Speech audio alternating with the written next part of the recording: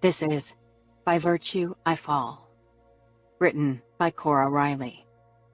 Narrated by Sebastian York, Kit Swan, Ava Lucas, and Connor Craze.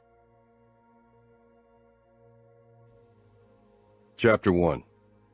Santino. I was a loyal soldier. Being enforcer for the Chicago outfit had been a matter of pride. That I enjoyed breaking bones and my task allowed me to do so had been an additional bonus. I was good at it. I enjoyed it. What I didn't enjoy was listening to the inane chatter of a teenage girl. Unfortunately, my brutal talents had led to my capo asking me to become his daughter's personal guard. Playing bodyguard / babysitter to his oldest spawn had never been my idea of serving the cause. "You can't say no," my father had argued, his eyes wide with alarm when I'd told him I was considering to do so. "I'm not like you, Dad. I don't have the patience to hover beside a spoiled mafia woman and listen to her endless bitching with her friends. I'm a soldier, not a nanny." "You can't say no to your capo. It's an honor." I shook my head. "I want to work with my hands. I want to break bones. I want to destroy our enemies." "You should reconsider your decision," Dad said imploringly. "If your capo asks you to become his daughter's bodyguard, there's only one viable answer, Santino, and that's yes." I had absolutely no intention of reconsidering my decision or say yes, no matter what Dad said. Arturo and I were a good team. We had been working together as enforcers for years, and yet it never got boring.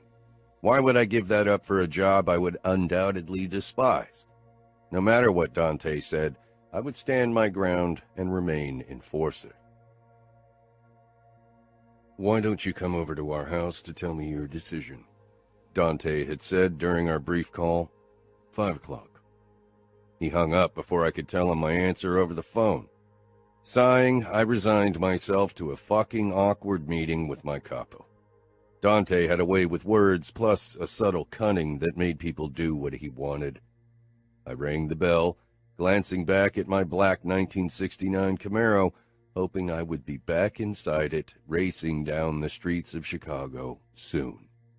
These kinds of social engagements were the bane of my fucking existence, and I usually avoided them. It wasn't Dante who opened the door, nor a maid. In front of me, smiling in a sophisticated, polite way, stood Valentina Cavallaro. She was tall, with long brown hair and green eyes that trapped you like a cat did a mouse. That she could make me feel like one of these small fluff balls of vermin made me even more wary to work in their household. I gave her a nod and polite smile in return. "Your husband asked me to come over." "Oh, I know," she said. "I thought it would be a great idea to have you meet our daughter right away. Why wait?" I cleared my throat, about to say what I'd come here to say when Dante appeared behind Valentina and put a hand on her shoulder. "Santino," he said with a curt nod. "I'm glad that Anna will have such a capable bodyguard at her side," Valentina said, not missing a beat, giving me the smile of a woman who had a subtle way to get her will, and seeing it, I knew exactly why. "The thing is," I began as Valentina ushered me in. Both Dante and Valentina looked at me. "Yes?" Valentina asked. My father's words flew around my brain like an annoying fly you couldn't swat away. Standing in the Cavallaro's mansion and seeing their expectant faces, I realized there was no way I could refuse their offer, at least not yet. Maybe I could work as a bodyguard for 1 or 2 years and then ask Dante to put me back to the task of torturing people for information. "Kids usually can't stand me," I said, which wasn't really the truth. Kids were drawn to me like flies to shit, but I didn't have the necessary patience to stand their presence. Valentina laughed. "Oh, don't worry. Anna gets along with everyone. She's a very social and empathetic girl." Of course. Why did parents always think their kids were God's gift to humankind? Highly talented and well-behaved altruists, when most of them were annoying, spoiled brats with egomaniac tendencies and a penchant for honesty that bordered on cruelty. I'm sure she is. Steps rang out upstairs, and a flash of brown hair popped up at the top of the stairs. Anna Cavallaro practically frolicked down the staircase, her ponytail bobbing up and down in the most annoying way possible. As icing on the cake, she was dressed in a checkered costume even a woman in her 50s would feel old in. She flashed me a smile.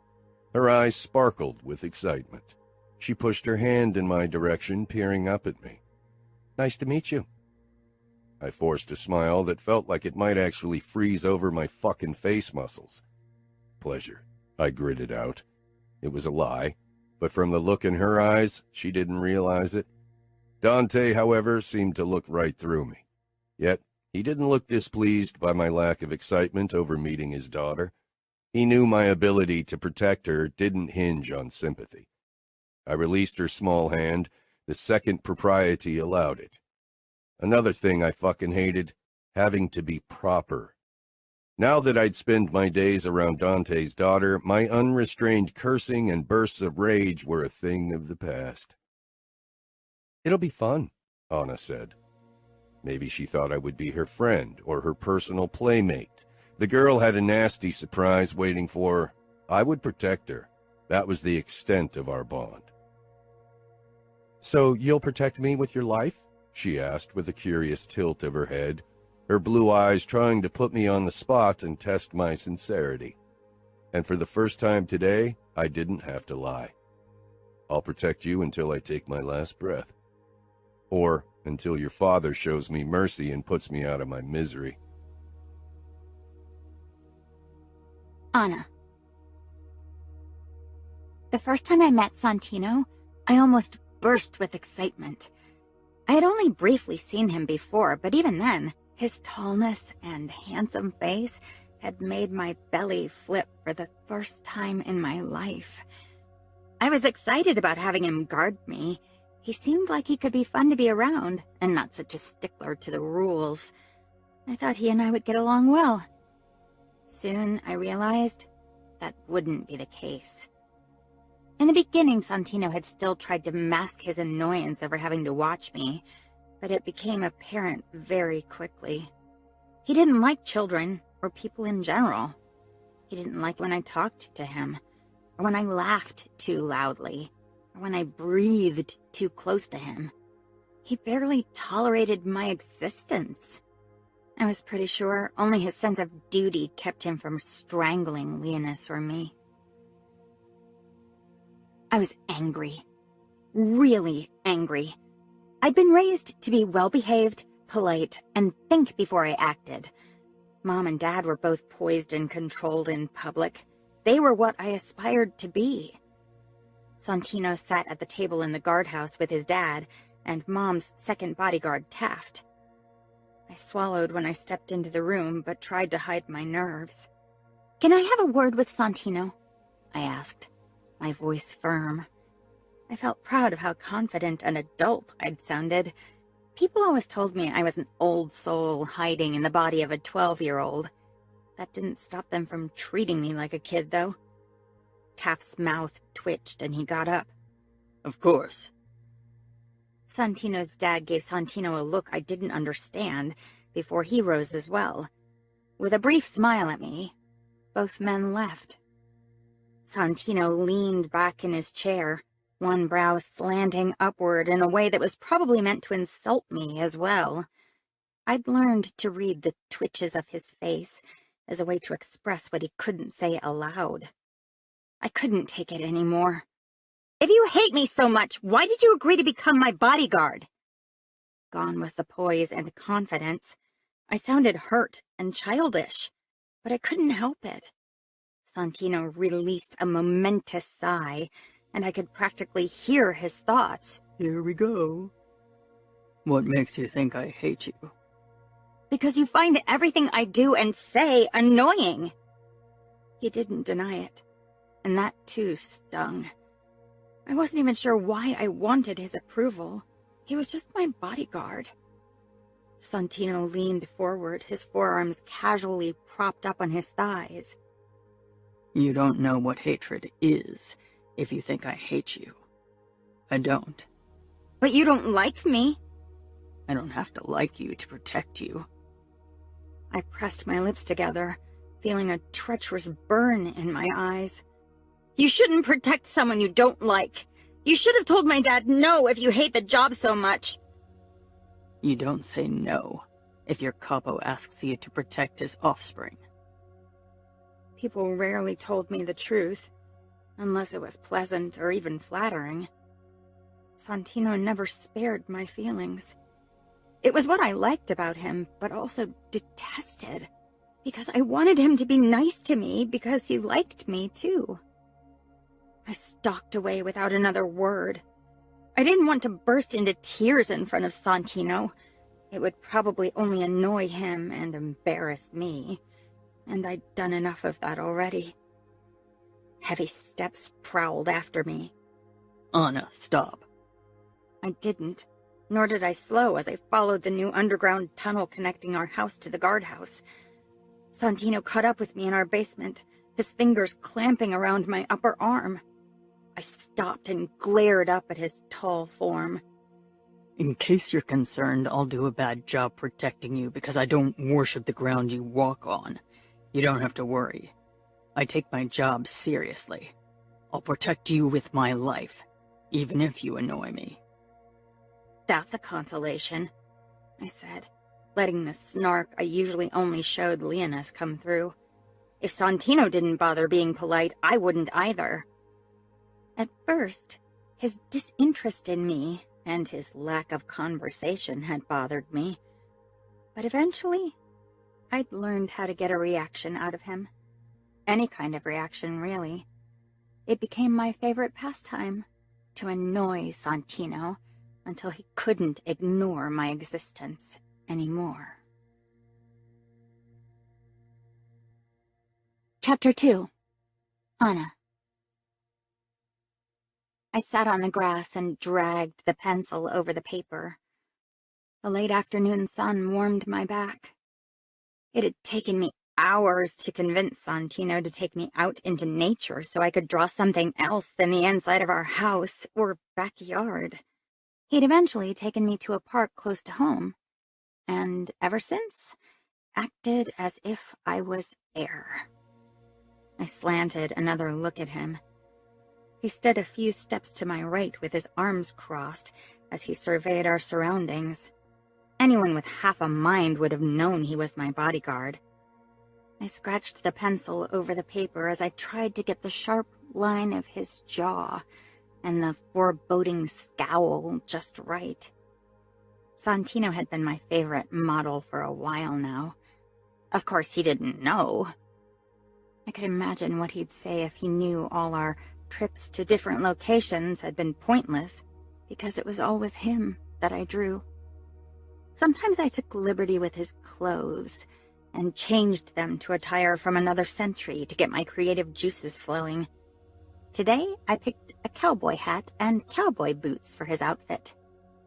His eyes cut to me, and as usual, the harsh glint in them sent a pleasant shiver down my back.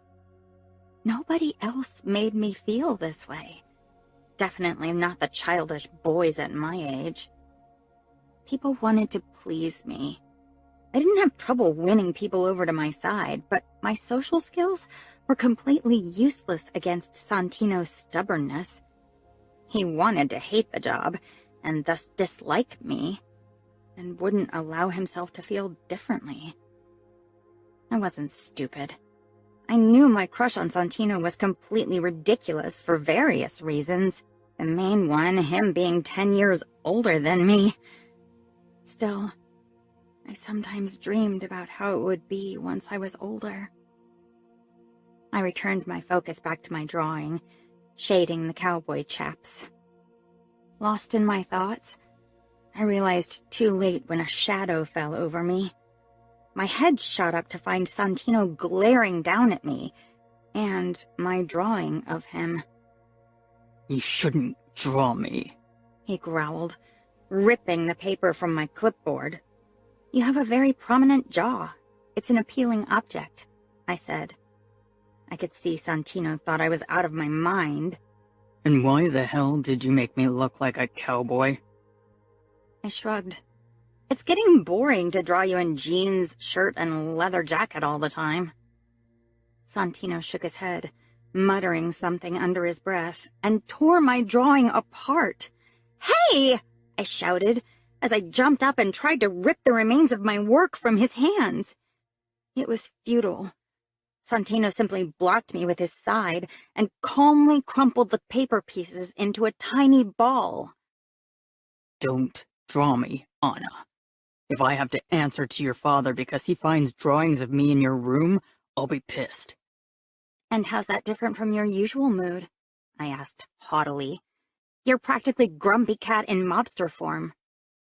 Santino only stared me down, but I was used to his dark expression and stubbornly stared back. We'll return home now, and you'll hand over all of your drawings of me. Understood? Understood.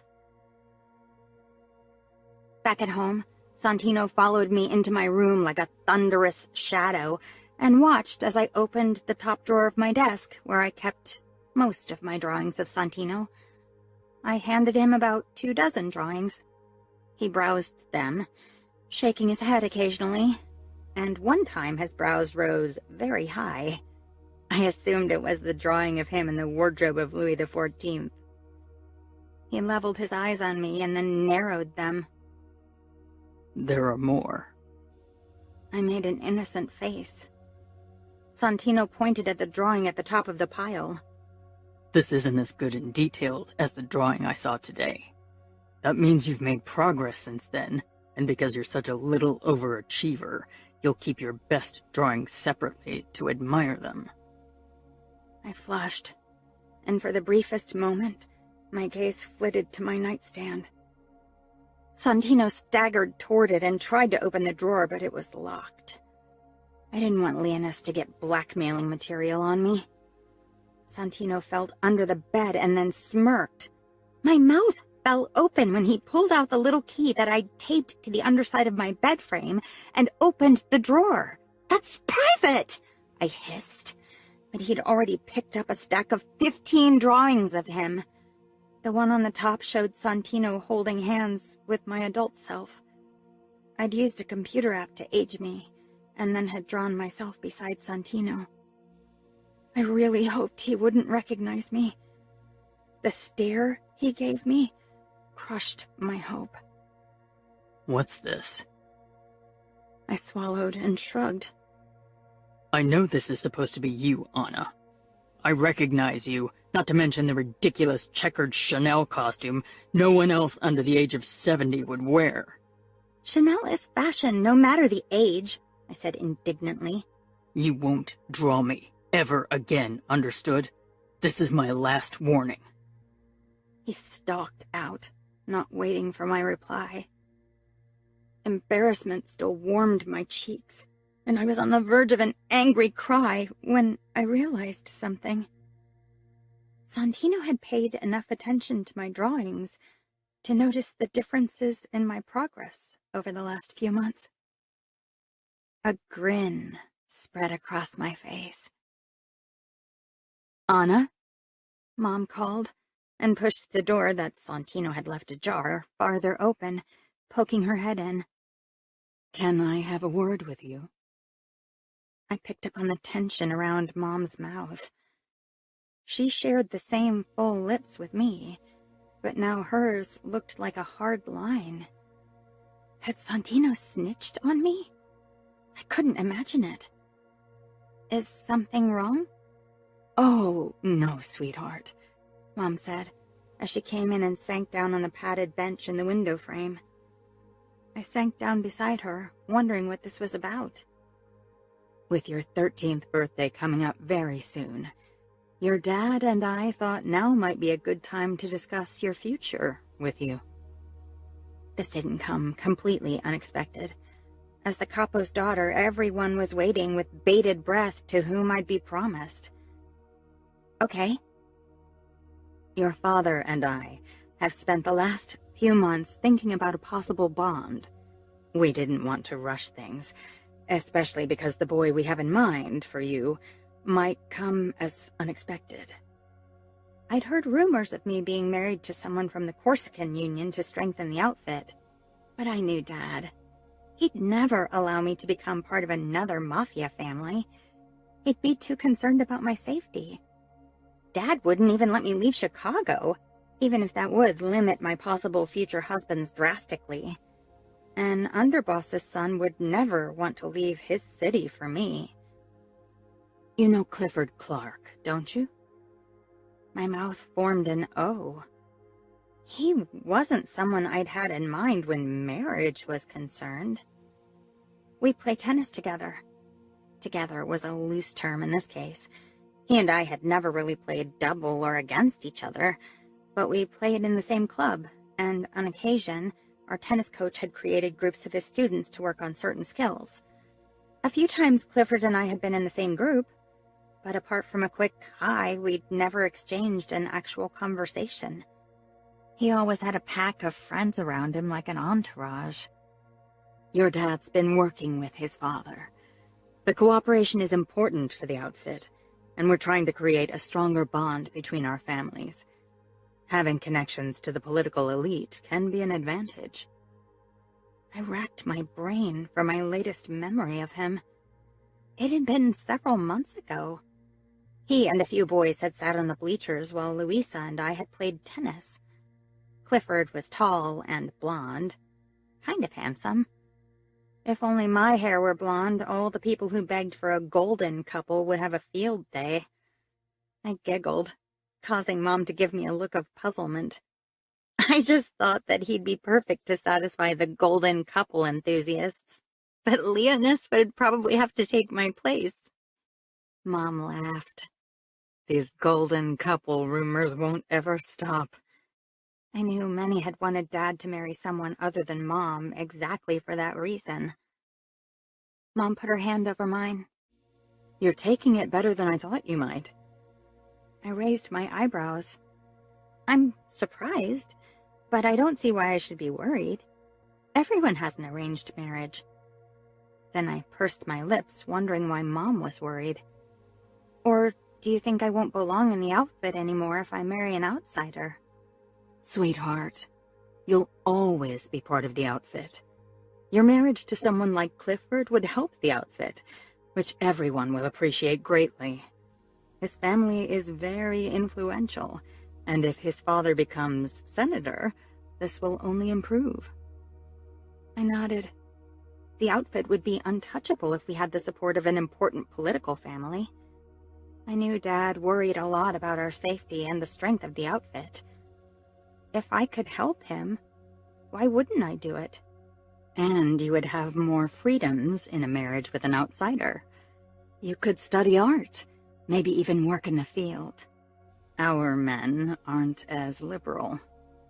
Have you and Dad already agreed to the marriage? No, Mom said immediately. I wanted to talk to you first. I bit my lip. It was strange, thinking of marrying someone I barely knew, or thinking about marriage at all. Whenever it had crossed my mind, it had been a very distant idea. Now it became reality. Can I talk to him during training tomorrow? I want to get a feel for him. Mom smiled. Of course, but he doesn't suspect anything. His family doesn't want to divulge anything to him until things are more concrete.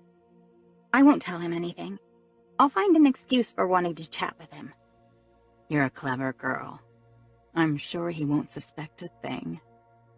Mom kissed my temple. Tell me how it goes, okay? Louisa looked more nervous than me, as if she had to marry Clifford. After we'd gotten dressed in our white tennis skirts and matching shirts, she and I headed for the tennis courts. My gaze swiped the wide hall until I found Clifford in the second-to-last court, playing against one of his friends, a boy of Asian descent whose name I didn't know. The court beside them was vacant, so I steered Louisa toward it. Stop staring at them as if you have something to hide, I muttered as we entered the court. Louisa didn't have a deceiving bone in her body. She was way too good. We were like good cop and bad cop. She flushed. I can't help it. Focus on the ball, I said, and tossed her a tennis ball before I took up position on the other side of the net.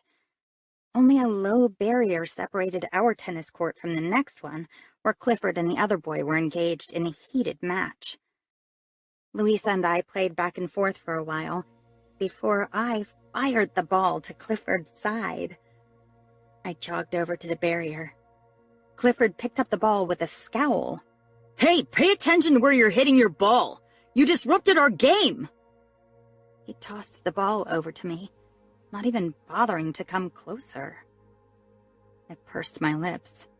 Rude. He was as I'd remembered him. Tall, blonde wavy hair, and lanky limbs. His rudeness rubbed me the wrong way. I turned back around in a sour mood. Louisa shrugged. I didn't bother another contact attempt, and listening in on their conversation was moot. They were too focused on their match. Later at the juice bar, I tried my luck again and settled on a counter chair close to Clifford and his friend. Their conversation about lacrosse almost had me fall asleep. Soon, 2 more boys joined him and his friend. I'd never paid much attention to Clifford Clark, and now I knew why. We didn't share the same crowd or interests. He was the preppy, polo-wearing teacher pet kind of guy. Their track records were as squeaky clean as their tennis attire. I knew their parents had their own secrets, but they weren't as dark as the ones mine carried. Clifford and I came from vastly different worlds. He and his friends thought they were tough. I knew what real toughness looked like. I wasn't sure if I could ever like someone like him, much less respect him. Mom had asked yesterday if I could imagine marrying Clifford one day. I'd always known I'd have an arranged marriage. For a capo's daughter, there wasn't another option. Right this moment, I had a hard time considering Clifford as anything. The 4 boys migrated to a table in the dining room of the tennis club, ordering sandwiches, fries, and sodas. At least in that regard, they weren't as pretentious as they looked. If Clifford had ordered an acai bowl or tuna sashimi, I would have drawn a line. Santino appeared in the doorway, obviously tired of waiting. What's taking you so long? Can't you take your green juices to go? I rolled my eyes. We need to relax after training. Give us a few more minutes. Santino perched on a vacant bar stool. The girl working the counter immediately sauntered over to him, tossing her hair in a flirty way. What can I do for you? Maybe a nice ginger booster? It's spicy and will give you an extra kick. Santino's expression almost had me laughing out loud. Santino got his kicks in a very different way. Most of them involved knives and guns. Black coffee, as strong as possible. She smiled almost reproachfully. Too much caffeine isn't conducive to your health. I knew what he was thinking. Pissing me off, neither. Louisa nudged me, dragging my focus away from Santino and back to the table with my possible future husband. I still listened to Santino and the girl, while Louisa and I watched Clifford inconspicuously. I'm good, Santino said sharply, when the girl didn't stop pestering him with juice suggestions, and finally she took her clue. He looks kind of nice, Louisa said, eyeing Clifford critically. He wasn't bad-looking. He was almost too pretty for a boy. I shrugged. He's a boy. A rich boy. And you're a rich girl, Santino commented. I jumped, my cheeks flaming. Indignation filled me as I glanced over my shoulder at Santino, who'd snuck up on us. He was always close, but I hadn't thought he'd listen in on our conversation. She's a capo's daughter, Louisa said, almost shocked, then smiled awkwardly. Thanks for the heads up, Santino drawled. He cast his eyes skyward, shaking his head and muttering something under his breath. How much longer will it take you to stalk these boys? I don't have the patience for awkward preteen crushes. He hadn't bothered lowering his voice. Clifford and the other guys slanted us looks, and then the Asian boy nudged Clifford with a grin, and they all began snickering. I scowled at Santino. Great, now he thinks I have a crush on him. I hopped off the bar stool and headed toward the car, Louisa hot on my heels. Santino sauntered after us, almost bored. Isn't that the case? I shoved my fists into my sides. No, it's not. Mom and Dad are considering marrying me to Clifford Clark, the blonde boy. He's a politician's son.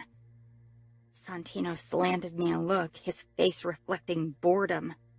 I'm sure they have their reasons, he said, in a manner that suggested he didn't care what they were, nor that I'd marry at all. I bit my lip and shut up. Santino had a way of making me feel stupid and like a little child without actually insulting me. His gaze said more than 1,000 words. The strange thing was, while Clifford's rudeness today made me want to stay away from him, Santino's abrasiveness only made me more eager to be around him. When Mom came into my room that evening to talk about Clifford, I didn't tell her about my doubts. I could tell how important it would be for the outfit, and I wanted to do my part in helping. This won't be public for a long time, and from what I gathered, the Clarks won't tell Clifford now. They want to wait until he's older and can grasp the reasons for their decision. I nodded. For people outside of our mafia world, arranged marriages were rare. His parents probably worried he wouldn't be able to handle the situation or let something slip to others by accident. I had to admit, I was glad he wouldn't know until later. That way I wouldn't have to talk to him again soon. I was proud that my parents knew I was strong enough to handle my future like this. I wanted to keep making them proud, even if that meant putting up with Clifford. Chapter 3. Santino. 5 years. 5 fucking years. Today was the anniversary of my first day as Anna Cavallaro's bodyguard, and as if she'd marked down the date, she did her very best to annoy the living shit out of me. Not that she didn't do this on any other day of the year, but today she went the extra mile. I could see her smug face in the rear-view mirror. Gritting my teeth, I focused on the long driveway that took us to the Cavallaro Lake Lodge. I missed my Camaro. The subtle vibrations, the uncomfortable seat, the impatient hum of the engine. But on the job, I was forced to drive a Mercedes limousine so Anna and Leonis felt safe and comfortable. Wouldn't want their pampered asses to feel the bumpy road. "Do you know if any of the guards have smokes?" Leonis asked. "I think one of Sophia's guards smokes," Anna said, casting a glance at me. Sometimes I wanted to grab the brat, throw her over my legs, and give her a thrashing. "If I catch either of you smoking, I'll spank both your asses with my fucking belt." "Kinky," Anna said, and for a second I wasn't sure I'd heard her right. Had she really said that? I rammed my foot down on the brakes with more force than necessary, jerking the car to a premature stop before the parking slots. Anna and Leonis both jolted forward, the latter hitting his thick head against the passenger seat because he'd ignored my order to put on his belt. "Fuck, what was that for?" Leonis grumbled. I got out without a word before I could do something Dante would make me regret. Samuel's car and that of his sister Sophia's personal bodyguard Carlo were already parked in front of the lodge. Samuel was Dante's nephew and the brooding type, so I wouldn't have to worry about him grating on my nerves too. Anna got out as well, cocking an eyebrow at me as she smoothed that ridiculous checkered Chanel costume she wore. "You seem on edge, Sonny."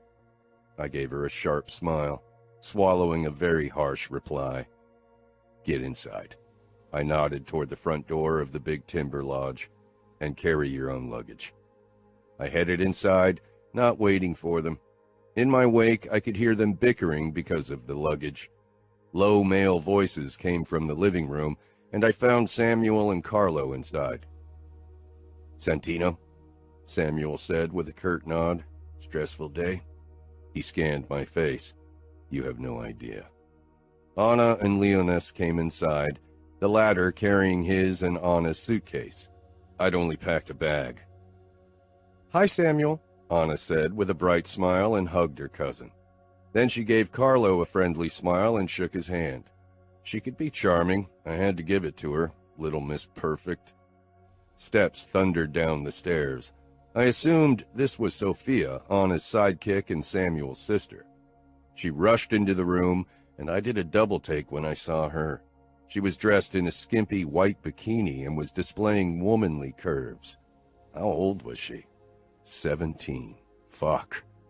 I always forgot that Anna would be 17 soon as well. I still saw her as the annoying kid. 5 fucking years and no end in sight. As long as she wasn't married, I was bound as her bodyguard. I really hoped Cliffy had his own security team once those two closed their doomed bond. "That bikini looks hot on you. Good choice," Anna said when she pulled out of Sophia's embrace. Leonis nodded, leaning back against the sofa with a shit-eating grin. "Yep, you look like a hot piece of ass." "Shut it," I growled, even if the little shit had spoken the truth. Samuel walked over to Leonis and hit the back of his head. "Watch it. You're not capo yet, so we can still kick your scrawny ass until your balls shrivel to the size of raisins." "As if they were ever bigger than that," Anna muttered, giving Leonis a smug smile. As if she'd ever seen anyone's balls. "I don't care if you two torture each other. The only thing I care about is that you'll return to Chicago more or less alive and that you don't get on my fucking nerves." "Our other bodyguards don't say fuck because our mother hates the word," Leonis said. I was close to exploding. "File an official report and see if I give a fuck." I turned to Samuel and Carlo. "I'm heading to the guardhouse. I trust you to keep them alive." I didn't return to the lodge until dinner, which was surprisingly pleasant thanks to the fact that Anna was busy talking to Sophia and Emma and couldn't be bothered pissing me off. That and the fact that I didn't trust the other guards to do a good job watching all of the teenagers alone was why I joined them afterward as everyone settled around the fire pit. Unfortunately, Anna sat across from me, and her gaze promised trouble. "I want to take a dip," Leonis said with a grin I knew too well. That boy was the spitting image of Dante, but his troublemaking ways were a far cry from my capo's poised attitude. When I'd agreed to becoming Anna's bodyguard, I hadn't taken into consideration that her equally annoying brother would be part of the deal as well. Samuel gave me a look before he turned to Leonis. "Sounds good. Maybe a creature of the lake will devour you." Anna met my gaze in challenge. "We could go skinny dipping." I almost said go ahead. She'd probably get a heart attack seeing all that nakedness with her virtuous eyes, but so far I'd avoided seeing her in any state of undress, and I wanted to keep it that way. I finished my beer. "Clothes stay on, and you two won't behave like bickering toddlers." "I'm not a kid, Sonny," Anna muttered. I wished my father hadn't called me Sonny by accident around her. She'd never stop annoying me with the hated nickname. Leonis got up from his chair and undressed to his boxer shorts. "I'm going. You keep on chit-chatting." He ran down the path to the lower deck and catapulted himself into the black water with an ass bomb. Samuel followed shortly after. Anna was still watching me with a daring smile. She didn't take her eyes off me when she got up and began to unbutton the summer dress she was wearing. I leaned back, trying to keep my expression cool. She wanted to get a reaction out of me. If she thought her little striptease would get a rise out of me, she was mistaken. The last button popped open, and she parted her dress only to let it glide down her shoulders slowly. I simply stared back at her face. I wasn't a teenage boy who'd blush and snicker because I saw her in her underwear. Sure, she looked like a woman, a good-looking woman, but it took more than that to get a reaction from me.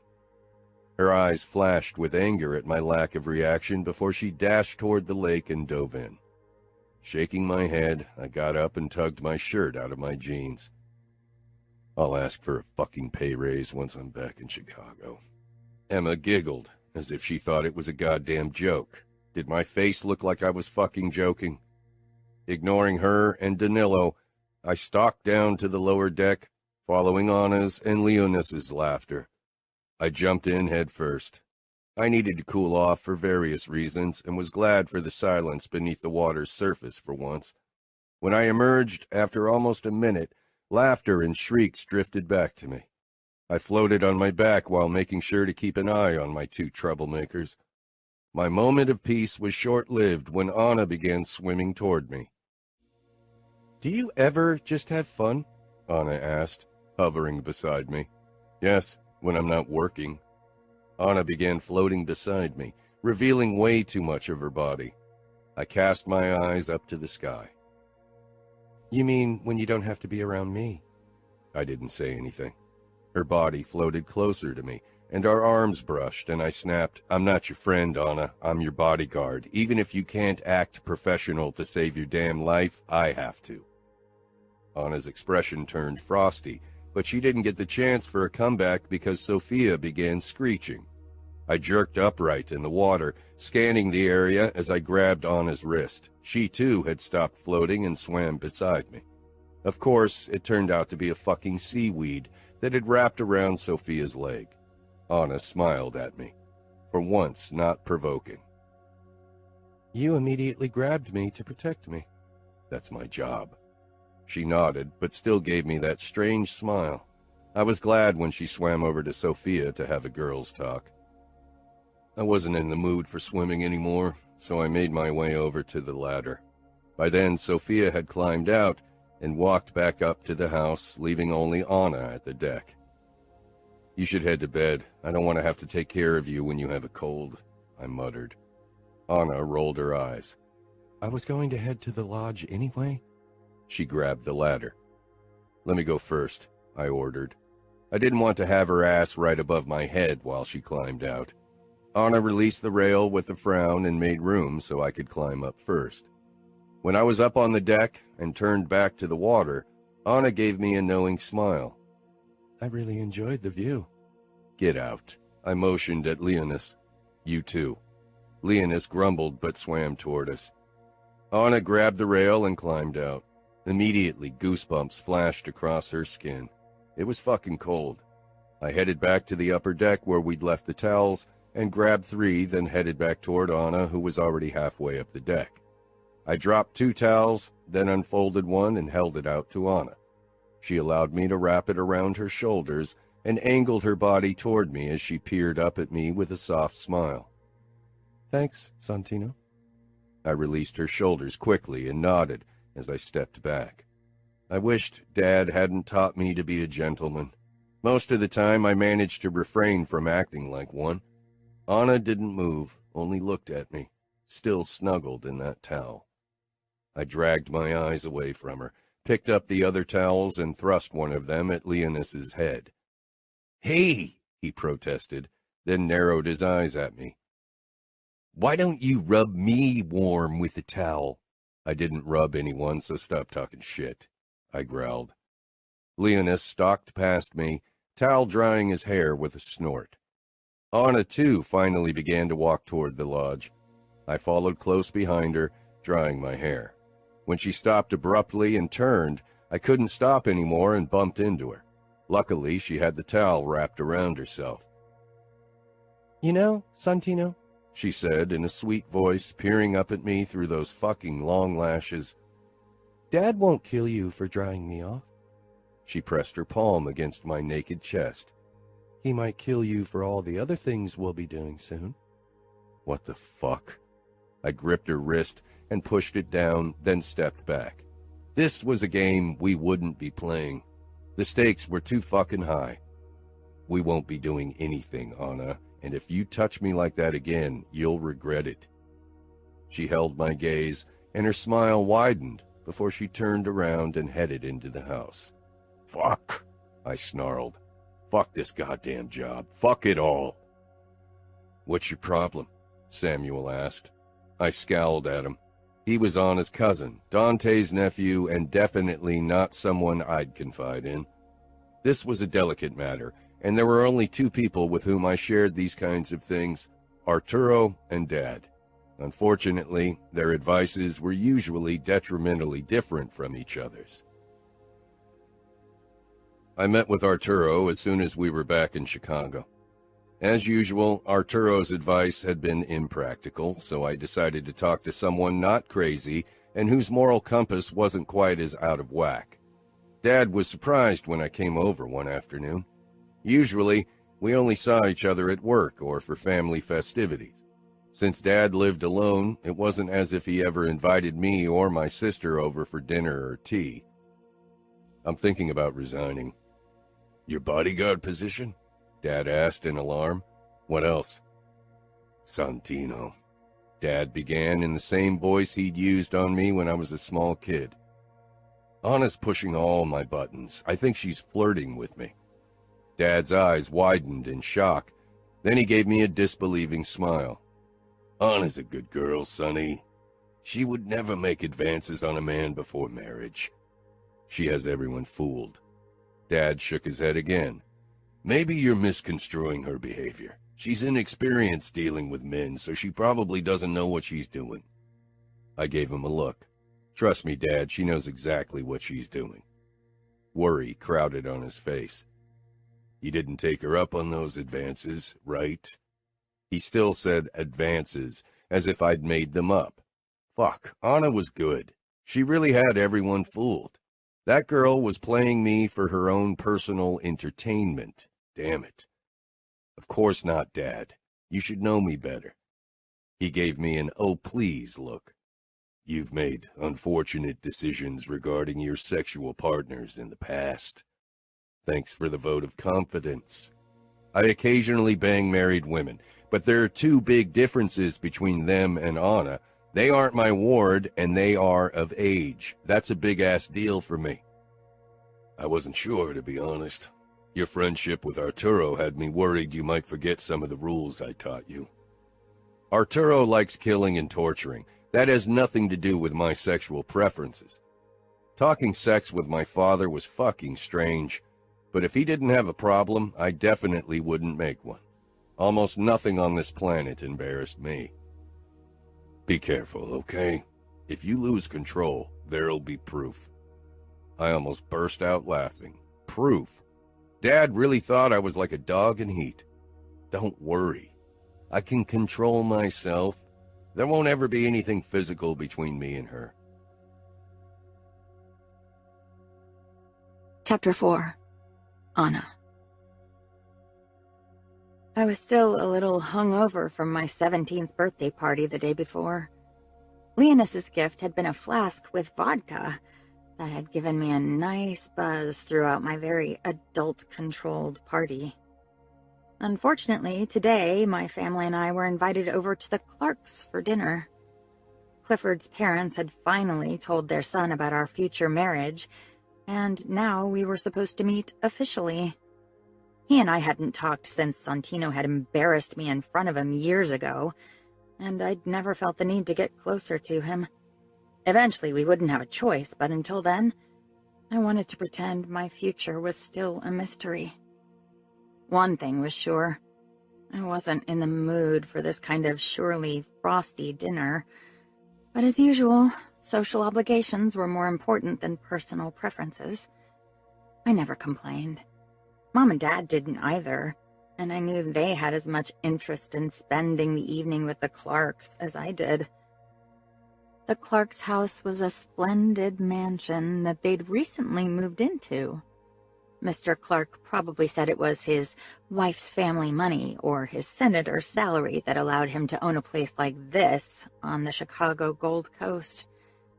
I had my own suspicions regarding his recent rise in liquid funds. If there was one thing the outfit had more than enough of, it was money. I really hoped Dad didn't have to bribe the Clarks into marrying Clifford to me.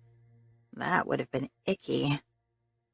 A maid in a light gray uniform opened the door when we rang and led us into a big living room with plush carpeting and elegant white sofas. The entire Clark family was waiting for us, perfectly arranged beside the marble fireplace and all dressed up as if they were about to go to the opera.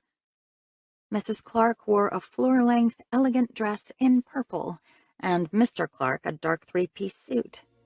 Clifford stood ramrod straight beside his father. He was a couple of inches taller than his old man, but wore a suit very similar to his.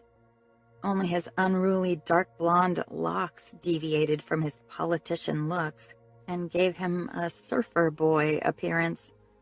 The icing on the cake were Clifford's twin sisters. Someone had forced them to wear matching white cocktail dresses and tied white bows into their two side pigtails, as if they were 5 and not 12.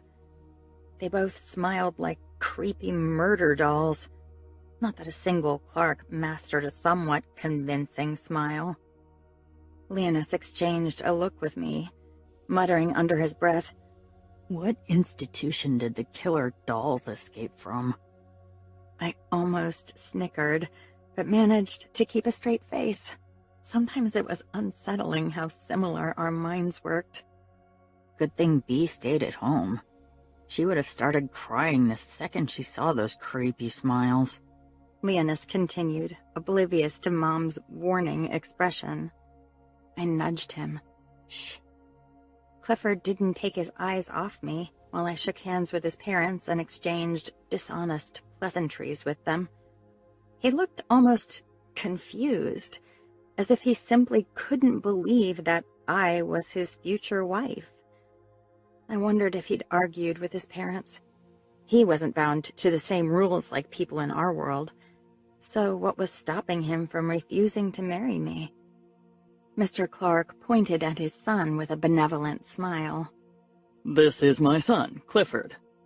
We know each other from tennis practice," Clifford said in a voice that suggested it wasn't the first time he'd told his father. I nodded and extended my hand, even if it felt awkward to greet my future husband with a handshake. After that, we all settled at the table. The atmosphere was tense. Especially Clifford's sisters were obviously wary of us, as if they thought we might pull guns at the table and shoot them all. Even though Clifford and I sat across from each other, we didn't talk much, except for, "Would you mind passing me the bowl?" and avoiding eye contact. Mom tried to catch my gaze during dinner, her expression questioning. I gave her a quick smile before I focused on dessert once again. When the maid pushed a trolley with digestif bottles over to the table, I said to Clifford, "This place looks really big." I hoped he'd get my cue. "Do you want a tour of the house?" Clifford asked with a pleasant smile, finally meeting my eyes. I got the feeling he wanted to escape the tense atmosphere and not-so-veiled complaints from his parents as much as I did. "Yes, please." I glanced at Dad, who gave a curt nod.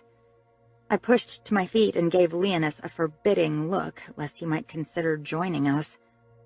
I wanted a word with Clifford alone, and not have my brother poking his nose into things that didn't concern him. Clifford made an inviting gesture toward the door. I walked back out into the foyer, feeling lighter with every step that took me farther away from the rest of the Clarks. It was one of the very few occasions away from home that I was allowed to be without either my parents or Santino, and that, too, felt good for once. "Do you really want a tour of the house?" Clifford asked the moment the door was closed.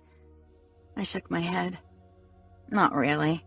I just wanted to escape, and I'm not too keen on returning anytime soon. Me neither. How about we go to my room? Nobody will bother us there. Lead the way. Clifford still kept up his public smile as he led me through the lobby. The walls have ears. I gave him a questioning look.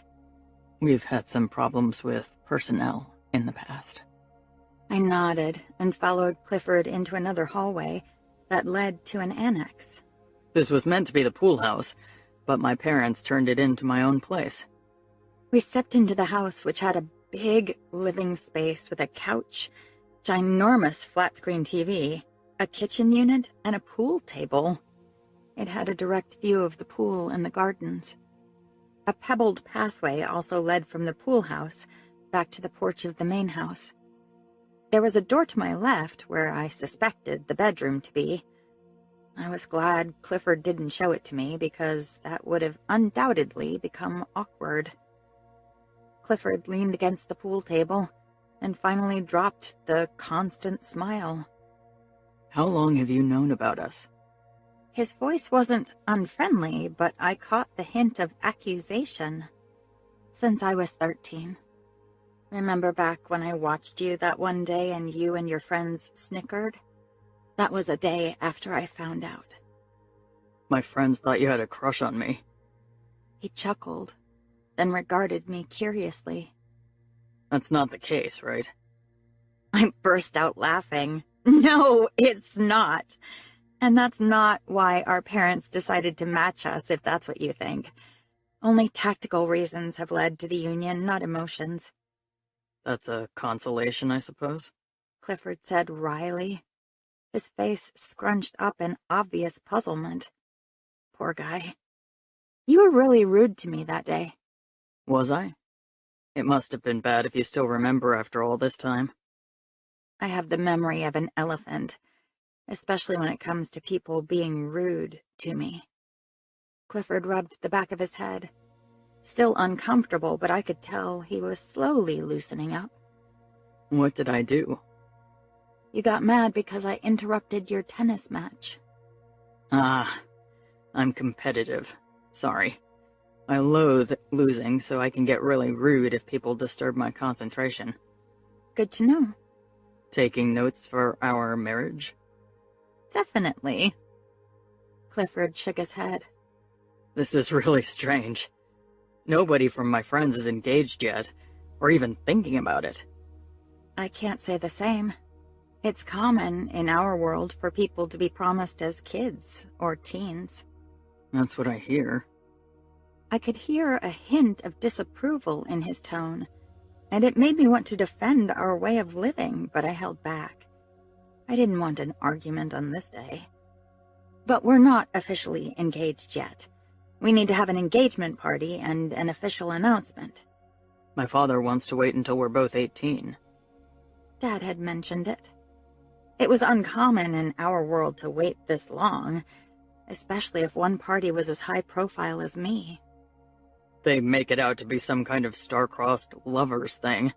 Apparently that's what will sell this bond to the doubters. Clifford continued. Who can resist true love against all odds? Clifford's lips curled. You don't believe in true love? I only believe in things I can see. Your parents don't love each other? Clifford smiled in a disarming way. Do yours? I smiled in turn and looked around the room. My parents most definitely loved each other. Sharing family secrets was way too personal for us at this point, though I wasn't sure I'd ever trust Clifford enough to divulge any secrets of importance to him. I guess this is good for parties, and for having girls over without being interrupted. Clifford tilted his head, watching me closely. Jealous? I chuckled. Not one bit. It was true.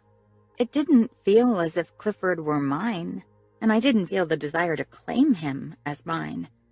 That would probably come once we were married. Now the word jealousy only brought up one name.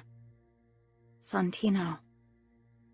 He nodded, but didn't stop the staring. He seemed to want to figure me out. It would take him years to do so, if I allowed it. Are you a virgin? I couldn't believe he asked that. What? In our circles, it was offensive to ask a girl something like that, and to implicate that she might not be a virgin. Just curious. It's none of my business anyway. No? I asked curiously, sauntering over to him. Shouldn't you guard me until our wedding night so I stay untouched? Hell no, Clifford exclaimed, looking honestly put off. Waiting until marriage, where's the fun? He scanned me once more, lingering on my long legs. Today I'd picked an outfit I had designed myself, and then let one of our maids, who was a talented seamstress, sew it for me. It was a cutesy blazer with flowy gossamer sleeves and a narrow waist, with a silk bow and matching shorts that looked like a skirt. My legs looked particularly long in it, and my high white heels only helped. Ah, you want to sample the goods in advance. I want to sample plenty of goods, believe me, not just yours. My eyebrows shot up. So you won't even pretend to be faithful? Clifford got serious. Listen, Anna, I know you're from a conservative background, but I have no intention of settling down with one girl right now, and I definitely won't stay celibate until we marry. As far as I'm concerned, we have a pre-contract, but the real contract won't go into effect until our wedding day. From that day on, we can be faithful if that's what you want, but until then, we're not a couple, and I'll sleep around. I hadn't expected Clifford to be this direct. I liked it, just not what he proposed. Even if I wasn't jealous, that didn't mean I wanted to be insulted by constant sleeping around. He must have seen my fury because he quickly went on, You're free to do the same, of course. My lips parted in shock.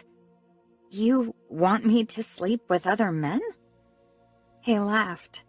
Well, I wouldn't put it like that. But I don't care what you do until we're married, as long as you're discreet and keep it out of the tabloids. I don't want to give my mother more reason to eat her pills like Skittles. I could tell he regretted his words the second they left his lips. Pill abuse was definitely a secret worth filing away for later use. You really won't feel cheated if I'm not a virgin on our first night together? I asked, suspicious of his motives. Maybe he was trying to lure me into a trap and test my virtue.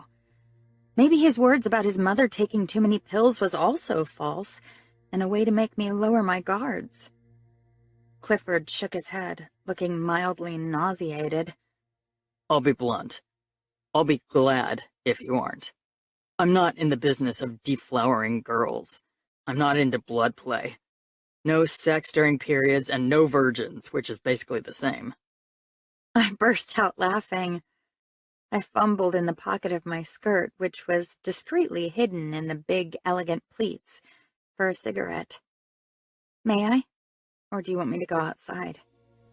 Shock crossed Clifford's face. You smoke? I shrugged. Sometimes. When I'm stressed, mostly. I stress you out? You caught me by surprise. I thought you'd be different.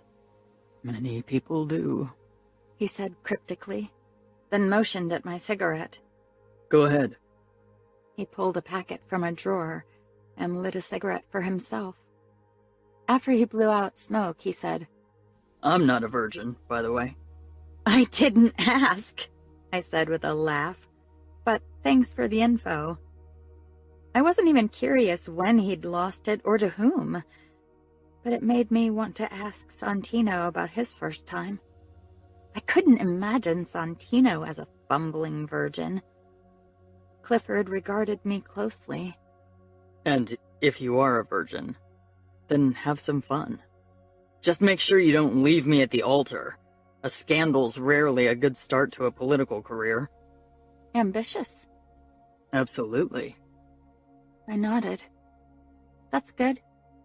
I want a man who knows what he wants. I do. I want to be president one day, that's all I care about.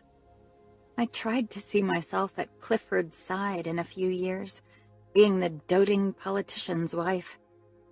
It would be a life full of duties and few freedoms, but that would have been my fate in any marriage. The Christmas party was in full swing.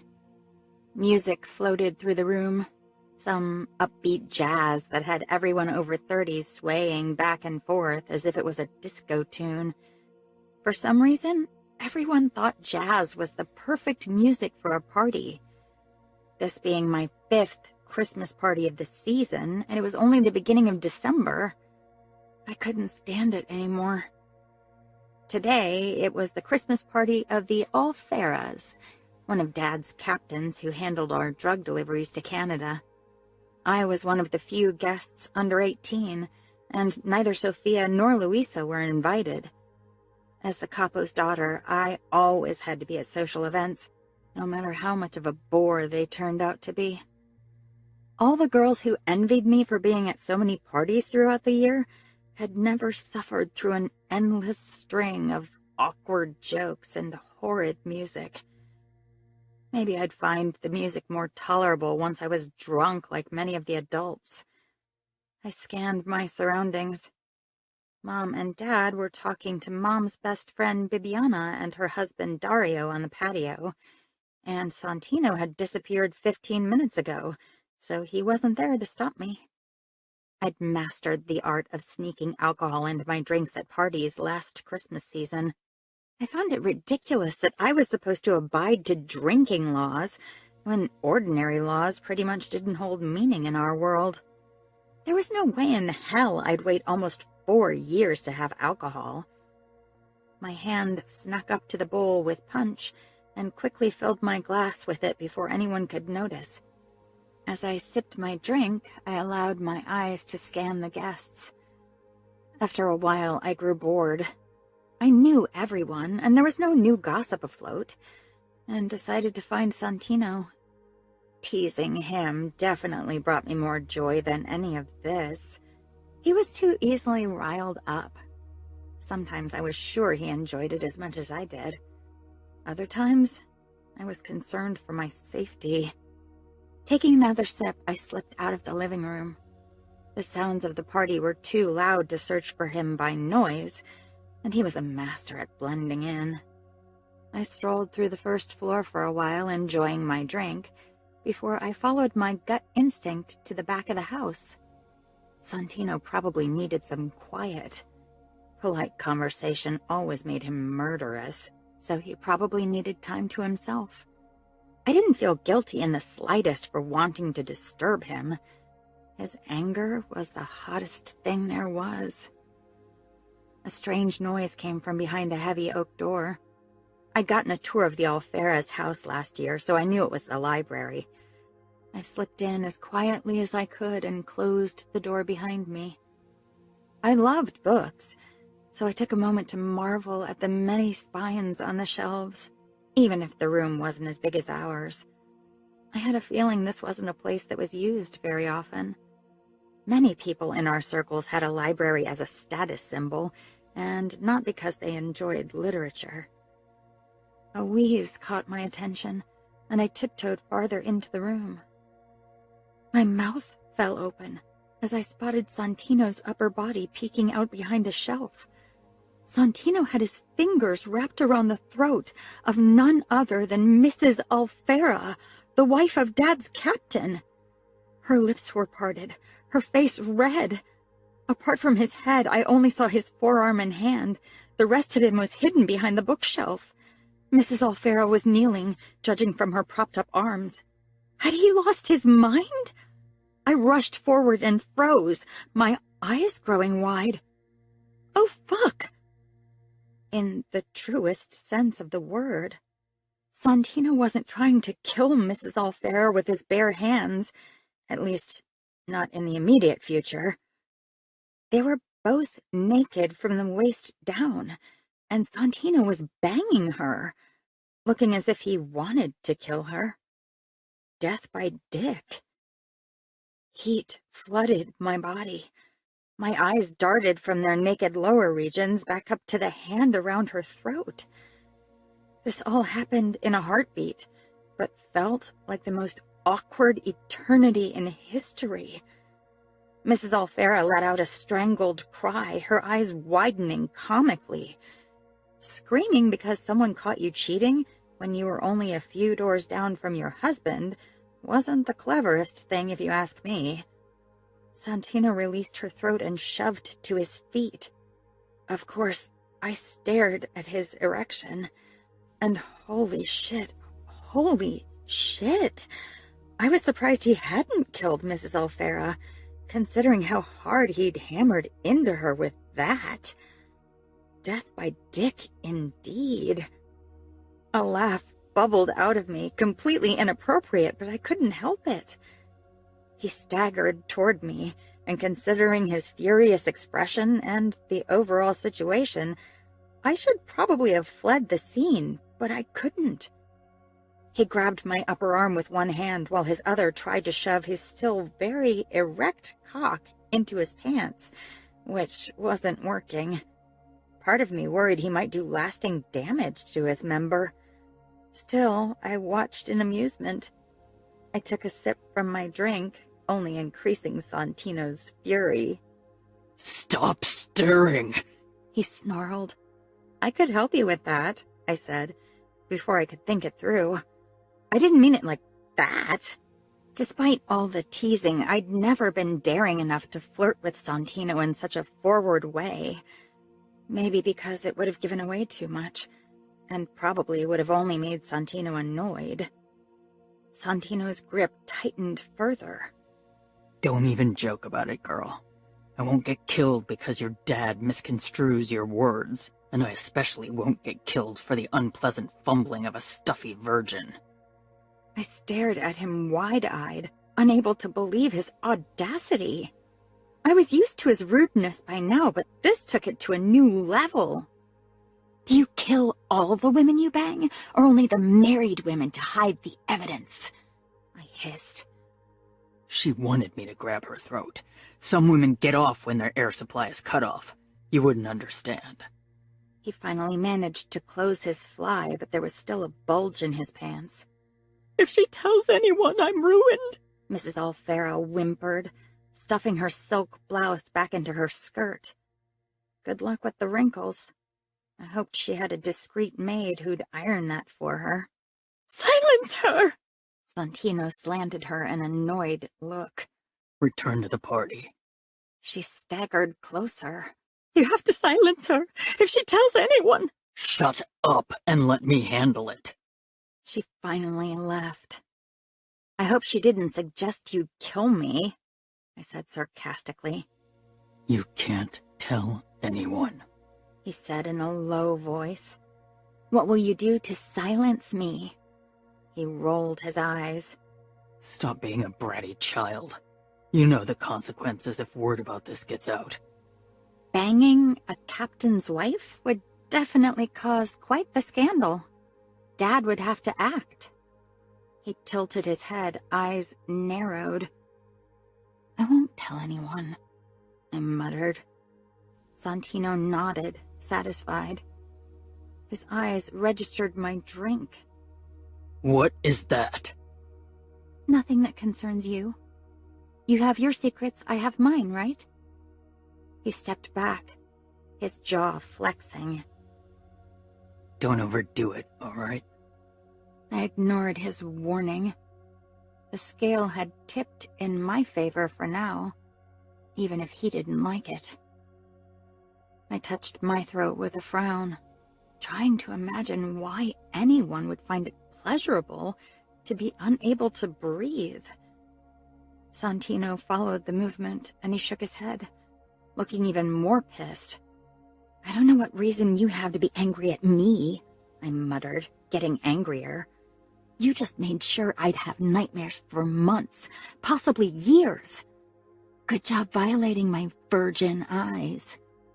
To be honest, I'd probably have several very good orgasms while I imagined Santino doing to me what he'd done to Mrs. Alfera. Santino searched my eyes. Don't take what you saw as an example of how it always is. It can be very different. His voice had become gentler, almost comforting, which was such a novelty that I must have looked even more perturbed. Anna? Santino murmured, touching my shoulder lightly. A laugh burst out of me. I couldn't help it. Seeing Santino concerned for my mental well-being because of his kinky show with Mrs. Alfera was too much to handle. Santino jerked his hand back, his lips twisted.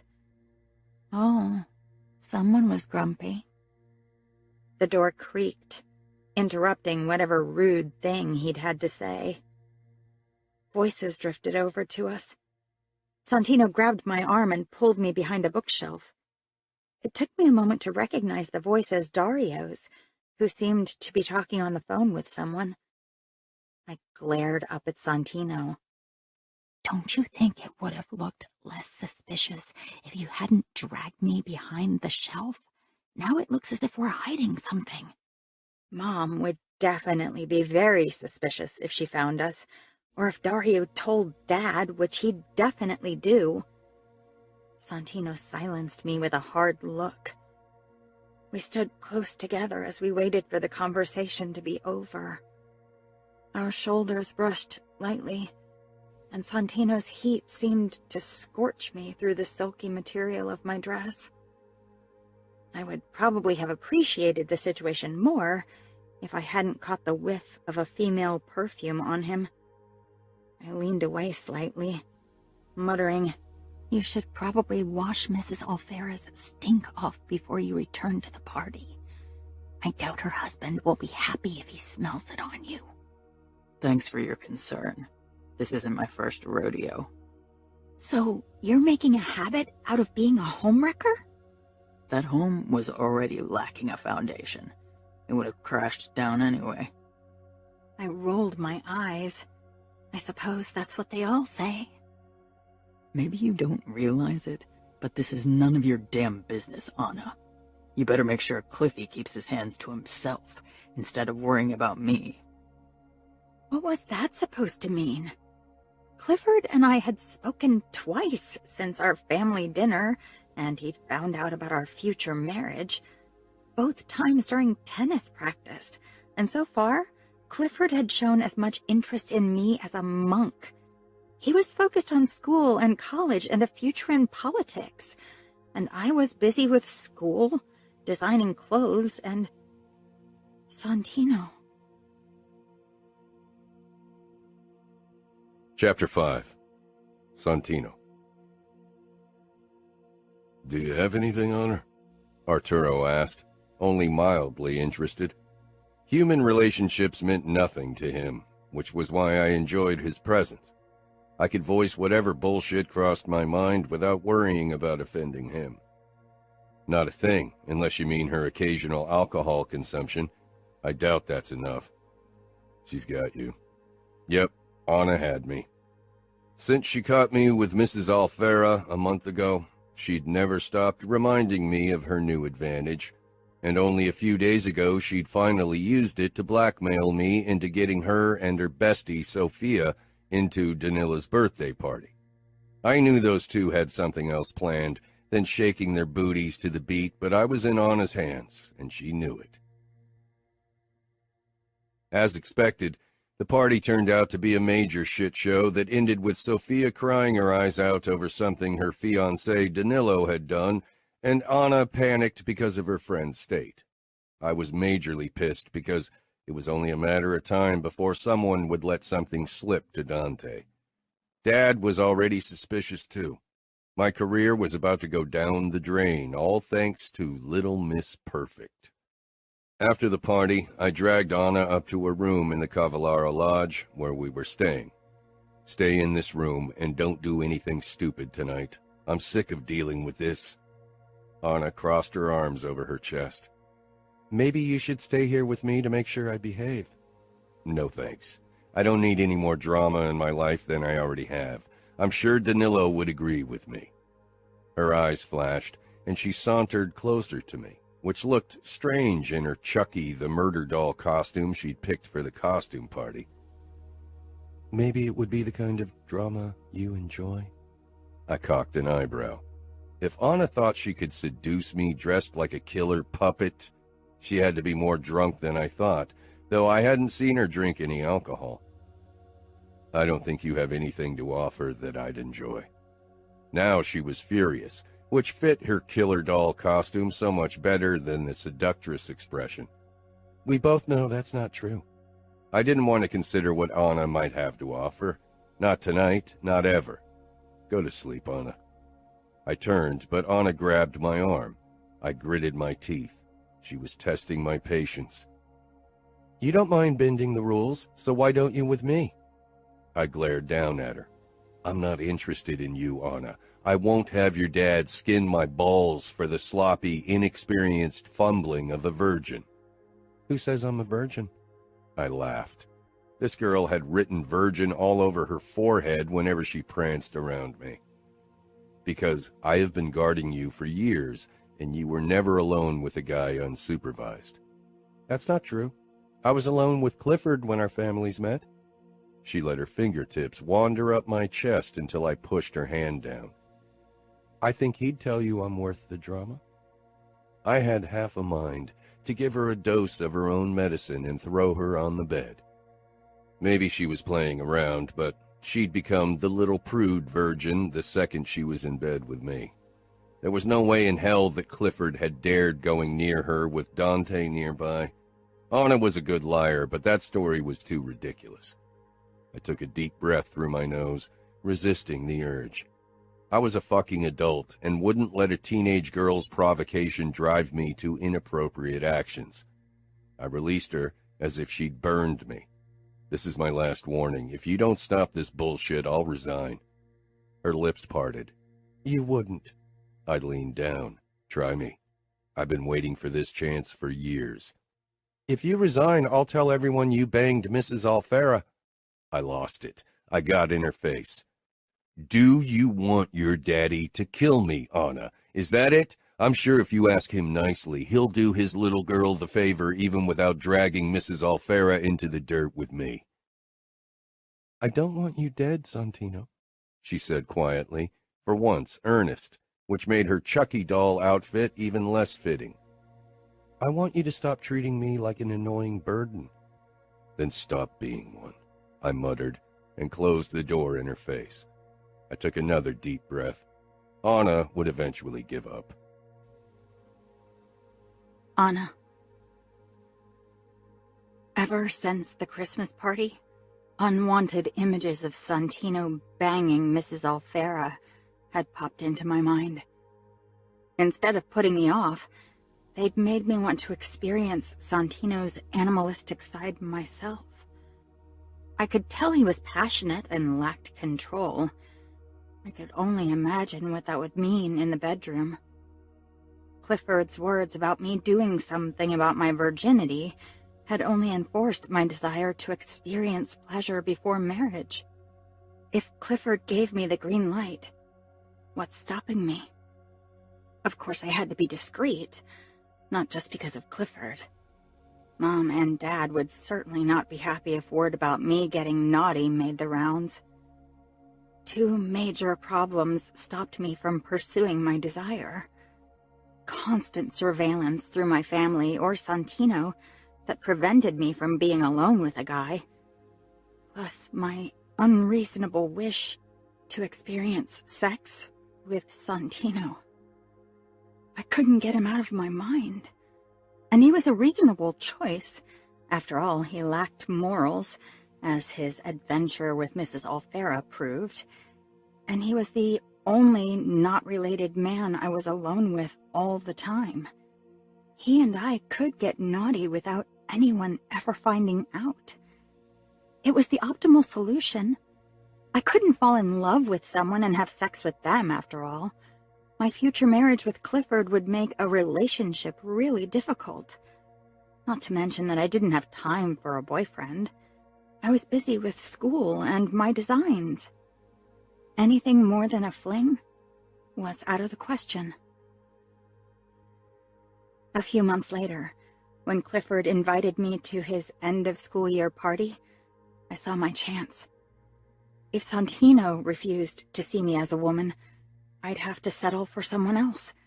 And who'd be better than my soon-to-be fiancé? Because Mom was desperate for me to hang out with him and possibly fall in love with him, Dad grudgingly allowed me to go to the party. Of course, he insisted Santino tagged along. Santino quickly left me to my own devices and sought a place in a corner with a beer and his phone, trying to stay undisturbed. Him looking like he did, and being a few years older guy, had girls swarming around him in no time, of course, but he ignored their advances, like he'd ignored mine all these months. I headed over to Clifford, who was talking to a very pretty dark-skinned girl. Like I'd told him, I wasn't jealous. Nobody knew of our soon-to-be-announced engagement anyway. When Clifford saw me coming his way, he excused himself and met me halfway. I could tell that he was drunk already, not just because he wrapped an arm around my shoulder. He'd never been this touchy-feely before. So glad you could make it. Me too, I said. Santino's expression had darkened at Clifford's familiarity, but soon he disappeared from my view as more dancers got between us, and Clifford led me into the next room. The entire mansion seemed to have been cleared of furniture. I can't believe your parents allow you to party in their house like that. They are in our holiday house down in Florida. As long as the cleaning staff makes sure everything is squeaky clean once they return, they don't care what I do. He led me toward his pool house, which was the only place where the party wasn't going on. Clifford strolled over to the pool table with me by his side and leaned against it. And? Did you follow my advice? Advice? To get some action. I huffed. It's not easy to have fun when you're me. My bodyguard makes sure fun is impossible. Did you see his sour face because he had to be at this party? Can't you tell him to give you some privacy now and then? When I want to be alone with a girl, I tell my bodyguard to give me some room, and he does. Santino doesn't follow my orders. Only my dad's and mom's. And they won't order him to give me alone time with guys, trust me. Clifford shook his head with a chuckle. This is so archaic. You realize how awkward it'll be if I give you your first kiss on our wedding day?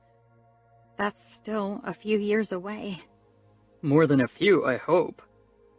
I didn't want to burst his bubble, but I doubted my parents would want to wait until I was 30 for me to marry.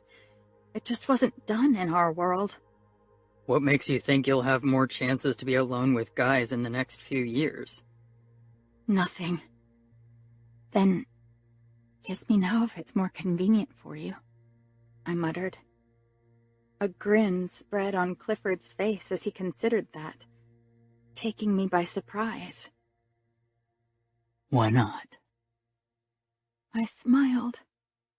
If Santino didn't want to kiss me, I might as well test the waters with my future husband. Nobody could say anything against that, right? Clifford pushed away from the table and moved in front of me. His unruly hair fell into his eyes, and he shoved it back with a charming smile as he leaned down slightly. Clifford was good-looking, in a neighbor-next-door way. Santino was a sexy, angry beast. You ready? Clifford asked, as he leaned down more. He cupped my cheek with a grin. I nodded, even as my stomach twisted with nerves. Clifford's lips pressed against mine. They were soft, gentle, and his eyes searched mine to see if I was okay with what was happening. It was nice and considerate, and not what I wanted. He deepened the kiss and moved closer, his palm pressing against my cheek, and his body leaning over mine. I tried to get into the kiss. This was my future. I closed my eyes and became more active in the kiss, trying to let loose and not get lost in my thoughts. The door creaked open. Clifford and I both turned toward the sound. Santino loomed in the doorway, looking murderous. He prowled into the room. Clifford immediately stepped back from me, alarmed. What? Santino grabbed him by the collar, lifted him away from me, and shoved him toward the door. Clifford landed on the floor. What's your problem, dude? This isn't the Wild West. Santino sneered at him. One of Clifford's bodyguards staggered into the room, hand on his gun. When his eyes settled on Clifford and Santino and me afterward, he lowered his hand a few inches. Not taking his eyes off Santino, he helped Clifford to his feet. You called? The bodyguard asked. Clifford gave me a sheepish smile. I raised my eyebrows. He pulled out a small remote with a red flashing button and clicked on it until it stopped flashing. My parents forced me to carry this at all times. Because of our bond? Threats to my life, Clifford said. I nodded. I had to admit, it put me off that he'd called for help the moment Santino had grabbed him. Santino hadn't even done him bodily harm. Maybe my standards were just warped because I'd been raised around men who were intimately familiar with violence and too proud to call for help. Santino grabbed my upper arm and dragged me out, but the bodyguard stepped in our way. You can't just leave. You attacked a senator's son. This needs to be reported. Santino released me and stepped up to the other man, bumping chests with him and giving him a death stare. Santino wasn't a walking wardrobe like that guy, but he was taller, and the look in his eyes even gave me chills. This is between the families. No police. No fucking official reports, got it? The man guffawed. You think your gangster intimidation works on me? I don't care what you want, Al Capone. Santino gave him a smile I knew to mean danger. He slammed his fist up into the man's chin without warning, and with such force that the guy toppled backward and landed on the floor with a loud thud. Santino kicked him a few more times for a good measure, until the guy didn't stir anymore. I was frozen. Clifford looked completely paralyzed, and as if he might be sick at any moment. Problem solved, Santino said simply. You won't call the police today. Is he dead? Clifford pressed out. Santino gave him a pitying look. No. He stepped up to Clifford, who stumbled back. Santino obviously enjoyed Clifford's terror, judging from the excited gleam in his eyes. And you keep your hands and tongue, and especially your dick, to yourself until the wedding night, understood? Clifford nodded hastily. Santino, I protested, but he stalked toward me, grabbed my upper arm, and dragged me away. People turned toward us with open mouths when we hurried toward the front door. Santino practically pushed me toward the car and rounded the hood toward the driver's side and got in without a word. I slipped into the passenger seat. Your place is in the back, Santino muttered, already starting the engine. I feel like riding in the front today. He floored the gas. I was pressed into the seat and had trouble putting on my belt as he took the first corner. I watched his profile. The only thing missing was smoke rising out of his ears. He looked so majorly pissed. I had to stifle a grin. He shot me a scowl. Don't look so fucking pleased with yourself. You got mad because I kissed Clifford. I protected you. If your father finds out that you tongue-wrestled Cliffy on my watch, he won't be pleased, fiancé or not. I rolled my eyes. You protected me from Clifford? The hint of amusement crossed Santino's face. His wandering hands are a danger to your virtue. When you say virtue, it sounds so weird. You are the least virtuous person I know. You banged a married woman. Don't talk like that. And that's none of your business. You should be worried about your virtue, not mine. Clifford doesn't care about virtue or our rules. He told me himself that he doesn't care if I'm with other guys before our marriage. Santino shook his head with a look of disgust. Fucking idiot. Why? Santino stopped at a red light and turned to me. Because if you were promised to me, I'd make sure no other guy would get within a mile of you. So that's why you attacked Clifford? Because you were jealous? Why should I be jealous, Anna? You are my ward. Your protection is my concern. You could have been the first to kiss me, but you didn't want to. Santino hit the gas. I'm your bodyguard, and you're not of age. I'll be of age in a few months, Sonny. Don't be more Catholic than the Pope. Why the fuck are we discussing this? I won't kiss you. Not now, not ever. You are a job, Anna. He said one thing, but his eyes told another story. I've been cracking his stony exterior brick by brick in the last few months. I'd have to use my chance before Santino rebuilds his walls. You should be more careful around Cliffy. His father is a snake, and even if he still seems like a likable, sappy idiot, this could be an act. The apple doesn't fall far from the tree. So even if he doesn't care about our rules and traditions, that doesn't mean he won't use them against you. If he starts bragging about kissing you, our people will hear it eventually, and they'll judge you by our standards and not Cliffy's. He's too terrified of you to ever mention the kiss to anyone. Santino smirked. I shook my head. Then I smiled secretively and leaned slightly towards Santino. He sent me a warning look, becoming visibly tense. I had to admit it gave me a kick. Santino never flinched away from danger or pain, but my flirting made him tense. You know, Santino, I wanted it to be you. I imagined it was you. And you protecting my virtue like a murderous, crazy knight in shining armor was the hottest thing I've ever seen. Santino released a sigh and tightened his grip on the steering wheel. I leaned back with a grin. Don't imagine me when you kiss Cliffy. What he considers kissing is an insult to anyone with balls. The look on your face is one my grandma has when I peck her cheek. It's not a look of a woman being kissed by a man she isn't related to. If you think you can do better than Clifford, prove it. I'll be the judge.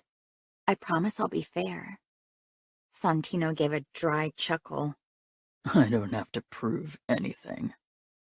If you say so. I shrugged and looked out of the window. Santino muttered something under his breath. I hoped I could provoke him into kissing me. Kissing Clifford had left me wanting. The kiss had been pleasant, and I bet many girls had had worse first kiss experiences. But it wasn't what I wanted. I desired fireworks, butterflies wreaking havoc in my belly and heart racing. Pleasant wasn't cutting it. Santino wasn't pleasant or nice. Santino was what I craved.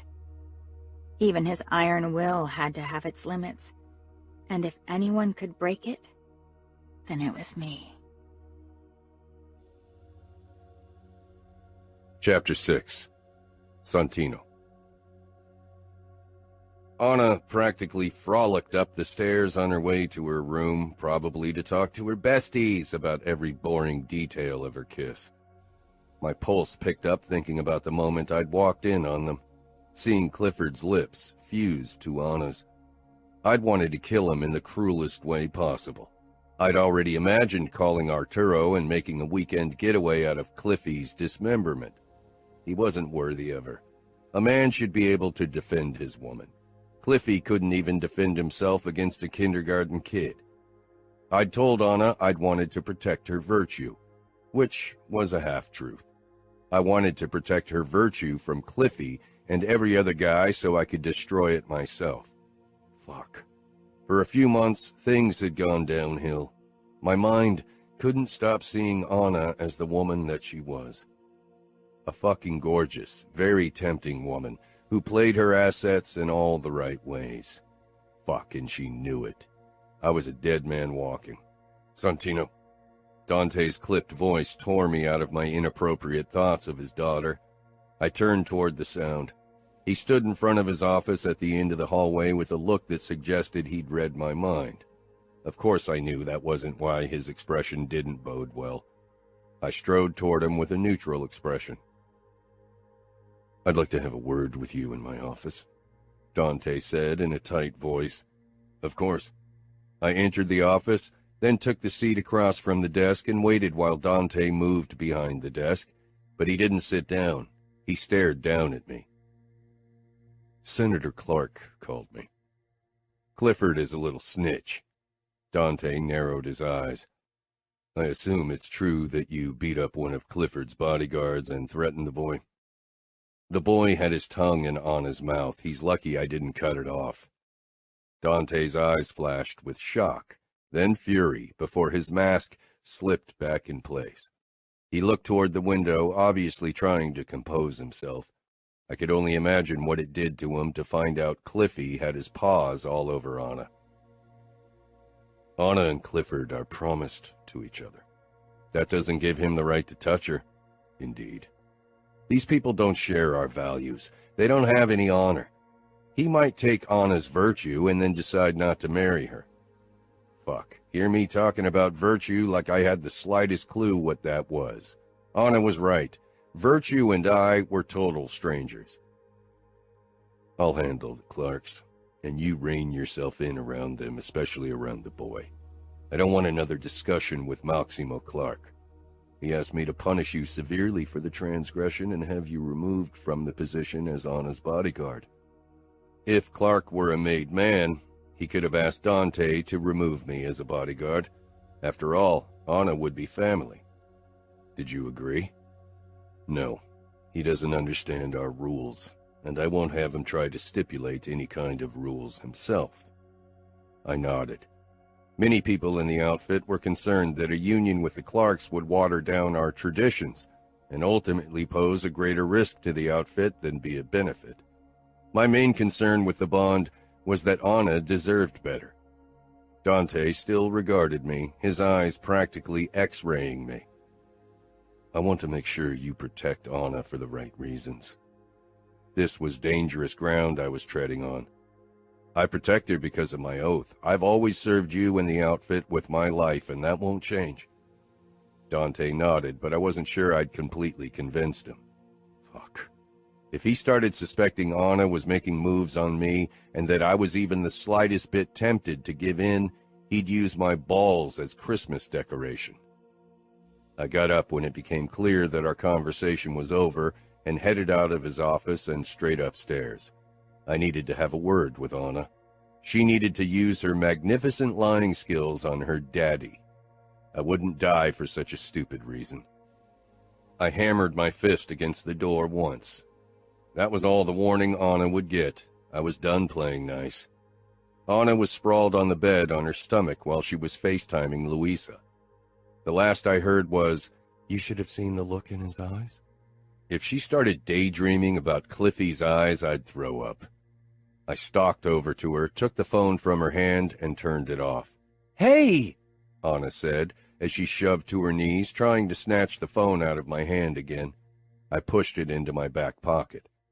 Anna lunged forward and gripped my belt to drag me closer and reach for her phone. I hadn't expected her to be this forward. I'd have thought she'd have qualms about touching me like that. I'd obviously been very wrong.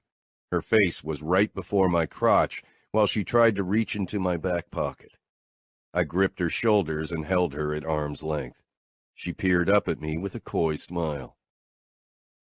"You'd just have to ask if you wanted me to touch your butt, Sonny?" I took a big step back, narrowing my eyes at her. This shit right there is exactly why I'll get killed. She raised her brows. Your dad suspecting there's more behind me attacking Cliffy than just my sense of duty.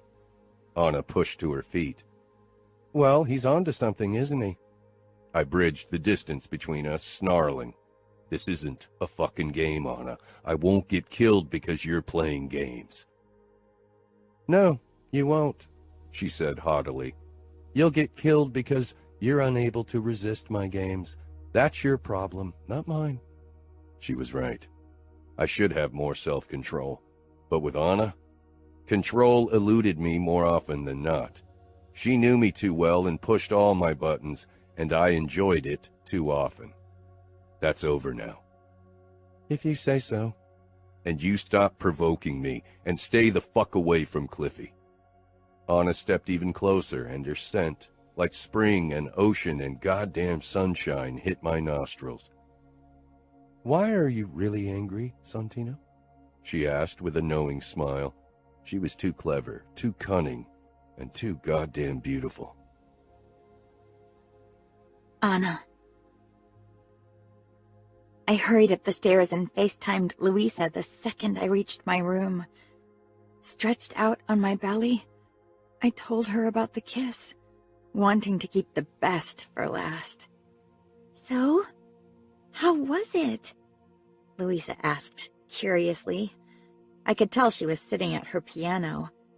There wasn't a day without music for her. For a while, I'd tried to be as good as her, but Louisa didn't just love music. She lived music, and I didn't. I loved drawing, especially humans and clothes. Music was a nice way to get in the mood to do what I really enjoyed. Pleasant. Louisa made a pained face. That doesn't sound as if you enjoyed it. I did. It was nice, really. Like a pleasant ride on one of those slow water rides in that theme park we once visited. You hated it! You only rode the craziest roller coasters afterward. I grinned, remembering that day, and how pissed Santino had been because he had to go on every ride with me. But a few times I'd caught his excitement. He just didn't want me to know he enjoyed anything I did. It was okay. Clifford did nothing wrong.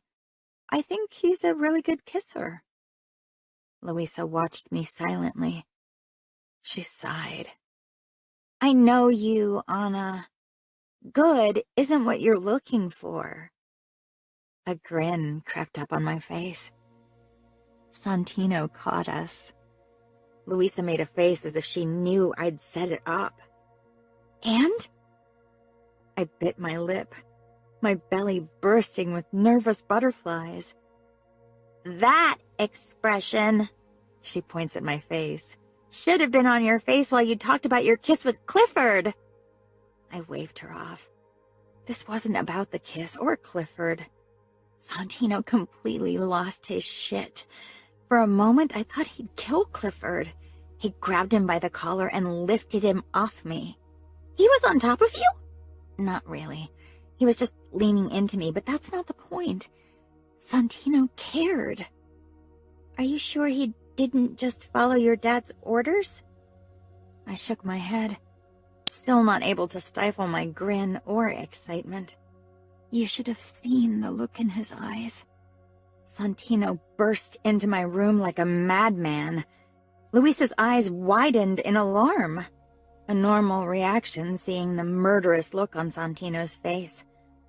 My body, however, flooded with desire for him. My heart began racing, and butterflies swarmed my belly. This was the reaction I wanted. Why are you really angry, Santino? I asked. Santino and I stood close enough to smell his aftershave, a familiar scent I often dreamed about since I first smelled it years ago. His brown eyes brimmed with anger, but it wasn't all there was. Santino looked as if he was torn between kissing and killing me. I should have been wary of his wrath, like any sane person would have been, but desire simmered in my veins.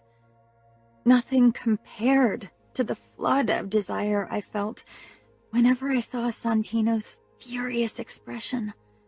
He was like a caged beast, wild, furious, untamed. He was the wild ride I needed before marriage and Clifford's political career caged me in, before life became a string of duties and pleasant kisses. Santino desired me. Maybe he didn't dare admit it to himself, much less show it, but I could see it in his eyes. In a few months, I'd be of age, and I knew deep down that then all bets would be off. Like Santino had said, eventually he'd give in. It was only a matter of time, and my perseverance. I lowered my voice to a seductive whisper. I think it's because you're pissed at yourself for wanting me. And you're even more pissed that Clifford kissed me first. Santino looked ready to explode. You... He cut himself off. Fuck it. He grabbed my neck and jerked me toward his body. Our lips clashed. All the air left my lungs.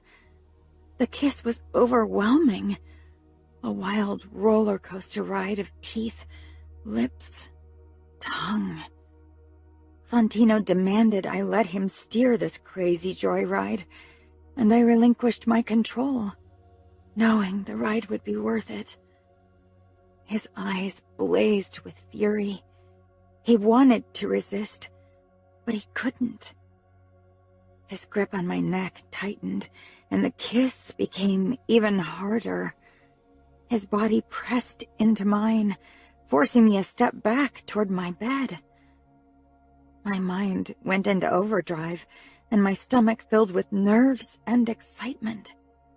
Suddenly, Santino released me, and I almost fell back on the bed. I gasped for air when his lips no longer held me captive. He glared, his eyes hooded and furious, his lips parted, breathing harshly. That's a kiss. No, I got out. This wasn't just a kiss. Santino narrowed his eyes.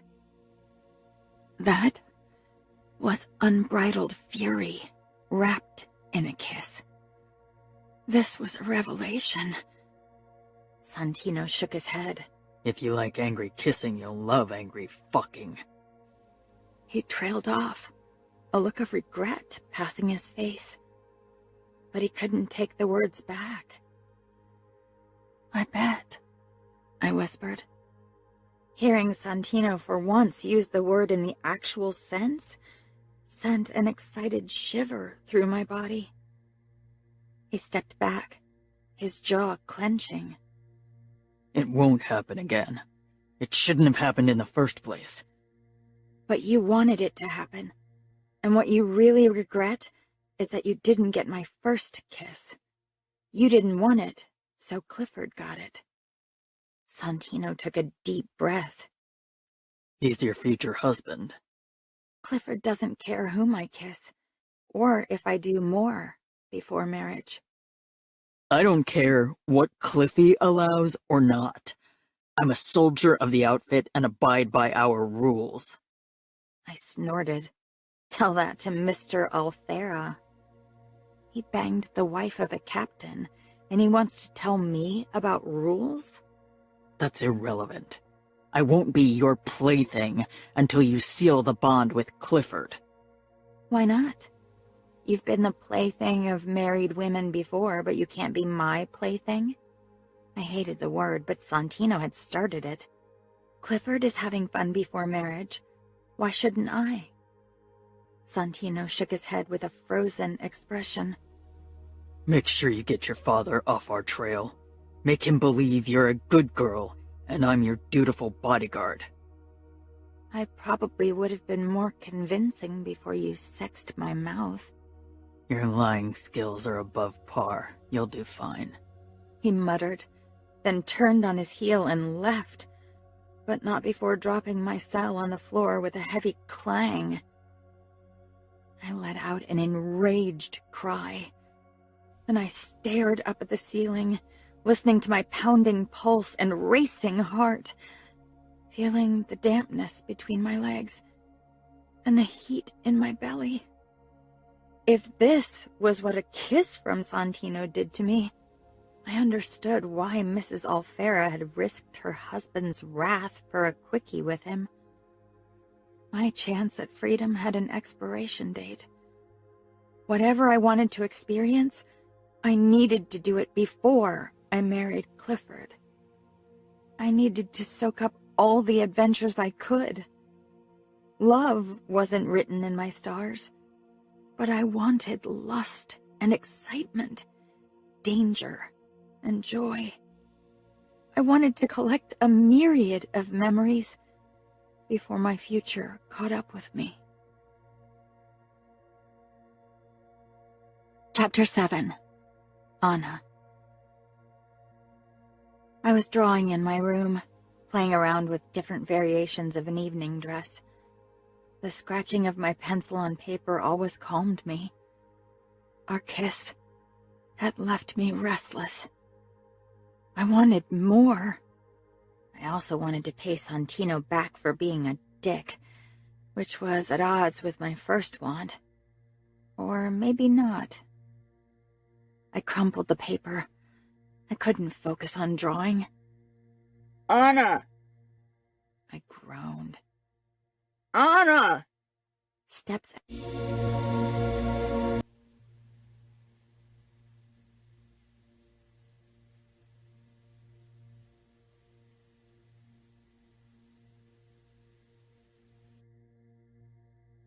Chapter 7.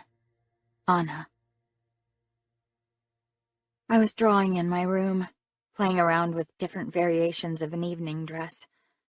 The scratching of my pencil on paper always calmed me. Our kiss had left me restless. I wanted more. I also wanted to pay Santino back for being a dick, which was at odds with my first want. Or maybe not. I crumpled the paper. I couldn't focus on drawing. Anna! I groaned. Anna! Steps akin to a charging rhino thundered upstairs and toward my door. Anna! I sighed.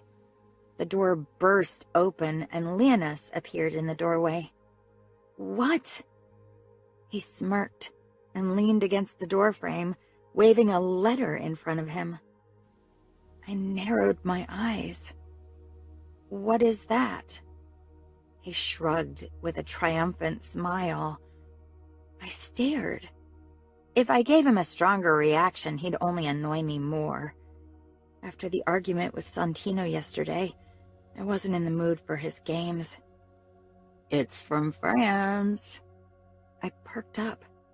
A fashion institute. I jumped off my chair and rushed toward Leonis. Give it to me! His smile widened, and he lifted the letter over his head while he held me at arm's length with his other hand. I struggled to get the letter, but Leonis was taller and stronger than me. Gone were the days I could kick his scrawny ass. Leonis! I hissed. I want something in return. I stopped fighting with him and crossed my arms. Spill. I want to attend Clifford's 18th birthday bash.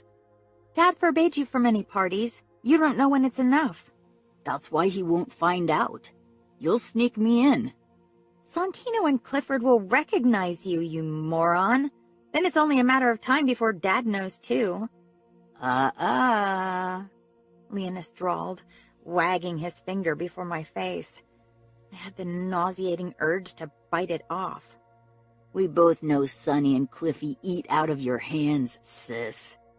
I leaned against the doorframe across from him. All right. And Ricardo and RJ. No way!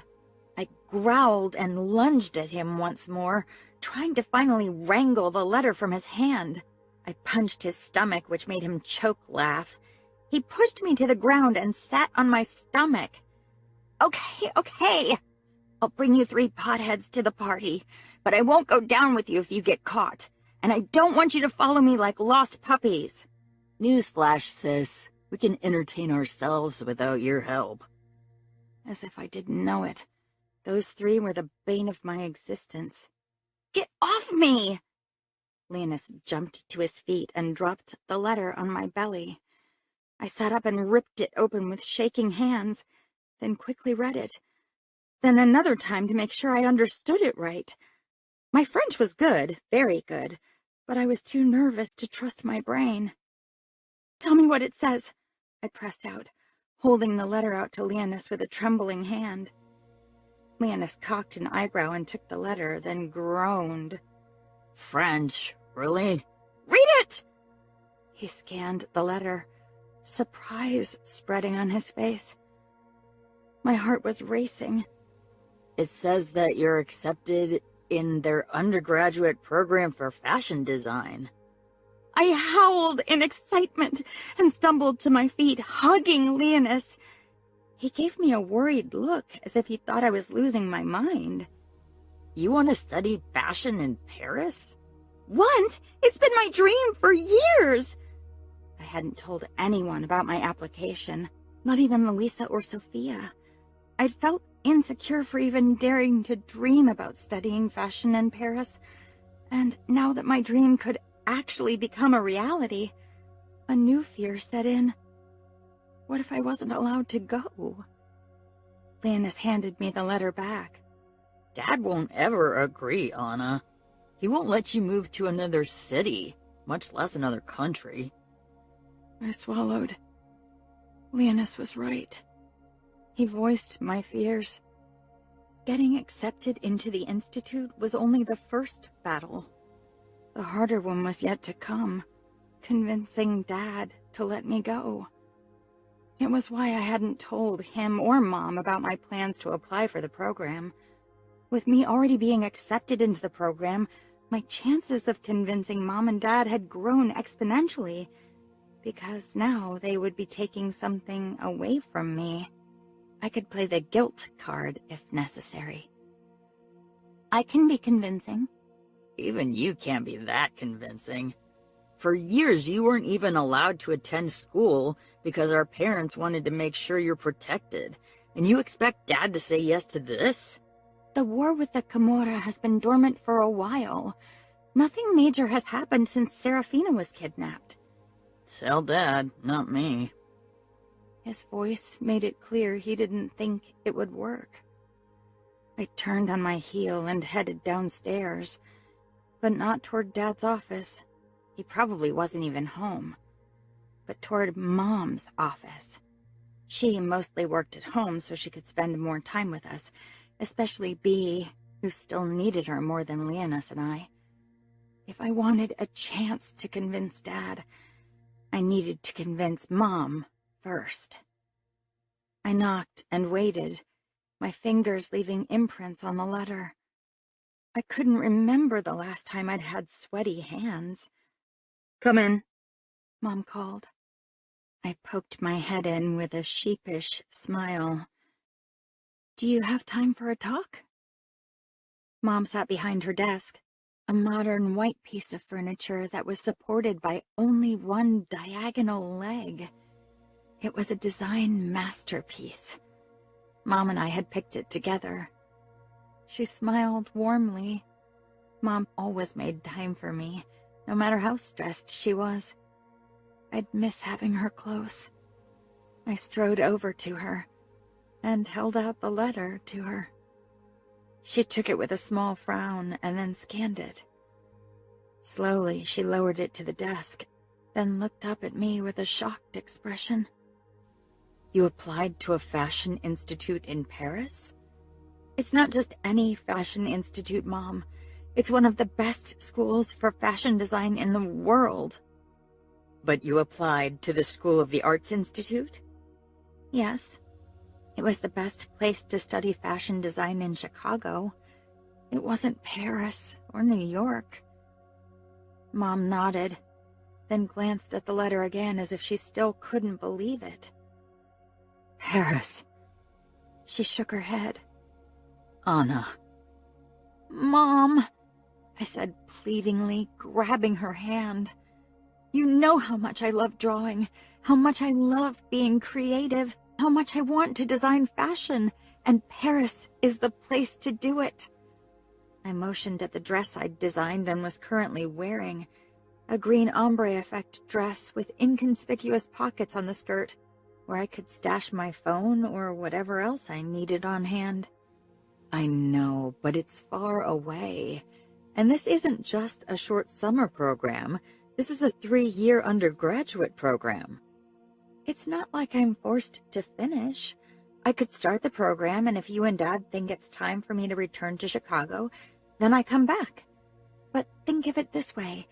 Time abroad, especially in France, will impress all the stuck-up friends of the Clarks. Mom gave me a knowing smile. Try that line on your dad later. Maybe it'll work. I sank down before Mom and put my head in her lap like I'd done when I was small. I know what my duties are. I'll marry Clifford so the outfit and our family get even stronger. I'll play the politician's wife. But until then, I want to be me. At least for a little while. Clifford won't care. He's not like our men. I could live my dream for a few years before I'd become everything the outfit needs me to be. Mom stroked my hair and sighed. I want you to be yourself. Not just for a few years, but forever. Maybe you can be that around Clifford. He can't ever know all of our world's secrets, Mom, so I'll always have to keep part of myself hidden. You're very wise, Anna. You always were. I closed my eyes, relishing the feeling of Mom's fingers massaging my scalp. Paris is beautiful, Mom whispered. Dad and she had celebrated their last anniversary there.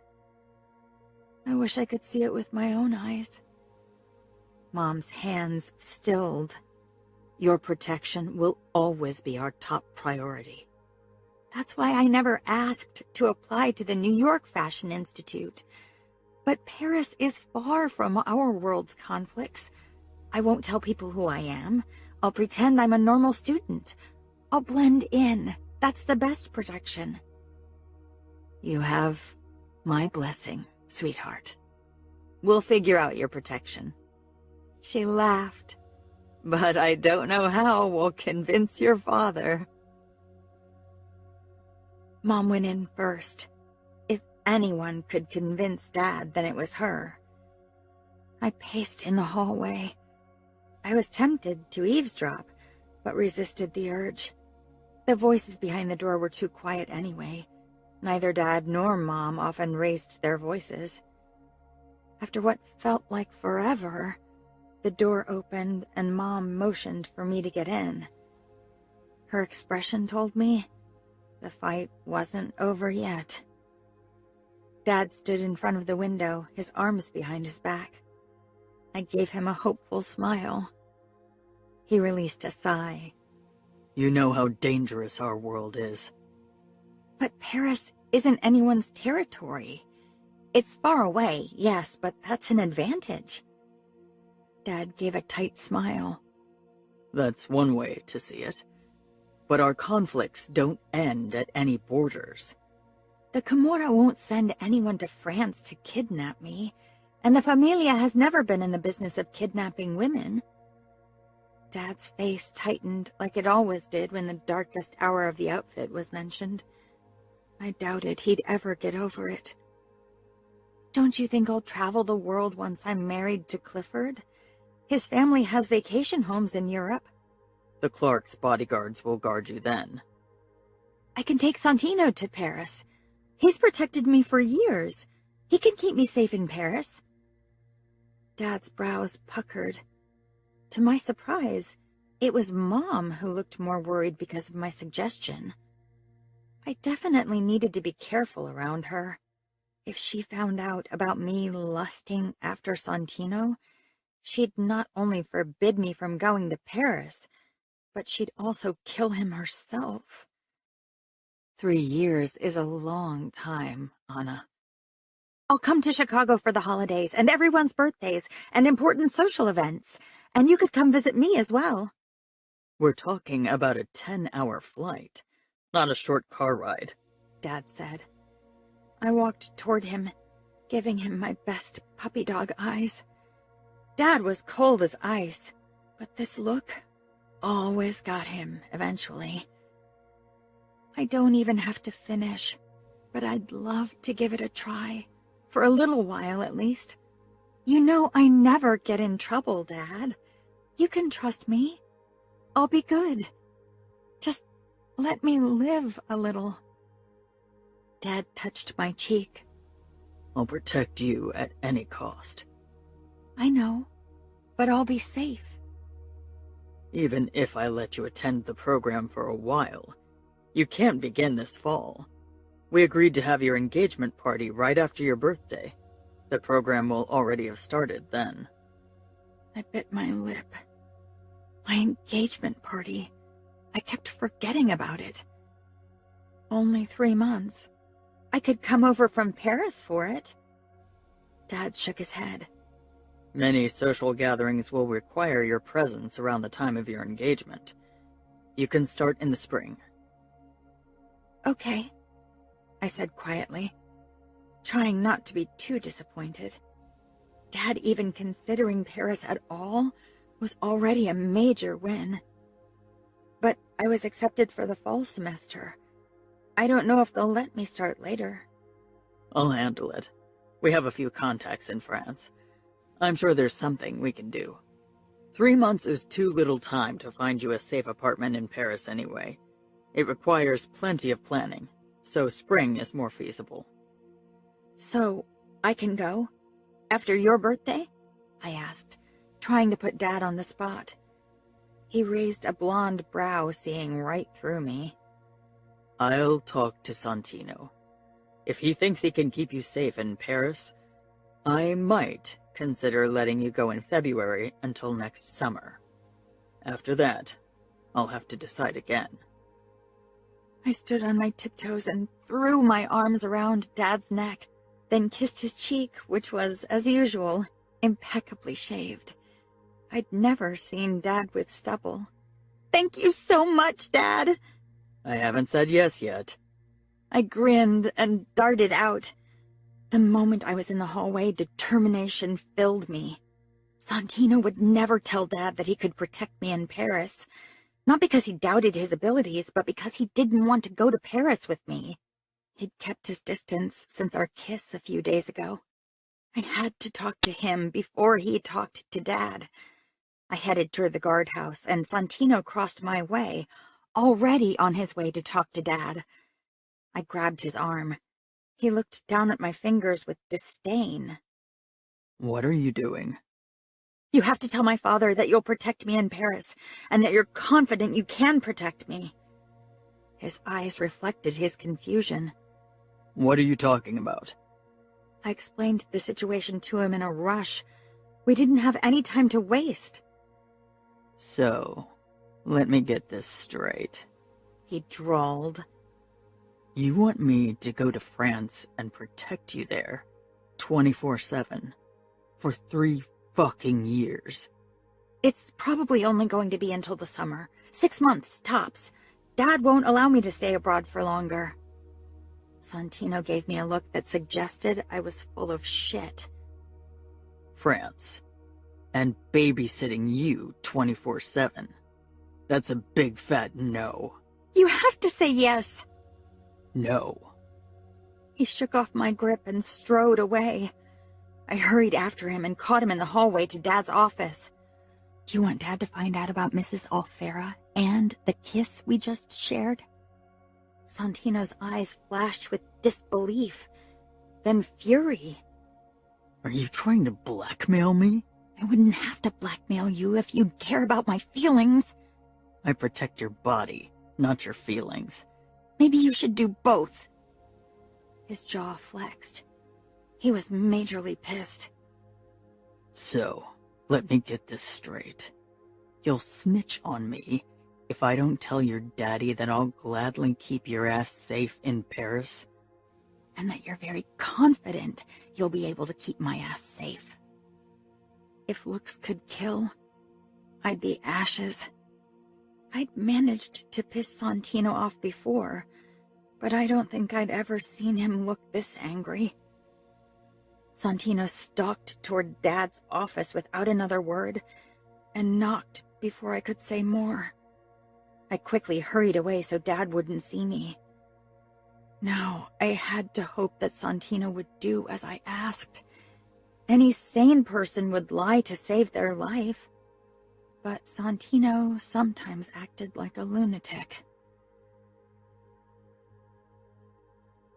Chapter 8. Anna. I waited anxiously in my room. I didn't want to barge into Dad's office too soon, but the longer the wait took, the harder it got to stay put. A knock sounded, and I practically flew toward the door and ripped it open. Mom stood in the hallway. "Can I come in?" Her face was unreadable, which made my heart sink. I would probably cry if Paris didn't work out. It seemed my only chance to live my dreams until marriage would crush them. I stepped back. Of course.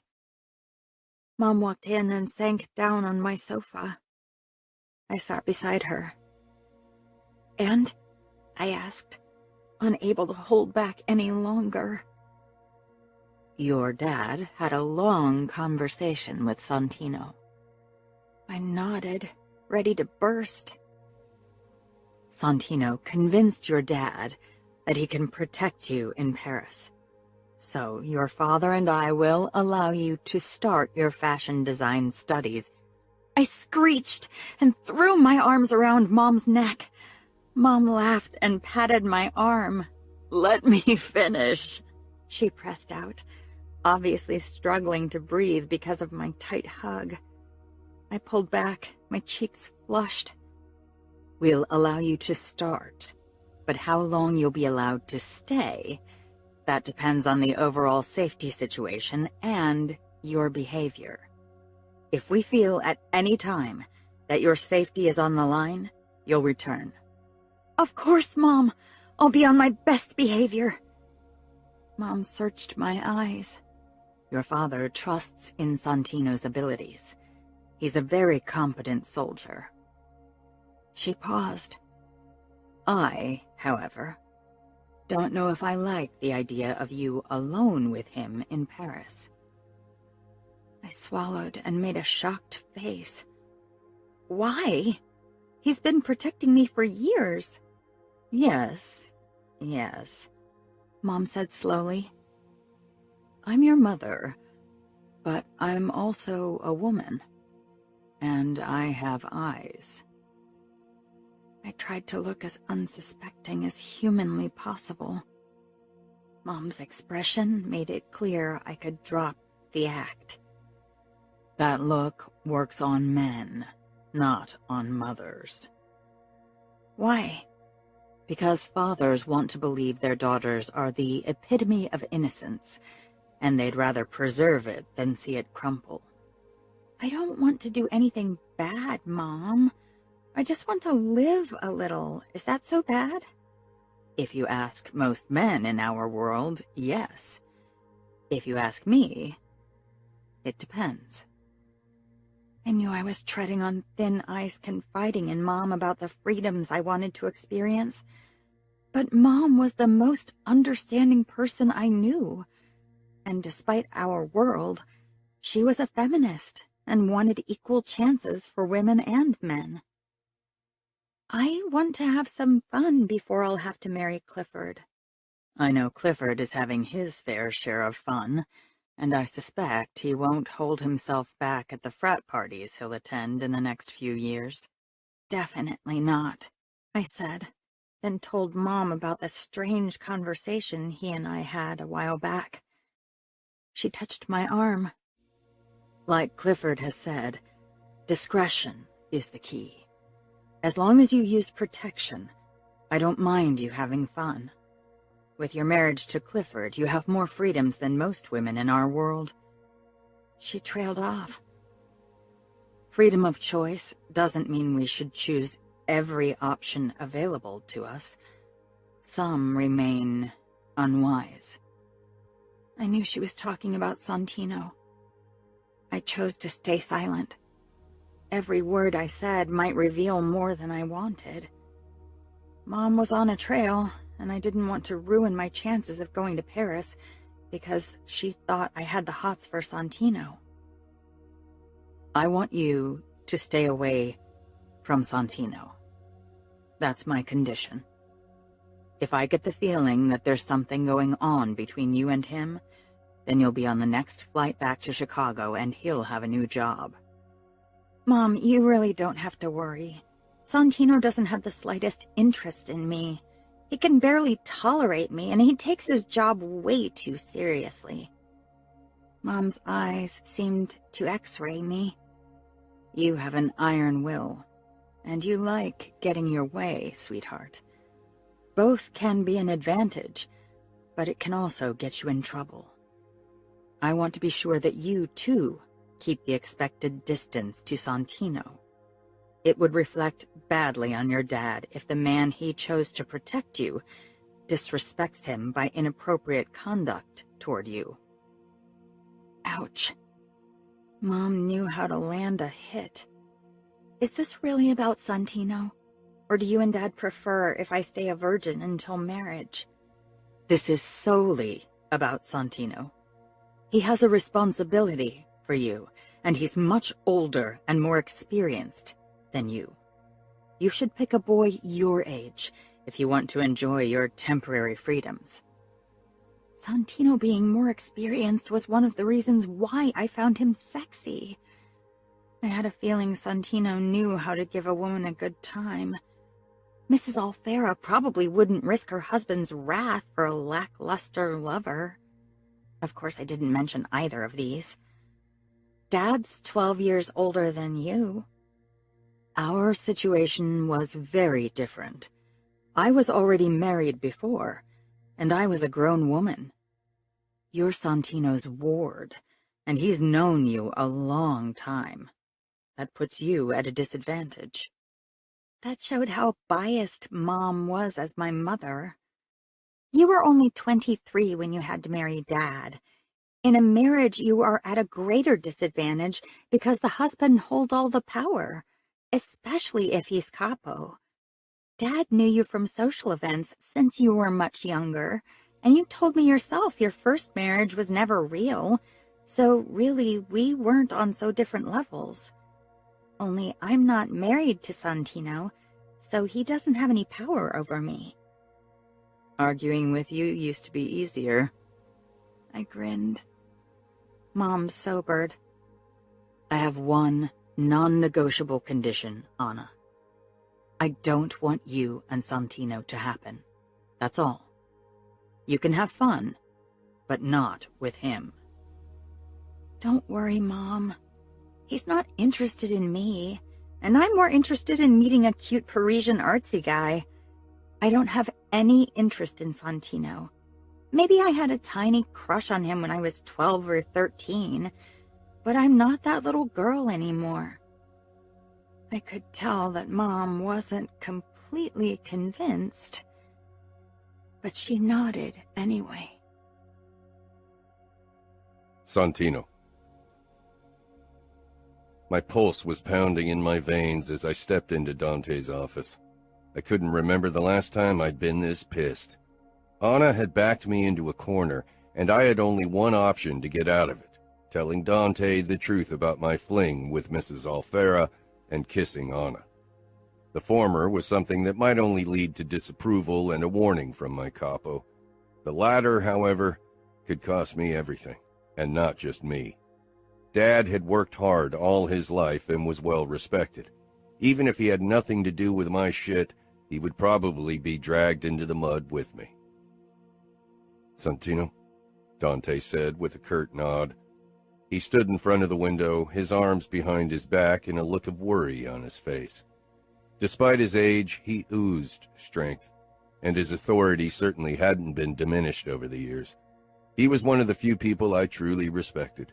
Lying to him didn't sit well with me for various reasons. "I've asked you to come to my office because I need your honest opinion on a matter." "All right. Dad always tells me I can be brutally honest, so that shouldn't be the problem," I said, my voice reasonably calm considering the rage still bubbling under the surface. Dante turned to face me fully, which made me work even harder to keep my face controlled. "Anna's been accepted to attend a school for fashion design in Paris starting this fall, and I have to decide if I'll allow her to go." "Paris?" I said, surprised, as if that was news to me. "I assume you're not talking about Paris, Texas." Dante let out a dry laugh. "Unfortunately, Anna's dream is a year in France, possibly longer." Did she really expect me to live in France for years? I sure as fuck wouldn't learn French just so she could eat baguette with a view of the Eiffel Tower. I couldn't believe I'd allowed Anna to blackmail me. Why had I kissed her? What the fuck had gone wrong in my brain? "That's a long time away from home." "Indeed. You've been responsible for Anna's safety for years, and I trust your judgment. I need to be sure that Anna will be safe living in Paris. That would require your presence at the very least." I took a deep breath. "Paris is probably safer than Chicago for Anna, considering that the Camorra and the Familia are far away. If we make sure Anna's presence in Paris isn't widely known, and we arrange for her to live as a normal student there, I doubt she'll face more dangers than here. For the time of Anna's studies in Paris, you'd have to uproot your entire life. You could only visit home when Anna comes back to Chicago for social events, which will happen frequently, but you'd still have to give up your life for her." "What life?" I wanted to ask. Since I'd become Anna's bodyguard, I'd worked almost every day. And it wasn't just a fucking 9-to-5 job, more like 7 to 10 in the evening. I had to always be available when she wanted to go anywhere. I was at her beck and call, so the only thing that would make Paris an even harder experience was that I wouldn't even be off at night and that I'd have to sleep with an eye open to make sure Anna didn't sneak into my bed. I don't have a wife or girlfriend, and my sister isn't living at home anymore. And I'm sure I'll see my father whenever you and Valentina visit or when Anna and I come to the States. You'd have to live a lie. It would probably be feasible to pretend you're her brother in public, to explain the two of you being together all the time. Brother?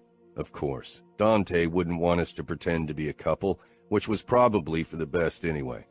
Crossing boundaries had gotten me here in the first place, so getting me in the mindset of seeing Anna as firmly off limits again was key. You can't have any days off, not even a night, Dante continued, unaware of my racing thoughts. I nodded. That's true. It'll be challenging. I cleared my throat. I'll do it, and I'm confident I can keep her safe. But after I've watched Anna in Paris, I'd like to resign as a bodyguard and return to working with Arturo. I miss that line of work. Dante's brows drew together. I wasn't sure if it was a good or bad sign. Despite knowing the man for decades, I had trouble reading him. He finally inclined his head. I give you my word that you'll become enforcer once you're back. Fuck yes. I couldn't wait to tell Anna one day, but definitely not anytime soon. Better not tell Anna yet. I don't want her to think I won't work properly because I have my head elsewhere. The little she-devil would only find a way to convince Dante to keep me as her bodyguard or blackmail me into staying. After Paris, I was fucking done. Things between Anna and me were spiraling out of control, and Paris was already a ridiculously high risk. I told Anna she could leave in February. We'd have to wait for her engagement and a few important social events to pass before she can leave. Will the Clarks agree to her going to France? They follow very different rules than we do, which brings me to my next point. I waited.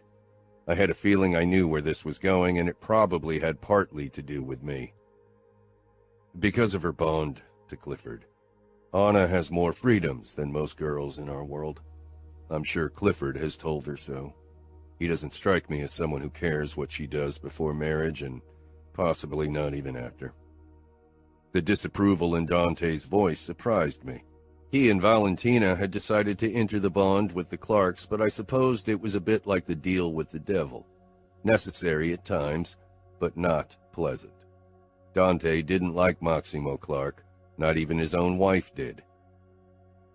Fidelity isn't guaranteed in their nor in our world, I said.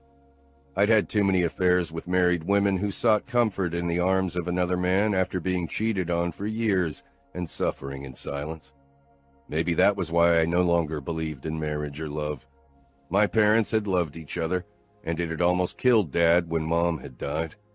Love fucked you over either way. In our world, any man would know better than to betray Anna. That's true. Most would shit their pants out of fear of Dante. But Anna is tough. I'm sure she'll wrap Clifford around her finger in no time. The words really cost me. Anna was a major pain in the ass and drove me up the wall almost every day, but she was also a mafia princess, proud and clever, not to mention gorgeous. She deserved better than Clifford. She deserved a man who knew her worth, who really understood who she was and the weight she carried on her shoulders. Clifford was too wrapped up in his daddy and mommy issues, not to mention planning his future career, to realize what kind of gem he was given without any work of his own.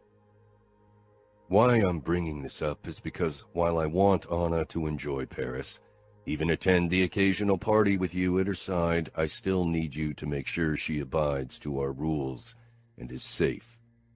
I assume you're talking about boys. If Clifford and the Clarks decide to break the engagement for whatever reason, they're not bound by our oaths and honor, so I won't rule it out completely. I need to make sure Anna won't face an unfortunate scandal if she enters a marriage with one of our men. Our world remains old-fashioned in this regard, and my and Valentina's efforts to lead to a change haven't been successful, at least in that point. I'll make sure Anna stays away from boys, don't worry. I'd thoroughly enjoy cock-blocking any guy who wanted to put his paws on her. I tried not to dwell on why this gave me such a fucking thrill. I appreciate it, Dante drawled, and slowly strode closer to me. Now it was coming, the warning I'd been waiting for. As a father, I try to ignore certain developments, but I'm not blind to the fact that Anna has become a beautiful young woman who will soon be of age, and you aren't committed to anyone. Living in such close quarters might make Anna or you forget certain boundaries. I chuckled, as if this was completely unrealistic. Trust me, neither Anna nor I are at risk of losing sight of any boundaries. Anna is very driven and dutiful. She'll focus on her studies, and if she fawns over a boy, it'll be some Frenchman who's into drawing and the opera. But even if Anna suddenly had any interest in me, I'm not in the slightest interested in her. I've always been more drawn to older women. That was the absolute truth. All of my affairs and even short-term girlfriends had been older. Arturo, in a rare moment of being funny, had called me the Milfinator once. I wasn't sure what it was about Anna that was different, that made me show even the slightest interest in her. But it sure as fuck wouldn't be enough to make me land in bed with her. I'd go looking for a nice French MILF to keep me company. My dad was more worried about me making the moves on your wife than Anna when I started working here, I said, in a true foot-in-mouth moment. One day, I'd end up with a bullet in my head because of my dick or my mouth. Dante's eyes flashed, and he raised one eyebrow. That's certainly reassuring, he said in a low voice. I decided to keep my mouth shut before it spewed some even stupider shit. Dante was a controlled man, an even more controlled capo, which saved my life right now. I don't think I'll have to tell you what will happen if I find out you acted in any way inappropriate to Anna or my wife, in Paris or at any other place. I've been your enforcer, Capo. No need to give me any details. And knowing Arturo's freaky brain, he'll probably see it as an even greater challenge to torture me. Rest assured, I'd handle you myself in this case. I chuckled and nodded. While it would be an honor to die at your hands, I assure you it won't come to that. Chapter 9. Anna. Today was Clifford's 18th birthday, which meant it was the beginning of August, and only 2 more months before our engagement, and 6 months until I'd moved to Paris temporarily. I already had a list of events I'd have to fly to Chicago for to uphold my social responsibilities, but I was still excited. As promised, I snuck Leonis, Rocco, and Ricardo into Clifford's party. Clifford didn't mind. It was a huge party with over 200 guests, so nobody would notice 3 pot-headed tweens. Santino pretended he didn't care. He'd hardly said a word to me since I made him help me with Paris a few weeks ago. When I'd thanked him for helping me, he'd given me a murderous look and growled, "Don't thank me." That was our longest interaction since then. Mom's words had been replaying in my mind constantly. Well, her warning. That was why I'd respected Santino's desire for distance. Breaking my promise to Mom wasn't something I could do lightly, and I'd sworn myself to at least try to stay away from Santino. Of course, that had only fueled my nightly fantasies of him. But there wasn't any harm in that, right? Right. I was determined to have as much fun as possible at Clifford's party, without wasting a single thought on Santino. He was off limits. Off limits. We picked up Louisa first. I grinned when she got into the back seat beside me and Leonis. She'd never accompanied me to a party before, and I was glad to have her at my side. She could talk some sense into me in case I forgot my own limits. Louisa was, as usual, a bit shy when she greeted Santino. She was a good girl through and through, and I loved her for it. Since she'd found out about our forbidden kiss, she had even more trouble interacting with Santino, though he had always intimidated her. "I'm nervous. This is my first real party." I gave her an encouraging smile. "You'll be fine. Just have fun." She nodded, clutching her purse as if it were her lifeline. Santino headed to the Scuderi mansion next. It was where Ricardo and Rocco still lived with their mother, after their father had died. They were already waiting in front of the door and raced down the stairs with huge grins. Of course, they didn't have to sneak out of the house like Leonis had done. Their mother had enough to do getting past her marriage trauma to take care of them properly. There wasn't any room for them on the back seat, and Santino snarled at them when they tried to get into the passenger seat, so they had no choice but to sit in the legroom in front of us.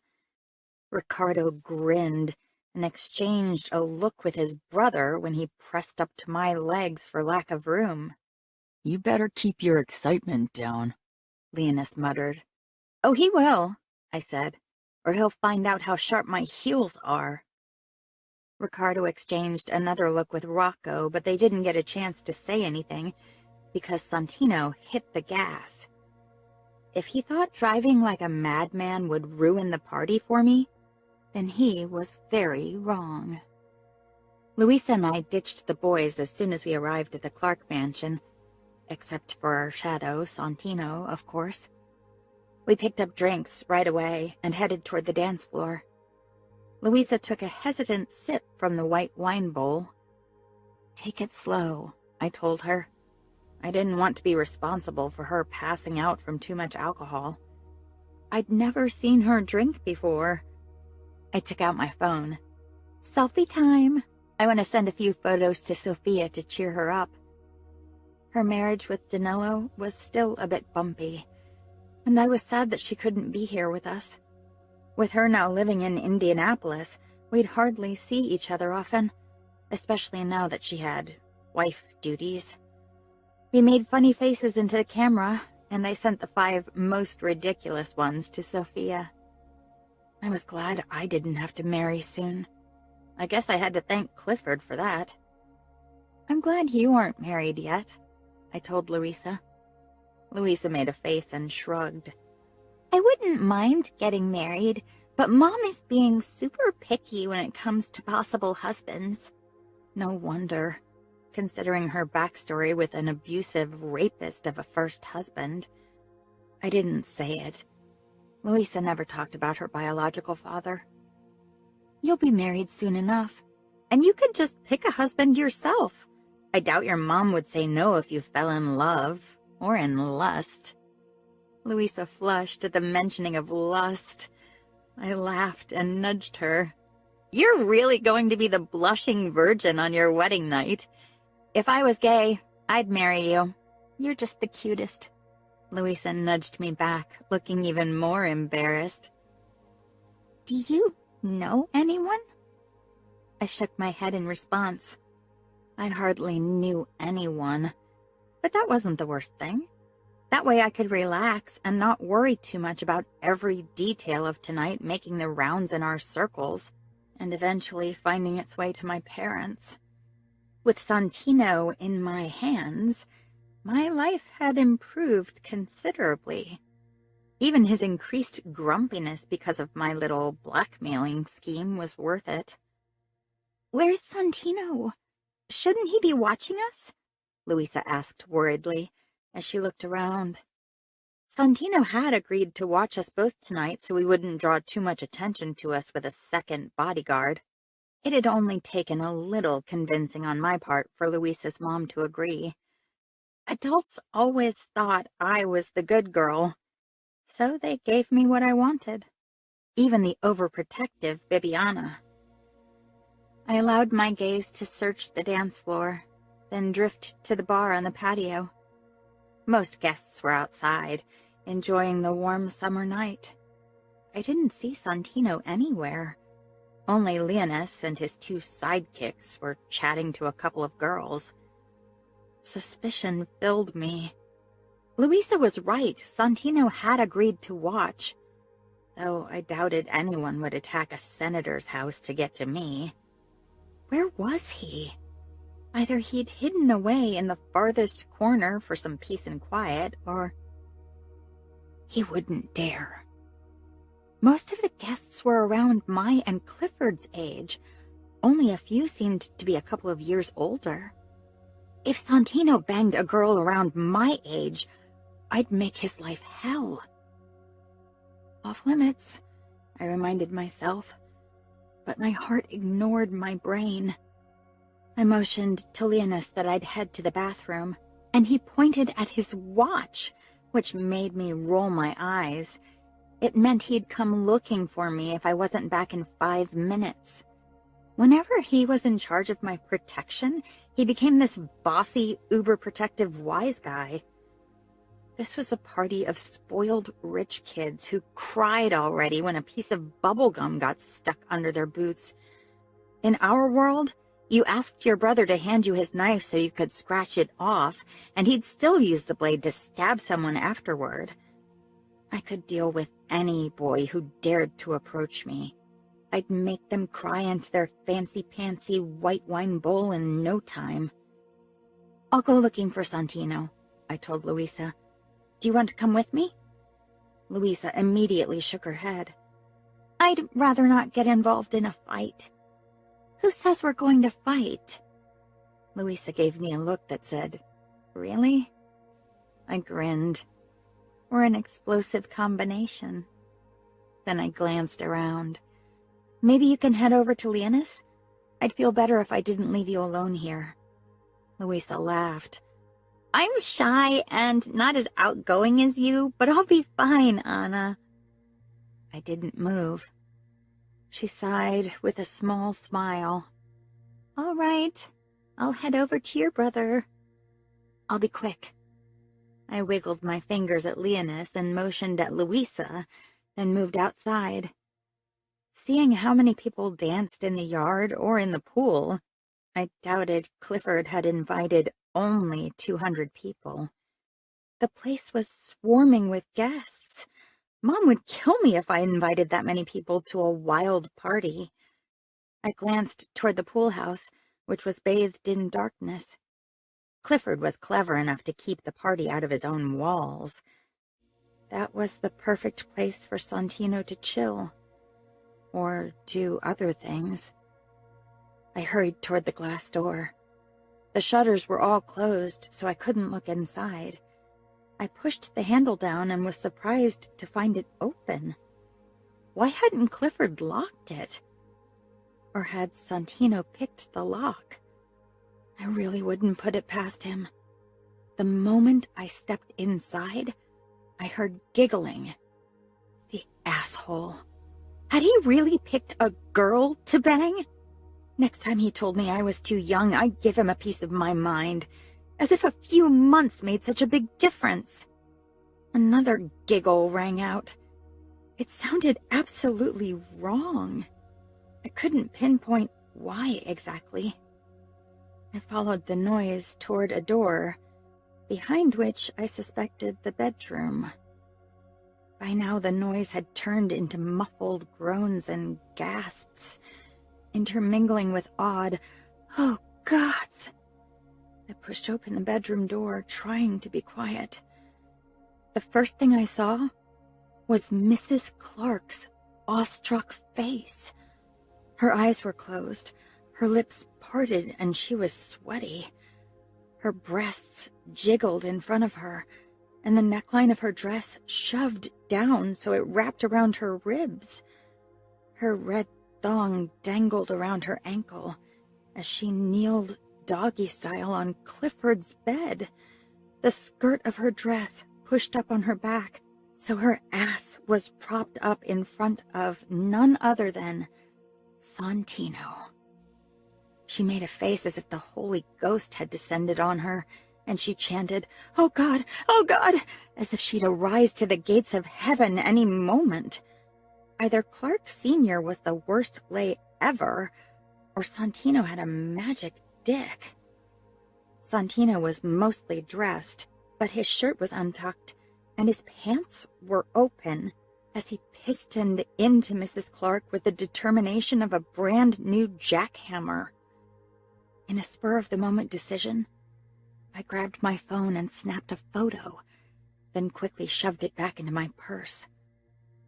I took a step back, and the floorboards creaked. Santino's eyes cut to me, and he didn't stop, only made a motion with his hand that suggested I should get lost. He did this to spite me, to punish me for forcing him to come to Paris, maybe even for our kiss. He was pissed, but so was I.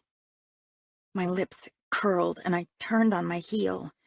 For all I cared, he could fuck Clifford's mom until her fake lashes fell off and her contact lenses dropped out. Maybe she'd taken to the gates of hell with her, because God would definitely not answer to her ridiculous chanting. I was seething. But worse, I was hurt. And jealous.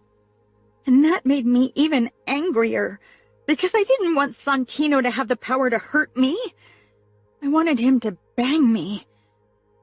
That was it. My emotions needed to kindly go fuck themselves and leave me be. My life was already complicated as it was. I didn't need my crush on Santino to complicate things further. I couldn't believe he'd picked Mrs. Clark to bang. This was his way to pay me back. Two could play this game. If he acted like an asshole, I'd show him what kind of bitch I could be. I checked my surroundings for Clifford, but only caught the back of his head. He was busy tongue-wrestling a brunette I didn't know. I released a slow breath, close to snapping. The guy I should be obsessed with and the guy I was actually obsessed with were both getting it on with other women.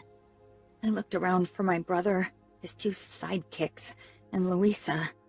Instead of finding the Beagle Boys or my friend, I only found Rocco close to the French doors, looking entirely up to no good, which meant my brother and Ricardo were probably somewhere outside getting themselves, and if I was particularly unlucky, me, into trouble.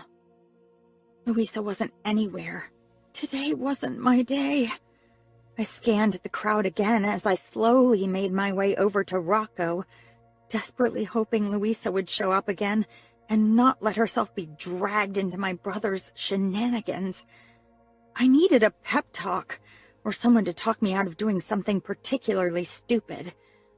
She was good at both, but had plenty of practice with the latter.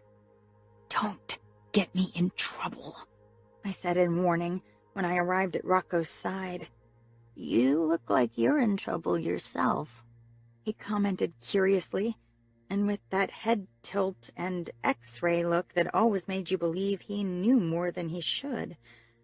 Sometimes he creeped me out. "Not in trouble, but I need someone to make out with." Rocco's eyes widened. "Gotcha." Then he gave a sly smile, and my lips curled. "Not you, moron," I muttered. I wanted to pay Santino back, and not make him pity me for kissing a 14-year-old kid. Not to mention that I really needed a spectacular kiss that would make me want to sing to heaven as well. Maybe Mrs. Clark had been faking it, but she hadn't looked like that had been the case. "You and the other Beagle Boys stay out of trouble, understood? I won't go down with you today," I growled. "That's a stupid name." I gave him a look that made it clear it fit them to a T before I finally found Louisa standing in the lobby. She was clutching her glass and giving the two boys who were talking to her an awkward smile. Unlike me, boys didn't recognize her as a mafia princess, so they actually dared to approach her. She looked like Bambi in human form, with huge brown eyes and long lashes, plus silky brown hair. Of course, she also reeked of innocence, which seemed to draw in the boys even more. I made my way over to her, and immediately relief crossed her face. I didn't spot my brother anywhere. I decided not to care for the time being. I'd later give him an ass-kicking for leaving Louisa's side. "Anna!" she said with a grateful smile as if I'd saved her.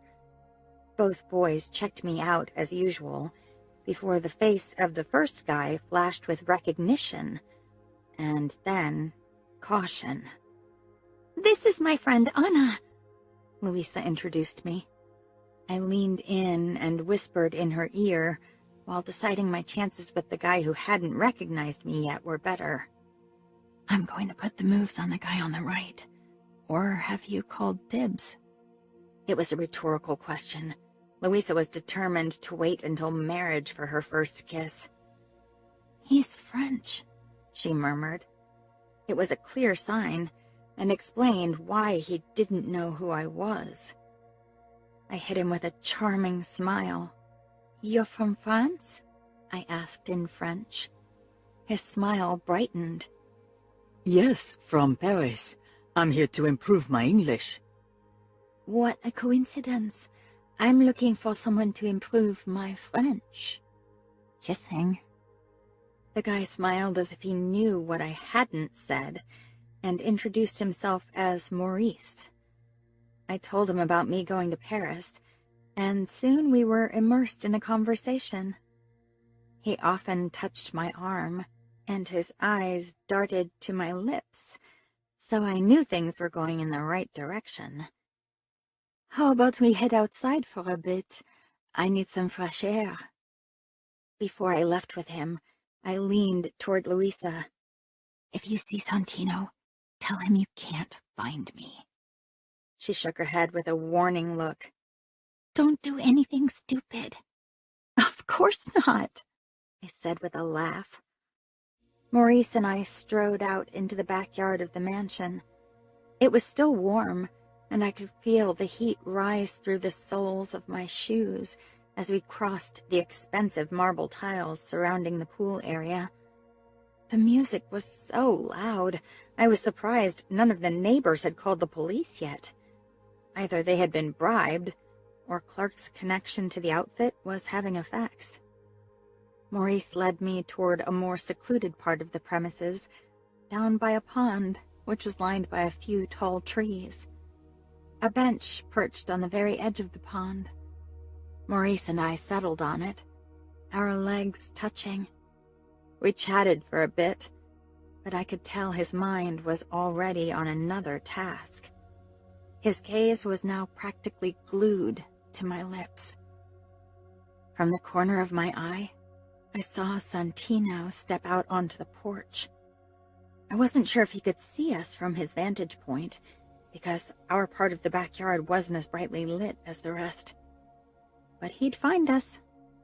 That was his job, after all. I batted my lashes at Maurice and bit my lower lip.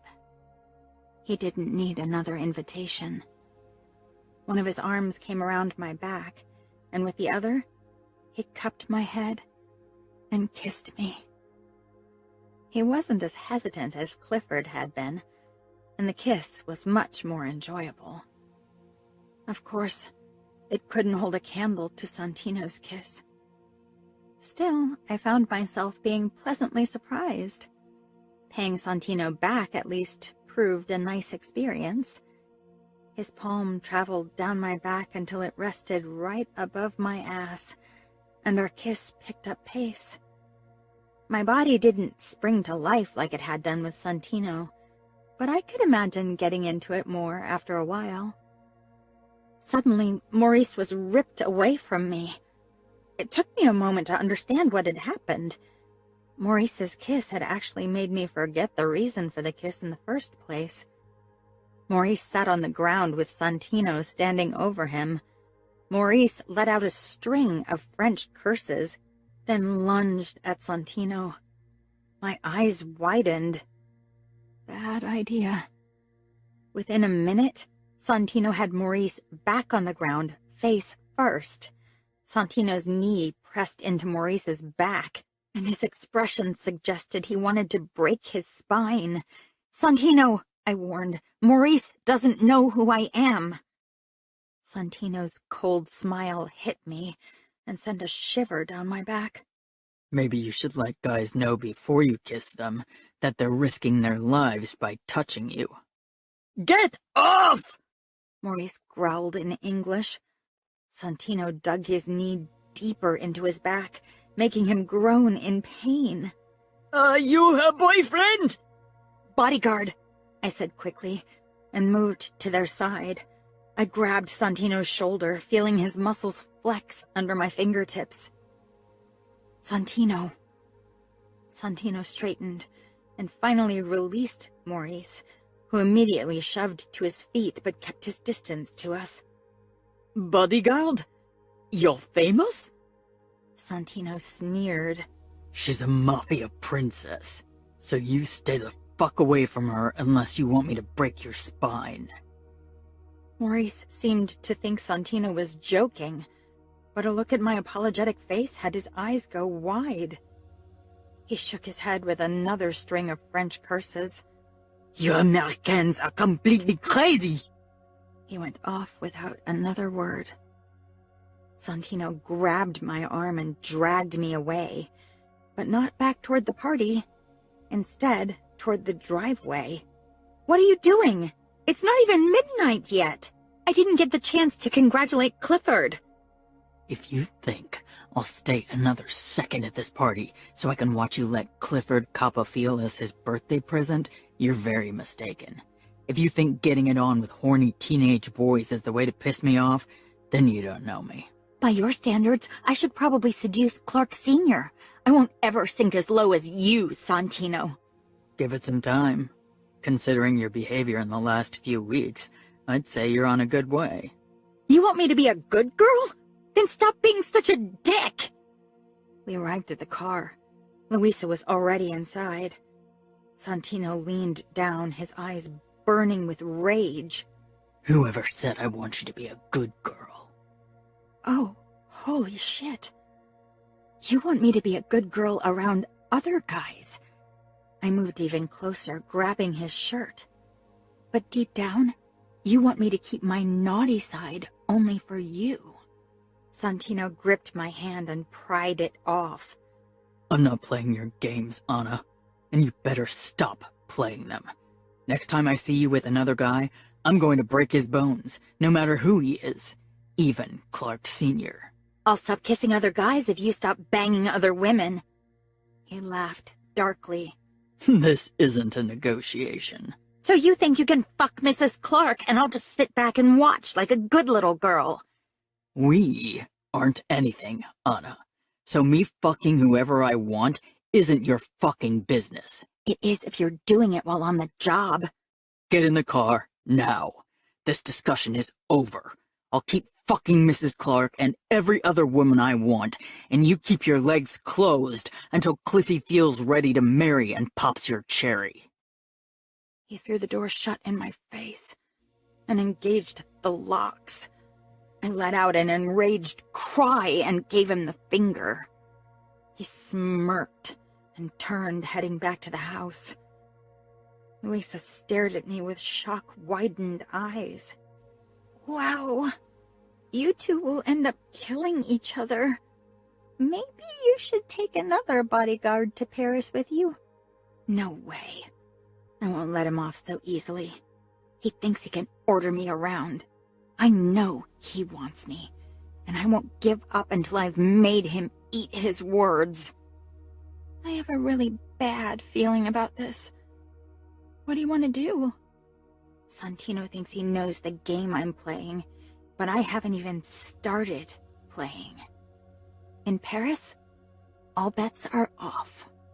I'm really worried about you, Anna. You still have feelings for him. What if you get hurt? I don't have feelings for Santino. Not anymore. But I'm attracted to him. I'll just have a fling with him in Paris. He's like an itch. I just need to scratch it. My itches always get worse once I start scratching, and usually I can't stop until I've scratched myself bloody. I shook my head. I have it under control. Don't worry. Chapter 10. Santino. I couldn't remember the last time I've been this pissed. Anna was playing a dangerous game, and unfortunately I was a sucker and kept getting sucked into her games. I went in search of Leonis. I finally found him in one of the guest bedrooms with a dark-haired girl kneeling in front of him, giving him head. The room smelled of pot, and judging from the sappy look on the girl's face and Leonis's shit-eating grin, they'd both smoked weed. The Cavallaro kids would be my downfall. Eventually, I'd kill one of them. "Put your dick back where it belongs," I growled. The little shit actually gave me a smile that suggested it was exactly where it belonged. I took out my phone and snapped a photo. "I'll send it to your mother. Maybe she can reason with your horny, stoned mind." Leonis staggered back from the girl and tried to storm toward me. "Shit, man, that's no joke." "Do I look like I'm joking? I'm fucking done with you and Anna grating on my fucking nerves. I don't care if you fuck half of Chicago, but don't do it on my watch." I slipped the phone into my back pocket. "Did you send it?" Leonis asked, worried as he pulled up his pants. At least, the little shit had enough respect for his mom not to want to have her see a photo of him in a situation like this. Considering how much he loved provoking his dad, he probably wouldn't have reacted the same way if I'd threatened to send it to him. I was the same way. That's the problem if you love your kids and can't torture them to see reason. My dad had given me a thrashing a few times, but I'd never been a pussy, so it hadn't had the desired effect. Dante faced the same problem with Leonis. The boy was tough as nails and strong-willed, a shitty combination. I grabbed his collar and pushed him out into the hallway, then walked past him. Not yet, but I'll keep it in case you give me trouble in the future. He stalked after me. That's blackmail. I gave him a look as we made our way down the stairs and past increasingly drunk teens. Blackmail is the currency of choice for your sister and you, I said, as I stepped outside, glad to be away from the party and Mrs. Clark. I could tell she was one of those lonely, clingy types. One fuck and she thought there was a deep connection. You don't have to vent your troubles with my sister and me. I don't give a fuck if you two are getting it on, but leave me out of it. Anna glared at me from the back seat. Women usually left me cold. They never got my blood boiling from anger or any other reason because I didn't care about them. But Anna, fuck. She was my goddamn gasoline. Get in the car, or I'll send the photo off and stop talking shit, I ordered, before I rounded the car and slid in behind the steering wheel and started the engine. What about Ricardo and RJ? Leonis asked as he sank down beside his sister. They aren't my wards, and if anyone asks, I never saw them. I didn't even know you were on the party. You're an asshole, Leonis muttered. He knows, and he likes it, Anna added, giving me the evil eye. I hit the gas. I needed to get Anna off my back. This was getting too dangerous between us. I reached inside my pants and found the handkerchief where Delora Clark had written down the number of her second cell phone. I rolled down the window and tossed the piece of white fabric out. What was that? Anna asked haughtily. Delora's panties. Anna gave me a disgusted look while her friend Luisa's eyes were so huge I worried they'd pop out. They were red, just for your information. How the hell did she know what panties Delora had worn? That girl was the bane of my existence. As in Delora Clark? Leonis asked. You banged Mrs. Clark. I didn't say anything. Leonis let out a whistle, then his expression became calculating.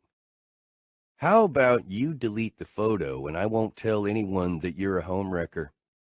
Sure, bring a scandal down on the family that's supposed to bring new glory to the outfit, I muttered. We don't need outsiders to bring glory to the outfit, Leonis gritted out. Preach it, kid. Once you're capo, you can help your sister dispose of Cliffy. I'm sure by then she's tired of his boring antics. I parked in front of the mansion, then motioned at Leonis to get lost. Now don't get caught. You smell like a weed farm. Leonis got out of the car and snuck around the house. Dad would see him on the cameras, but I'd deal with my old man in a bit. I got out of the car. Anna and Luisa were still inside. I turned my back on them. I wouldn't let her rile me up again. If she wanted to sleep outside in the car, that was her problem. I headed for the guardhouse. My job was done here. The girls would find the way through the entrance themselves. Anna appeared in front of me, and I almost ran her over. She pressed against me and squeezed my ass, completely catching me by surprise. What the fuck are you doing? I took a step back, my pulse pounding in my chest. Did she even realize how many security cameras might have recorded this? Dad would kill me. She rolled her eyes. I only wanted to wish you a good night. Her smile was pure trouble. Get inside. She gave me a wave, then headed toward Luisa, who waited in the doorway, looking stunned. Why couldn't I have watched a goody two-shoes like her? Gritting my teeth, I stepped into the guardhouse. As expected, Dad sat in front of the monitors.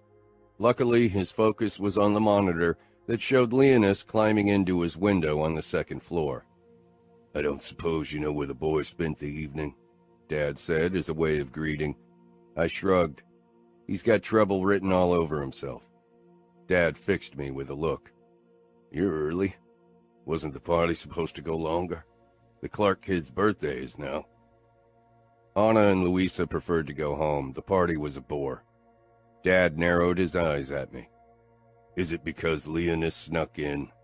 I nodded and then reached for my phone in my back pocket. But it wasn't there. Instead, I touched silky fabric. I pulled it out and stared at a dark green thong. I knew immediately whose underwear that was. Fuck. Dad snatched the thong from my hand and frowned. What's this? I know you've been single for a while, but you should still recognize female underwear. My heart was trying to jump out of my chest. Fuck. Dad rose to his feet, not a hint of amusement on his face. Son, whose damn panties are these? He dropped the thong on the table and pointed at the tiny label saying Fleur de Mal. I raised my eyebrows. That's the brand Valentina and her daughter buy. I snorted. Do I even want to know why you know this? Don't tell me you're so lonely you're stealing underwear. Dad hit me over the head. I was taller and stronger, and he was the only one who was allowed to do it. Because I've been a bodyguard for the Cavalleros for decades and pay attention to their shopping bags and the stores I drop them off. Dad grabbed my shirt. How did Anna's underwear get in your pocket, son? Dad looked as if he wanted to pummel me with his fists. He had a way of making me feel like a boy and not a 28-year-old man. It could just as well be Valentina's. Dad shook me, ripping one of the buttons off my shirt. That's not funny. He released me and ran a hand through his hair. I tried so hard to raise you well, but without your mom, I just failed. You didn't fail, Dad. You had to raise 2 kids after losing your wife and still work as a bodyguard. Dad looked at me with a worried look. I can't lose you too, Sonny. You won't lose me. Dad grabbed my face as if I were a little boy. I love you, son. And there's only one reason why I would betray my duty, why I would ever consider killing my capo, and that's if it was your life on the line. Dad, I said, prying his hands off. Stop being dramatic. Nobody's going to get killed. I'm not touching Anna. Tell Dante you can't accompany the girl to Paris. I grimaced. Unfortunately, I can't do that. Dad closed his eyes and sank down on the chair. You're already in trouble, aren't you? I touched his shoulder. Don't worry, I have it under control. Dad gave me a look that suggested he doubted it. You have the night shift? Until 5, then Taft takes over. Good, because I need you to turn a blind eye to me climbing into Anna's window. She has something I need back. Dad stared. I didn't bother explaining. It would only make things worse. I hurried out into the night and headed around the building, ducking when I passed Dante's office. The moment I arrived under Anna's window, my fury had rekindled. I couldn't believe she'd stolen my phone and stuffed her damn panties into my pocket. I used a chair to reach the banisters of the balcony, then pulled myself up. Unfortunately, this wasn't Anna's room, but Leonis, so I still had to climb awkwardly to the next window. Luckily, it was open. Anna always let air in before she went to bed. With a lunge, I swung myself onto the windowsill. Louisa let out a shriek, jerking the blankets up to cover herself. I cocked an eyebrow. She'd been in her nightgown, not naked. No need for such a fuss. Anna whirled around, body tense but immediately relaxed upon spotting me, and a sly smile spread on her face. Not the reaction I wanted. Of course, she made absolutely no move to hide any part of her scantily covered body. She was in some kind of silky hot pants with lace and a chemise with a plunging neckline. She sauntered over to me, and I regretted not waiting until the morning to confront her because of my cell. She leaned against the wall beside the window. The cool air had an immediate effect on her body, and I had to force my eyes away. I didn't peg you as the romantic type who'd climb up to the window of his beloved, she said with a triumphant smile. Where is it? I growled, jumping into the room. Louisa still clutched the blankets in front of herself. Go into the bathroom. This is a private conversation. I couldn't stand the look of shock and embarrassment on her face. It reminded me how inappropriate Anna's and my interactions had become. Louisa glanced at Anna, who nodded but never took her eyes off me, as if I were a wild animal who wanted to attack her. Anna often made me feel like one too, and I didn't like it one bit. Louisa hurried into the bathroom as if I'd come to maul her. If I mauled anyone, it would be Anna. "Where is it?" I glared down at Anna. "Where's what?" I released a slow breath through my nose, trying not to let the naughty sparkle in Anna's blue eyes rile me up. Rile me up even more. "My fucking phone, Anna. Don't play dumb. It doesn't suit you." "Someone's particularly grumpy today," she said, as she strode past me, her arm brushing mine, no doubt on purpose, and perched on the edge of her bed. "Didn't dear Dolora help you release some pent-up tension?" I didn't want to be in a room with Anna dressed like that while she was anywhere near a bed. I was glad for the sound of the running water in the bathroom, reminding me of Louisa's presence. I felt a little unhinged today, a sensation that was becoming a constant problem around Anna lately, and she knew it. She could sniff these things out like a fucking bloodhound. Dad was right. I should tell Dante I couldn't accompany Anna to Paris. But I had a feeling Anna would actually snitch on me after today, and part of me didn't want to let Anna out of my sight. The latter worried me far more than becoming the center of Dante's wrath if Anna told him about my adventures with married women. I held out my hand. "Give me my phone, or I'll search every inch of your room for it, and I won't be careful." Anna rolled her eyes, then flipped over onto her belly, presenting her perky ass to me and long, lean legs seemingly going on forever despite her petite form, as she stretched out to reach for something under her pillow. She rolled back on her back and held up my phone. "Get up and give it to me." "You have to get it if you want it." Why did every word from her mouth sound dirty? My damn mind was playing tricks on me. I needed to cut this madness short. I stalked toward her, glaring down at her as she sprawled on the bed, her lips puckered in a coy smile. I reached for the phone, but she let it drop over her head, out of reach. I was done. I put one knee down on the bed and leaned over her to get the damn cell phone. The moment I was over her, she murmured, "I could get used to the sight of you above me like that." I narrowed my eyes, and in a moment of blackout, I bent down and pressed my mouth to her ear. "You couldn't handle me, Anna. That's why I choose older married women and not fumbling, sensitive virgins like you." When Anna winced, I knew my words had hit their mark. I straightened and pushed my phone back into my pocket. Anna stared back at me coldly. "I deleted the video of Leonis in case you're looking for it." "I bet you downloaded it to your phone first, since you're so fond of blackmailing others." She sat up, and the look in her eye could have frozen hell and didn't match the sweet smile twisting those dangerous lips. "As long as I can have fun blackmailing you, I'm happy." Chapter 11. Anna. Frosty. That was the word that described my interactions with Santino in the following weeks. I was furious. Santino was even more furious. Neither of us would back down. As usual. That's why we hadn't shared a word except for public pleasantries when my engagement to Clifford rolled around at the start of October. Luckily, I had been busy with preparations for my engagement party, 18th birthday party, and my move to Paris. Provoking Santino had been the least of my worries, and if I really felt like riling him up, I still had the option of telling him about the photo I took of him and dear Dolora.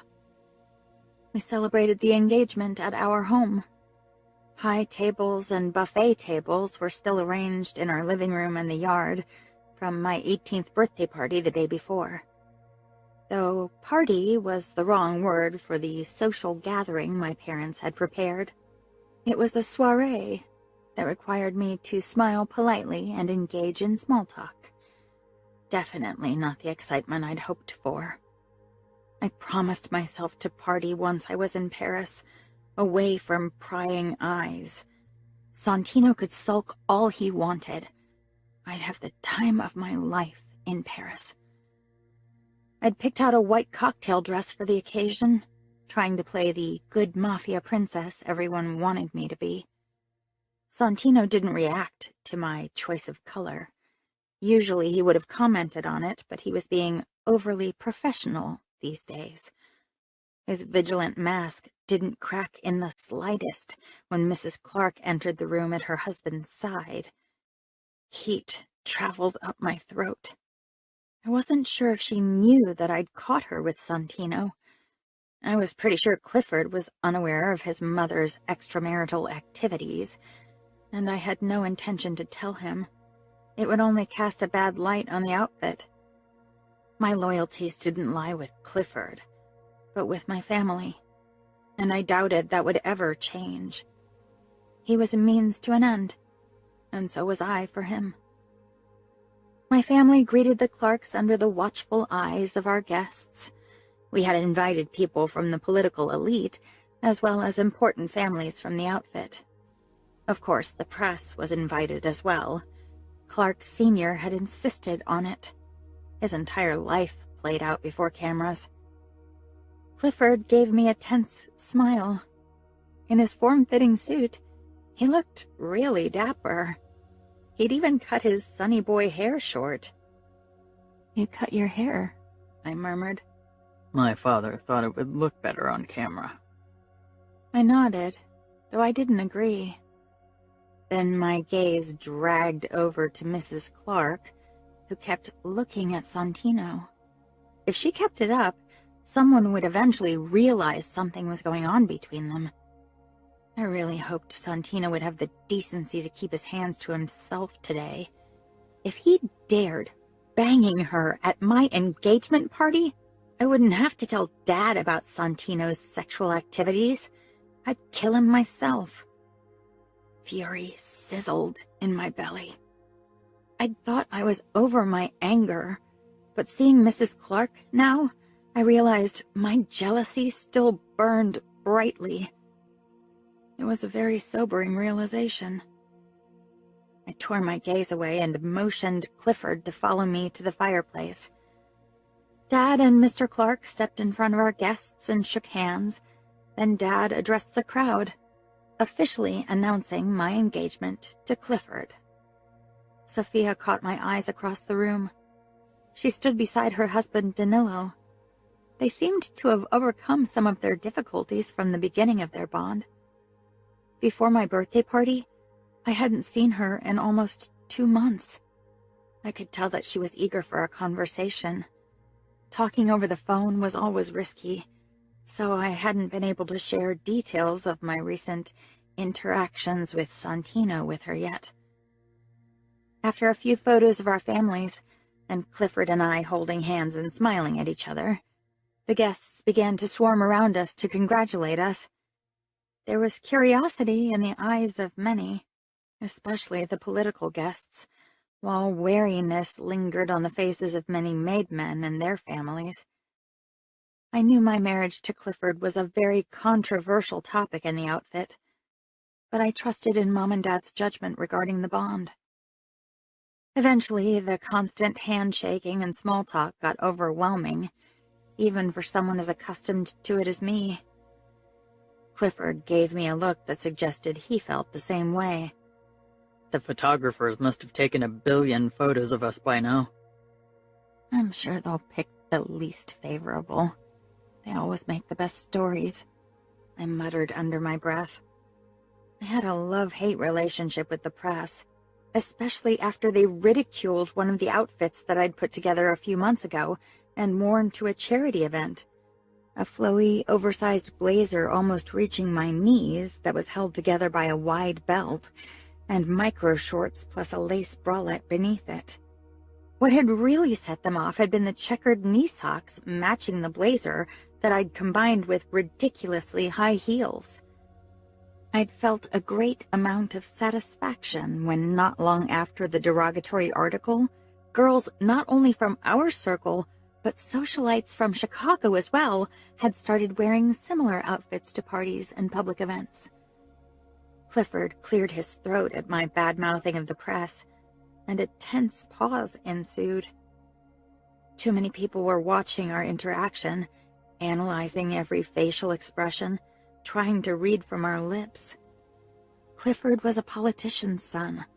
Pissing off the press probably was very high on his list of things to avoid. A good love story sells too. I shrugged. It probably did, but I wasn't sure we'd convince them our story was one of love. Maybe it was just my overthinking mind, but I doubted anyone would see sparks flying between Clifford and me. My gaze found Santino standing off to the side, watching everything with a bored expression. Anyone who thought only girls could have a resting bitch face had never seen Santino. His constant pissed-off look was legendary. "I'm used to attention, but today I feel like a zoo animal," I whispered. Clifford nodded and smiled as if I'd said something nice. He knew how to play the game. I smiled in turn, even if I didn't feel like it. How about we go somewhere more private? "I'd love to," I said immediately, needing a breather. Clifford lightly touched my shoulder as he steered me toward the door. I could see Santino watching us from across the room where he hovered behind Mom and Dad and chatted with one of the Clark's bodyguards that he hadn't offended yet. We stepped into the lobby, but even here a few people mingled to chat. We gave them smiles, and I nodded toward the back. Clifford and I headed toward the kitchen, which, of course, was also crowded with staff. But the kitchen had access to a part of the garden that usually only staff used for their breaks. Now, at the busiest time of the party, none of them were out there, so Clifford and I had some privacy as the door closed behind us. We settled on the chairs. "So now we're engaged," Clifford said in disbelief. "We are." Clifford pulled 2 cigarettes from the pocket in his pants and offered one to me, but I quickly shook my head. Even if staff was currently too busy for a break, they might poke their head out to check on us, and I didn't want them to see me smoking. That would undoubtedly reach my parents' ears in record time, and then I'd be in a whole world of trouble. Clifford gave a knowing smile. "Keeping up appearances. I get it." He lit his cigarette and took a deep drag.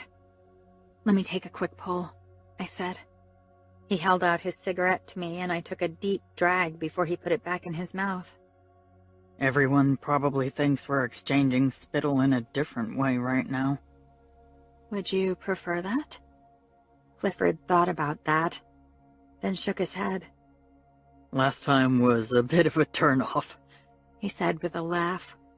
"Santino won't act like that again, especially at our engagement party." "I'm seeing someone anyway, so I can't kiss anyone else." My eyebrows shot up. "You're dating someone?" I'd taken sleeping around into consideration, but a relationship? That really posed the risk of Clifford going into our marriage in love with someone else. The odds definitely wouldn't be in our favor then. "Not dating. We're friends with benefits, but we agreed to be exclusive for the time being." I pursed my lips. My experiences with relationships were limited, but this sounded like dating, even if they didn't call it by that name. A rose by another name is still a rose, right? "So you're getting along well, have sex, and are faithful to each other. That's dating where I come from." "Does anyone in your world really date?" I narrowed my eyes. "Like I said, we both don't want a relationship." "Does she know about me? It'll be all over the news tomorrow." "She knows." "You didn't tell her about the deal, right? That was top secret after all." "No. I told her we're in an open relationship because we know we're too young to commit fully, but so madly in love that we know we're endgame." I snorted. Couldn't help it. "I hope this doesn't backfire and you'll be heartbroken when you have to marry me, and are in love with your friend with benefits. I could say the same to you, right? Only you have a bodyguard with benefits. I tensed. There's nothing between Santino and me. Clifford's expression made it clear that he didn't believe me. I'm not lying. We don't sleep with each other, and we definitely aren't in love. Technically, neither was a lie. I had the tiniest crush that I had every intention of killing very soon. Maybe that's true.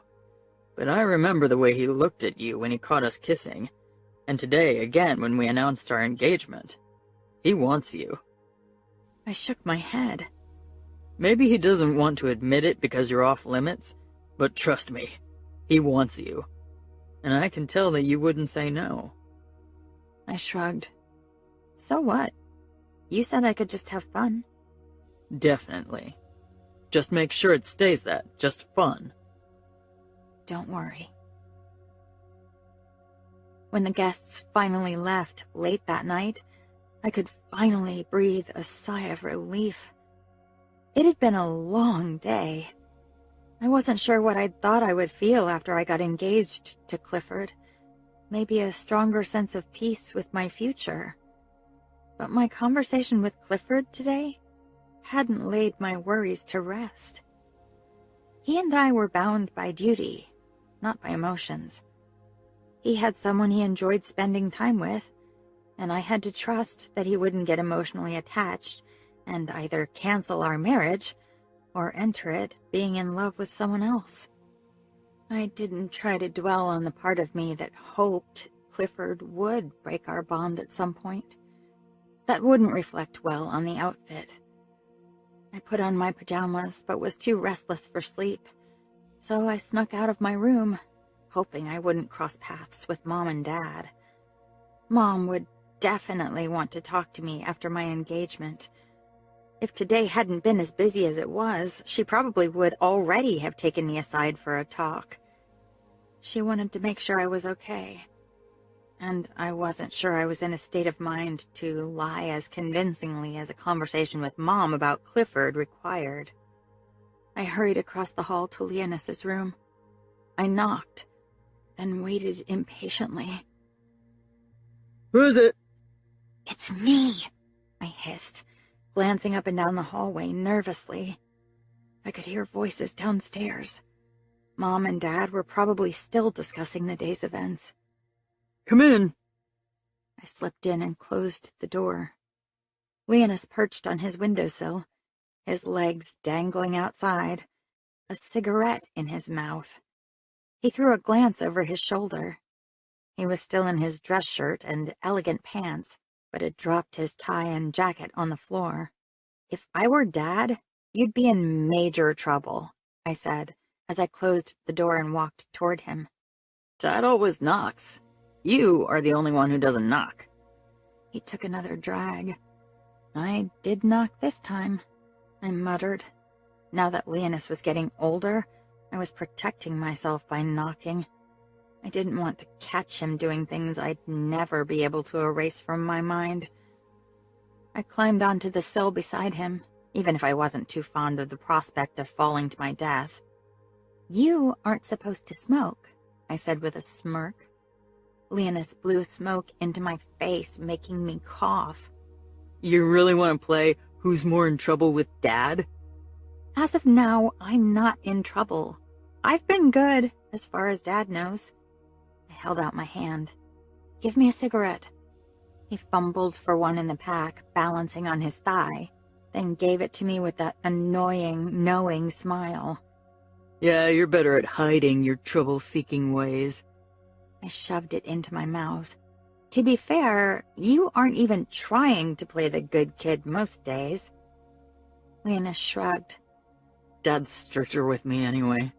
Comes with being a boy, I said around the cigarette in my mouth. Santino hates when you smoke.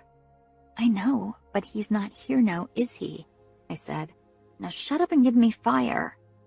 He lit up my cigarette. Bitch. Asshole.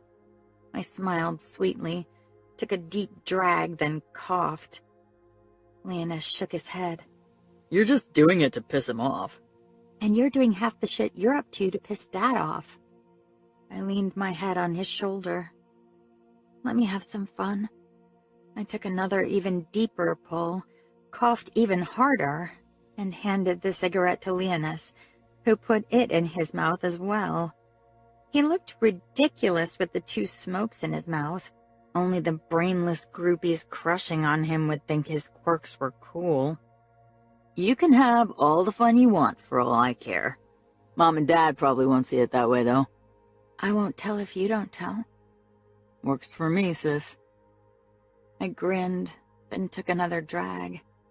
I never really liked smoking. Leonis was right. In the beginning, I did it to piss Santino off. Now it's become a stupid habit whenever I'm anxious. You realize Dad will hunt Santino down if he finds out there's something going on between you. Shut up! What are you talking about? There's nothing going on between us. Sure. I'll ask you again in a few months. Stay out of my love life. You don't have one. I glared. Well, I have every intention of changing that. Good luck with that. I cocked an eyebrow. As my brother, you should tell me to stay away from men. You're not doing a good job being the overprotective made man. I'll protect you from real dangers, don't worry. But I sure as fuck won't protect your hymen, sis. I grimaced. Do me a favor and never say that word again. I'm having fun, so why shouldn't you? Clifford isn't waiting for marriage either. You know most people in the outfit won't see it that way. If they find out I lost it to anyone but my husband, there'll be a scandal. I'll make sure to cause an even bigger scandal to distract them from you. I laughed. I'm sure you'd succeed. The following weeks and months passed in a blink, and before I knew it, I'd attended my last 2 social events in January, Dad's and Danilo's birthdays. Wistfulness caught me by surprise when I closed my suitcase one day before I'd leave for Paris. This was it. Tomorrow, I'd leave Chicago and my family behind for months, possibly years. If all went to plan, I'd be gone for 3 years. My stomach flipped with nerves. I'd never been separated from my family for that long. A weekend in our lake house had been the extent of it. Suddenly, I was terrified. I was used to having a tight-knit family and always someone to talk to. In the future, I'd have to pick up a phone, and that meant being careful what I said, because you never knew who was listening. I swallowed. Of course, there would be Santino, but he and I weren't really on speaking terms right now. I had every intention to change that in Paris, but I wasn't sure if our relationship would ever reach a level that would make me feel comfortable sharing problems with him. A soft knock rang out. "Come in," I called. But nothing happened. Instead, another soft knock sounded. I got up and went over to the door. I found Bee's little face looking up at me when I opened the door. She held her favorite stuffed animal in her arms, a pink pig called Peppa. I'd watched too many episodes of the series with her to feel the same joy seeing the well-loved toy as Bee did. "Can I come in?" Bee asked with a sweet smile. I opened the door wide. "Of course." Bee tiptoed in almost shyly, regarding my suitcases warily. She bit her lower lip, clutching Peppa Pig even closer. "Is everything all right?" I asked, getting down on my haunches in front of my little sister. "I don't want you to go. I'll miss you too much." Tears sprang into my eyes. I hugged her tightly. When I'd made plans to go to Paris, I hadn't thought about what that would mean for Bee. She was only 5. I'd miss so much of her growing up while I was gone. I pulled back and pushed her blonde hair out of her eyes. I'll come visit often. And maybe you can visit me in Paris as well. Then we can go to the Eiffel Tower and have hot chocolate in one of the artsy cafes near Montmartre. What's that? A beautiful part of Paris up on a hill. You'll love it. She nodded gravely, then held out her pig. This is for you. I took it. For me? So you'll remember me in Paris. But it's your favorite. She nodded again, looking even more serious.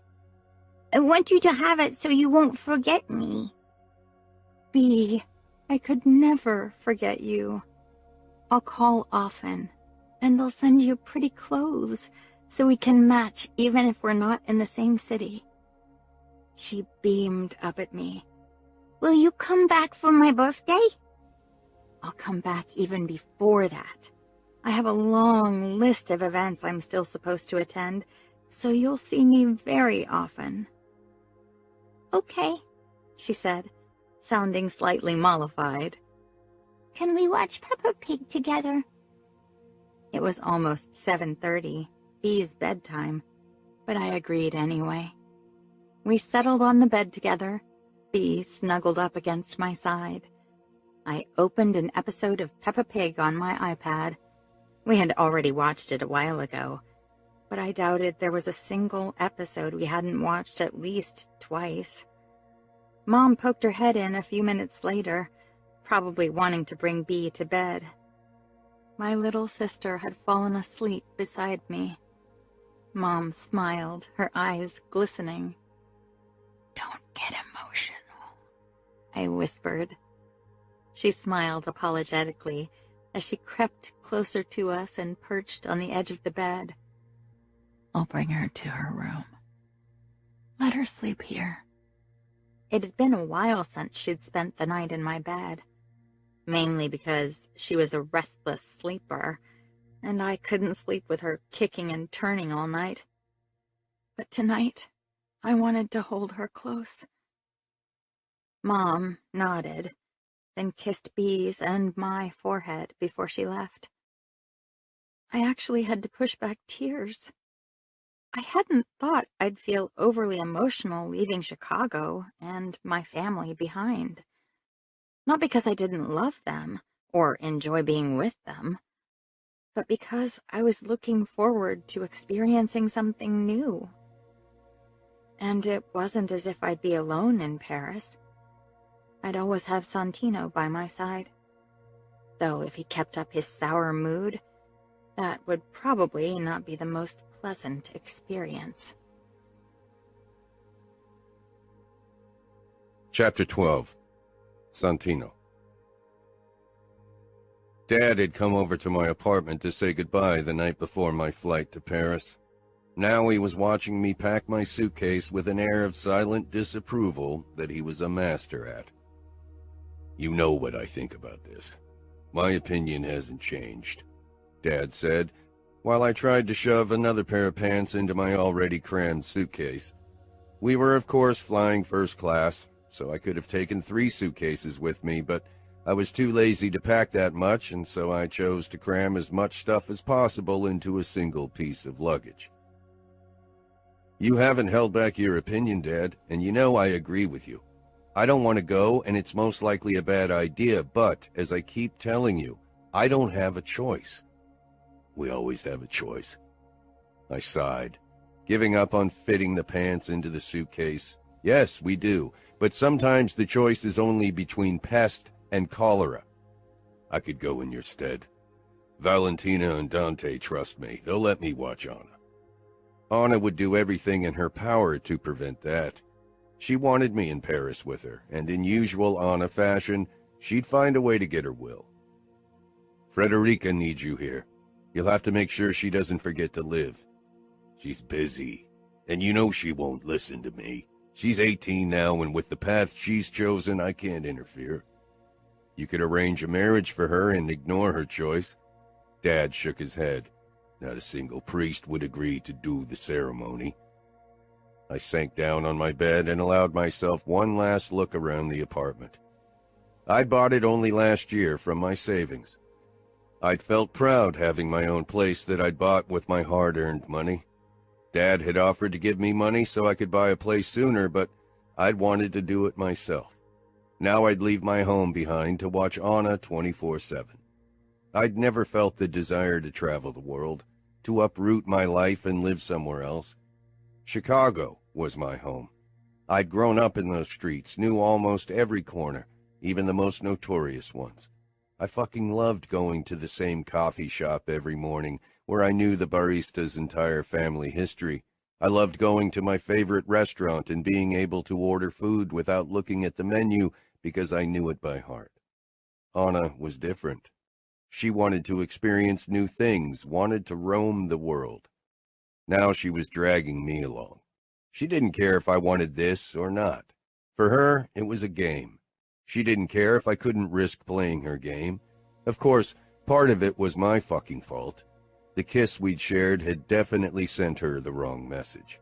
Now she would be even more determined to push my buttons, and Paris was the perfect place for that. I had sworn myself not to fall trap to her mind fuckery again. I had plenty of self-control in general. In the last few months, I'd reinforced my walls, had been as professional around Anna as humanly possible, had let out whatever pent-up energy I had in the gym, or with one of the lonely wives who wanted dick. Anna had respected the new boundaries I'd set, which could mean only one thing. She was waiting for a better time to attack, and I knew exactly when that would be. In Paris, the goddamn city of love. What bullshit. The next day, around lunchtime, Dad and I headed to the Cavallaro mansion together in his car. Our flight was scheduled in the late afternoon, so we had time. 3 suitcases waited in the entrance hall when we stepped into the house. Anna was probably still packing her 3 suitcases in her room. To my surprise, I spotted her in the living room with her little sister Bea on her lap. "Where's the rest?" I motioned at the suitcases. "My father and I are going to load them into the car now." "That's all," Anna said. "Mom has 1 suitcase and I have 2. "Only 2? Are you sure you have packed enough outfits?" Anna gave me a sweet smile. "Paris is the home of fashion. Why should I bring what I can buy there or create myself?" Dante came out of his office and headed my way. "We'll say our goodbyes here. I don't want to draw too much attention to your trip to Paris." "That's reasonable." I glanced at the clock. "We should leave in about 15 minutes just to make sure we have plenty of time." Dad and I carried the suitcases out to the car, and when we returned, the Cavallaros were already in the midst of their farewells. Valentina held Bea in her arms, who clung tightly to her mother. Anna was wrapped in her father's arms and actually crying. Despite having worked for the Cavallaros for years, I couldn't remember the last time I'd seen Anna cry. She was like her father in that regard. I stepped back outside to give them some privacy, but kept glancing inside from the corner of my eye as Anna hugged her brother next. Those two often fought, but you could tell they were close. Watching Anna being so honestly emotional and cry, I felt a hint of guilt over being an asshole to her most of the time. But it was the only way how I could keep her at a distance. I really wished I hadn't seen this vulnerable side of Anna. Fuck. Now I would have an even harder time pushing her away. Dad watched me, no longer disapproving, but with honest concern. "Everything's going to be fine." He nodded, but he didn't believe it. In all honesty, neither did I. Anna. When we boarded the plane to Paris in late January, I could have danced with joy. Until the last moment, I'd been worried Dad would change his mind and not allow me to leave for France. The wistfulness and sadness lifted off my shoulders as soon as we lifted off the ground. Mom accompanied us and would stay for a week to help me settle in and to make sure everything was to her satisfaction. Of course, I knew she also wanted to make sure Santino and I didn't seem too close. That was the only advantage of the Cold War between Santino and me at the moment. Nobody would suspect there could ever be anything between us. When I stepped into the apartment that Dad had rented for us, my heart did a little jump.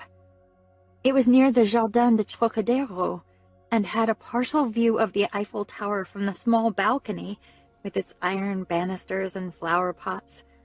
A small round metal table and 2 very uncomfortable matching chairs filled the space. I couldn't wait to have breakfast there. It was a 2-bedroom place with high ceilings and old wooden floors. The interior was a mix of a few old Art Nouveau pieces and modern French furniture from Roche-Beaubois. I was in heaven. I hugged Mom tightly, completely overwhelmed. It's perfect. Your dad and I picked it together. I wish Dad could be here now. We'll all come to visit you soon, Anna. That was several months away. I bit my lip. I hope nothing happens that'll force Dad to stay in Chicago. Dad was dutiful and wouldn't leave his men to deal with problems alone if something major happened. But he'd never missed one of our family holidays, not birthdays, Christmas, or Easter. And I really hoped this time would be no different. I glanced over my shoulder at Santino, who lounged on the colorful sofa. With his sour expression, he looked out of place amid the red and orange and yellow of the Missoni fabric of the Roche-Beaubois sofa. His arms were stretched out on the backrest, and his legs parted in his usual bad boy man-spread way. He slanted me a look, his expression unmoving. "You can pick a room," I told him. He pushed to his feet without a word and checked the 2 bedrooms. Even the cold shoulder treatment from him was hot. Mom touched my shoulder, and I met her gaze.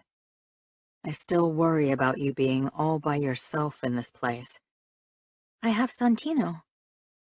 Mom's lips pursed. With a grown man under the same roof. Mom, now you sound like grandmother. Dad's mom was ancient, and so were her views. I'm worried about you. I can handle myself. I have been alone with Santino before, and he's such a dutiful killjoy. You really don't have to worry about me having too much fun. He'll prevent it, trust me. Mom laughed, looking entirely too happy about that. Your dad will be very pleased. I'm sure he had a conversation with Santino before we left Chicago. Of course. I shook my head. Santino came back out of the bedroom to the left and closer to the entrance door. I'll take this one. I strode into the other bedroom. It didn't have a view of the Eiffel Tower like the living room, only at the facade of the houses across the street. But I still loved the room for its chic coziness. Then something registered on me. Where's the bathroom? In Europe, ensuite bathrooms aren't common, especially in older buildings. There's only one shared bathroom. Santino would hate it, and I wasn't quite sure I enjoyed the shared toilet situation. Santino and I weren't at a point in our relationship where I wanted him to know I had any kind of body functions. Yet the shared bathroom offered many opportunities for accidental nudity. The idea of catching Santino under the shower was definitely pleasant. Mom and I would share my queen-sized bed for the week that she was going to be in Paris. I still had 3 weeks before the first introductory courses would begin, which was perfect to get acclimated and get used to speaking French. My practical skills were a bit rusty. I thoroughly enjoyed the days with Mom. Since Bee had been born, I'd very rarely had her completely to myself. So going shopping on the Avenue des Champs-Élysées together and sightseeing every beautiful corner of Paris proved to be a wonderful experience. Santino managed to fade into the background, giving us space while keeping a close eye on us, and I really appreciated his ability to gift us with a feeling of normalcy. I felt already freer than I ever had in Chicago. In Paris, nobody knew us, and with Santino's discreet way of watching us, nobody even knew we were guarded. On our last evening together before Mom would return to Chicago, she and I leaned against the headboard of my bed, talking for a long time. I rested my head on her shoulder, soaking in her comforting scent. Do you ever miss the days when you were younger and not a capo's wife? Everyone's attention is always on you. Mom didn't answer right away. Even before I married your dad, I was being judged and had a certain level of attention on myself due to my backstory. But of course, being a Cavallaro multiplies the pressure.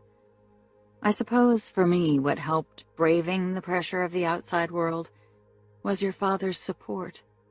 I knew he had my back, and in private I could be myself without the pressure of expectations. Our family gave me the necessary cushion to fall on.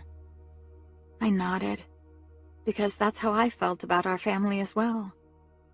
I hope Clifford will have my back. Mom took my hand. Once he'll get to know you better, he will. He'll realize how wonderful you are. How could he not? I laughed. I think you're biased. I want you to be happy, Anna. Your dad and I chose Clifford because we think he could give you the kind of life you desire. If I was promised to a made man, I couldn't have studied in Paris, so you've made the right choice. For now, being engaged to Clifford gave me more freedom than I'd ever dared to dream of. Whatever happened after I married Clifford, I would handle it then. Santino. I couldn't sleep, so I settled on the balcony despite the cold. Tomorrow, Valentina would fly back home and leave me alone with Anna. The last few days in Paris, and even before that, in the weeks leading up to our trip, Anna had kept her distance and been civilly polite. I didn't trust her sudden reserve. The moment Valentina was gone, Anna would attack. I could practically smell her eagerness to push my buttons. The floorboards groaned under quiet steps. I was surprised when Valentina settled on the chair beside me, wrapped in a thick woolen coat and still shivering. "I see you can't sleep either," she said pleasantly, but I didn't miss the underlying tension. She had come out with a purpose in mind. "Before I'm returning home tomorrow, I'd like to have a word with you." I leaned back with a sardonic smile. "Your husband already gave me a very impressive warning before we left for Paris." "I'm sure he did, but I'm also sure that Dante, as most fathers, doesn't notice the little details like mothers do." I waited expectantly. I doubted Anna shared any of her excessive flirting or blackmailing with her mother. Anna was too clever for that, and even if she trusted her mother, she wouldn't risk Paris for that. 10 years become less and less relevant over time. Anna is of age. That's a fact that definitely will have changed things, not just in her mind, but also in yours. Being of age isn't the main deterrence in our world. Anna is my capo's daughter. That's what really matters. Maybe. But you're also far from home, and Anna knows this is her shot at freedom. You're the easiest option for her. Ouch. That was one way to look at it, and probably not far from the truth. Anna wanted fun without the risk of losing her good girl reputation. With me, she wouldn't have to worry about word getting out. I'd chew my own dick off before spreading the news that I was banging her. I have to say, I'm surprised you're so invested in making sure Anna doesn't enjoy herself too much in Paris. I thought you were one of the strongest supporters of allowing girls to not be virgins until their wedding. You misunderstand me. I'm concerned for Anna's safety. I don't mind if she meets a boy her age and experiences the same things Clifford does as long as I know she's safe. But I don't want her to start anything with you. I know Anna has had a crush on you when she was younger. I'm not sure about the current state of things because she's become better at masking her emotions, but like I said, you're a safe and easy option for her. I don't want you to take her up on any advances. So, some random French guy was good enough, but I wasn't. What the fuck? As if Valentina could read my thoughts, she continued, unfazed. Any boy she meets here will be forgotten once she's back in Chicago, but you'll be around, and that's a catastrophe about to happen. I want your word that you won't touch Anna, and that you'll let me know if she tries anything, so I can either send her a new bodyguard or bring her back home. I sighed. I promise.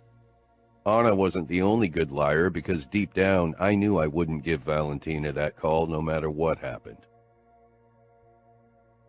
Valentina disappeared in the security check area, and Anna turned to me with a serene smile that set my alarm bells off. Don't try anything, or I'll call your father even if it costs me my job. She smiled in that innocent way that didn't fool me anymore. I don't know what you're talking about. The fuck she didn't. This girl had trouble written all over her. When she settled on the passenger seat in our rental car, I half expected her to try something as I drove us home, but she surprised me by glancing out the window almost contemplatively. Maybe she had finally accepted that we couldn't happen. It was a little disconcerting that I didn't feel the elation that I should. We should consider giving back the car and renting a Vespa instead. We could weave through traffic and not get stuck in it, she said, when we'd been crawling through Parisian traffic for almost an hour. I followed her gaze toward a mint-colored Vespa. The guy driving the thing wore a matching helmet and tight pants that accentuated long, lean legs that would make most girls jealous. I'm not metrosexual enough for that. Anna rolled her eyes. Being manly isn't linked to what vehicle you drive, it's a practical choice. Where's the fun in that? You'd be surprised how much fun you could have doing the unexpected. Chapter 13. Anna. Part of me was sad when Mom left Paris 7 days after our arrival, but she was needed back in Chicago. But the other part was eager to finally experience the city on my own terms and be alone with Santino. He'd probably have preferred if my mom had stayed. He knew all bets would be off once we were alone, and he was worried. For good reason. His control was slipping, and I'd make sure to crash through it like a wrecking ball. But first, I wanted to enjoy Paris on my own terms, really soak everything in. For the first time in my life, I was so far away from home, without my parents, without the pressure of being a capo's daughter resting on my shoulders. Santino knew my flaws. He certainly didn't expect me to act like the good girl everyone expected me to be. He knew I wasn't.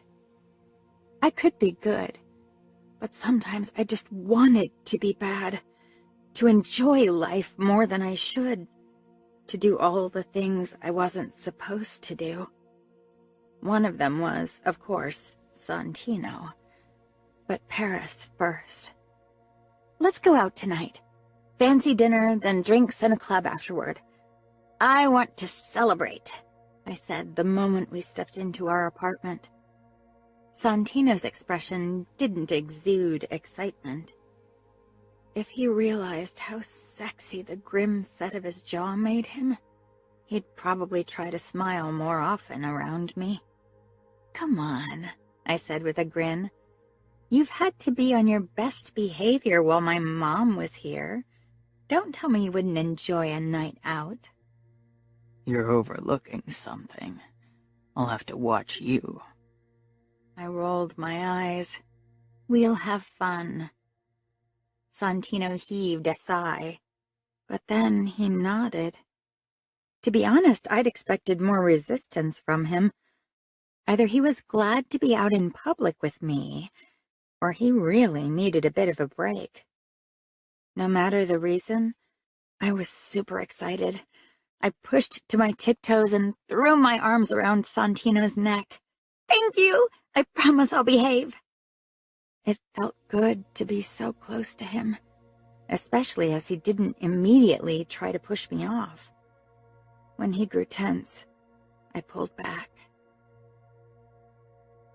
A few hours later, I emerged from the bathroom, ready for the night, dressed in black hot pants and a short, form-fitting black blazer with big golden buttons that made it look like a naval uniform. Beneath it, I wore a white bandeau top with narrow sleeves that left my shoulders bare. To make the look perfect, I wore a cute bonnet that rounded off the sailor look.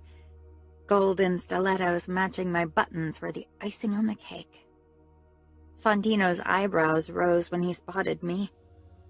When are we setting sail? I turned around myself to show him the look, knowing my butt looked spectacular in the hot pants. I'm not someone who wants to follow a trend. I want to be the person who creates a trend.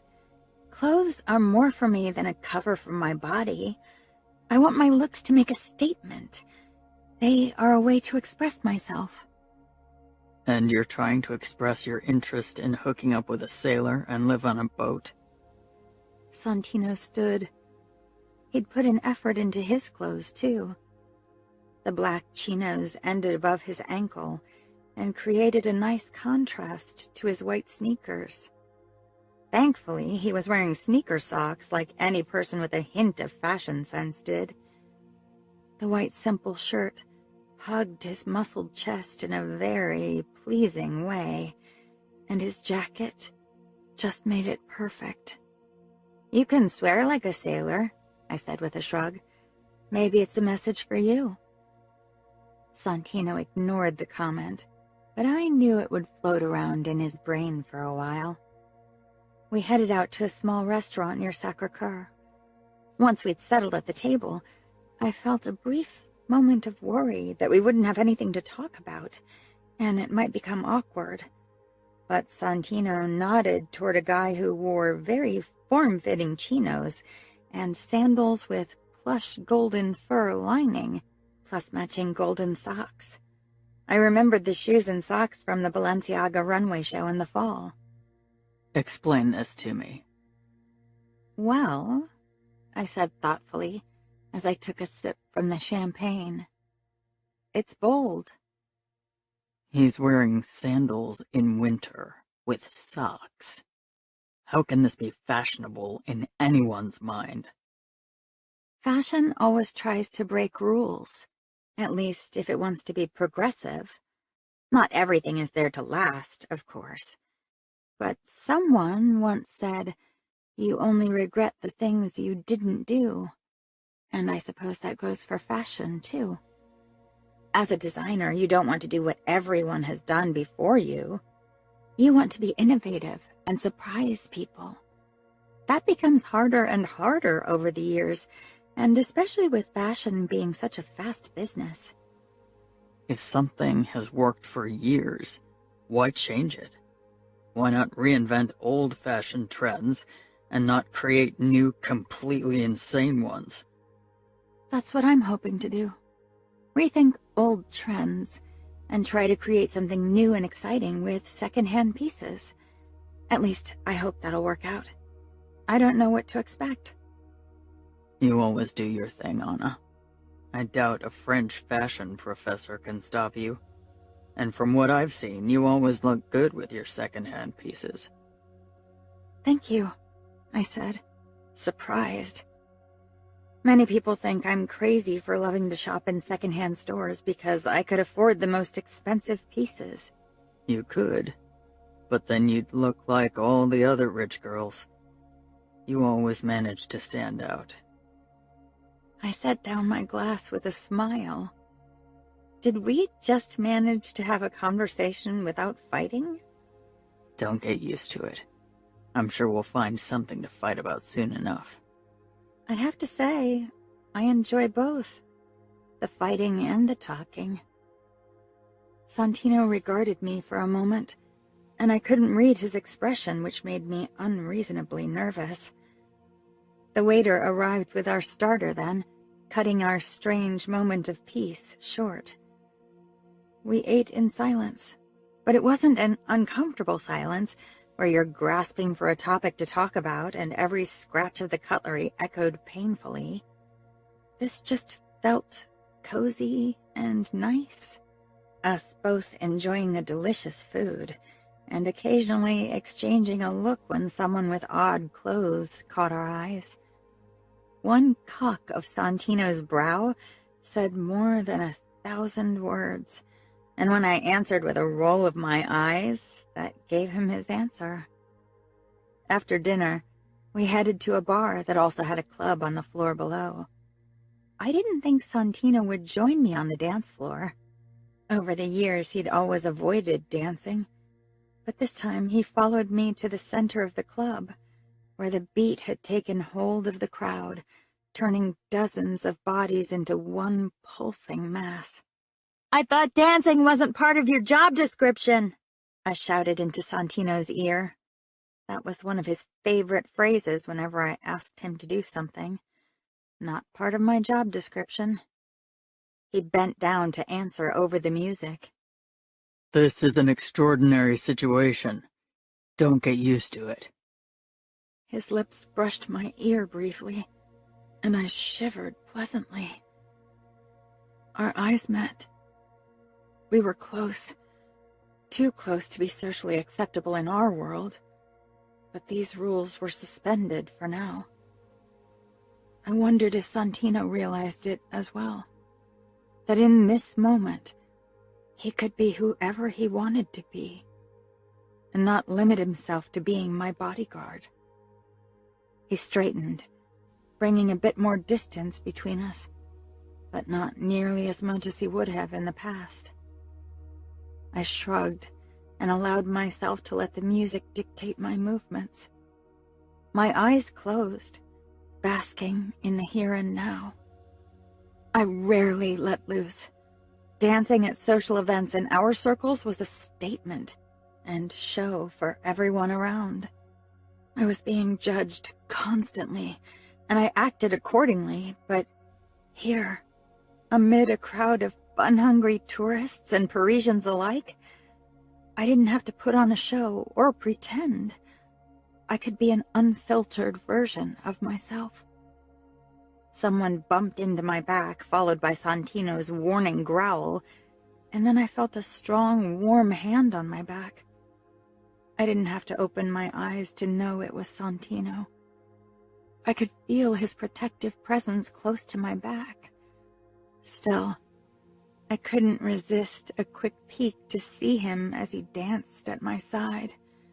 Tall and strong, shielding me from everyone around, not just with his body, but also with his warning expression. I got a little thrill. Our eyes met, and I smiled. It wasn't meant to provoke or tease. For once, I just wanted to show Santino my appreciation for the chance he was giving me to do this, even if it had taken some light coercion. Maybe it was my imagination, but I thought he lightly stroked my back in response, even as his face remained unmoving. The music changed, becoming slower, and the dance floor filled even more, forcing me and Santino even closer together. His hand moved to my side lightly. The touch was still protective, but I felt it everywhere. I leaned back, pressing my back to Santino's front, and my head to his chest. "Oh no," Santino growled. "Let me enjoy this moment. It'll pass soon enough." Santino lightly squeezed my hip. I wasn't sure if it was a warning or agreement, but he didn't step back, and so we swayed to the gentler beat, body against body, his heartbeat pounding against me. His heat scorched me, and the crisp scent of his aftershave flooded my nose. I could have stayed in this moment forever. But the music changed once more, back to a fast tune, and we drifted apart. Eventually, we moved back to the bar for another drink. Santino settled for something non-alcoholic, always on duty, but I opted for another cocktail. I could already feel the alcohol take effect, enhancing this new feeling of unbridled freedom. When we walked home in the early morning hours, me slightly tipsy, and Santino as vigilant as always, I could tell that something felt different between us. Maybe it was that Santino, for once, treated me like a normal woman, and not a petulant child and a bother. He was almost relaxed, and I too felt comfortable in a way I did with very few people. Santino felt a bit like family, in the way that I knew I could trust him and be myself around him, but definitely not in a related way. Nothing about my feelings for Santino was chaste enough for that. When we arrived in our apartment, Santino settled on the sofa with a glass of Pernod, finally off duty. I hovered in the living room, unwilling to get ready for bed, unwilling to leave, knowing in the morning things would probably be back to normal, to us fighting and Santino keeping his distance, and me trying to break through it with teasing and provocation. "Can I have one?" I asked, motioning at the milky white drink. Santino stood and poured me a small sip of Pernod in a long drink glass, before he added water, apparently the only way to enjoy Pernod. I settled beside him on the sofa, taking the glass and sniffing at it. I'd never had this drink before, and as the strong note of anise hit my nose, I was fairly certain this would be a once-in-a-lifetime experience. Santino gave me a sardonic smile. It's not an easy drink. I suppose it's fitting. A complicated drink for a complicated man.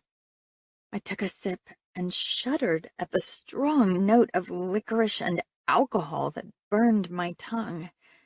I'd need at least a gallon of water to dilute the taste. Huh! I blew out a deep breath and suppressed another shudder.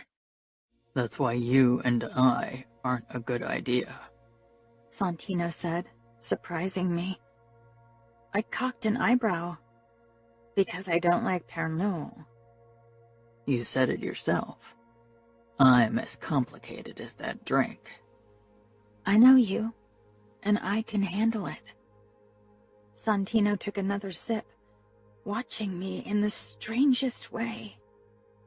I raised the glass to my lips again as well, trying to prove a point, which of course led to another wave of shudders as Pernod hit my taste buds. Santino took the glass from me. It's a good thing to know when it's enough, or when you shouldn't even start in the first place. Have you never heard of the term acquired taste? Over the years, that's happened with you. Santino chuckled and shook his head, muttering something under his breath. You are God's way to punish me on Earth, Anna. Well, I'm a hell of a good time, that's for sure. He laughed some more and finished his Pernod, then mine. Go to bed. On any other day, I would have made an inappropriate comment. But this moment right there, and the whole evening, felt too special to ruin it with something like that. And so, I only leaned in and gave him a peck on the cheek before I stood. Sweet dreams, Santino. I could feel his eyes following me as I headed into the bathroom to get ready. Inside, I took a deep breath, trying to suppress the wave of loneliness and longing I felt. I wanted to snuggle up to Santino and talk through the night, This was such a strange thing to want. But today I felt closer to him than ever before. I'd always been strongly physically attracted to him, but now another layer had been added, which was disconcerting. I wasn't sure if I wanted this new feeling to last or pass. The latter was probably the wiser choice, considering everything. Emotions weren't practical, not when they posed a risk for the future that lay ahead of me. Santino was already awake when I came out of my bedroom around 9 the next morning.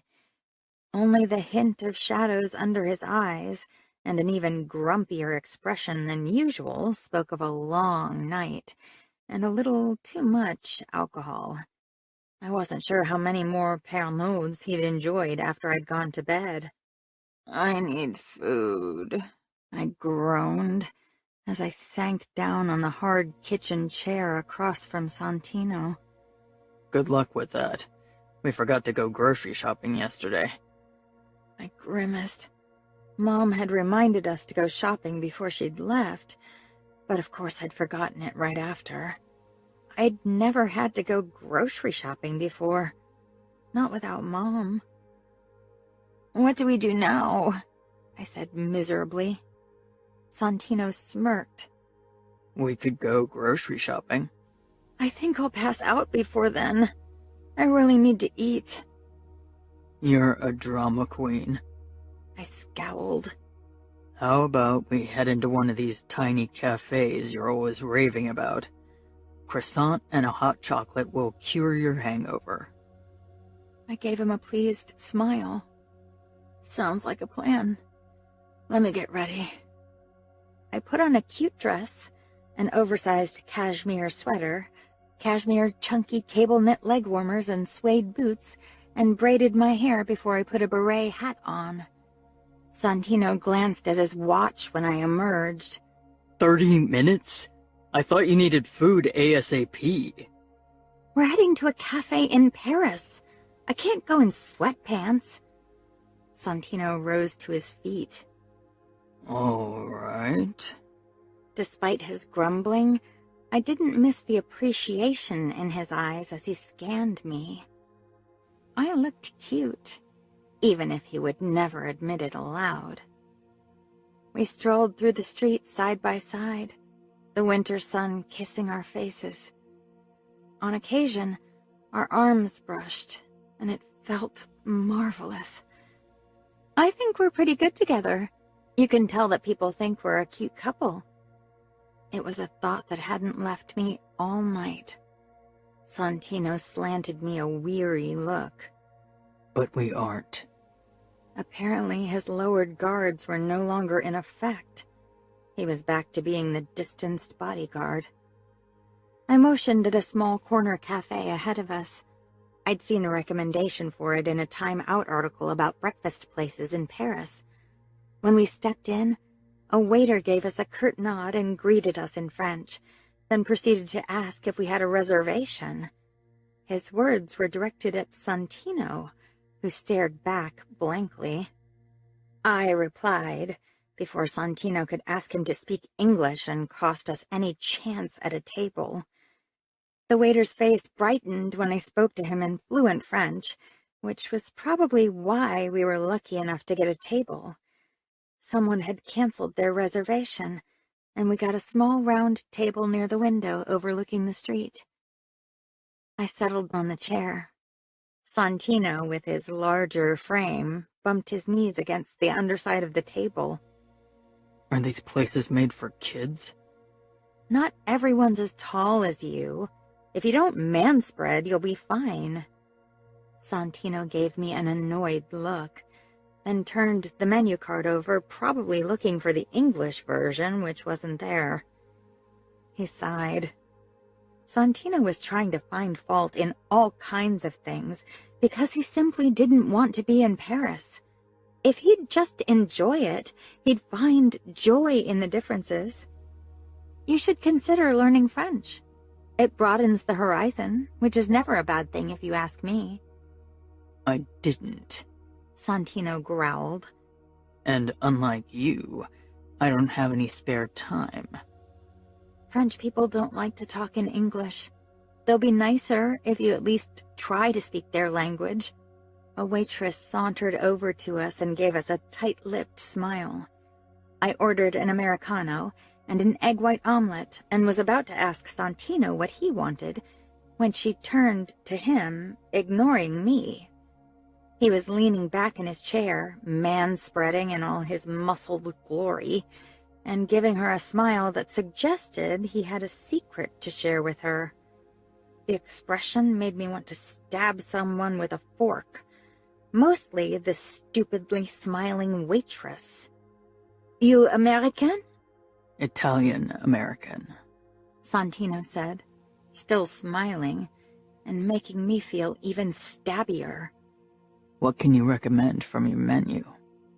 She oohed and ahed for too long before she read the entire menu to Santino, despite other customers waiting to be served, and then proceeded to take Santino's order in English without batting an eye. She whirled around without another look in my direction. "You ordered half the menu. Have you invited anyone over I'm not aware of?" I'm starving. Just because the waitress was making the moves on you, and thus making an effort to talk in English, doesn't mean you shouldn't try to learn at least some basic French. It's disrespectful to live in a country and not learn the language. It wasn't my choice to live in France, was it? That doesn't change the fact that you're here now. I'm being nice to the locals, as the waitress can attest, while you gave her the evil eye. I pressed my lips together to stop myself from saying something very petty. I needed a coffee before I could embark on a verbal battle with Santino. The waitress came back soon after with our drinks, and part of Santino's order, not my omelet though. I took a deep sip from my coffee, then glanced back toward the kitchen, hoping for my food to arrive soon. My belly was already grumbling angrily. I was always starving after I drank too much alcohol, one of the reasons why I tried to limit my intake. Santino held out the basket with croissants, plain and chocolate. Take one. They're really good. He emphasized his words by taking a bite from a plain croissant after he dipped it in raspberry jam.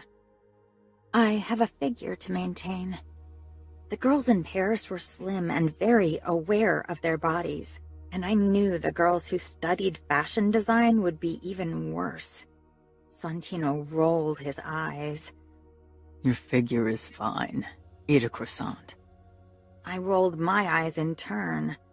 I'm sure my omelet will be here any moment. Santino ripped a piece off his croissant and held it out before my face. Come on, be a good girl for once and take a bite. Had he really just said, be a good girl? I was equally annoyed and thrilled. Instead of a snappy comeback, I leaned forward and snatched up the piece, my lips brushing his fingers. Santino's eyes locked on mine. He was probably as surprised by my actions as me. The buttery taste of the croissant filled my mouth. I sat back, licking a few crumbs off my lips. Santino never took his eyes off me. The intensity of his gaze had a new quality. In the past, he only ever reached this level with pure fury. But it wasn't fury that I saw in his eyes. Chapter 14. Santino. My fingers tingled. Strike that. My entire body tingled because my boss's daughter had touched my skin with her daringly smiling lips. Last night, I dreamed of her. It wasn't the first time, but it had definitely been the most vivid and dirtiest dream. I really hoped that was a one-time slip, and the result of too much Pernod, but the way my pulse sped up as I watched Anna now, I harbored little hope for myself. I took a sip from my coffee. I needed to shift my focus to other things, other women preferably. Anna was a job, not a woman.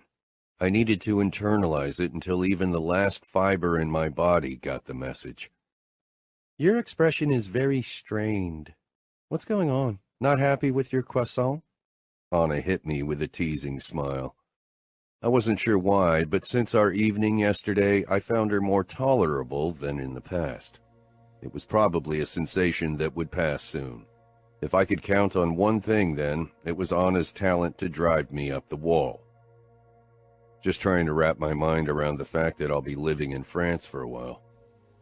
There are far worse places to live than Paris. I had to admit, I was pleasantly surprised by Paris so far, but I still would have preferred to return to Chicago. How about we do something you want today? Anna suggested, surprising me. Unfortunately, my mind went straight to a scene from my dream last night, which was definitely not something that would happen today. Or any day. I hadn't done much research on Paris. It wasn't a leisure trip after all, but there was one thing that had caught my eye when I'd read about the city before our trip. The catacombs. Doing the catacombs on a cold winter day and walking home in the snowy rain probably wasn't the best choice. Anna was shivering when we finally got home. Admit it, you were trying to let me freeze to death so you could return to Chicago. If you freeze to death under my watch, I better not return to Chicago. Your father would make my last days on Earth very unpleasant. Dad's a fair capo. I smiled sardonically. Maybe she forgot that I had been his enforcer for years. Yes, Dante was fair, but that didn't make him any less brutal and ruthless than any other capo. He judged you by his standards of moral and fairness. I don't think that would be the case if you were concerned. Then you better make sure I warm up quickly, Anna said, peeling off her soaked blazer. The blouse beneath it was see-through and clung to her body. Her lace bra teased me through the sheer fabric. Take a hot shower, I said. I didn't easily feel cold, but even I was looking forward to a warm shower later. Anna leaned in the doorway to the bathroom, snowflakes melting on her hair. We could take a shower together? She bit her lip. Or you could start by warming my lips with yours? Had she forgotten that kissing her had brought me here in the first place? And the worst thing was that I couldn't stop thinking about it. Why would I kiss you again? So you can blackmail me again? I kicked off my wet shoes. She sighed, crossing her arms in front of her chest. I'm sorry about that. I shouldn't have used our kiss against you, and I swear I won't ever do it again.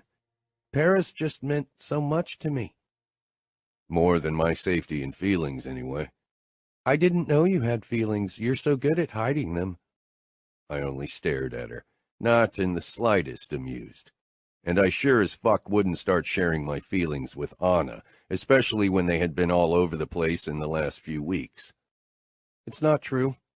I would have never told Dad anything, even if you hadn't done what I wanted. I'm supposed to take your words for that. Anna looked honestly hurt, but I didn't want to let her off easily. No one had ever blackmailed me before. I've never ratted someone out when it really mattered, not even Leonis after he pissed me off. I guess we'll never know. I'm here in Paris now, so you got your wish. She looked away. Then don't believe me. She disappeared into the bathroom, and for some reason, I felt a hint of guilt when it was really Anna would feel that way. That woman was messing with my mind again. I went into my room and got out of my wet clothes and put on warm sweatpants. A screech rang out. I raced out of my room, grabbing my gun on the way and storming into the bathroom, not even thinking about it. Anna stood in front of the shower stall, dripping wet and stark naked. I froze, my mind drawing a blank for a moment. I lowered my gun. What's going on? My voice was strangely hoarse. Anna's eyes took in my naked chest, and she didn't bother covering herself. I should have looked away, but I simply couldn't. She was absolutely breathtaking. My imagination, even my wildest dreams, hadn't done her justice. Goosebumps covered her entire body. Her nipples were hard and dusty pink, her breasts perfectly round. Droplets of water traveled down her belly, catching in her lovely belly button, except for a few wayward drops that slid lower to the trimmed triangle of dark hair. I forced my gaze back up, only to meet Anna's coy smile. Like what you see? Like. I was fucking mesmerized. Why did you scream? The water suddenly turned ice cold. I narrowed my eyes as I walked closer to her. I grabbed a towel and held it out to her. She needed to cover herself if I wanted to focus on anything but her body. Here. She took the towel with a cocked eyebrow, but simply held it in her hand instead of wrapping it around herself. Gritting my teeth, I reached inside the shower stall only to feel warm water. The water's warm. Anna held her fingers beneath the stream. I really tried to ignore how close her naked body was to mine, how good she smelled, how much I wanted to reach out and pull her against me. Her lips formed an O when she felt the water. She gave me a sheepish smile. It was cold, I swear. I told you to stop your games. I don't play any games, Santino. You're being pissed on principle because you don't want to be here. Damn right. I took a step back from her, needing more distance between her tantalizing naked body and me. Things were slipping out of my control. I could practically feel it. I hated that Anna had that much control over me, and I just wanted to get my control back. Have you ever considered that I didn't want to leave my entire life, my family and friends behind, all for you? Anna. Santino looked absolutely furious.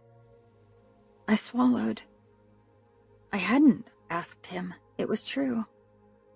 Santino being my shadow had become my reality. I could hardly remember a time when he hadn't been my protector, and I didn't want to imagine a time when he'd ever not be anymore. You are right, I said quietly. And if being in Paris to protect me is too much for you, then I'll ask Dad to exchange you for another bodyguard. Santino made a dismissive gesture. I'm not in the mood for that long-ass flight so soon again. Not to mention that none of the other bodyguards would be able to tolerate your moods. I widened my eyes. Excusez-moi, you are constantly on edge because of my supposed moods. I doubt anyone would handle them worse than you do. I'm doing my job. That's all. I'm the only person who doesn't try to schmooze with you to get in your dad's good graces. Pity, I muttered. He was one of the few people I wouldn't mind being schmoozed by. He shook his head again. Take a shower and go to bed. And if you scream again, I won't come running. He turned, giving me a look at his strong back and perfectly shaped butt in the low-hanging sweatpants. He threw the door shut with more force than necessary. With a small smile, I stepped back into the shower stall. I hadn't lied when I'd said the water had been freezing, but now it was pleasantly warm. I leaned back against the tiles, closing my eyes so I could replay the look of awe that had taken hold of Santino's face when he'd seen me naked. My belly clenched, thinking about how close he'd been, how good he'd smelled, and his furious expression. I allowed my fingers to glide down between my legs and find my already needy clit. One angry look from Santino did more to me than kissing Maurice or Clifford had done. I began stroking myself, regretting that I hadn't found time to unpack my toys yet. But even without toys, it didn't take me long to orgasm. but it only left me wanting more. Santino sat on the sofa and watched BBC on the small TV when I left the bathroom a little while later. He'd put on a t-shirt. I was in my favorite ruby-colored silk chemise and matching hipsters. Santino briefly glanced my way before he returned his attention to the screen. I walked over to him and perched on the armrest beside him. What do you want? I watched his face, the hard line of his mouth, the wary glint in his eyes. I'd have never pegged you a coward. He tensed. I'm not a coward, Shelley. My heart thudded hearing him call me by the French endearment. He didn't mean it in a kind way, but I loved the sound all the same. I shrugged. You're scared of me. Santino gave me a condescending smile. You are. You're scared because you want me. Since when are you an expert on spotting a man's desire?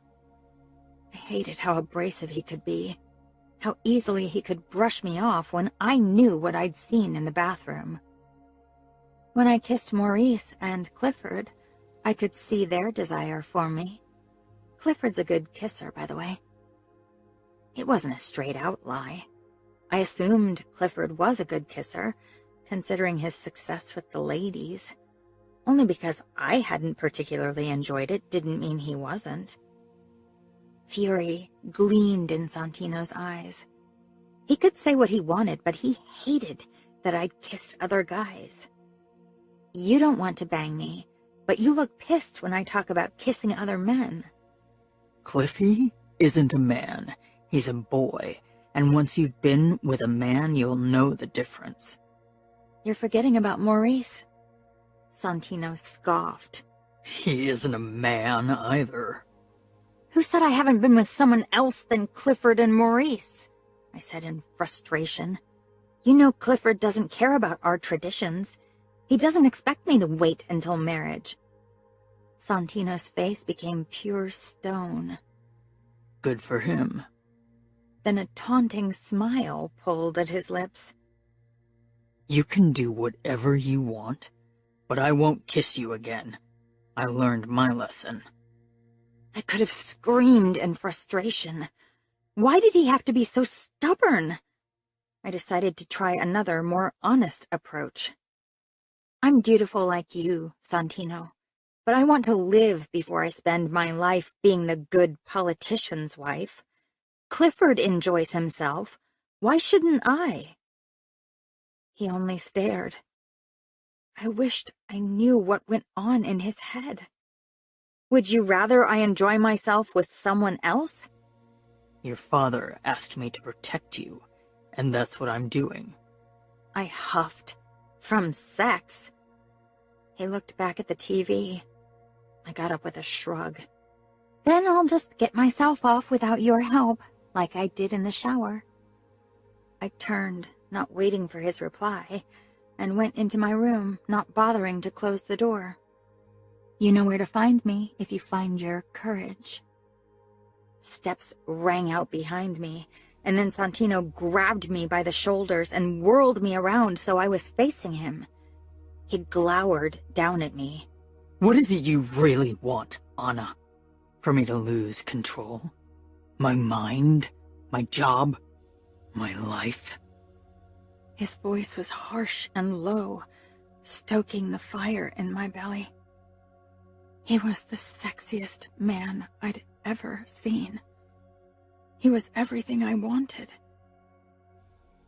I want you to lose control.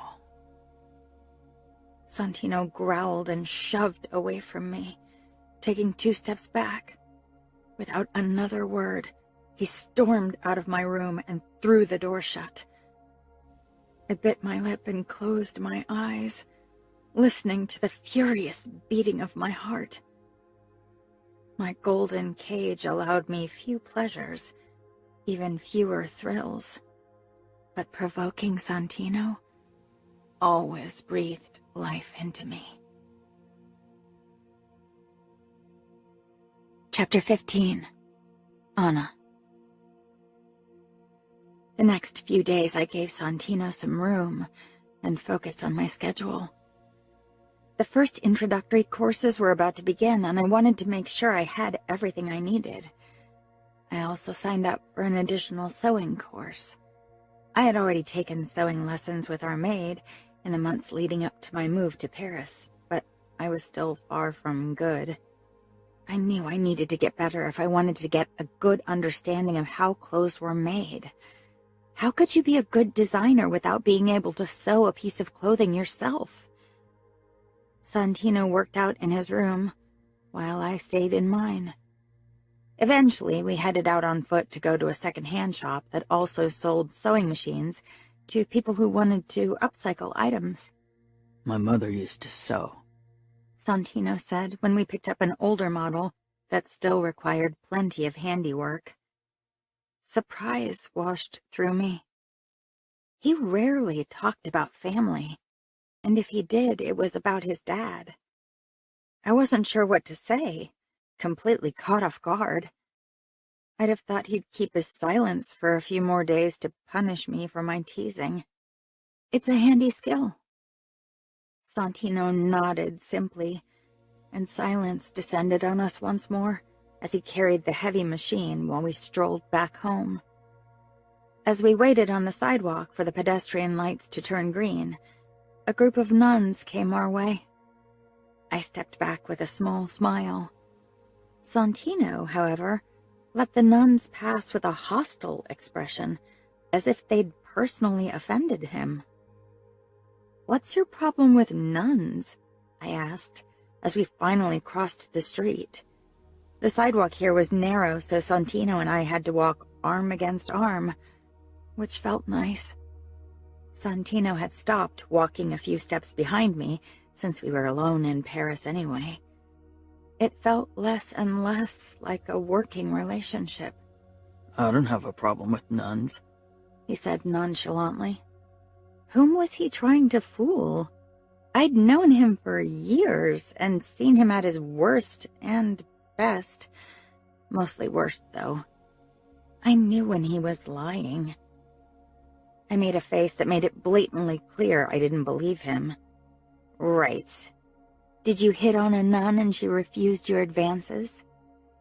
That was something I could imagine vividly. Santino was the type to do so just for fun. Disgust skimmed his lips. "Why would I hit on a nun?" The thrill of the hunt and the forbidden? Just out of spite? Or maybe even boredom? "Since you entered my life, boredom is the least of my problems." I flashed him a cocky grin. Thanks. That wasn't a compliment. It sure sounded like one. I'll take it.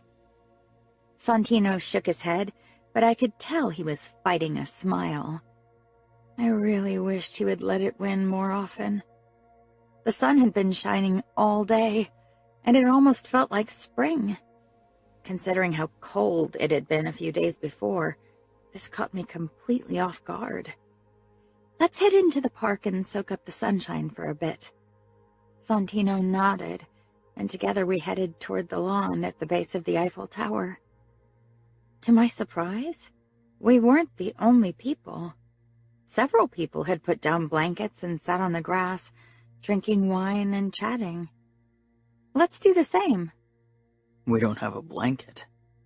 I motioned at one of the street vendors that sold everything from small, corny Eiffel Towers over fake Cartier watches and MCM umbrellas to blankets with the Louis Vuitton logo.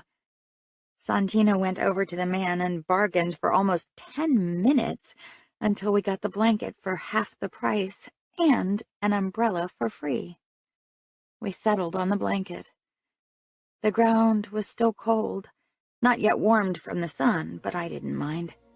I just wanted to enjoy the sun on my skin, even if my butt froze off. It could be worse, I murmured. Most people would kill for your job. Santino sank down beside me. Today has been one of my better work days. I chuckled and lay back on my back, loving the sight of the Eiffel Tower rising above us, with the sun peeking out behind it. The thing with the nuns wouldn't leave my mind, though. There was a story to be told. I could feel it.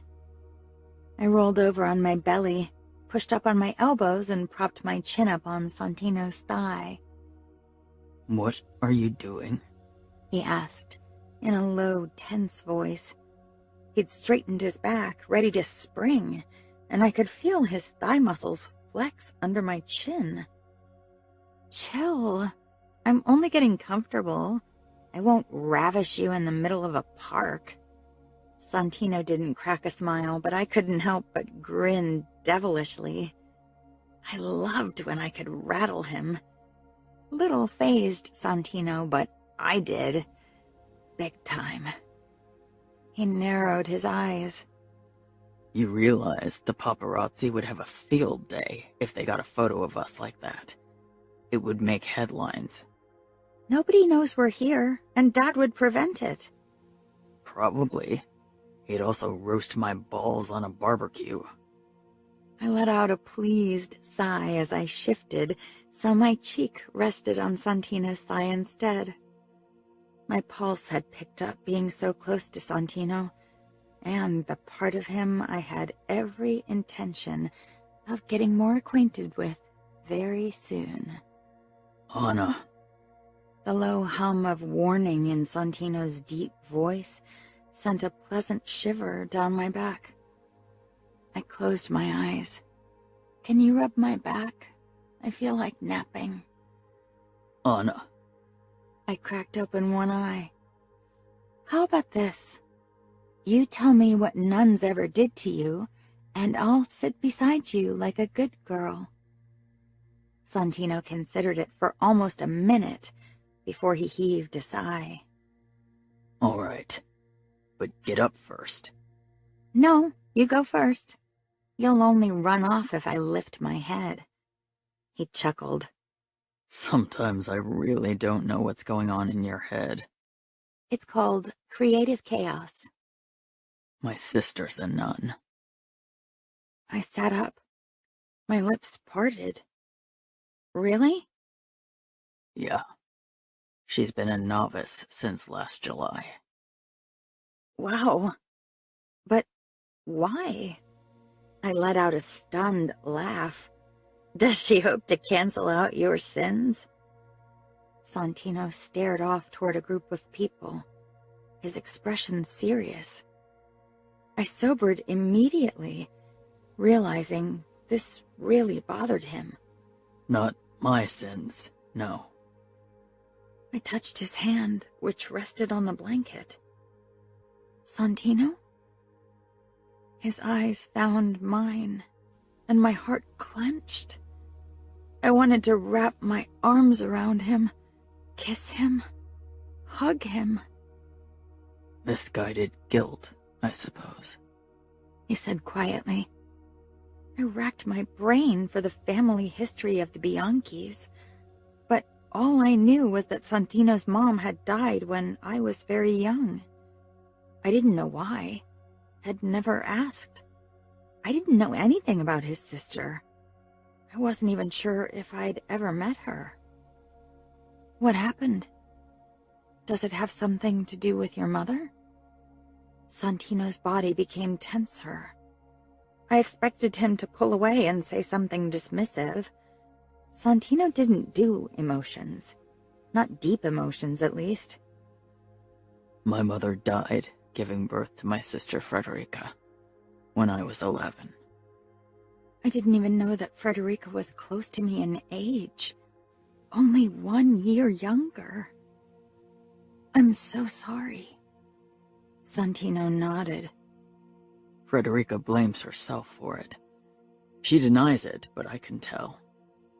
My mother suffered a cardiac arrest. She had an undiagnosed heart defect.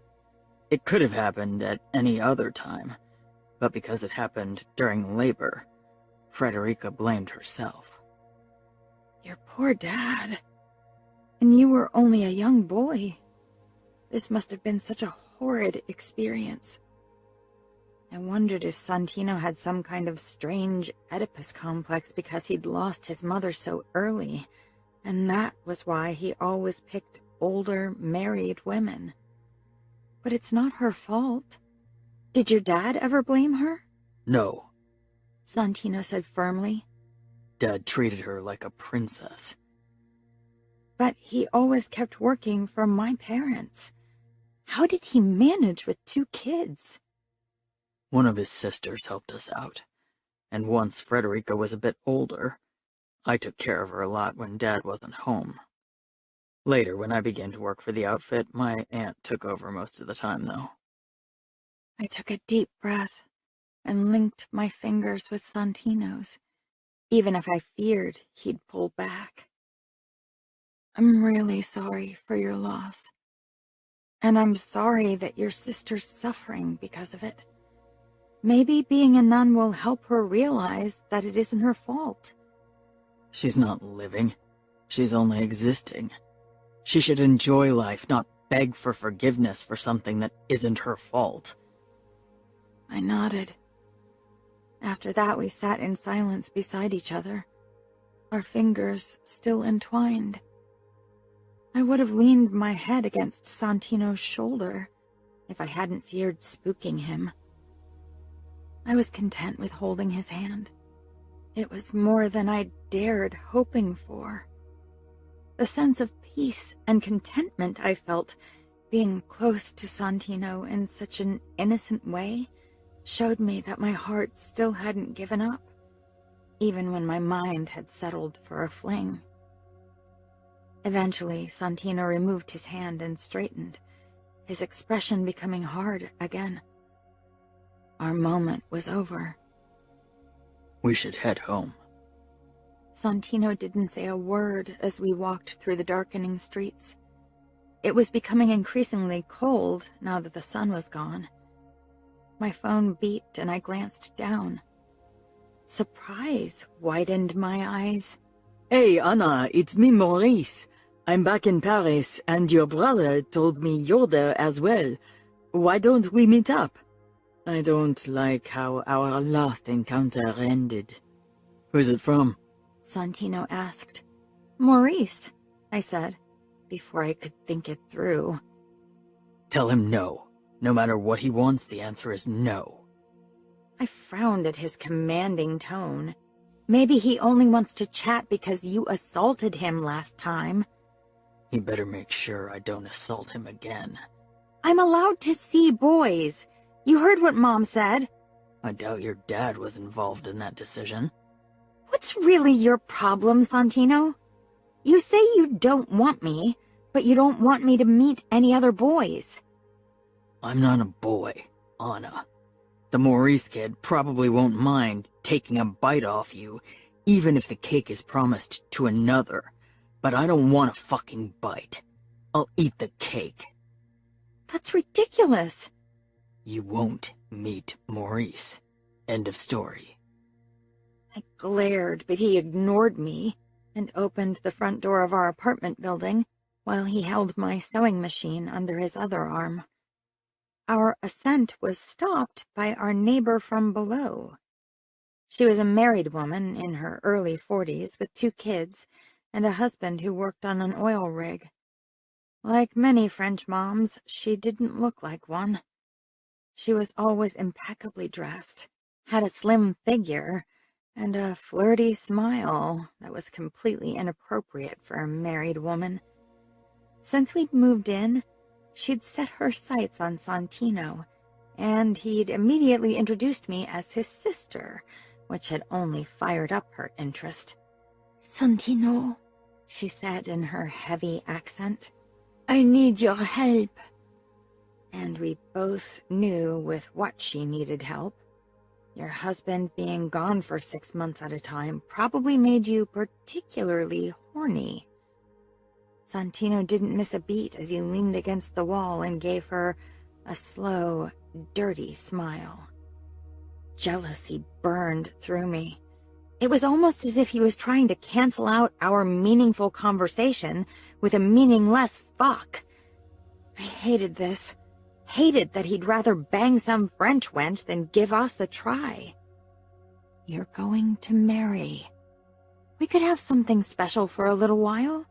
That was better than never having something special, and even if it was only sex. Maybe you can come over later and help me with my window? Of course, Santino said, and the way he said it, and from the look in his eyes, I knew he was sexing her up. Just let me take my little sister and her sewing machine up to the apartment. I stalked up to the next floor and went into our apartment. Santino followed shortly after. If you think I'll go to bed while you go down fixing Mrs. French wench with Dick, you're crazy. French wench? I stared. It's late. Even my duties are over at some point. I'll tuck you in and then I'm free to do what I want. Fine, I said with a slim smile. I stormed into my room and threw the door shut, not caring how childish that made me look. After the moment we'd shared in the park, Santino's flirting with that woman hurt even more. I texted Maurice the second I was alone in my room. Do you have time to meet me now? Sure. How about we meet at the Seine? Deal. Give me 30 minutes. I grabbed my nightgown and left my room. Santino leaned against the kitchen counter, drinking an espresso, probably for a little extra energy so he'd satisfy the French wench. He watched me as I headed into the bathroom to get ready for bed. I turned on the water, but instead of starting my nighttime routine, I refreshed my makeup to look presentable for my meeting with Maurice. If Santino had fun with French wench, I'd enjoy the rest of the night with Maurice. I was done waiting for Santino to give in. I didn't know how much time I had in Paris, but what I knew was that my freedom had an expiration date, and I'd make the most of it until then, with or without Santino's help. I listened to the front door open and click shut, then the sound of the lock. I couldn't believe his audacity. Maybe he'd promised Dad to keep me away from all fun, but I wouldn't let myself be locked in. I waited a bit more before I opened the door a gap and peeked out. Santino was definitely gone. He probably thought a locked front door would stop me. With a brother like Leonis, lock-picking was an easy feat. Armed with a hairpin, I started working on the lock. After a bit of fumbling, the lock eventually clicked. Again, I carefully opened the door and peeked out, then listened for voices from downstairs. The hallway was silent, so Santino was already inside French wench's apartment. I practically rushed past her door on my way downstairs. I didn't want to be caught, and I couldn't bear the thought of overhearing them getting it on. I wasn't sure why the thought of hearing them was too much for me, when I'd already seen Santino bang Mrs. Alfera and Mrs. Clark. Maybe because I felt like we'd been getting closer over the last few weeks, especially today. I took a taxi to Notre Dame and paid cash in case Santino was tracking my credit card. I recognized Maurice at once. He leaned against the stone wall at the bank of the Seine. He was dressed in dark chinos and a white t-shirt, and held a bottle of wine in his hand. I smiled and greeted him with the usual number of 3 kisses. The faire la bise, how the French called it. You look beautiful, Maurice said. Thanks. He glanced behind me with an ironic smile. Where's your bodyguard? Busy with a lonely, married Frenchwoman. He laughed. He'll be busy for a while then, huh? I laughed too, because it would have been weird if I'd acted annoyed. To my ears, it sounded horribly fake, but Maurice didn't seem to notice. I'll keep you busy, he said with a slow smile. lifting the bottle with Viognier, one of my favorite wines. I'm counting on it. Chapter 16. Santino. I knocked at Veronique's door. When she opened it, she made a badly played surprised face, closing a bathrobe over her very naked body. It was a lovely body, one few men would say no to, but it left me annoyingly cold. "Oh, I didn't expect you so soon. I took a shower." "Should I come back later?" I asked, even if I knew the answer. She grabbed my upper arm with a dismissive laugh. "Oh no, don't be ridiculous." I stepped into the corridor of her apartment. It was smaller than the one I shared with Anna, but still not cheap.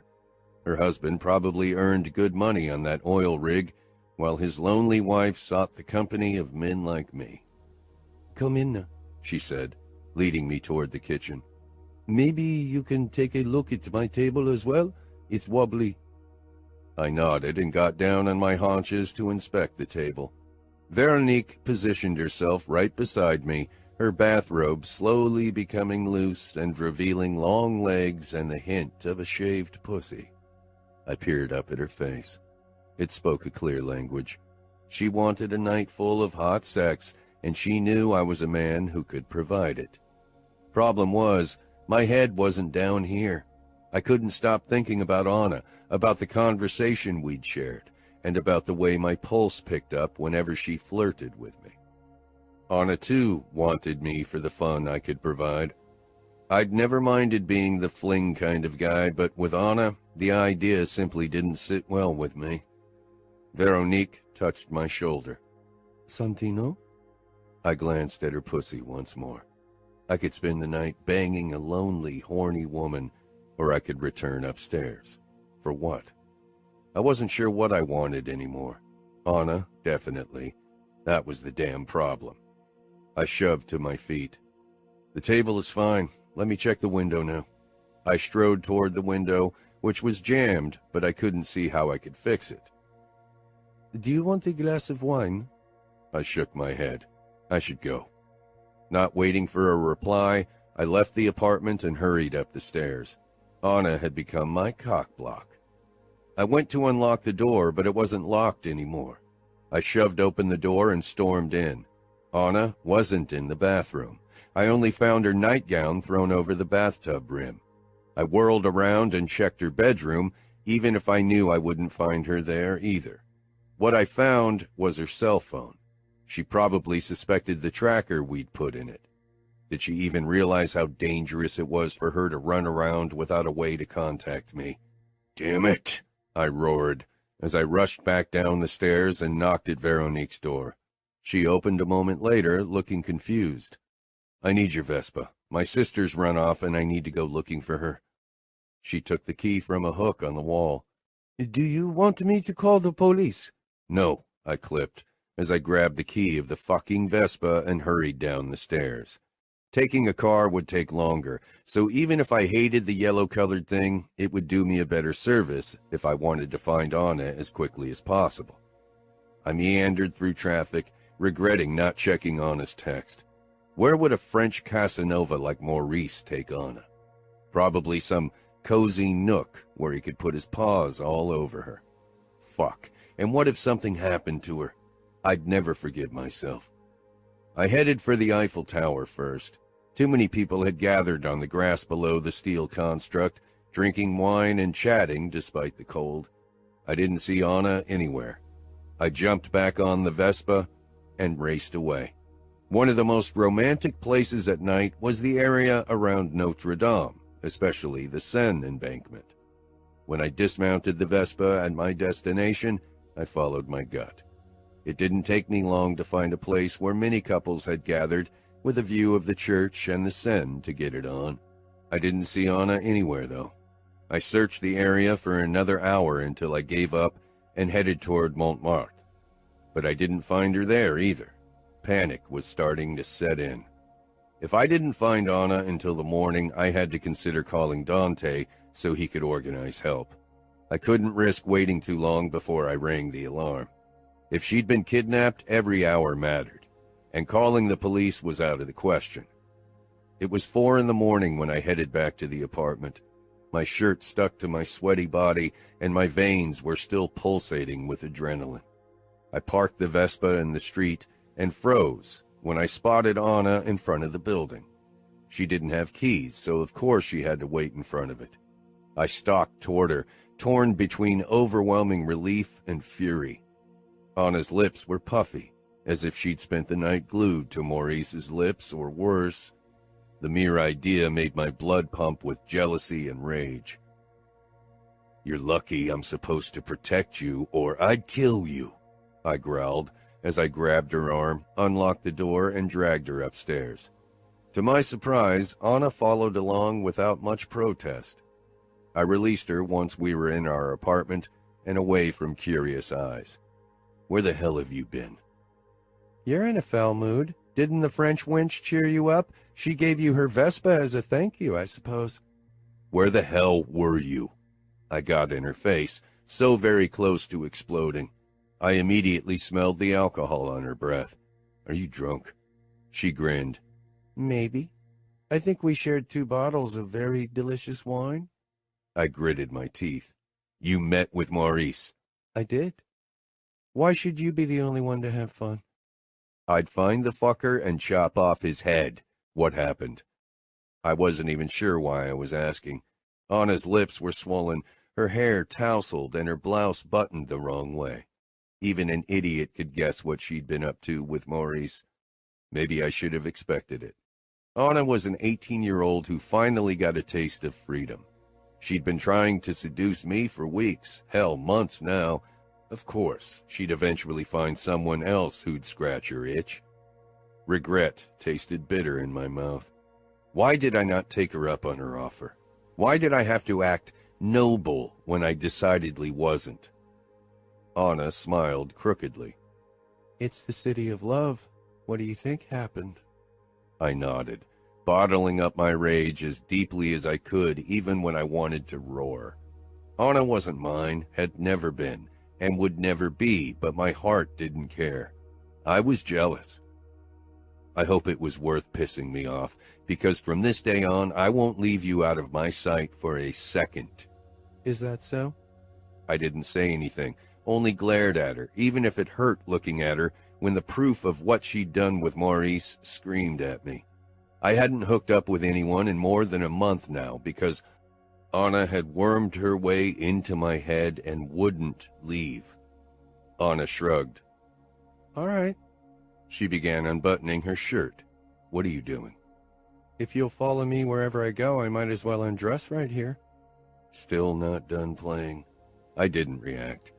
Anna opened her blouse, revealing one of those lacy bras I always saw laying around in the bathroom. She then pulled down the zipper at the back of her skirt and let the piece of clothing drop to the floor. In only her underwear, she was a sight to behold. But I didn't give her the satisfaction of checking out every inch of her body, even if I wanted to.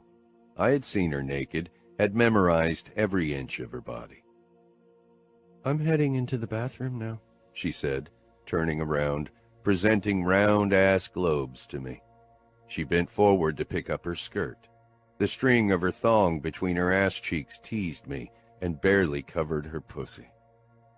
I could have had this if I hadn't been trying to be a virtuous idiot. Now Maurice had had his paws all over this amazing ass, and I had pushed Veronique away. Maybe I should go down to her. She'd probably still let me in for a fuck even after I'd turned her down before. I could fuck the anger out of my system, could fuck Anna out of my system. Anna sauntered into the bathroom and left the door open. I didn't follow her, but I watched her through the open door. She unhooked her bra to perfectly shaped breasts that would fill out my hands if I needed them. Despite her slender figure, Anna didn't have small breasts. She finally removed her thong and tossed it into the laundry bin. The idea that Maurice had seen her like this was too fucking much. I turned around and stalked into my bedroom. Anna had always been Clifford's, always been someone else's, which was why she'd been forbidden to me. It had never bothered me because, for the time being, she'd almost been mine, even if I had never had her in the first place. Sharing her with someone in the now was too fucking much for me. I got out of my clothes and lay down. I listened to the sound of the shower, feeling an even deeper sense of regret. I desired Anna. I wanted her still. Why was I still holding back? Chapter 17. Santino. I cocked an eyebrow. Anna leaned in the doorway in what looked like an oversized dress shirt and a wide leather belt accentuating her narrow waist. She wasn't wearing shoes or tights, and the top buttons were open. She held a shoebox in her hand. I need batteries. I got up from the kitchen table where I had been typing and deleting my letter of resignation to Dante for the last hour. It wasn't the first time I did it either. I'd lost count of the number of resignation letters I'd written and deleted by now. Ever since the night Anna had snuck off with Maurice 2 weeks ago, I'd been considering quitting the job. I knew what I should be doing, but I couldn't bring myself to hit send. For weeks, I had been fighting with myself. I couldn't stop thinking about Anna, about her body, about her coy smile, about how I'd let Maurice have her. I'd smelled his aftershave on her another time after she'd come out of fashion school. He'd probably snuck in and met her for a quickie in a bathroom stall. Anna hadn't denied anything, and I had tried to bottle up my unreasonable jealousy and fury. Santino? Anna strolled over to me, and of course I tensed. I closed the laptop. If she found out I wanted to quit, she'd find a way to make me stay, and I had a feeling I'd gladly allow her to do so. Don't be scared, I'll be nice, she said, with the teasing smile that drove me up the wall. You're intolerable. Most people find me charming. That's because you are charming to them and keep your intolerable self for me. That's because you are one of the few people I can be myself around. You already don't like me very much. It's not like I could impress you. If only she knew. What do you need the batteries for? I asked, as I got up and opened one of the kitchen drawers where I picked up a selection of batteries. Anna opened her shoebox. My eyebrows shot up and my dick gave a little twitch. Inside the box lay 3 little sex toys. One looked like a red computer mouse with a suction cup. Trust me, a mouth can do it much better, I said. She picked up the red toy. I know, but if I don't have a mouth on hand, I can use this one to have some fun. I suppose even with Maurice's mouth around, you still need that thing to have fun. She ignored my snide comment and turned the thing on and motioned at the small suction part. There are different intensity levels, and I can take it into the bathtub with me. That's not something a man can do, no matter how talented his mouth is, unless he can breathe underwater. I was fairly sure I'd drown happily if it happened while I sucked at Anna's sweet little clit. She had 2 more toys in her shoebox. A white, smooth, slightly curved dildo, and a dildo that also had a suction mechanism.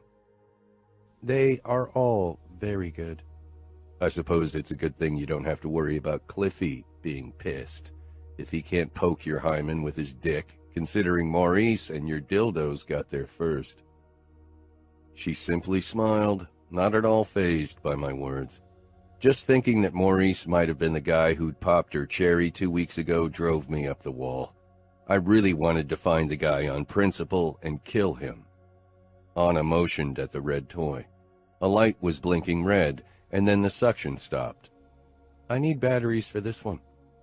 Why don't you give Maurice a call and ask him to take the place of the toy? Because you'd only kill him if he showed up? I gave her a sharp grin. You never know. Anna shrugged. I won't risk it. But if you're so concerned about the performance of my toy, why don't you take its place instead and show me how talented you are? She didn't wait for my reply, only grabbed a couple of batteries in her shoebox before she headed back into her room. I leaned back against the chair and stared up at the ceiling, debating if I should just follow Anna and give her the pussy licking of her life. She'd never praise that fucking toy or Maurice again. I sucked in a deep breath, remembering Dad's concerned email from yesterday and Dante's and Valentina's warning words. I grabbed my laptop and went into my room, lest Anna come out naked. I was about to write my father when the hum from Anna's room made me put down the laptop with a groan. Her bed was right against the wall my bed was pressed up against. The humming got louder, and soon Anna's soft moaning mingled with the traitorous sounds of her little suction device. I wondered which of her pleasure devices were at work. The small pink suction device didn't create such a hum, so she definitely had a dildo in hand as well. The image of Anna pushing a dildo into her pussy immediately sent blood into my cock. This was the purest torture. I wasn't even sure why I was still holding back. Things between Anna and me had already crossed into unprofessionalism a long time ago. I might as well bang that sweet pussy and stop that snarky mouth from spouting more provocation. Anna wanted me. She wanted a few meaningless fucks without the risk of attachment. I was the man for that, or I used to be. With Anna, things were more complicated. But why should I deny myself sex with the woman I desired only because a few complicated feelings were thrown into the mix? Most of them were annoyance anyway. As if Anna could sense my resolve slipping, she kept pushing all my buttons. She was going in for the kill, and I was ready to fall victim to her. Fuck, we were thousands of miles away from home, away from my capo.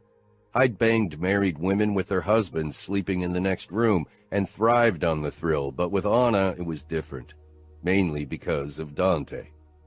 It was late, already after dinner, when Anna stepped out of the bathroom in a man's shirt. I couldn't tell if she wore anything beneath it, and the thought was enough to drive me insane. I wasn't sure if it was a shirt she'd bought in the men's department of a second-hand shop, or if Maurice had given it to her during another meeting in Anna's fashion school. I hadn't smelled him on her again, and I tried to tell myself that she wasn't seeing him anymore. I tried to keep an eye on her as much as possible, but it wasn't always possible during her fashion studies, and Anna used every chance she got to shake me off. Is that Maurice's? I was a sucker for punishment. I didn't even want to know the answer. Anna glanced down at herself and gave a shrug. What if I say yes? You should be careful. Maurice knows who you are. He could ruin your reputation. I doubt it's my reputation you're worried about, Sonny. Can you just stop the fucking charade and admit that you want to fuck me and that you regret that Maurice had me first? She knew exactly when to use the hated nickname to rile me up. I'm sorry if you regret your past choices, but I won't sit back and wait for you while you are busy banging our married neighbors. I wished I had actually banged one of our neighbors, but Anna held me in her teasing iron grip. She gave me a pitying smile. I bet you wish you could turn back time now. But it's not too late yet, Sonny. You can have me now. I'm free tonight. Maurice has other plans. We're not exclusive, you know. She bent over to pick up a hairpin she'd accidentally dropped, causing the dress shirt to ride up, revealing her perky-ass cheeks and a tiny red thong. And fuck, I could see a darker spot. She was aroused. Pissing me off got her wet. My nostrils flared with rage and desire. Something snapped in me. I'd controlled myself for far too long, had let Maurice get a taste of something I'd been craving for many months. I was done holding back, done playing noble when I was anything but. I stalked toward her, grabbed her arm, and pushed her against the kitchen table. Her eyes flashed up to mine, and a knowing gleam filled them. She'd be my downfall. One day, I'd die because of Anna Cavallaro. She opened her mouth, but I was sick of her provocation. I grabbed her narrow waist and hoisted her up on the table. I fell to my knees, ripped apart her tiny thong, and dove between her legs. I licked her from her firm ass crack up to her swollen clit, tasting her sweet arousal. She cried out as if she was already close to coming, but she'd suffer first. I shoved my tongue into her tight pussy and began fucking her with it, getting off on the tight hold of her muscles. She tasted like pure sin. I sucked one smooth labia into my mouth, enjoying Anna's twitch and gaspy moan. Her fingers clutched the edge of the table, and her eyes were wide with surprise. I smirked against her dripping flesh. She pushed her fingers into my hair and tugged sharply as I admired her wet flesh. Her bundle of nerves was pulsing with blood, desperate for some love. I drew in a deep breath of her heady scent, memorizing it. My cock was rock hard in my boxers, ready to explode from our banter. Her hand in my hair tightened, and she pushed me back against her pussy. I took her up on the invitation, but gripped her hand and tore it away from my head. She wasn't in control this time. I plunged my tongue even deeper into her pussy. She cried out again, her legs parting wider and her toes curling. I fucked her with my tongue as my hands held on to her ass cheeks, massaging them. Her ass taunted me as she lay spread widely before me. As I buried my tongue deep inside of her once more, I pushed the tip of my thumb into her tight ass. It was a primal part of me that wanted to claim a part of Anna first, and even if Maurice had taken everything else, he didn't strike me as the type who knew what to do with a woman's ass. "Santino!" she cried out. Her ass muscles fought the intrusion, but her pussy begged for more. I rubbed my tongue along her seam over and over again, while my thumb kept circling her other hole. Anna's face was flushed red, and her usually immaculate hair was all over the place. I never wanted to stop devouring her. She'd probably have rug burn for my stubble tomorrow, and I knew I'd love the sight of it. I pressed even closer, pressing the flat of my tongue against her opening before I flicked the tip up. Her legs fell open completely as she let loose and handed me control for the first time. "Good girl," I murmured against her pussy, smirking at her sound of protest, but my tongue circled her clit, silencing her. And then I closed my lips around her swollen nub and sucked. Anna went off like a firecracker. She almost leaped off the desk. Her pussy pulsated against my mouth as she came hard. She rocked and moaned loud enough that the neighbors from across the street could probably hear her too. I licked up her release eagerly, almost delirious about her body's reaction. Fuck, she was explosive. I watched her and slowly drew my thumb out of that tight ass, eager to replace it with my cock. She gave me a triumphant smile, as if she'd gotten exactly what she wanted. This woman was trouble, pure trouble. I shoved to my feet, leaning over her. "You showed me your perky ass for weeks now. Why don't you bend over and let me claim your tight ass with my cock?" Her eyebrows climbed her forehead. I couldn't read the emotion in her eyes. I definitely caught her off guard. What, did she think I wouldn't talk dirty to the princess? We'd crossed that line the first time she walked around in front of me half naked. Fuck, I wanted to kiss her. But I knew all bets would be off if I kissed those smirking lips right now. Anna already had me wrapped around her fingers, and I hoped she'd never find out. "You'll have to settle for my mouth," she said with a teasing smile. Anger surged through me. Of course, she still wanted to stipulate the conditions of our fucking sessions. Always in control, always teasing me. "Then I'm going to fuck it as I would of your ass," I growled. "It's all yours." One corner of her lips darted up. She was sweaty, and a flush still spread between her breasts. Her inner thighs were red from my stubble, and her pussy was glistening invitingly. Sooner or later, I'd lose my mind. Anna hopped off the table with a smirk. Hints of her lust remained on the wooden surface. I raised my eyebrows at her. "How much longer do you intend to make me wait for your mouth?" "You've waited for so long for this moment, Santino. Don't pretend otherwise. And now that you tasted me, you'll yearn for me even more." She was right. I'd go berserk if she went near another guy again, because I wanted all of her for myself. Just the knowledge that someone like Cliffy and this goddamn Maurice fucker had any part of her before me was enough to drive me to the brink. I wanted to fuck them all out of her system, thrust by thrust. Anna stepped close to me, peering up at me with a coy smile. "You want me on my knees?" "I want you on your back." Confusion flickered in her eyes. I gripped her by the waist and carried her over to the sofa, where I dropped her so she was stretched out tantalizingly and her head lay on the armrest. I glowered down at her and unzipped my jeans. I had trouble freeing my cock because it was so goddamn hard. I gripped the backrest over Anna's head and leaned over her, my cock dangling over her face. Surprise flashed in her eyes when she realized what I wanted. "Not ready for having your mouth fucked?"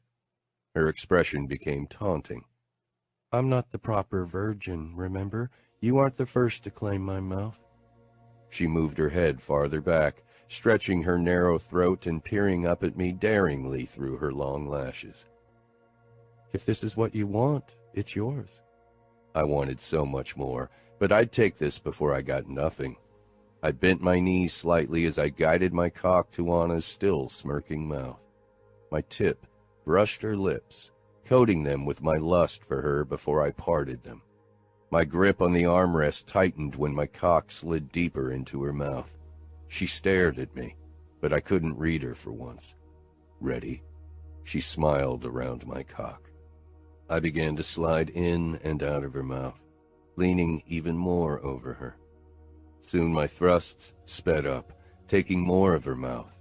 She breathed heavily through her nose, swallowing thickly around my girth. Her fingers dug into the sofa, trying to steady herself as she took me into her mouth. "I bet Maurice never did this. Too proper to fuck properly, right?" I snarled. Anna pulled back, spittle running down her chin. "Shut up, Sonny, and keep fucking my mouth." "You ready to take me down your throat?" "More than ready," she growled, her eyes full of challenge and anger. Anna.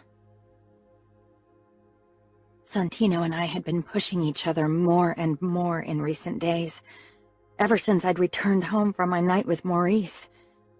Maybe Santino had tried to downplay his anger and jealousy over finding out about Maurice and me, but it had been written all over his face. It had given me a kick, especially because so far it had always been me being jealous of Mrs. Alfera, Mrs. Clark, and the French wench. It felt good to have reversed our positions for once. I'd finally driven him over the edge, with a lie, or with an omission by which I'd confirmed his assumptions. My clit still throbbed with the remnants of my orgasm. Everything felt swollen and damp. I'd never thought I could feel this vehemence during an orgasm. I still could hardly believe Santino had gone down on me, though calling it that didn't do it justice in the slightest. Santino had devoured me, made me feel dirty and worshipped. I'd barely stopped myself from crying out to the heavens like Mrs. Clark had done a long time ago. Santino's expression was harsh as he slid his cock into my mouth. I only saw the hard line of his mouth because he was bent over me to take my mouth. It was strange having my head tilted back so Santino could fuck my mouth.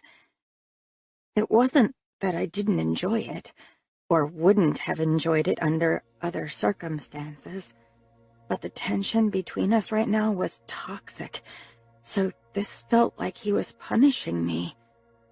Maybe my own game was slowly catching up to me, and I hated it. Santino tilted his head so he could meet my eyes, and I quickly smirked around his length. He returned the smirk and sped up even more. He reached out, his fingers brushing my clit, which sprang to life at once. Santino's finger teased my folds, then he pushed one finger into me and began to finger me hard and fast, the heel of his hand pressing against my clit. I parted my legs wide and closed my eyes, handing myself over to my body completely, allowing pleasure to guide me and not allow my confusing feelings for Santino to get in the way. I had trouble breathing around his length, and my throat began to feel sore from his thrusts. On occasion, I gagged, but I grabbed his thighs to steady myself. I wouldn't admit to Santino that this was too much for me. I wouldn't back down. The slaps of Santino's heel against my pussy mingled with my heavy breathing and slurpy chokes. He added a second finger, making me wince briefly. Luckily, Santino didn't notice, and soon, pleasure banished the twinge. My muscles constricted tightly around Santino's fingers, and my mouth widened for a lustful cry, which was stifled by Santino's cock as he plunged into me even deeper, only to let out a guttural moan. Something hit the back of my throat, and my tongue, as Santino slid back and forth in jerky movements. I swallowed quickly when it became too much. Santino slowed, then stilled, and pulled his cock out of me. I gave him a tight smile, my mouth full with the last spurt of his cum. A slight soreness pounded between my legs when Santino removed his fingers. I stood and spit his cum in his Pernod glass on the living room table before I sauntered into the bathroom and threw the door shut behind me. Tears stung in my eyes, which was absolutely stupid, because I'd finally gotten what I wanted. I stared at myself in the mirror. My lips were red and puffy, some of my mascara smeared, and my hair was a complete mess. A wild thudding spread between my legs. I was still sensitive, and my nipples were still erect, my body still in orgasm mode. I leaned against the door, my body yearning for something Santino probably would never give me, for something I should want from Clifford. I wanted him to wrap me in his arms, to hold me while I slept. I wanted things that could only be temporarily mine. Maybe it was better if I never experienced them in the first place. What Santino and I had was safe, and whatever we'd still have in the future would be pleasurable. Emotions would only get in the way, and would complicate things. I straightened with a resolute sigh. I grabbed a washcloth to clean myself, and froze when it came away light pink. I cringed, then closed my eyes, pressing my lips together to stop a furious cry from slipping out. I could only hope Santino wouldn't notice. I didn't want to have him ridicule me for being a fumbling virgin. I'd done my best to convince him otherwise. If it had been up to Maurice, I wouldn't even be one anymore. We'd kissed a lot that night, had touched each other through our clothes, but I couldn't bring myself to do more. He'd wanted me, but I hadn't been able to put Santino out of my mind. No matter how often I tried to convince myself otherwise, Santino was the man I wanted right now. Chapter 18. Santino. I breathed heavily, my head hanging forward, my balls still pulsating from my orgasm. This had been, a wild ride. Fucking Anna's mouth, that was something I'd never forget. It wasn't what I wanted, not nearly enough, but it was all I could have. Anna was taken, and I had to deal with it. I opened my eyes. Anna was still in the bathroom. She was probably pissed for whatever reason. I stared at the door. I felt the irresistible urge to go to her. I wanted her close. With other women, I'd wanted to get away from them as fast as possible once the sex was over. But I still longed for Anna, for more than what we'd just had, and not just on a physical level. I was a moron. Anna saw me as her plaything, as a nice way to entertain herself until she had to enter her marriage with Cliffy. I was a comfortable choice. I was always available, and as an added bonus, she could blackmail me. And I sure as hell was a better lay than Maurice, that was for sure. I shook my head and dragged my eyes away from the door. I wouldn't run after Anna no matter how much I wanted her close. I wouldn't turn myself into more of a fool than I had already done. I had to draw a line somewhere. I reached for a tissue to wipe my fingers and cock clean and paused when the white came away pink. I stared at my fingers, and immediately my gaze darted to the bathroom door. Fuck, I groaned. Anna had played me well, had made me believe in her little charade. Damn it. I'd finger-fucked her so hard I'd taken her virginity. I ran a hand through my hair. I should say something. I stepped closer to the bathroom. Anna, I called. Damn it. I hadn't just finger-fucked her. I'd practically fucked her mouth, too. I was going to hell. Not that that was news, but today I'd cemented a cozy place in hell for good. Anna didn't react. Anna, we need to talk. I jerked up my pants and closed them, but didn't bother pushing my shirt back in. Anna, come on. The door opened, and Anna stepped out in her nightgown. She wasn't wearing makeup, and if I wasn't mistaken, her eyes were slightly red. My heart plummeted. I stared at her, searching for something to say. Anna had played me so often, but I knew the tears she'd cried in the bathroom weren't fake. I racked my brain for something gentle to say, maybe even apologize, even if Anna had wanted what we'd done, had practically seduced me.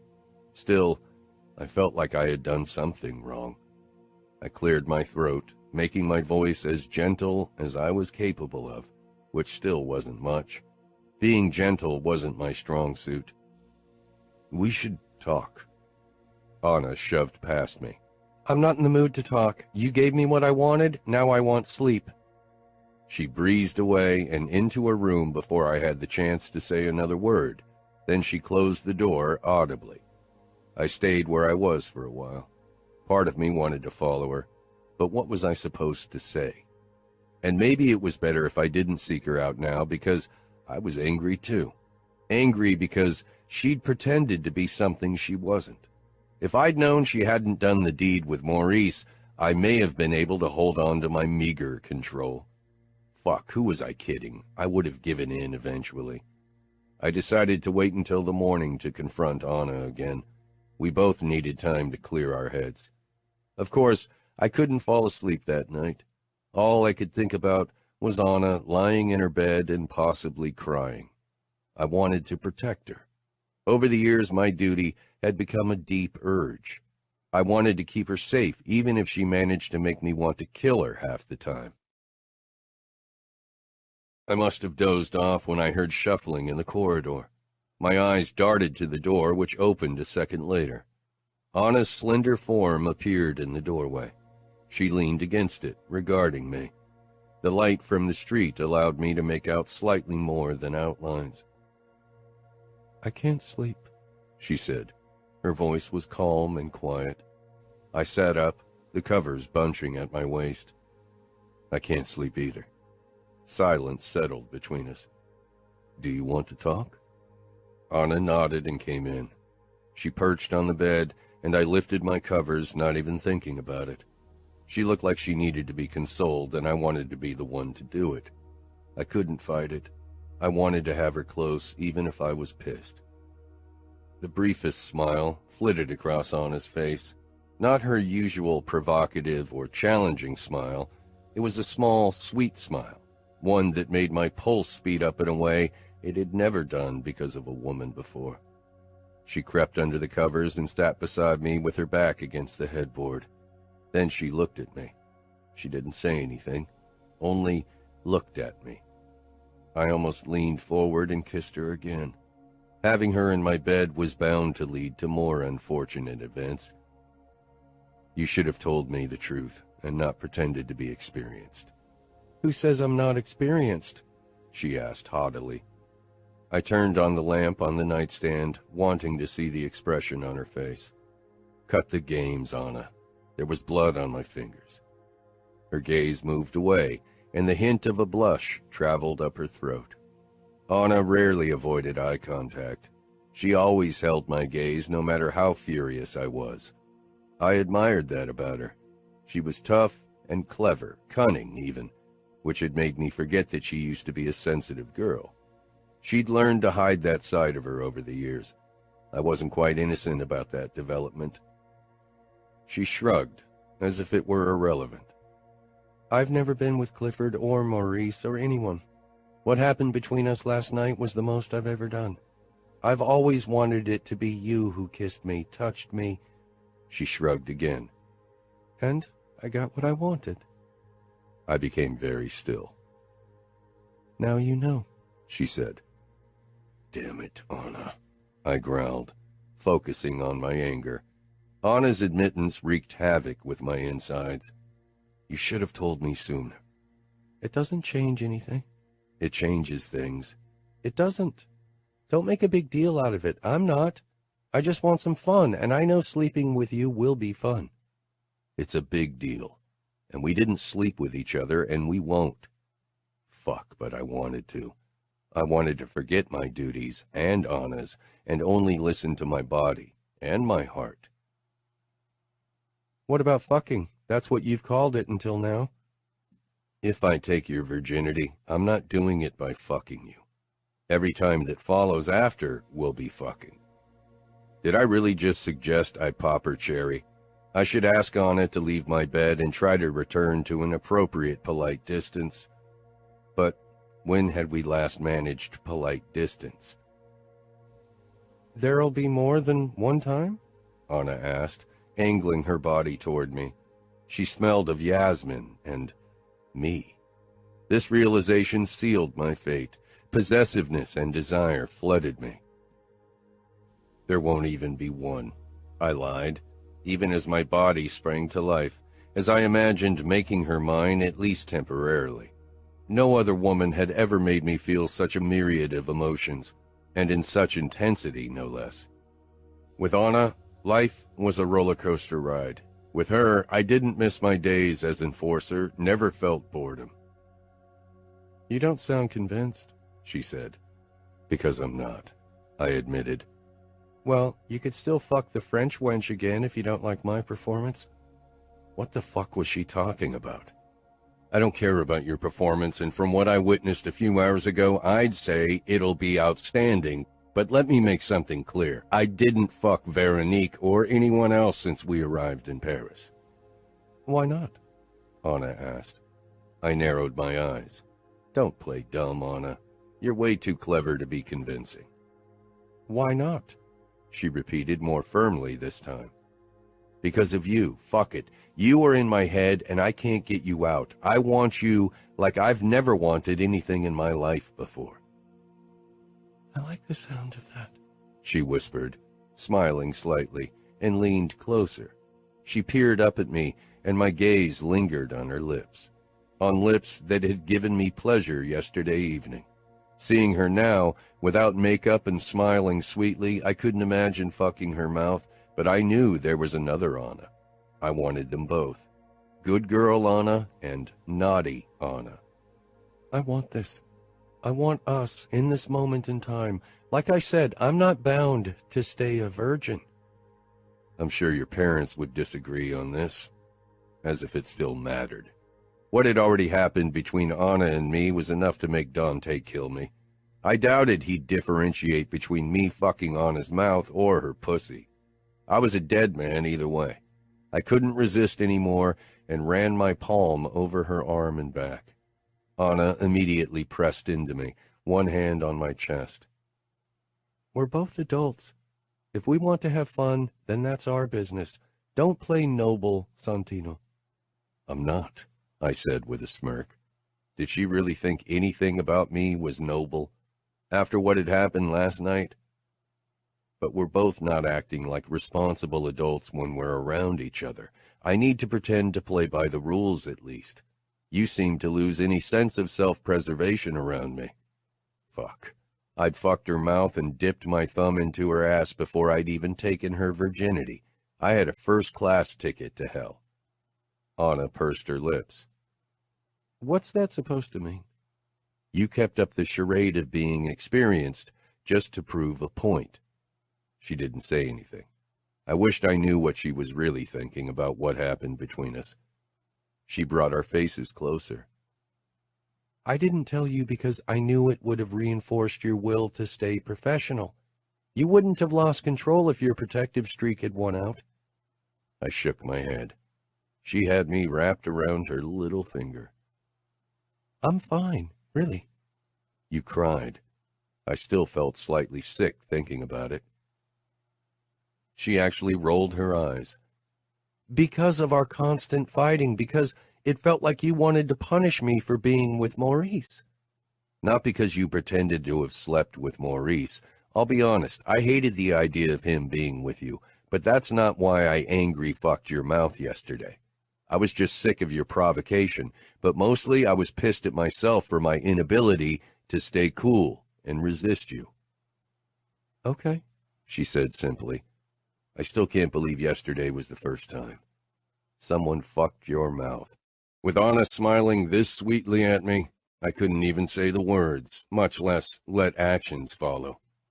Anna lowered herself until she rested her chin on my chest, a teasing smile playing across her lips. My first time with a cock in my mouth?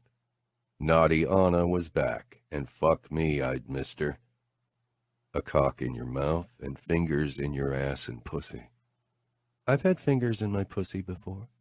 She touched her upper lip with the tip of her tongue, obviously enjoying my facial reaction, the little vixen. My own. Yours were slightly better. Slightly, She shrugged, then lifted up on her elbows. Her face hovered in front of me. I want to spend the night. I knew as she spent the night, we wouldn't only be sleeping, but I'd lost the fight today. I wanted more. I cupped her face and pulled her closer until our lips pressed against each other. Anna immediately leaned into the touch, her body softening against mine. Her softness against my hard muscles was a sensation I'd memorize forever. If you stay, you'll know what'll happen. What? She whispered against my lips, but her hand already traveled down to my waistband where she found my cock tenting the fabric. I kissed her again. I'll make you mine. You won't sleep. I don't want to sleep. I want you. I rolled us over, pressing between her legs as I kissed her harder. Whatever happened tonight, I could still regret it tomorrow. I'd already lost control once. I wanted Anna, wanted her before anyone else could have her. Wanted her before Clifford got her. Fuck, I just wanted her. Anna wrapped her legs around my waist and pressed her pussy against my cock through our clothes. She began to shove down my sweatpants, and I allowed her to do it by lifting my hips and getting up on my knees. I wasn't wearing boxers, so my cock sprang free. She wrapped her fingers around it, giving me a few firm strokes. She reached for her silk pants and pushed them down as well, then tried to pull me down on her. I lowered myself, regarding the urgency on Anna's face. She reached for my cock and guided it to her opening. She seemed eager to get this over with. Was she worried I'd change my mind?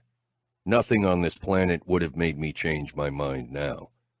My tip slid over Anna's opening, which was slick but not nearly as wet as I wanted her, and I stifled a groan at how good the brief contact felt. Why the rush? I murmured, as I drew my lips across her collarbone and throat. Not that I wasn't eager to fuck Anna, but she'd already bled with 2 fingers, so I doubted shoving my cock into her without much preparation was a wise choice. We have all night. Why waste it on my first time when we could have sex multiple times? She said, with her trademark teasing smile. I brought my hand between our bodies, stroking her sensitive flesh, my thumb drawing small circles on her clit. Anna kissed me impatiently. I'm ready. I want this. Don't hold back just because you think you have to. Treat me like you would any other woman. But she wasn't like any other woman.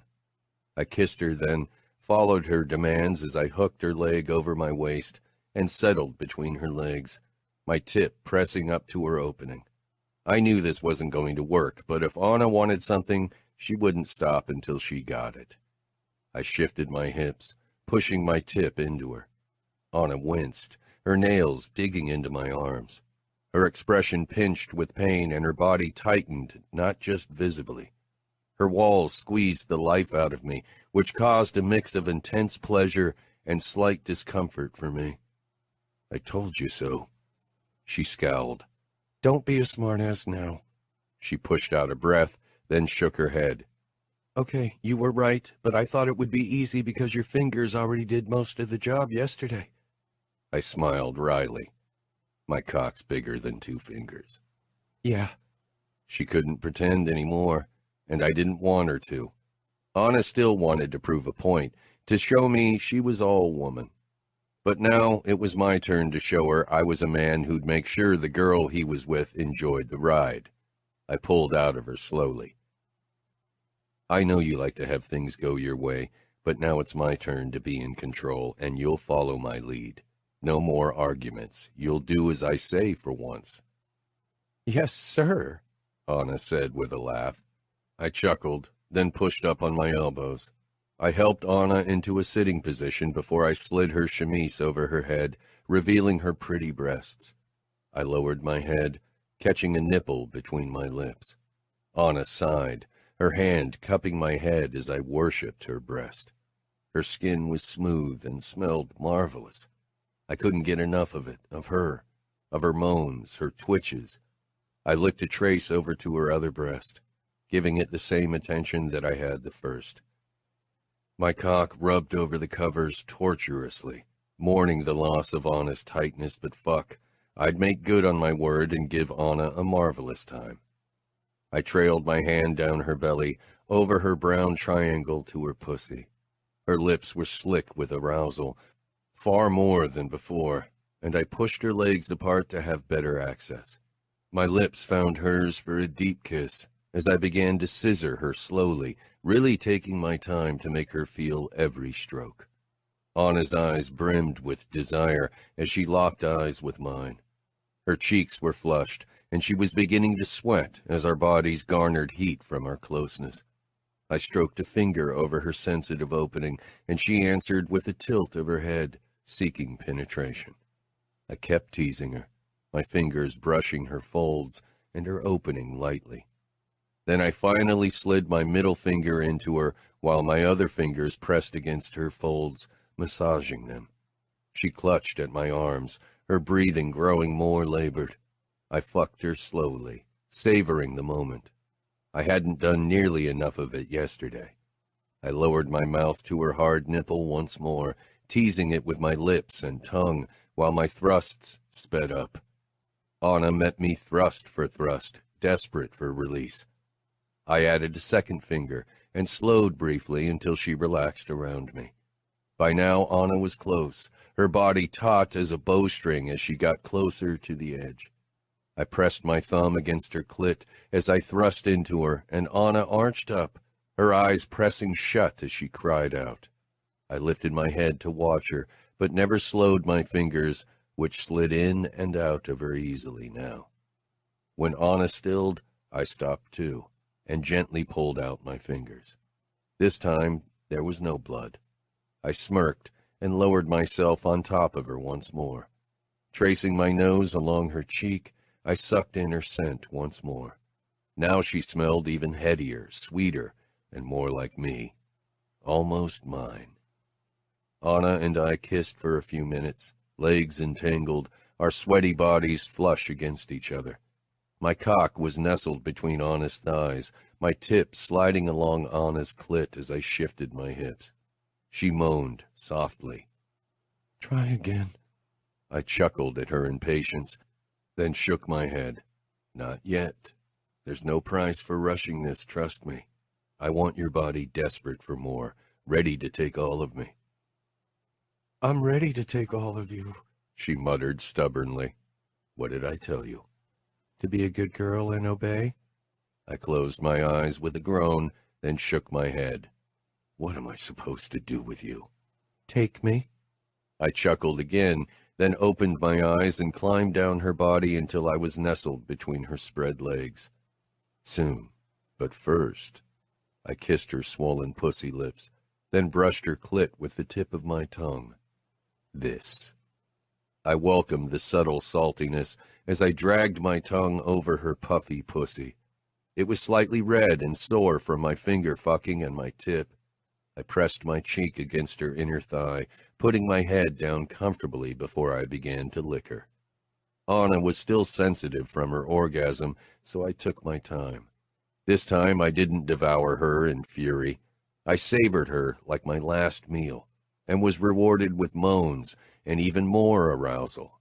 Soon, even I couldn't hold back anymore, too desperate to finally have her.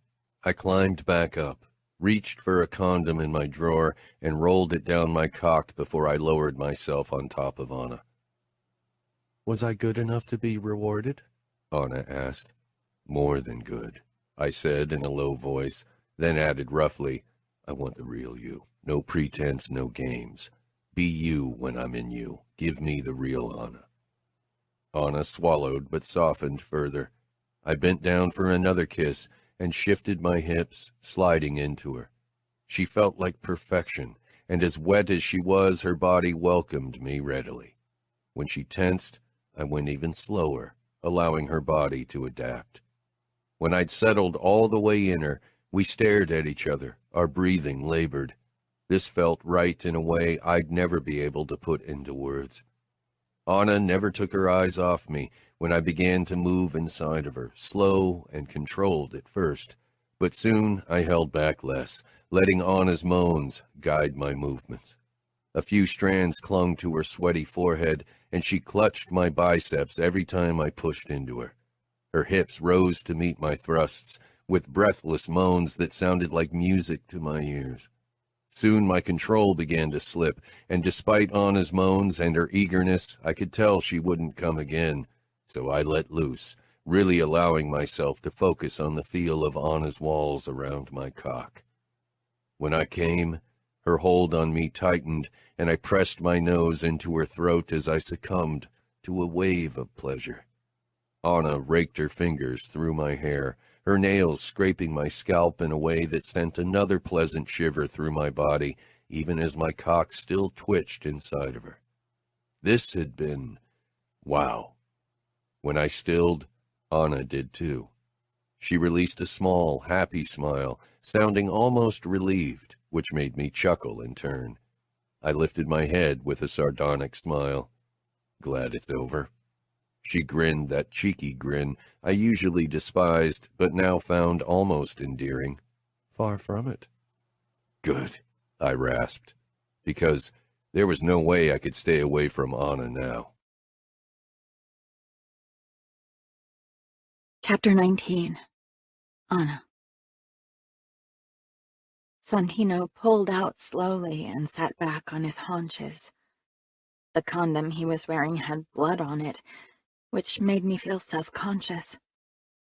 For some reason, I still felt as if I had to prove myself to Santino. He removed the condom and got up. Without a word, he left the room. Then I heard the sound of the bin opening and clapping shut again. I wasn't sure what to do now. Should I get up and go to my room? We'd had sex, but did that mean I'd stay the night? Or would that make things too personal? On the other hand, we'd had sex. Could it get any more personal than that? On a physical level, no. But emotionally, most definitely. And that was something both Santino and I didn't want, or couldn't risk. My emotions were definitely all over the place right now, but I was fairly sure Santino could handle sex without emotional attachment very well, proven by his past adventures with married women. When Santino returned with a bottle of water, I was still perching on the edge of the bed, torn between leaving and staying. Santino frowned. Are you already leaving? I couldn't read the emotions on his face, which only added to my uncertainty. I hated this sensation.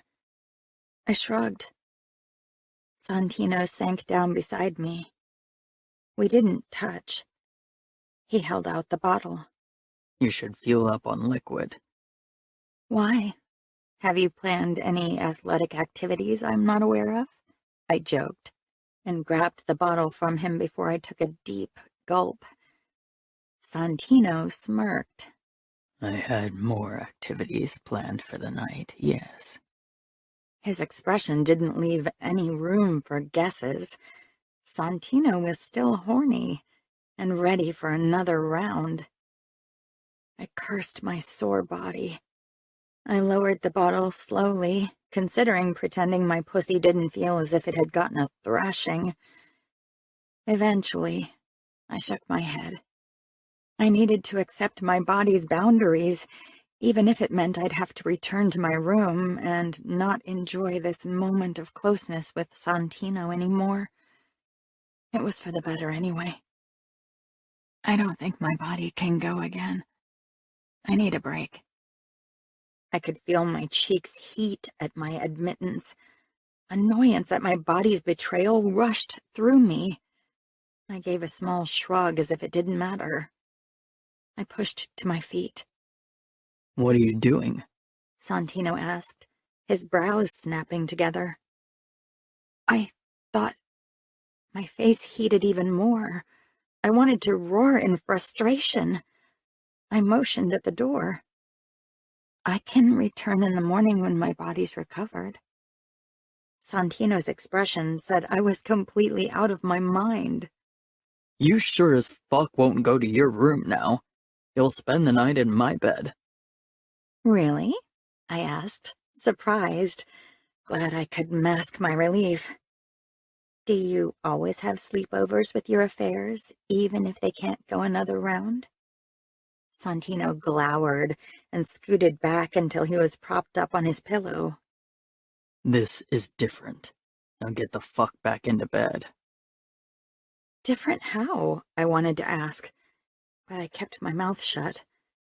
I crept back into bed and curled up on my side, watching Santino warily. He pulled me against him, and I immediately snuggled into him. I didn't understand what was happening, or how long it would last, but I relished in the feel of Santino against me. Santino traced his palm down my spine, taking me off guard. He could be an asshole, but right now he wasn't. Not that I didn't like his asshole self, but this considerate version was kind of nice too. Is this because you took my V-card? That term is complete bullshit. It makes it sound as if I'd been granted access to a VIP club. It is a very exclusive club, Santino, I said. So far, you are the only guest. And that's how it's going to stay. Santino snarled, completely stunning me. Oh? I tilted my head. Santino's lips tightened, and a muscle in his throat tautened. I won't share you. If you want to be with others, then that's your decision, but I'll have to leave then. I can't stand by and watch. I swallowed hard. Santino, I said quietly. Had he forgotten about Clifford? Or did he think I'd cancel my engagement only because I'd slept with him? I couldn't, even if part of me might consider it. I'm not talking about your engagement. I know you'll marry in a few years, but right now you aren't bound to him. And while you aren't, I want you to be mine. I blinked. You want us to be exclusive? I hated how my heart thundered wildly at his suggestions, how butterflies danced in my belly. Exclusive, Santino repeated with a laugh. Maybe I'm old-fashioned, but it used to be called faithful. I thought faithful was for when people were in a real relationship with deep emotional feelings, not for what we have. Dirty sex, Santino said in a voice I couldn't read. I shrugged, and a strange silence settled between us. I cleared my throat. But I want you to be exclusive too. If I'm yours for now, I want you to be mine as well. I'm yours, He said in a low voice. I forced a smile. I wasn't sure why our conversation felt so loaded all of a sudden. You'll have to be my dirty secret. Trust me, Anna. I'm very aware of the limitations of our bond. I have no intention to die by your father's hands, nor to be the reason for a scandal that damages the outfit. Our bond will be confined to the bedroom. For some reason, that didn't sit well with me either.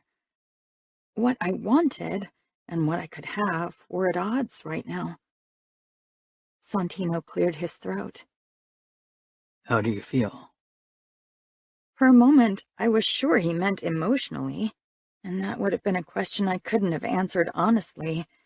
But then his hand stroked down to my abdomen.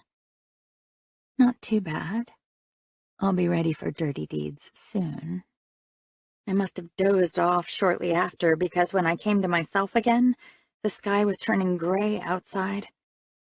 I was still in Santino's arms. I listened to his breathing, but soon realized it didn't sound as if he was sleeping. You awake? Can't sleep?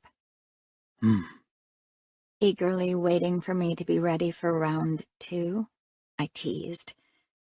Being in Santino's arms felt intimate and right. It scared me a little. More than eager. I laughed, then lifted my head off Santino's chest. Our faces were close, and slowly his expression came into focus. He wasn't smiling, but his expression was softer than usual.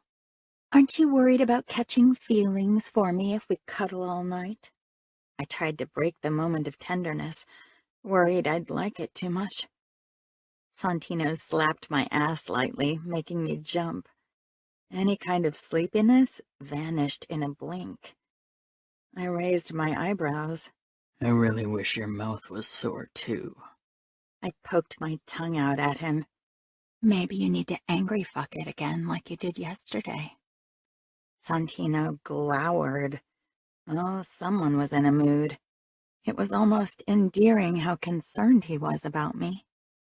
Anna, don't remind me. I traced his pecs with a manicured finger. I smiled secretly. Don't tell me you feel guilty because I was a virgin. Santino cast his eyes up at the ceiling. Fuck. I should have realized it. I've known you for years, but you didn't act like you didn't know what you were doing. I wanted to impress you. Santino leveled his brown eyes on me. You did. He paused. But that was a lot for a first experience. I bit my lip. Yep. I learned more than I bargained for. I giggled nervously. I hated the sound. Especially your thumb in my butt. He shook his head. Are you okay with it? I leaned up, grinning. What if I said no? Santino didn't smile. Would you apologize for fucking my mouth? You know how much I hate when you talk like that. I know. Santino growled, grabbed my hips, and threw me on my back. Then he pressed between my legs and shoved my arms up above my head, his fingers tight around my wrists. His hips pressed into me, and his tip entered me. I stopped breathing, my sore flesh aching at the intrusion. Santino stopped, his touch on my wrist becoming gentler. Don't stop, I whispered. He shook his head with a low chuckle. He didn't pull out, but he didn't enter me farther either. His thumb stroked along my pulse point as his head dipped and he snatched up my nipple between his teeth. I tensed, then moaned when his tongue circled my puckered nub.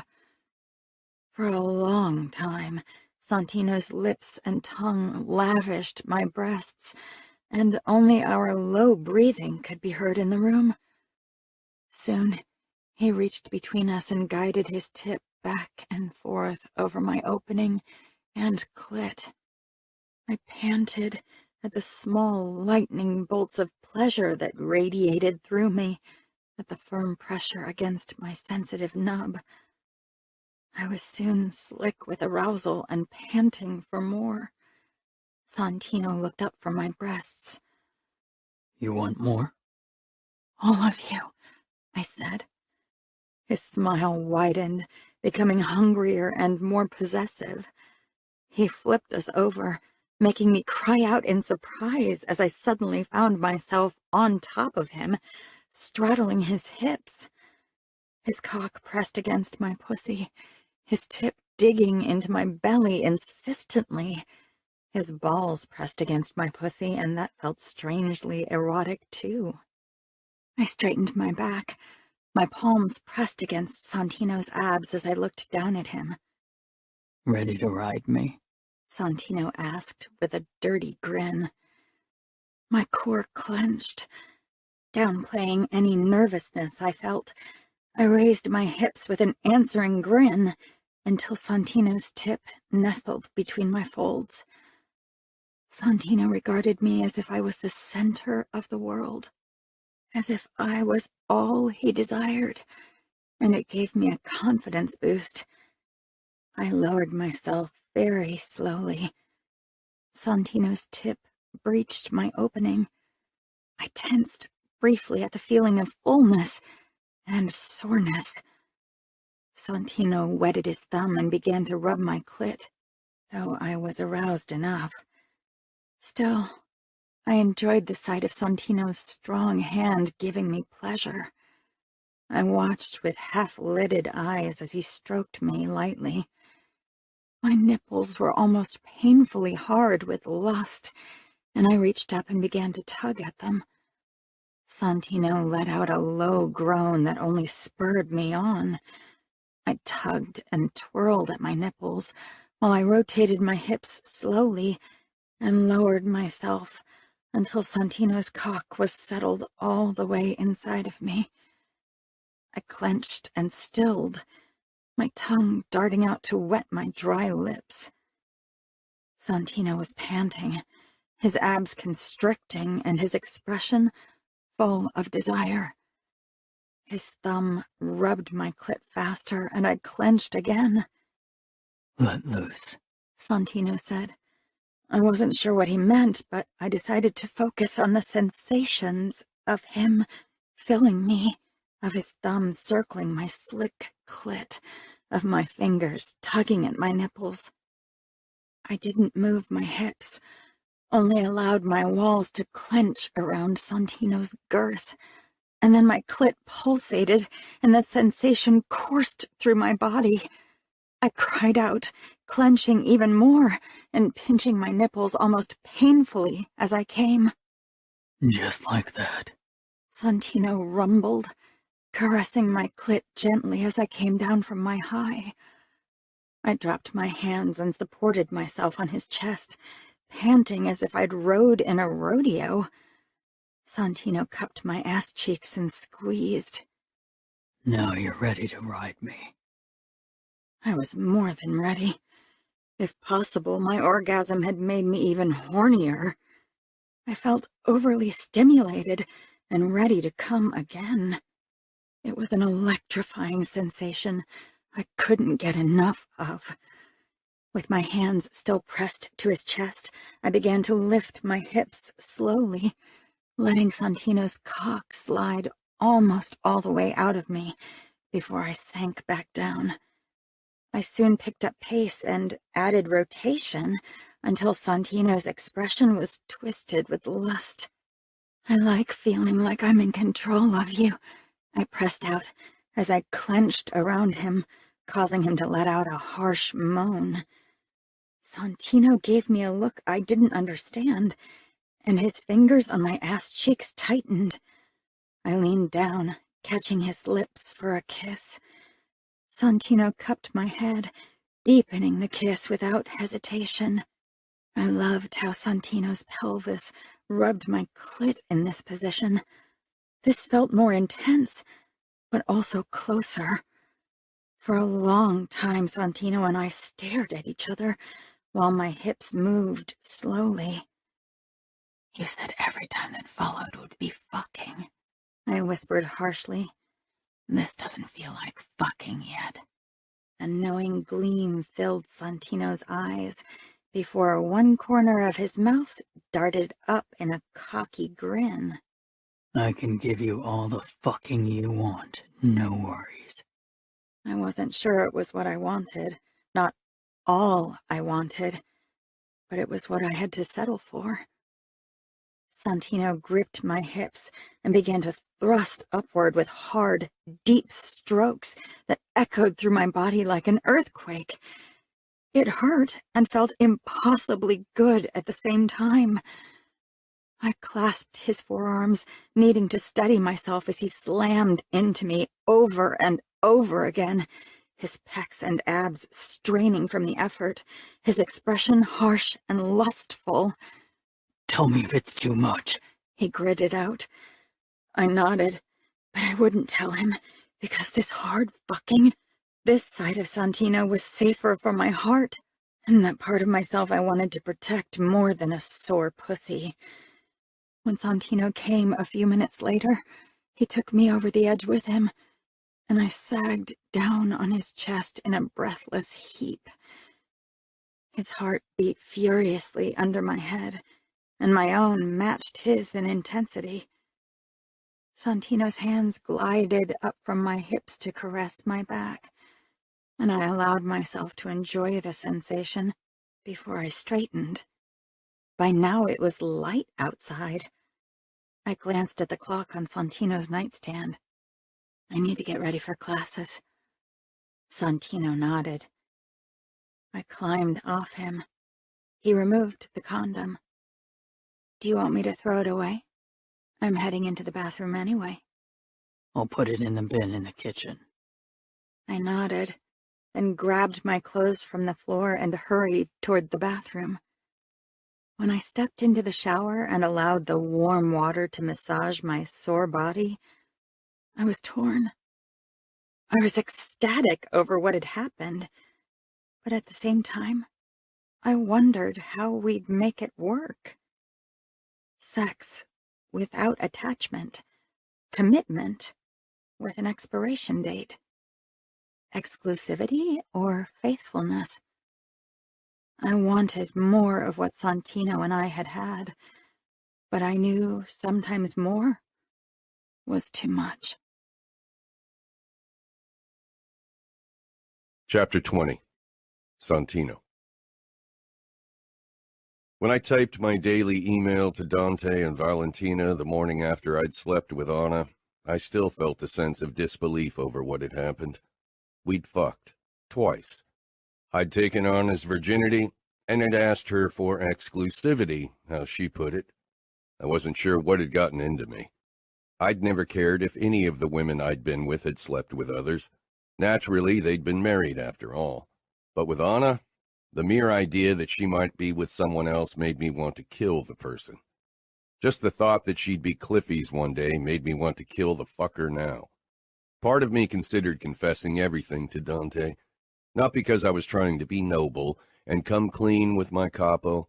I simply hoped he'd decide to cancel Anna's engagement to Clifford. Of course, self-preservation and rationality made me opt for lying. When Anna would marry Clifford in a few years, she and I had probably long lost interest in each other. Risking her reputation and my life only because I was obsessed with her now was absolutely idiotic. I waited in the car for her in front of her fashion school as usual, but when she got into the passenger seat this time, our interaction was strained. Usually, she said something provoking and I answered in turn, but this time, She only smiled tensely, and I couldn't come up with something witty either. Fuck. This was the first time I acted like an idiot around a woman after sex. I started the car, glad for the sound of the engine.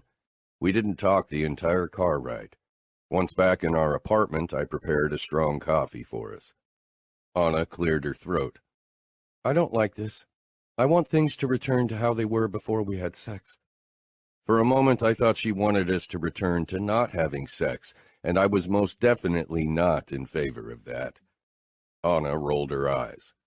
I supposed my expression must have given my feelings away. Our teasing and banter, I don't want it to become awkward between us just because we're having sex regularly. Are we having sex regularly? I hope that'll be the case, don't you? I pulled her against me. Do you even have to ask? She flashed me a grin. Then everything's settled? We act like we used to, but with the added bonus of regular sex? Fine with me, I drawled, slipping my hand up her skirt and into her panties. I began fingering her. Maybe we should define regular, I murmured, enjoying the feeling of Anna becoming slick around my fingers. Daily, she said breathlessly. Daily, I agreed, before I hoisted her up on the table for easier access to her pussy. After a round of sex in the kitchen, we had dinner before we opted for a second round in the bed. It was almost 9 o'clock when we relaxed beside each other, both sweaty and exhausted from a particularly long and intense session of me taking Anna doggy style. Anna yawned. Tired? I didn't get much sleep last night, did I? I was hoping it would be the same way tonight. Anna shook her head with a laugh. I can't go another round. I'm too tired, and I need to be fit tomorrow. We're getting our first semester assignment in resourceful fashion design. It'll account for a third of our grade. I'm here if you change your mind, I said, as I crossed my arms behind my head. Anna's expression shifted, but I wasn't sure why. She sat up and slid to the edge of the mattress. What are you doing? She laughed as if the answer was obvious. I'm going to bed. I didn't say anything. I thought she'd spend the night, and now that she didn't, I felt disappointed. Sleeping in the same bed will only make it awkward, right? She laughed again. Probably. How was it with other women? I didn't particularly like talking about other women with Anna. It felt strangely disrespectful, which was complete bullshit considering Anna had caught me in the act. They shared their beds with their husbands, so the topic never came up. Anna shrugged. I don't have a husband yet, so theoretically we could share a bed if that's something you want. What do you want? Neither of us wanted to do the first step. I'm fine either way. Me too. Anna nodded resolutely, then got up. I suppose then I'll go to my bed. It'll make it easier to keep it simple and uncomplicated, right? Right. She picked up her bathrobe from the floor and headed for the door. I growled, fucking tired of our games. Stop. She turned with cocked eyebrows. What? Get back into bed. Why? Get the fuck back into bed. Anna rolled her eyes but hurried back and practically leaped under the covers. All right, don't get your panties in a bunch. I extended my arm and Anna pressed against me. Maybe we need to discuss additional rules of our affair. Calling it an affair didn't sit well with me at all, but I had absolutely no clue what else to call it. We weren't in a relationship. You couldn't go into a relationship with a set end date, and I wasn't the type for relationships. Had never been. What rules? Anna asked in a low voice that I could feel everywhere. Even if the words hurt, I had to say them. That we never forget that you're Clifford's, not mine. I won't forget, don't worry, Anna said quietly. But this can be yours, this moment, and as many nights as we can carve out until I get married. Not just nights, Anna. If I start fucking you, I'll want to do it every hour of the day. She gave me a warning look. I told you I can't go again tonight. I don't know where you take the energy. You're 10 years older. Is this some kind of man thing? It's a me thing. I'm the perpetuum mobile in human form. Could you be any more conceited? She shook her head with a laugh, then slapped my chest. I can try. We agreed on daily, not hourly. I haven't left a lasting impression. She narrowed her eyes in a way I found more amusing every day. You know that's not true, but don't expect me to stroke your ego. I sighed. I've found myself a tough girl. Anna was silent, and I realized how that must have sounded. This has to stop once we're back in Chicago, she whispered. No matter when that is. We can't keep this up behind my family's back. It's different while we're so far away. Yes, I said. Your father would kill me. So we both agree this can only go on while we're in Paris? Absolutely. I didn't mention that I'd resign as her bodyguard the moment we were back anyway. When I'd asked Dante for this favor, it had been for other reasons, but now I was glad I'd have the option to bring distance between Anna and me once we were back. Anna bit her lower lip in a way that made my cock twitch. I raised one eyebrow. She leaned forward, whispering, Maybe I could go for another round if you do what you did the first time we got naughty? You have to be more specific. She couldn't possibly mean me fucking her mouth, because her reaction after that hadn't really screamed for a repeat performance, which was why I hadn't let her go down on me again since then. Anna stroked my chest, then lower, her nails teasing the ridges of my abs and my inner thighs in a very distracting way.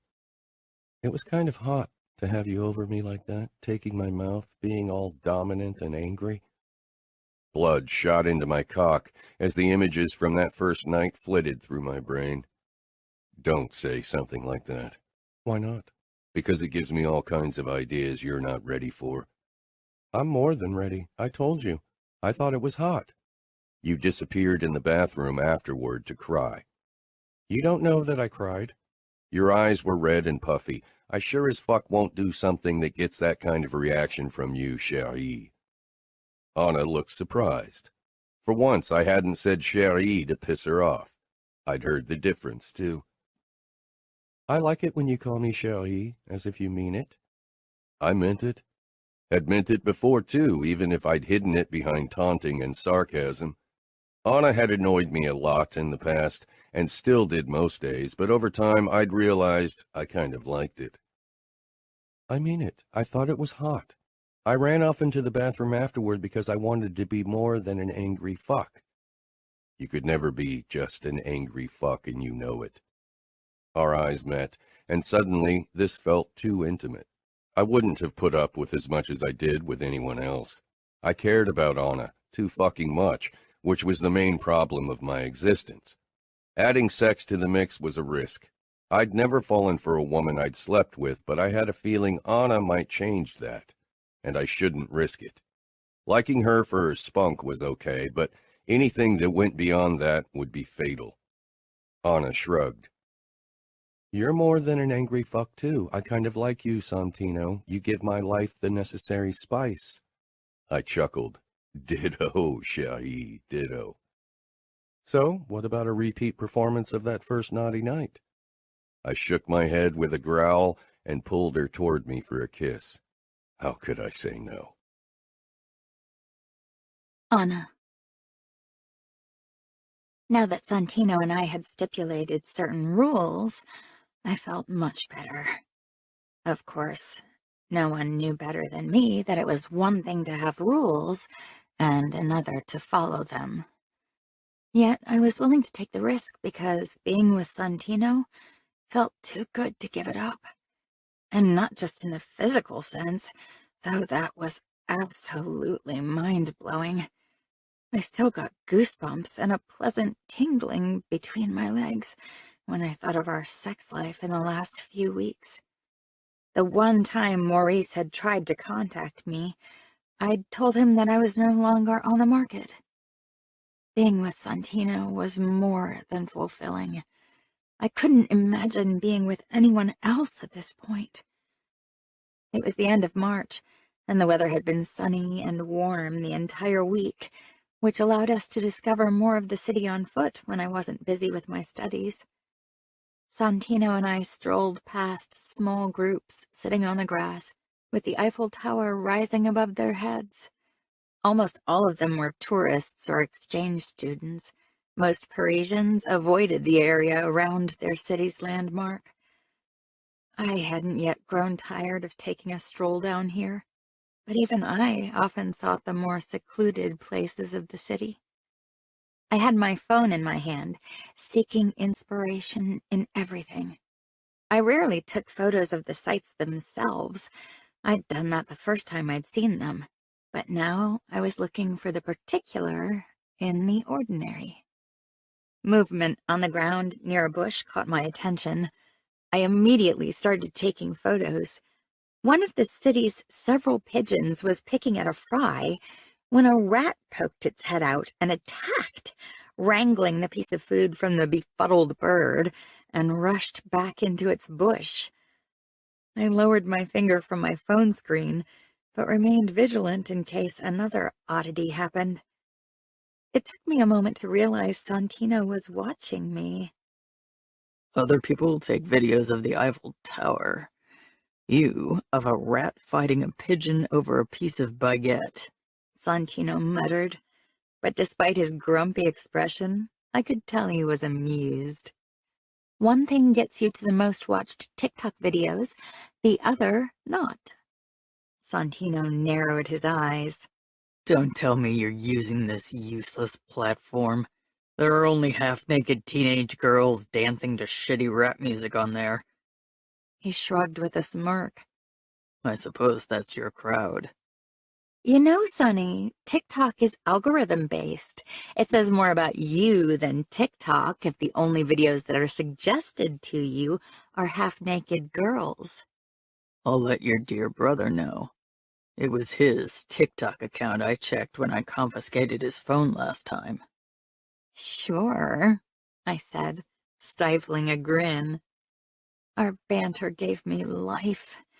Despite our frequent, very frequent, sexual encounters, we still teased each other without mercy. I have the most gorgeous teenage girl flashing her ass cheeks at me every morning and night in a desperate attempt to seduce me. I don't need TikTok for that. Newsflash, it's not an attempt if it's successful. His answering sly grin warmed my belly more than the best hot chocolate in the city. I nudged his arm with mine, my smile widening. I'm starving. Feed me. Santino gave me a very dirty look that made me wish for a less public place. I fed you last night. I slapped his arm, my cheeks warming, and desire flaming up my belly as I remembered how he'd taken my mouth last night. But I played oblivious. I think I'm in the mood for a good duck pâté and a salad. Not what I'm in the mood for. Despite his words, he led me toward a small Parisian restaurant with old glass cabinets with Savoy cabbage and chicory made from porcelain as decoration. It had become a favorite of ours. The owner was quirky and a bit confused, but he spoke English, which made Santino happy, and they served the most delicious duck pâté with homemade gherkins and rustic bread. We settled on a small table next to the door with a view of the lively neighborhood. 2 glasses of champagne, Santino said, and then raised his brows at the waiter. if you haven't drunk it yourself again. Last time we had lunch at the place, the owner and his crew had drank all the champagne the previous evening while watching soccer, so they hadn't had any for us.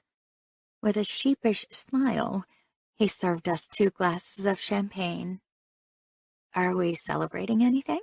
I asked, as I picked up the glass. Just that life's good right now. And that you finally popped my cherry, I whispered, smiling coyly at him. That was weeks ago. I pouted. So it's old news, I suppose. He grinned. I prefer to celebrate giving you 3 orgasms this morning. Cheers, I said, clinking glasses with him before I took a sip. Then a thought crossed my mind, and I almost choked on laughter. I'm pretty sure Dad won't be happy if your expenses include champagne for giving me orgasms. Santino's expression darkened at once. When I pay for us, then it's from my own money. That's what a real man does when he invites a woman. I really like the bad boy you, but gentleman you is pretty cute too. Santino grumbled something, then took another sip. He didn't even particularly like champagne, and only did it because I hated drinking it alone. You know, I said, when we were almost done with dinner, I have been feeling horny since the Eiffel Tower. The rat did it for you? Santino said dryly, but the lustful gleam in his eyes didn't go unnoticed. Oh yes, that's my thing, especially if they feast on fries. That's what it was, by the way, not a piece of baguette. You love being right. I am usually right, I corrected, but I love it too. Santino waved over the owner to pay, but instead of being quick so we could do something about my horniness, he chatted with him as if he didn't have anything better to do. I gritted my teeth. Santino was doing this as a form of punishment for all my teasing in the past. When we left, I let my gaze stray over every halfway attractive man. Maybe I should pick one of them to scratch my itch. They won't waste time talking. Santino gave me a harsh smile. I fear that's not an option anymore. His possessive undertone only made me desire him more. Still, I felt like tipping the scale back in my favor.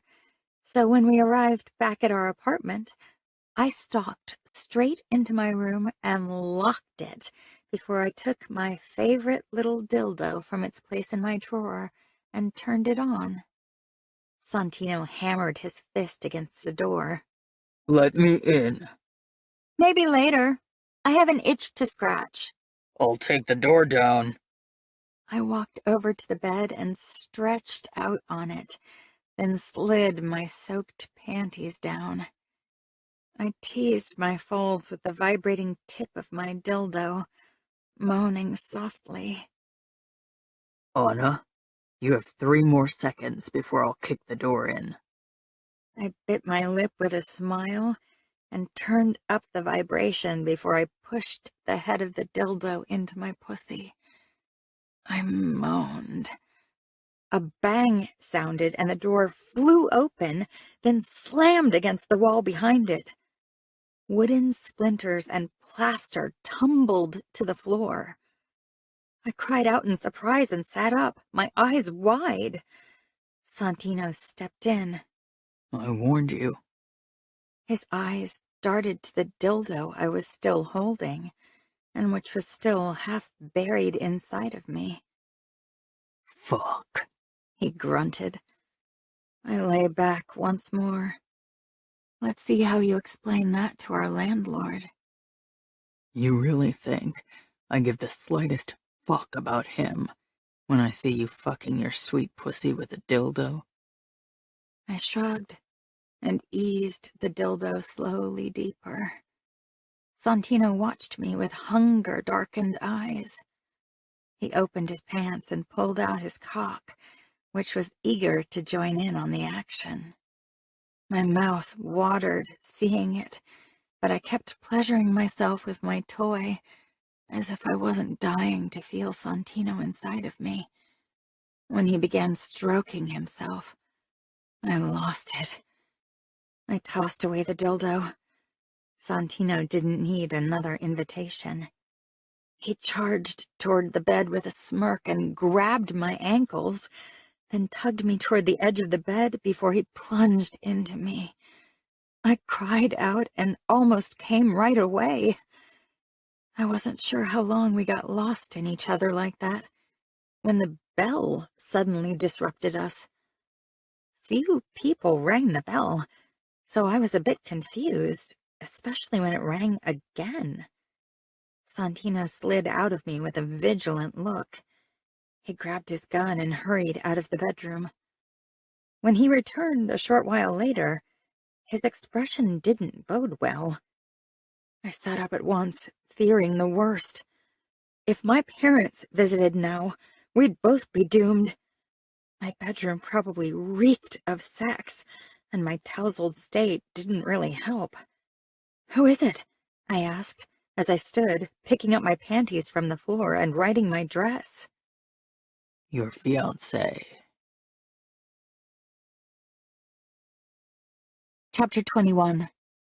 Anna. I froze. Clifford? "Do you have another fiancé I'm not aware of?" Santino clipped, looking furious.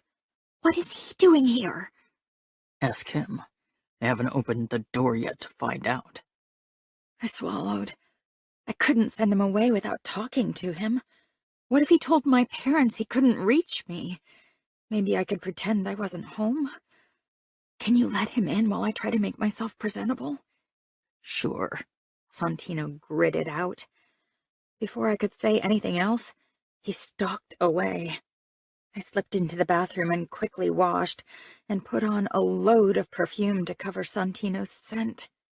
My hair still wasn't as straight as I preferred it, but I couldn't do anything about it now.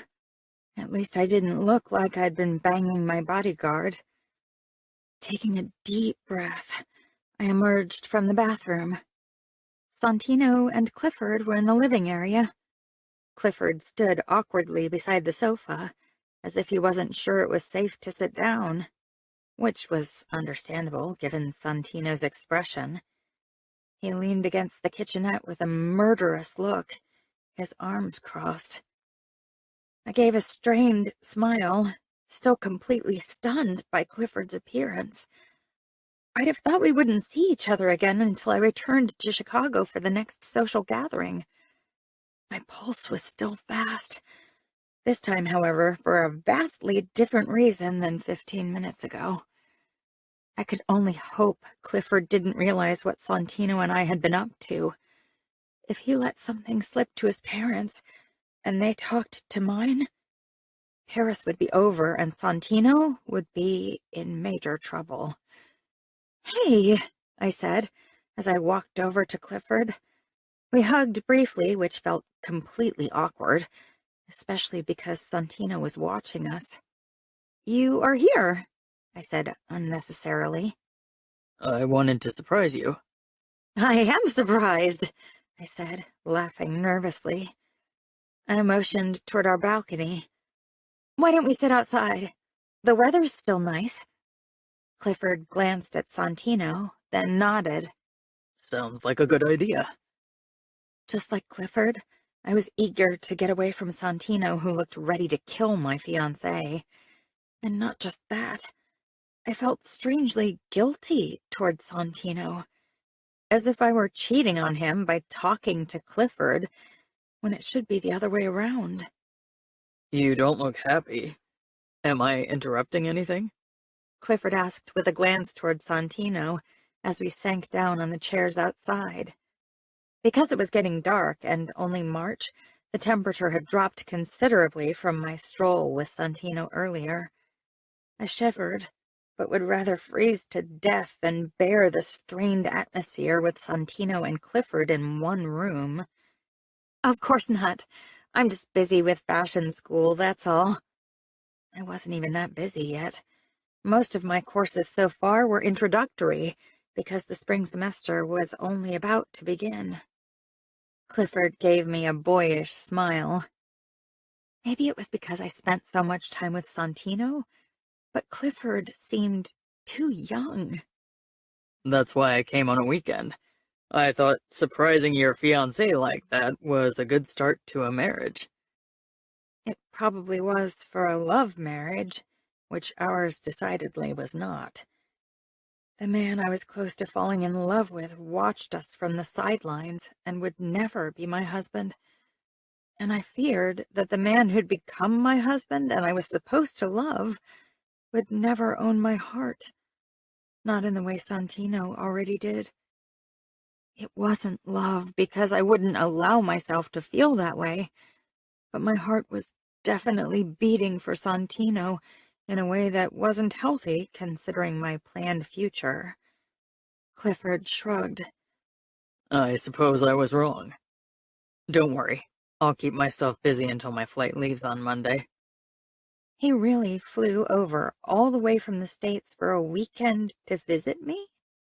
It was kind of sweet. I couldn't help but feel guilty for not being a real fiancé. I thought you were seeing someone and being exclusive. Isn't it weird if you come visit me? Though maybe she didn't mind.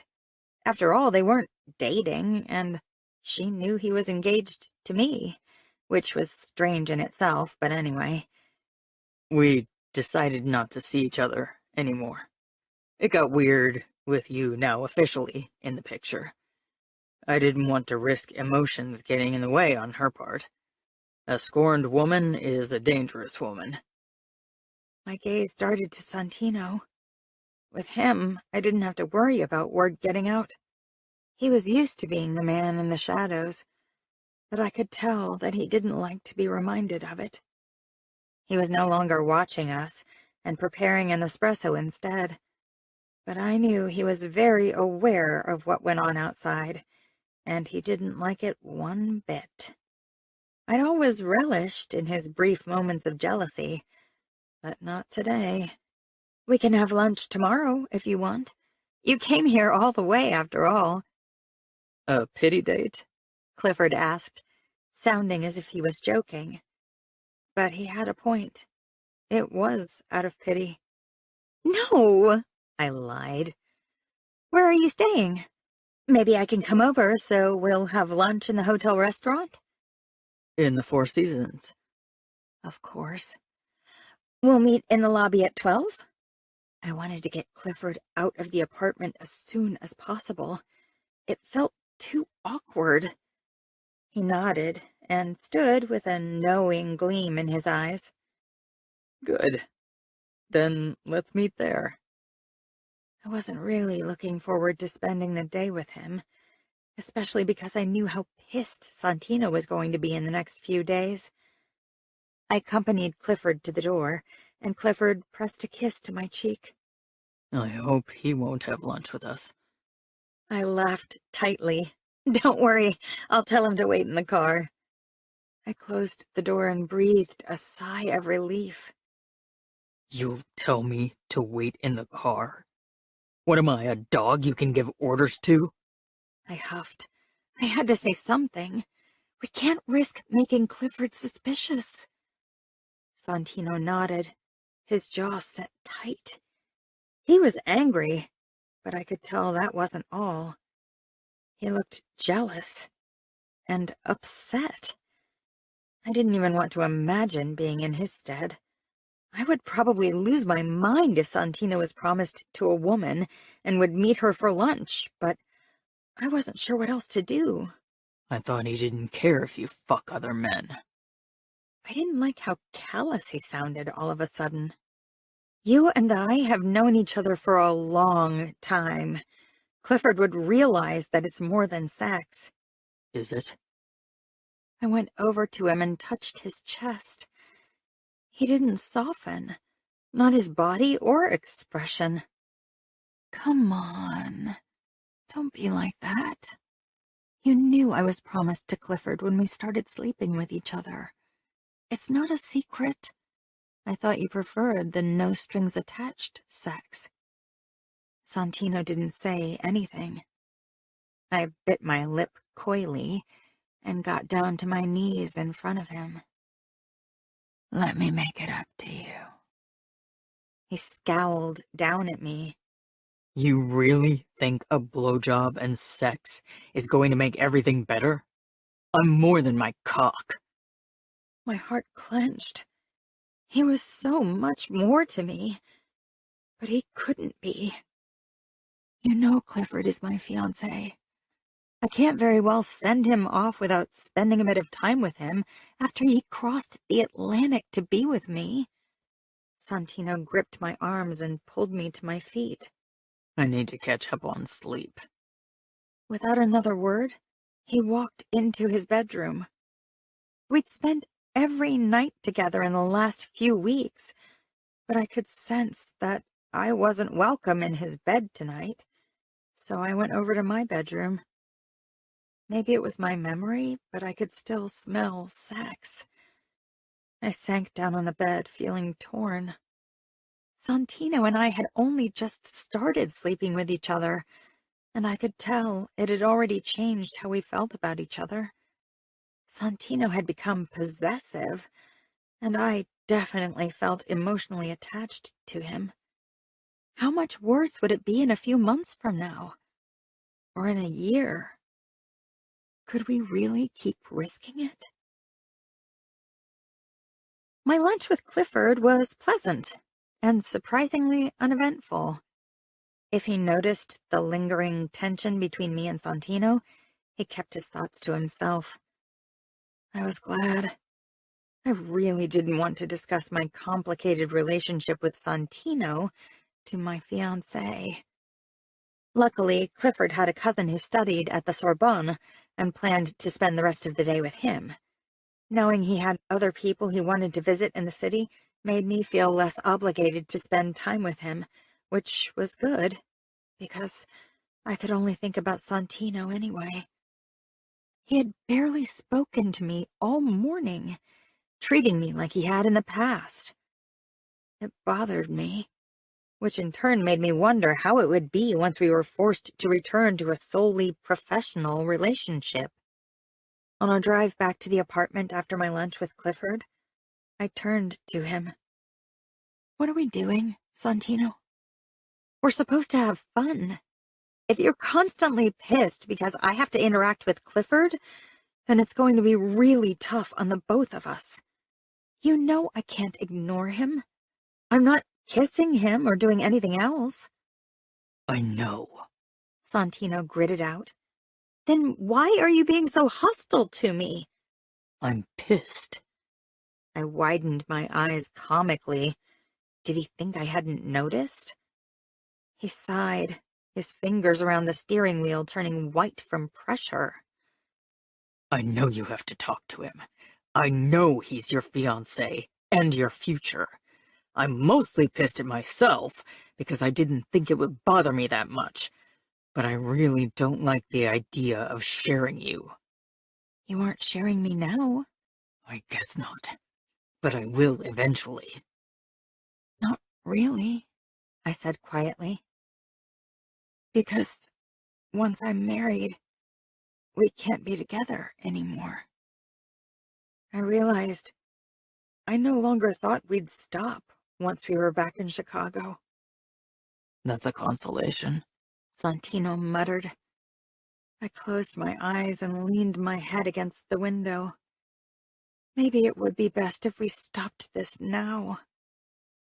I'll try to get a grip, all right? It'll be tough, but I'll do my best to ignore Cliffy's existence. I opened my eyes and smiled slightly. Good, because I don't want to give up what we have just yet. Despite our conversation, our relationship remained strained in the days after my meeting with Clifford. I wanted it to return to how it was. I missed the banter and the uninhibited sex. Our last intercourse had felt just like that. Polite intercourse. I leaned in the doorway to Santino's room as he did push-ups. "You know, Sonny, I would have never pegged you as a pussy who lets emotions ruin a perfectly good sex life." I stifled a grin at the look on Santino's face.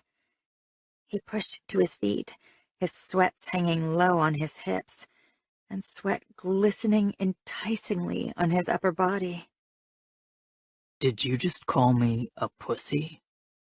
I shrugged with a teasing smile. This felt good. Safer.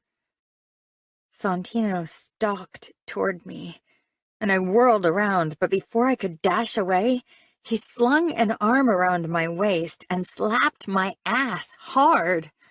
I gasped, but he simply lifted me up and carried me over to the bed where he draped me over his lap. Santino's palm smashed against my ass again, even harder. I jerked with a cry, my shock-widened eyes darting up to Santino's face. "Are you crazy?"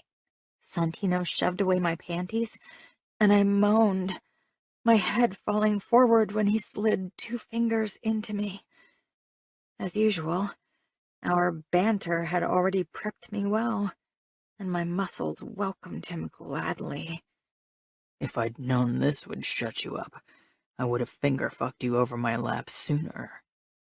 I hung limply over his strong legs as he eased his long fingers in and out. His other hand massaged my ass. I breathed through my nose, my eyes falling shut. You won't ever call me a pussy again. I hummed my agreement, with Santino's fingers hitting all the right spots. I would have agreed to anything. Santino's hot breath hit my skin a second before he bit my ass cheek lightly, making me moan even louder. You can be such a good girl when you're horny. I'll remember that. How does letting you finger fuck me over your lap when I'm engaged to another man make me a good girl? Santino's palm hit my ass hard. I jerked, then cried out when he pinched my clit, and I almost came. You are only mine right now, and I want you to remember that. My head lolled forward once more, with a weak nod, as Santino's fingers moved torturously slowly, stroking my inner walls deliciously. As he moved so deep, his knuckles pressed against my clit. No, I want you to come hard, like a good girl. I would have rolled my eyes if Santino hadn't started thrusting his fingers into me at a pace that had me grab his legs and my toes digging into the floor because I was losing track of what was up and down. "Oh, God," I gasped. "Oh, God." I wasn't sure I could take much more. My body was heightened to the max, my clit swollen and aching, desperate for release. Santino smashed his palm against my ass when his fingers were buried all the way in me and his knuckles hit my clit. I screamed as I came with a violent shudder. A string of unintelligible words, some French, some Italian, fell from my lips as I pressed my face against Santino's calf and felt wetness trickle down my thighs. Confusion filled me, but I was too overwhelmed and exhausted to react on it. Santino purred like a lion as he stroked my ass, his fingers still sliding in and out of me. He bent down and pressed a kiss to my left, then my right ass cheek, before he pulled out his fingers and kissed my sensitive flesh. I moaned again. His tongue trailed over my upper thigh. I lifted my head, certain my hair was worse than a bird's nest. "I'm not sure I like you spanking me like a naughty schoolgirl." Santino peered at me over my ass, looking entirely too pleased with himself. Your body does. You squirted like a good girl. My cheeks heated. For some reason, this seemed like something unnormal to do. I'd never done that before.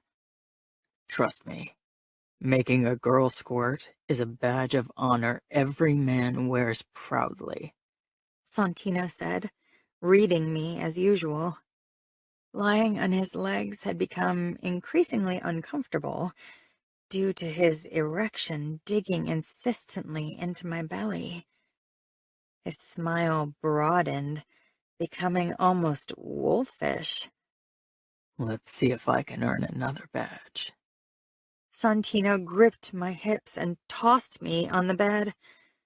I let out a groan, feeling boneless. No rest for the wicked, chérie. I'm going to give you a real pounding now.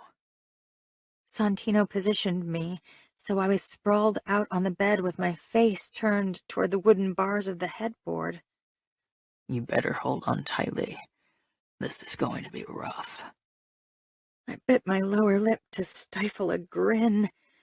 Santino propped my ass up slightly, then squatted behind me. I was about to comment on the position when he slammed into me. His hands clamped down on my hips as he pistoned into me. My hands shot out, fingers desperately clinging to the bars of the bed. Oh, holy shit! I gasped into the pillow. Santino's thrusts hit me so deeply and filled me so entirely that stars burst before my eyes from the sensations. The slapping sounds of his thighs hitting my ass cheeks mingled with our moans. The bed vibrated, slamming against the wall over and over again. I really hoped our neighbors wouldn't call the police. I came with a cry, my fingers clutching onto the bars and my teeth sinking into the pillow. This was almost too much. Santino didn't slow. He was angry fucking me. I'd never really understood the term, but now I did. And it was addicting. He leaned down. Savor every second. One day, the memory of this will be the only thing that'll get you through the unfulfilling poking that Cliffy considers sex. Asshole! I gritted out, trying to shove up, but Santino's thrusts kept me flat on my stomach. That's right. Santino growled, kissing me harshly. I answered his kiss with the same fervor. I lost track of time, but the soreness in my body when Santino and I had come told me we might have established a new personal record. I rolled over on my back, sweat trickling down my chest. I was completely exhausted. A low hum rang in my body, an echo of pleasure that seemed reluctant to go. I closed my eyes, basking in this feeling. I could hear Santino move, and the wet sound of the condom hitting the bin. Slowly, my eyes peeled open as Santino stood next to the bed, watching me. I gave him a lazy smile. I like your form of punishment. Glad I performed to your satisfaction. He didn't return to bed, and it made me wonder if he wanted me to go to my room. We still hadn't spent the night together since Clifford's appearance, and I missed it. Won't you lie down? I feel like falling asleep beside you again. I didn't care if admitting it weakened my position. Santino was jealous, so he too must feel more for me than lust.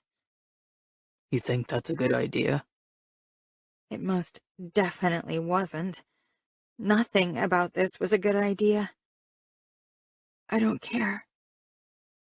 Santino chuckled sardonically. He stretched out beside me and pulled me against him. One day, I'll regret this.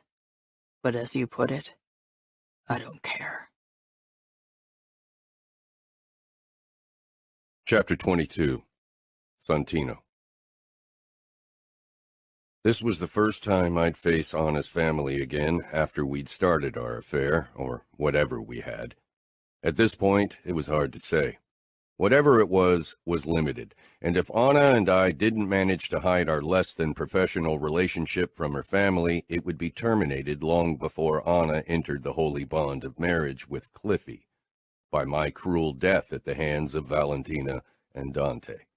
I was sure they'd both join in the dismemberment for this special occasion. You look tense, Anna said as we waited at the airport. One of my eyebrows twitched up. Even if she liked to pretend otherwise, her excessive cleaning spree in the last few days told me she was just as nervous about her family's visit. She'd cleaned every surface where we'd had sex in the last few months, at least twice. Don't tell. Shouldn't you be nervous too? You realize that we've both been betraying your family for the last 5 months. Anna had finished her first semester, and we were supposed to fly back to Chicago for the summer, but first the Cavallaros would spend a week in Paris to celebrate Valentina's birthday. Betrayal is a strong word for what we have. What would you call it? We both gave your parents our word that there would never be anything between us. They won't find out. We agreed that we wouldn't sleep together while they're here.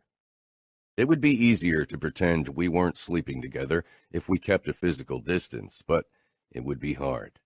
Anna and I had barely been able to stay away from each other these last few months. Now we'd have to go without sex for weeks, because even after the Cavallara's Paris visit, we'd still have to spend a few weeks in Chicago before only the two of us would return to Paris alone. Dante, Leonis, Beatrice, and Valentina, followed by my dad, stepped into the waiting hall of Charles de Gaulle Airport. While Anna rushed toward her family, I went over to my father to greet him. We hugged briefly before he pulled back to look at me. Everything good? Of course, I said. Nobody knew about my affair with Anna, not even Arturo, and certainly not Dad, though he probably still suspected something. I wasn't sure if Anna had shared anything with one of her friends. Speaking about something like that over the phone was definitely too dangerous, so I suspected she hadn't either. Of course, I knew she'd disclose every last detail of our affair with Sophia and Luisa as soon as she met them in person. Dante came over to me and shook my hand. His expression didn't show a hint of anger or hostility, so he didn't suspect anything. We'd just have to keep it that way. I must say I'm very satisfied with your work so far. Your daily reports were very informative.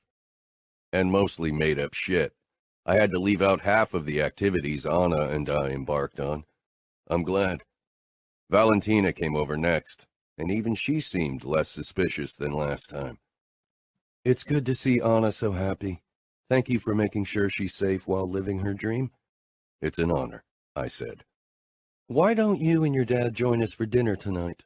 Dante has booked a table in the hotel's Michelin star restaurant, and I'm sure they can make room for 2 more people. I'd prefer to have a quiet dinner with my son tonight, if you don't mind, Dad said politely. He probably just wanted to grill me on every little detail of the last few months, but I actually didn't mind. I wanted to keep my interactions with Anna limited while we were around her family. Of course, Valentina said immediately. We split into 2 cars because one wasn't enough for all of us, and headed to the Four Seasons where Dante and the family would spend the week before we'd all fly back to Chicago. Anna was in a car with her mother, Bea, and my dad, while Leonis, Dante, and I rode in the other car. I really missed pissing you off, Leonis said with a sly grin, almost 16 and still as annoying as I remembered. Leonis, Dante said in a sharp tone. Santino is Anna's bodyguard and should be treated with the according respect. As if Anna always treats him with respect. Dante gave me a questioning look. I shrugged, wishing I could slap Leonis over the head. Like a teenager, she had her difficult moments, but she's grown up in the last couple of years. I can't complain. An image of Anna waking me up with a very pleasant blowjob this morning came into my mind, but I quickly shoved it away. Leonis shook his head and gave me a condescending look through the rear-view mirror. The little shit knew too much. Dad and I picked a cozy restaurant only a short walking distance from the Four Seasons in case an emergency arose. But with Leonis and Dante there, Valentina, Anna, and Bea were well protected. Even if Leonis could be an annoying brat, he was a good shot and knew how to handle his knife. Still, it felt strange to let Anna out of my sight for the first time in 6 months. We'd spent so much time together, being apart felt alien. "How are things between you and Anna?" Dad asked the moment we'd sat down at our table. "Good." "Good how? Have you come to Paris to interrogate me or because you missed me?" "Both." I gave him a doubtful look. Luckily, the waitress appeared at that moment with the menu cards. I took one of them with a quick merci before I scanned the wine selection. "You didn't even look at her." I raised my head. "Excuse me?"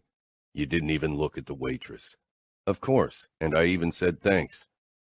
Dad nodded toward the woman who was now serving another table. "Look at her. She's attractive. The son I remember would have checked her out." I couldn't help but laugh. "I'm still that son. You make it sound as if I jumped every woman I saw. I can assure you that wasn't the case. Maybe you should consider dipping your toes into the dating pond again if my dating life concerns you so much." "That's not a joking matter. Dad, if you're worried about me, stop seeing things that aren't there. You'll only act suspicious, and that, in turn, will make the Cavallaro suspicious and really get me in trouble." Dad sighed. I patted his shoulder. "Stop worrying so much. Get a life and live a little. I'll be fine." It wasn't that I was unaware of the danger I was in. If Anna let something slip, I was dead. But Anna was clever. I trusted her to protect our secret. Not just because of me, but also because she wanted to avoid the backlash, too. Anna. Santino was even more nervous about my family's visit than me. Maybe he worried about me letting something slip, but I'd learned from an early age to put on a mask in public.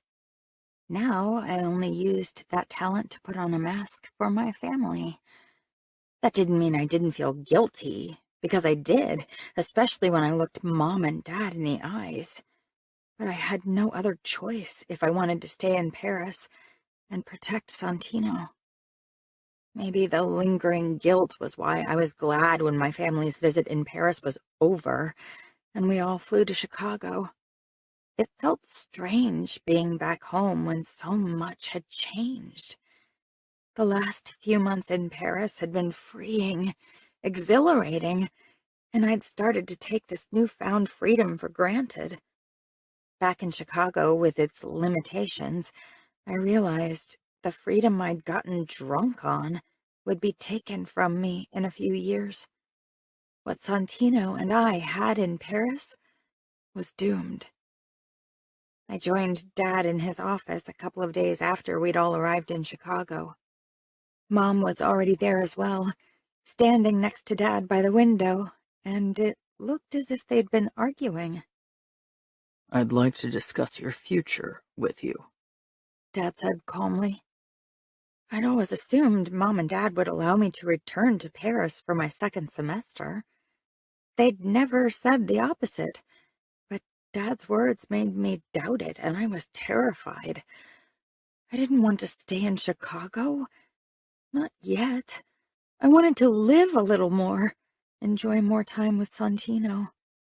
He and I had barely seen each other in 2 weeks.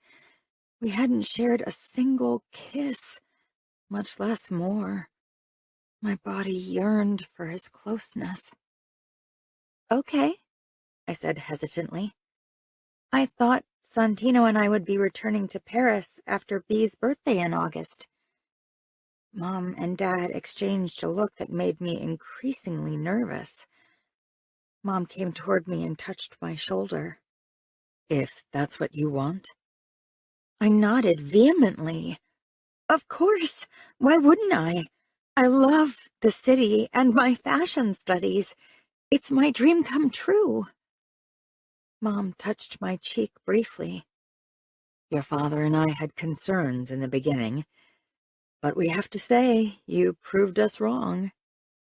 "Still," Dad said, "people are starting to wonder where you are." "They know I'm studying abroad. Don't they understand we have to keep it a secret for safety reasons?" "Oh, they do," Mom said with a shake of her head. I think what concerns them more is that you've dropped from their gossip radar. I loved Mom's honesty. She hated how judgmental some people in our world were. She'd been submitted to their cruel words at the start of her marriage to Dad, too.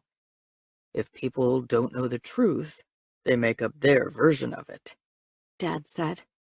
I rolled my eyes. What kind of rumors are they spreading now? That you're pregnant with Clifford's child, and that's the reason why you're engaged to him. That you're pregnant with someone else's child. That you've run off with someone. I'm back. If I'd run off, I wouldn't be here, right? Which is why we need to make sure you keep attending social events. And that's why we'd like you to stay until the start of the semester. Okay. That was only 2 weeks more than I'd thought. That wasn't so bad. Of course, that meant Santino and I would have to stay away from each other for 2 months. I'd probably combust. Is there a date for my wedding yet? Mom and Dad exchanged a look. Well, while the Clarks are willing to wait, we have to make sure we don't offend the conservatives in the outfit. Your mother and I think a wedding in the summer, after you finish your fashion school, would be advisable. Oh. I swallowed. That would be in 3 years, which really wasn't that soon, but at the same time, sooner than I would have liked. That sounds like a good plan. Do Clifford's parents agree? They do. Clifford will be done with his undergraduate studies by then and in law school, so they think children should have to wait a bit longer. I almost laughed. Was there anything Clifford and I could decide on our own? Mom touched my shoulder. Is that okay for you? Of course. 3 years. That was enough to enjoy myself. My freedom. Santino. When I walked out of the office, I texted Santino to tell him when we'd return to Paris, but I left out the part with the wedding. Our texts were always professional, no cute emoticons or endearments, and definitely no sexting. I wasn't sure we'd be returning to Paris at all, Santino said suddenly, startling me half to death. I whirled around with wide eyes and touched my chest. You scared me. Santino's eyes burned into mine, and a little shiver passed my spine. I slanted a glance at Dad's office door, which was only down the corridor, and swallowed. Santino stood close, and I wanted to bridge the remaining distance between us. What are you doing here? Your parents asked me to come over for a conversation. They're going to tell you about Paris. Would they mention the wedding as well? I really hoped they'd keep it to themselves for now. I didn't want things to get tense between Santino and me again. I'm sure they will, Santino murmured. I took a step back before I could do something increasingly stupid. Maybe you can come up to my room later and tell me what they said? Santino cocked one eyebrow.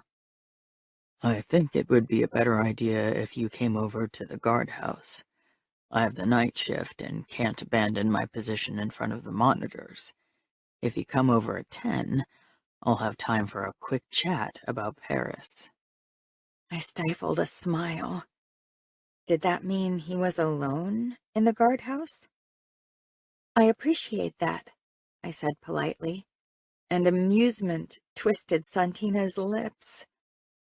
I'm sure you do.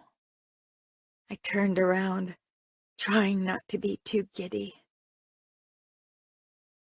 After a shower and a thorough shave, I put on a simple sleeveless summer dress for easy access.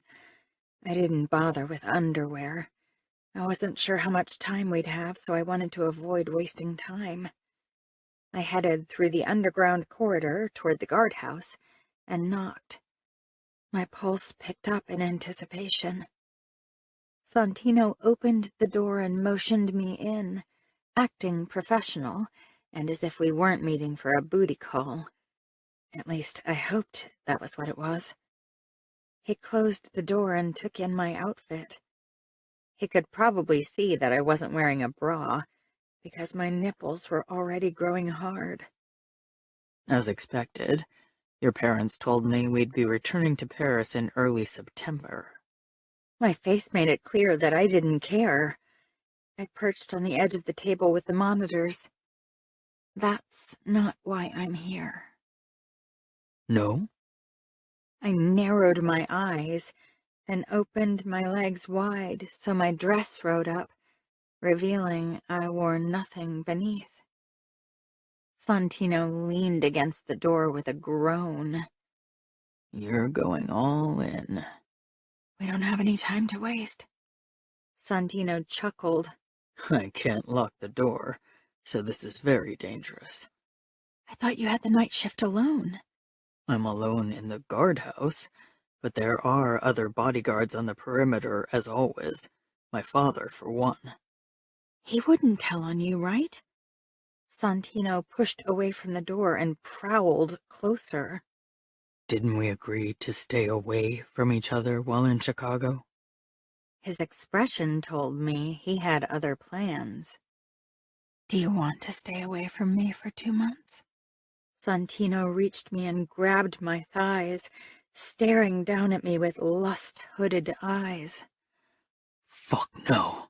But this is madness, Anna. If we get caught...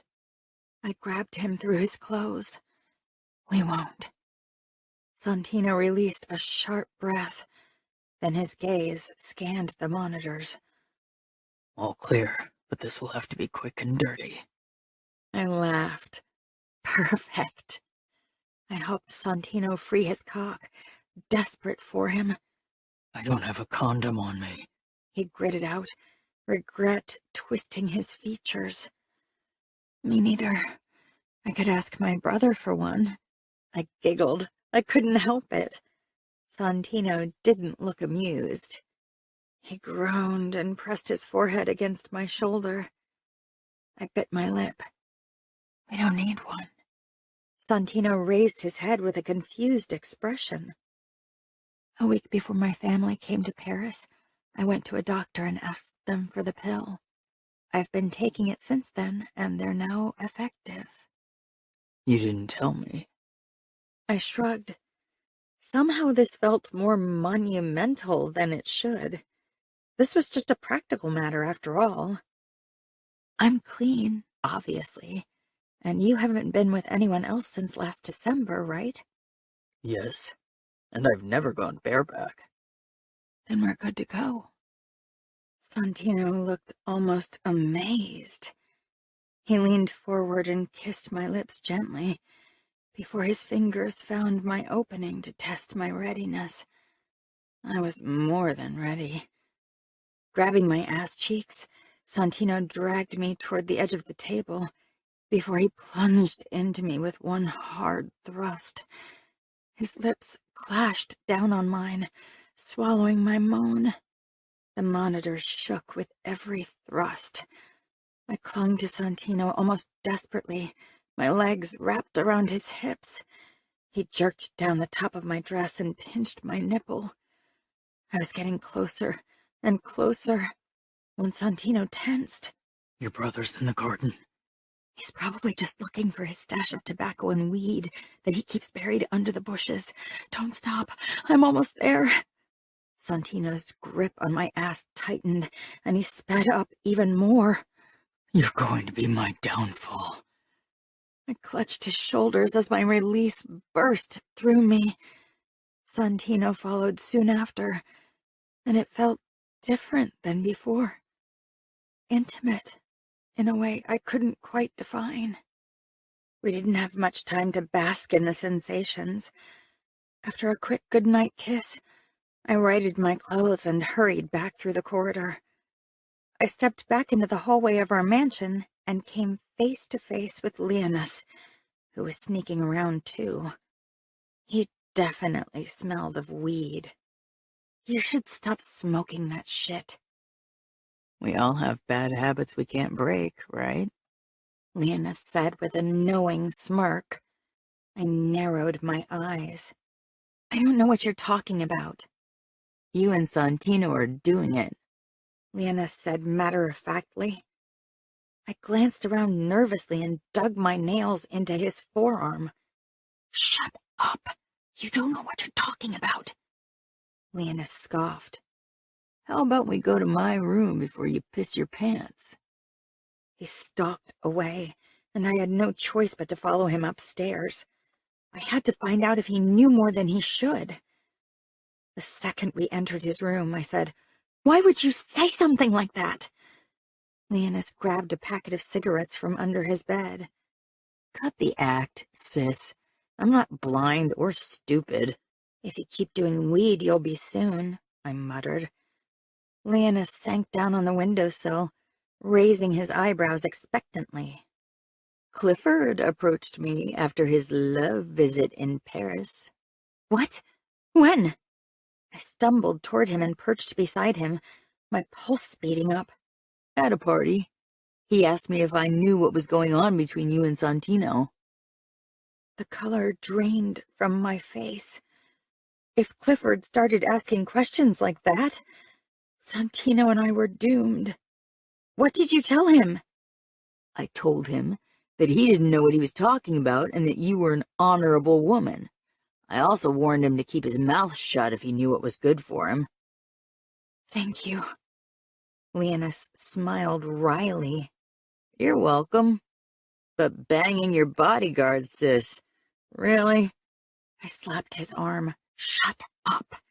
If someone finds out, Santino's dead, and I'll be the reason for a scandal. Why should it always only be me who causes a scandal? Because you're good at it, and your reputation is already in tatters. Thanks for your warm words, sis, he said, as he put a cigarette in his mouth. My reputation serves a purpose. I like it when people underestimate me. It makes beating them all the sweeter. I shook my head with a laugh. What about Clifford? What about him? Are you going to ditch him for Santino? I gave Leonis a disbelieving look and raised my hand with Clifford's huge engagement ring. I honor my promise. Leonis shrugged. There are promises you should honor, and others you should ditch. Clifford is the latter.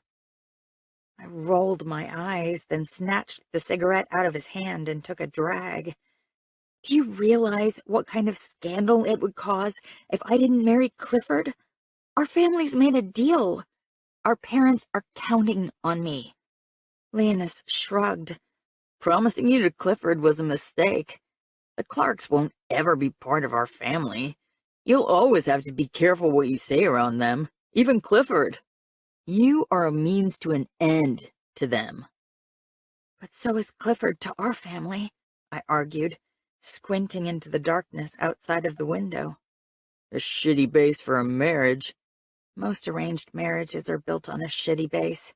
If you say so, you're the one who'll have to share a bed with Clifford. Leonis's voice made it clear he disapproved. I can handle it. I can handle him. If you think so. Just know that I'll have your back, no matter what. I swallowed hard. Thank you. Leonis shrugged. That's what family is for. Just promise me you'll be careful. I didn't say anything in turn, only nodded. We opened the window and dangled our legs over the sill, staring out into the night. I knew ultimately my family would always have my back. How would it be to find myself in a marriage that wasn't like that? Chapter 23. Santino. I'd have never thought the day would come that I was relieved to leave Chicago and return to Paris, but the sneaking around and secrecy grated on my nerve. After our quickie in the guardhouse, Anna and I had only managed to meet for sex one more time. 2 rushed fucks in 2 months. A dismal quote. I missed touching Anna whenever I wanted, at least in the safety of our apartment. I missed spending time with her. While we were careful not to act as a couple in public in Paris, we could still be much closer than we could ever risk in Chicago. When we landed, I could already feel a huge weight lifting off my shoulders. "This feels like coming home," Anna said on our ride back to the apartment in our car. I touched her thigh and squeezed. In a weird way, it did. Chicago was still my home and would always be, but it also felt like a prison right now. Anna linked our fingers. Dad had warned me to be careful before I left. He didn't know about Anna and me, but he suspected something. Holding hands in broad daylight probably wasn't being careful, even if an ocean stretched between us and the watchful eyes of the outfit. I squeezed her hand. We needed to be careful. There was no doubt about it. But returning to Paris had made me realize again that our togetherness was limited. I wanted to enjoy the time we had. Paris allowed me to do that and forget about Clifford. We sat in our favorite breakfast spot, a small cafe around the corner from our apartment. We had breakfast here every Sunday and spent hours people-watching. The owners thought we were a couple. We never corrected them, and eventually we started holding hands like we did now. We'd grown careless over time, or maybe it was just that keeping a professional distance became more difficult over the years. "I thought we could spend a few weeks in Provence this summer," Anna said one Sunday morning in early May. "Won't we have to return to Chicago?" As the first summer, Anna and I had returned to Chicago last summer as well, and I assumed it would be the case this summer too. "It's our last summer in France," she said softly, her eyes strangely wistful. Our last summer here. It hit me suddenly. Anna would be graduating next February, and afterward we were expected to return to Chicago indefinitely. Fuck. I tried to ignore the truth, but now it glared back at me. It is.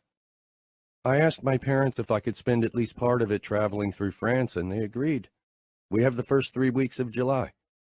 A last summer of freedom before you marry Clifford next October. Anna's expression twisted with shock. Had she really thought I didn't know? I hadn't mentioned it because I didn't want to think about it. The idea that I'd have to give up Anna soon felt like a burning arrow in my chest. "My parents think we shouldn't wait much longer." I nodded. That Dante had allowed Anna to study abroad and that she was marrying an outsider were already bitter pills to swallow for the conservatives in the outfit. Anna would be 22 next September. Time to marry in our world. Anna glanced down at our linked hands, then back up at my face. I tried to keep my expression calm, even if I felt anything but. Our time was running out, and for the first time, I could practically see the sand grains trickling away in the hourglass. "It's still more than 1 year," she said. "Is it? How long do you want to keep us going? Have you decided on a date yet?" Maybe I should man up and stop what we had, but I didn't want to. Instead, I waited for Anna to end things. It was her commitment to Clifford that would determine our end, after all. She hesitated, then looked away. "We don't have to end things." Surprise washed through me, then triumph. Then I realized she didn't mean it in the way I thought. "You want us to keep fucking even when you're married to Clifford?" Anna grimaced, then quickly shook her head. "We can't. I hate that we have to talk about this. I don't want to think about it." But eventually, we would have to face the truth. I wondered if she'd ever considered telling her parents about us. If she'd ever considered breaking things off with Clifford while she'd lain in my arms at night, or while we'd shared a good laugh. I had spent hours awake at night imagining a future with Anna. Anna leaned forward, her eyes pleading. "Let's pretend I'm not marrying. Let's just enjoy our time together, okay?" I took a deep breath, then nodded. For Anna, I'd do it. I couldn't let her go yet. Not yet. The human brain is a powerful tool. I managed to pretend like Anna had asked me to, and so we kept enjoying our days until the summer almost like a couple. When the first day of the summer holidays rolled around, Anna and I both briefly descended into wistfulness. Luckily, the next day we took a plane down to Marseille for our trip to the Provence. Right when we landed, Anna and I held hands. It felt natural. The sun was shining brightly as we headed for the rental car station at the airport. Once we'd filled out all the paperwork and Anna had received the keys, she headed for a tiny blue Fiat Cinquecento Cabrio. Please tell me that isn't our vehicle. I couldn't call that thing car. It would be an insult to my Camaro and every other car with a little pride. Anna rolled her eyes as she rounded the car as if it was a cute puppy. It's perfect, she beamed. Fuck. I could live with that Matchbox car if it made Anna smile like that. I'm driving, Anna shouted before I could head for the driver's side. I sank down on the passenger seat, watching with amusement how Anna inspected the gear shift of the Fiat. I was used to driving gear shift, but Anna had never done it. She hadn't driven much at all in the last 2.5 years. If we went anywhere by car in Paris, I always drove. Seeing my expression, hers filled with determination. And eventually she managed to get the engine running and we pulled out of the parking lot. Anna let out a delighted laugh. This will be a magical trip. I chuckled and relaxed in the seat. Anna pressed the button that opened the top of the car. Her hair blew around her head wildly, and she laughed again. I reached inside her purse and grabbed a scrunchie. Anna gave me a grateful smile as I put her hair in a messy ponytail while she steered the car onto a narrow coastal road. I love it when you do that. Usually, I only ever held her hair back when she blew me, but this felt nice too. I loved the feeling of her silky hair between my fingers. I just don't want to drop off the cliff because your hair impairs your vision. I couldn't see her eyes because of her huge sunglasses, but I knew she was rolling her eyes. Don't be grumpy. This will be the summer of our life. I knew I'd always remember this summer. The first summer Anna really felt like my woman. And the last. Anna. We rented a tiny baby blue Fiat Cinquecento and drove the winding streets of the southern Provence with it until we reached our final goal, a small beach town, a former fishing village between Nizza and Antibes. The town had 2 beaches, one easily accessible beach close to the promenade, and another one which could only be reached by boat or by climbing down a narrow, steep staircase that was beaten into the cliffs more than a century ago. Santino carried our backpack as we clambered down the staircase. We could have easily afforded to rent a boat or even a yacht to reach the beach. Money was hardly an issue. But during our entire time in Paris, apart from the central and expensive apartment, Santino and I had tried to live a basic life, like a student like myself would. I enjoyed the simplicity of it, and it made me appreciate the little things all the more. I knew Santino hadn't expected me to be able to live without luxuries. Despite it being only 10 in the morning, the beach was already beginning to fill up with visitors. Some only came down for a few spectacular photos for Instagram, but others spread out their towels or even beach tents. Santino and I settled on towels close to the cliffs on the right.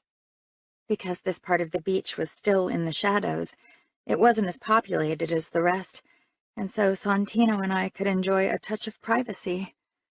I got out of my beach slip, then began to unhook my bikini top. What are you doing? Santino growled. I'm doing what many French girls do when they go to the beach. I'm flashing my boobs. Santino glanced around. Women of every age sunned topless. A couple of girls even played ping pong, their perky breasts bobbing up and down with every jump. I'm not sure I like other men staring at your boobs. I laughed and stretched out on the towel. You'll survive. I ignored the little voice that said he'd soon enough have to share me with Clifford. It wasn't welcome right now. Seeing you half naked like that makes me regret my choice of shorts. Santino wore tight short pants that accentuated his muscled ass and his impressive junk, which was growing. He sat down close to me with a look I knew too well. I grinned. Then my eyes registered a couple on the beach that was kissing really passionately, she actually lying on top of him, and another couple in the ocean was definitely getting it on. Santino followed my gaze, a smirk twisting his face. I'm really starting to love France. Only took you 2.5 years, I teased. He stretched out beside me, his head propped up on his palm. His smile promised trouble. I rolled on my side. What? He scooted closer and kissed me, slow but with purpose. I knew this kiss. My eyes fluttered, handing myself over to the sensation. Kissing Santino always gave me life. After a while, my nipples puckered and wetness gathered between my legs. Santino pulled back slightly, his eyes trailing over my attention-seeking nipples. Seeing them and not being able to suck them is torture. I bit my lip. The idea of Santino's hot mouth around my sensitive flesh only increasing my need. I glanced along the beach to see if anyone was watching, but people were busy with themselves. Santino scooted even closer, then slid his hand between my legs, at first only resting it on my inner thigh. Then his thumb grazed my slit over the fabric, and his lips claimed mine once more. While his tongue teased my mouth, his thumb grazed me lightly. The simple touch and his kiss, with the added thrill of being in a public place, soon had me sopping wet. My breathing grew deeper and faster. Our kiss intensified, and the static between us raised goosebumps all over my body. Santino's finger didn't speed up, but he increased the pressure. I need more, I whispered against his lips. I need you. Santino nodded, then pulled away and closed his eyes briefly while he tried to position his erection so it wasn't as obvious. Let's go into the water. I grinned and sat up. Before I stood, I quickly checked that my bikini bottoms didn't show any hints of what we had been up to. Santino rose to his feet. If you looked at his crotch, it was still obvious that our kiss hadn't been innocent. It was a good thing that we were at the fringes of the beach. We went into the water, and Santino immediately pulled me against him. I slung my legs around his middle, then lowered myself until I could feel his erection press against me. I moaned, already so ready for him. Santino reached between us, fumbling a bit before he shoved my bikini aside, and his tip pressed against my opening. I lowered myself without hesitation. As his cock stretched me, my body began to shake.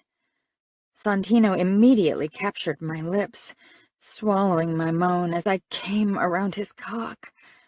He pushed me down until he was sheathed all the way inside of me. That was quick, he growled, his lips tracing my throat. I was already well prepped. He lightly bit down on my shoulder. He felt impossibly hot inside of me, maybe because of the cold of the surrounding ocean. Santino lowered us even deeper into the water, so only our heads peeked out, and I began to rotate my hips slowly. Soon, Santino panted against my lips. I loved the taste of salt on his skin, the sound of the waves and seagulls, the bright sunshine. Santino and I looked into each other's eyes as our bodies moved slowly together. The world around us became a blur of sounds and glittering sunlight. This time I came even harder, and Santino swallowed my moans, even as his own body convulsed with climax, and he released into me. I closed my eyes, my sensitive inner walls sending new waves of pleasure through me as Santino came inside of me. I wrapped my arms around his neck even tighter and put my head down on his shoulder. I want this moment to last forever. It would lose meaning and intensity if it did, Santino murmured, stroking my spine. I nodded, because that too was true. I wanted more moments like this, not relive the same moment over again. But eventually, that was all I'd have. I swallowed the sadness. We still had 3 weeks of vacation, and then 6 more months in Paris before our time was up. We needed to make the most of it, soak up every moment of laughter and lust and joy. We strode along the promenade, our arms brushing on occasion from walking so close. Suddenly, Santino's fingers brushed mine, and when I didn't pull away, he linked our hands and we kept walking like that. Apart from holding hands under the table in a restaurant on occasion, or in the safe dark of a movie theater, we'd never risked it in public, not even thousands of miles away from home. My eyes stung, and my heart filled with a sort of fulfillment I couldn't explain. After a while, I risked a glance up, but Santino was wearing sunglasses, and his face was the usual vigilante mask. He squeezed my hand briefly, and I stifled a smile, then just enjoyed walking by his side with his hand in mine. This felt good. Too good. But I didn't want fear of the future to ruin the moment. I wanted to live in the moment. This moment belonged to us. Only us. We settled at a small fish restaurant with a view of the small fishing harbor for dinner. The waiter motioned at Santino's cell phone on the tabletop. "Do you want me to take a photo of you?" Santino and I exchanged a look, uncertainty filling the air between us. I wanted to say yes, wanted to capture this moment in a picture, so I could look at it in the future and remind myself of the utter happiness I'd felt. But a picture meant proof. Proof that could ruin both our lives. Proof of the thing without a name that was between us. "No, thank you," I said, my voice a little rough. The waiter seemed taken aback and gave Santino an encouraging smile. He probably thought our relationship was in trouble, that we'd had a fight. Nothing could be farther from the truth. Neither had we a relationship, nor had we fought in a while. The waiter returned with a bottle of white wine that would go well with our meal, and filled our glasses very generously. I thanked him, but was glad when he disappeared. "You know what I just realized?" Santino shook his head with a look that gave me chills. "We haven't fought in a while. We're getting along really well. We still exchanged our banter, especially when we were horny because it was our favorite foreplay. But a real fight? That hadn't happened in many months. We enjoyed being together." "We've become a good team." Team. We both knew we were more than that, but couldn't admit to it because it couldn't be. Especially between the sheets, I added, because this was safer terrain. Chapter 24. Anna. I sat in my room and stared down at my luggage. For weeks, I'd pretended we still had time. had pretended the end wasn't near. But now, as I stared down at my clothes, neatly packed into 3 pieces of luggage, tears burned in my eyes. On top of my clothes rested my diplôme. I'd really finished my fashion studies in Paris, had lived my dream for 3 years, had tasted unbridled freedom, had fallen in love. And tomorrow, I'd return to Chicago to take up my duties again. In 8 months, I'd marry Clifford. The next months in my life would be filled with wedding planning. Of course, Mom and Delora had already started, and social events. I'd have to figure out a way to find my way back into the more restricted life in Chicago. And I'd have to figure out how to fall out of love with Santino again. Had to stop my belly from bustling with butterflies every time he entered a room, which still happened after almost 3 years of sharing a bed. I couldn't imagine letting him go. But the more I thought about how things would be between us once we were back, the more I realized I didn't have a choice. If I didn't end things between us now, I might never be able to do it. And that wasn't an option. The future of the outfit rested on my shoulders, and there was no way I'd disappoint my parents like that. I pushed to my feet and went to Santino's room. He closed his suitcase when I entered and looked up. "All done?" I asked. My voice sounded off, almost hesitant. Santino nodded slowly, his brows drawing together as he regarded my face. Then a strange smile pulled at his lips. He nodded with a bitter laugh. "It's time, isn't it?" I swallowed, not sure if he really knew what needed to happen. Could he read me this easily? Of course. We'd spent every day and night together in the last 3 years. He knew every inch of my skin, had kissed and touched it all, knew every imperfection and all the places that gave me the most pleasure. But as he'd discovered my body, he'd also seen all that lay below. He knew me like no one else did, not even my family. I searched for the right words, for something that would make this easier. "We can't keep doing this." I couldn't even put a name on what we had because we'd never defined it. We slept together.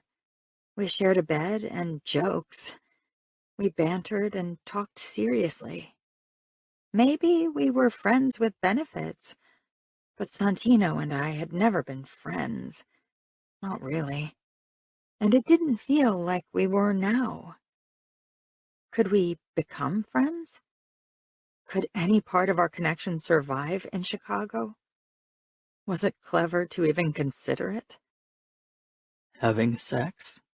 Santino asked in a low voice, walking closer. My body yearned for his touch, as if I'd already gone without it for months. "Sharing a bed?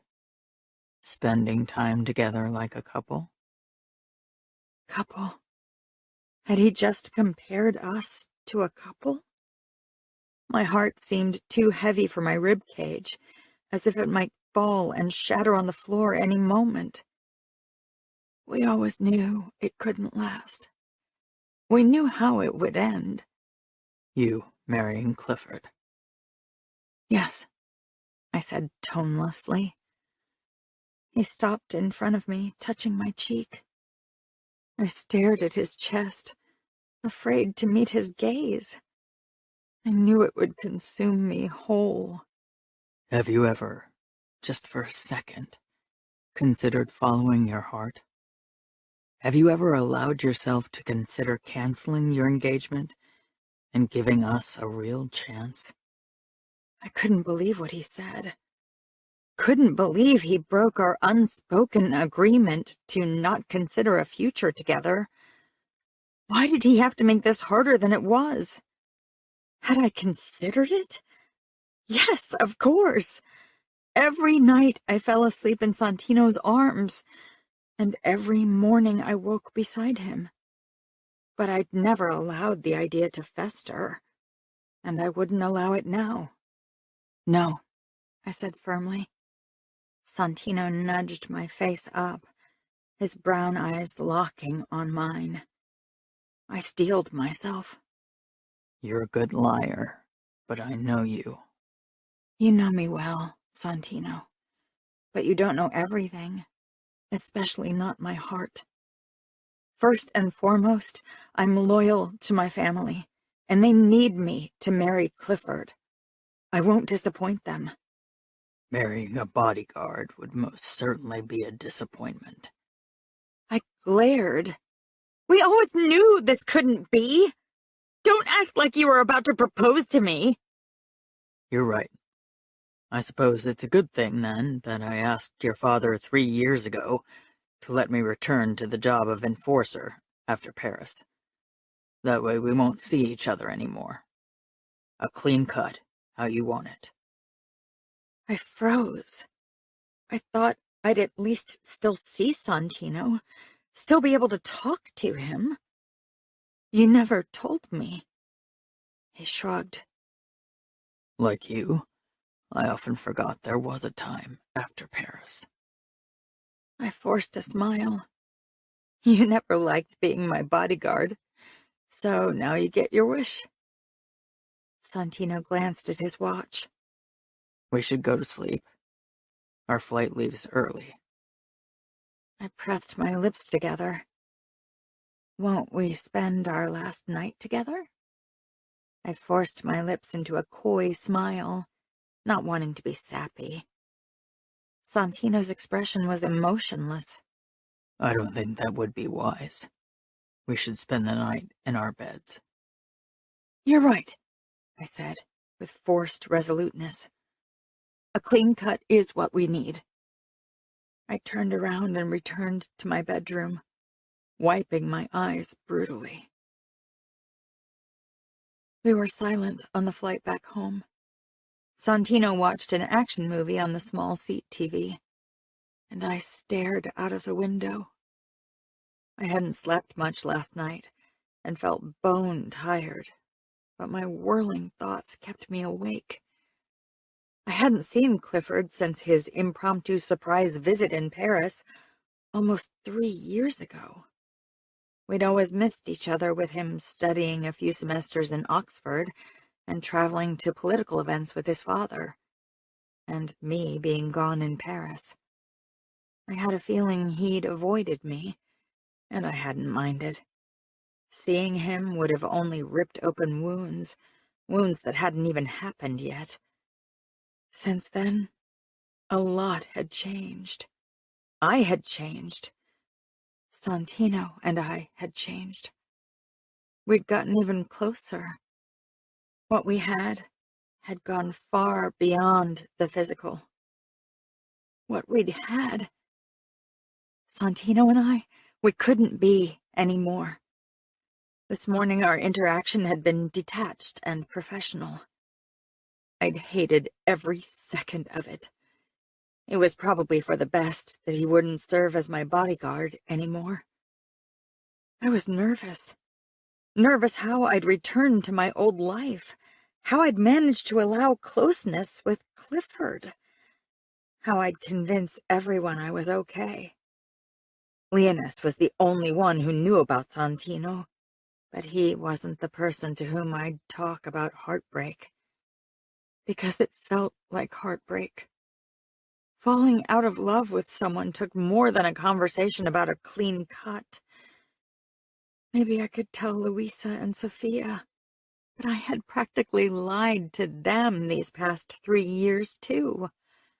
I wasn't even sure why I hadn't told them anything at the few parties we'd seen each other in person. Maybe I'd thought it would make ending things easier if nobody knew. But now, I wished I'd had someone who'd give me a pep talk. In the last 3 years, Santino had been the pep talker, Mostly by telling me to stop throwing myself a pity party whenever something didn't go to plan, or I got a mediocre grade. But for obvious reasons, he couldn't take up that role anymore. Stop fretting. Nobody will notice anything. You fooled me into believing you were experienced 3 years ago, and that's a remarkable feat. You're a marvelous liar. This wasn't the banter we'd shared before sex. This was the annoyed voice of the past. I hated that Santino could so easily switch back to being the asshole. Now that we're back, will you return to servicing the lonely wives in Chicago? I asked, trying to sound casual. Santino raised one brow. Will you return to kissing Cliffy? He's my fiancé. The sardonic smile Santino gave me made me furious. How could he be this blasé about this? We'd been sleeping together, eating together, doing pretty much everything together for years, and he didn't seem to care. And I'm very obviously not, he muttered. I'm your bodyguard. As such, I'm not required to tell you about my sexual partners, or did I miss a clause in my contract? You don't have a contract. You have an eternally binding oath to my father, your capo, to protect me that you're obviously not honoring. If you were honorable, you'd at least keep watching me until I marry. Santino's smile became dangerous. Touché. I almost forgot that you're my capo's daughter, but my oath isn't eternally binding, only until I get killed protecting your perky ass. I don't want you to get killed for me. Oh, Anna, I have a feeling that's not up to you to decide. You'll be my death one way or another. I glared. You're being melodramatic. I learned from the best. I sighed and looked out of the window. We'd almost reached O'Hare. I don't want to get used to a new bodyguard now. What was I doing? Santino didn't say anything. So you'll have a sleepover with Mrs. Clark tonight? Why couldn't I shut up? I had been the one who wanted to end things, and now I was clinging to Santino. She's probably found a replacement. I'll have to find a new lonely wife to service. There are plenty to choose from. In a few years, you'll be one of them, and I can be your closet lover. I don't want to burst your bubble, Sonny, but if I go looking for a lover when I'm a married woman, it'll be a younger, less jaded man. I hated this, but it was for the best. I couldn't wait for the airplane doors to open. I wanted to get away. I couldn't take any more of this. Mom and Dad waited at the airport, and I rushed toward them. Mom hugged me too tightly, and Dad scanned me from head to toe as if he wanted to determine I was really in one piece. He'd done it during each of my visits. He nodded at Santino as if he was silently praising him for keeping me safe. If Dad knew half the things that Santino and I had done, it was better if I didn't think about it. It was over now. Santino gave me a cool nod before he said to Dad, I'm heading home now to catch up on sleep. I'm here to protect them. Go ahead. Dad said. Without another word, Santino walked off. I swallowed, forcing my gaze away from his leaving form. Was this our final goodbye? Santino. Dad picked me up at the airport. One look at my face and his expression filled with concern. I sagged into the passenger seat, feeling like someone had used me as their mental punching bag. I'd always been good at casual sex, at keeping emotions out of the mix, but Anna had shown me the limitations of my control. You can tell me anything, son, you know that. Do I have to worry? I sighed. I suppose you don't have to worry anymore. Dad tore his gaze away from the street. He was usually a very vigilant driver and didn't let anything distract him, so this meant I had to really worry him. Anna and I have been together for the last 3 years. I could see the color drain from Dad's face, but he didn't interrupt me, for which I was grateful. I needed to get this off my chest. I needed to share this with someone. Maybe because it made it more real, made it seem like more than a figment of my imagination. Sometimes the last 3 years had seemed like a dream. I didn't have a single photo of Anna and me together, not a single proof, which was for the best, but at the same time, it made it feel like the last 3 years hadn't happened, as if I was waking from a coma and life had passed me by. But it's over now. Dad cleared his throat, probably trying to stop himself from giving me a tongue lashing. That's the right decision. It wasn't mine, I said. Anna ended things. She did, because she's loyal to her family and the outfit. Dad pulled up in front of my apartment building, but we didn't get out of the car. He regarded me silently. You never wanted me to look for a wife for you, but there are many families who'd gladly give their daughters to you. You never dated seriously after Mom died. Dad searched my eyes, then touched my shoulder. Sonny, I always feared one day you'd lose your heart to a married woman. See, I knew better and chose an engaged woman. Dad didn't smile. You have to accept Anna's decision for both your sakes. I know, I said, and I fucking did. The next day, Dante asked me to come over for a final conversation about my Paris assignment. I'd already called Arturo for a meetup in the evening and chat about us working together again. Anna moved on with her life, and I would too. I entered through the guardhouse entrance and headed through the underground corridor toward the mansion. I felt fucking anxious. The second I entered the house, I knew why. Anna lingered in the corridor in front of Dante's office. That was definitely not a coincidence. I strolled toward her, trying to keep my cool, but my heartbeat sped up as it always did when I saw her. She wore the last dress she'd sewed in Paris, a form-fitting, long-sleeved mini-dress with an asymmetric neckline. It was the first time I saw it on her. She looked marvelous in it. Our eyes locked. Ready to resign? She said quietly. I didn't say anything, only walked past her and knocked at the office door. Anna walked off without another word. It took all my self-control not to chase after her and kiss her. During our meeting, Dante expressed his gratitude and satisfaction over the work I'd done in Paris. I couldn't deny it. I felt guilty for betraying my capo, but I knew I'd do it all over again, even knowing the end result. I didn't want to miss a single moment I'd spent with Anna. Dante browsed through a few papers on his desk, only briefly glancing up to ask, I assume you still want to put down your position as bodyguard and return to working as an enforcer? Why do you ask? I won't lie. I'd prefer to have you as Anna's bodyguard. I trust you.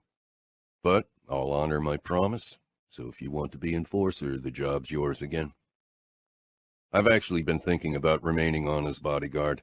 That way I can keep working together with my dad. What did I just say? Had I lost my fucking mind? Dante gave me a small smile, no longer interested in his papers, his attention now fully on me. I'm glad to hear that. He came around the desk and held out his hand. After rising to my feet, I shook it, knowing I'd just made a huge mistake. Do you need a few more days off before you work again? I realize you haven't had a real vacation in 3 years. A few days off would be great. I needed to get a grip. Working with Anna was a fucking risk. I could only hope she'd make good on her words and keep her distance from me, because I knew I wouldn't be able to keep my hands to myself if she made a move. After 4 days off, I stepped into the Cavallaro mansion to guard Anna. She came down the stairs and paused briefly when she spotted me before she proceeded. She stopped a few steps from me and crossed her ankles. She only ever stood like that when she was nervous. My dad told me you haven't resigned. I'll stay your bodyguard for however long you need me. Anna smiled, and fuck, my insides lit up like the tree in front of the Trump Tower in New York before Christmas. I'm glad, she said softly, taking a step toward me, then stopping. We're going to work together on a professional level. Anna nodded. Of course, as we discussed. Good, I said, then glanced at my watch. Do you have any meetings scheduled for the day? Lunch with Louisa, that's it. Next week will be busier. I'll share my schedule with you via airdrop later. I'd appreciate that. Anna nodded, then motioned toward the door. She crossed her ankles again, her elegant fingers playing with a gold bracelet she'd gotten from Clifford for Christmas. His mother had handed it to Anna because he'd been away with his father.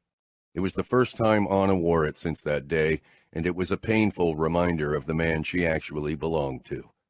I'd never gifted her anything lasting because that, like photos, might have been proof. Every single one of my presents had been perishable: flowers, food, and activity. Perishable like what we'd had. We should head out now. Louisa is always on time. I led Anna to the Mercedes limousine in front of the mansion and opened the back door for her. It was the first time in 3 years that Anna wouldn't be riding in the front with me. She gave me a polite smile and slipped into the back seat. I closed the door and took a deep breath before I got in. We rode in silence for a while. It felt suffocating. My fingers on the steering wheel tightened with every passing second. Why hadn't I taken Dante up on his promise? Why was I torturing myself like this? Did I really want to protect Anna on dates with Clifford, or while she chose flowers for the wedding, or tried on her wedding dress? Stop. I glanced at Anna through the rearview mirror. Stop! She screamed.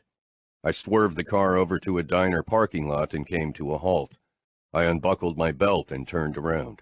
What's wrong? Anna unbuckled her belt, leaned toward me, and grabbed my collar. Then she pulled me in for a kiss. My body sprang to life immediately. No hesitation, no professionalism. I need you now, Anna whispered between kisses. She tugged harder at my shirt. I angled my body around and half fell through the gap between the front seats. I climbed on top of Anna. We began tugging at our clothes, needing to feel naked skin. Only the tinted windows protected our secret from the outside world. It was too risky, but neither of us cared.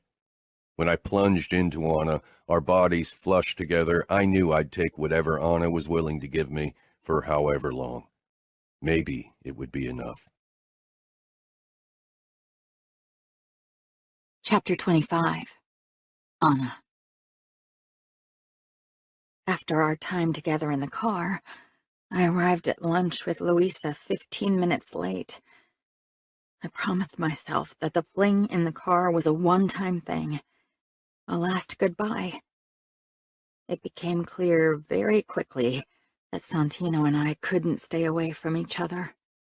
Our connection was like a magnetic pull neither of us could resist. Why else had he agreed to stay my bodyguard? Only a day later, we found ourselves in the back seat of the car again. We were both breathless, and my sweaty skin was sticking to the leather, but I couldn't wipe the smile off my face. I was pressed up to Santino's side, relishing in the feel of his warmth and his unique scent. It was a scent I associated with safety. What now? Santino asked. We keep doing what we did in Paris. In Paris, we didn't have dozens of watchful eyes on our back. We could be together relatively unperturbed. Everything we do in Chicago is a risk. We won't be able to be close in public, and even meeting in secret will be difficult. We can't fuck in your room, and we can't keep fucking in the car on public parking lots. I pushed up with a teasing smile, wanting to disperse the heaviness of our conversation. I didn't want to give room for the worries that had been bugging me ever since our return from Paris had come closer and had now manifested since we were back in Chicago. Why not? The risk will make it extra hot. I like the naughtiness of the car, and doing it in my room will be even naughtier. Santino's eyes cut into me with their intensity. He raked his hands through my hair. This will add another layer to our betrayal. Does it really matter?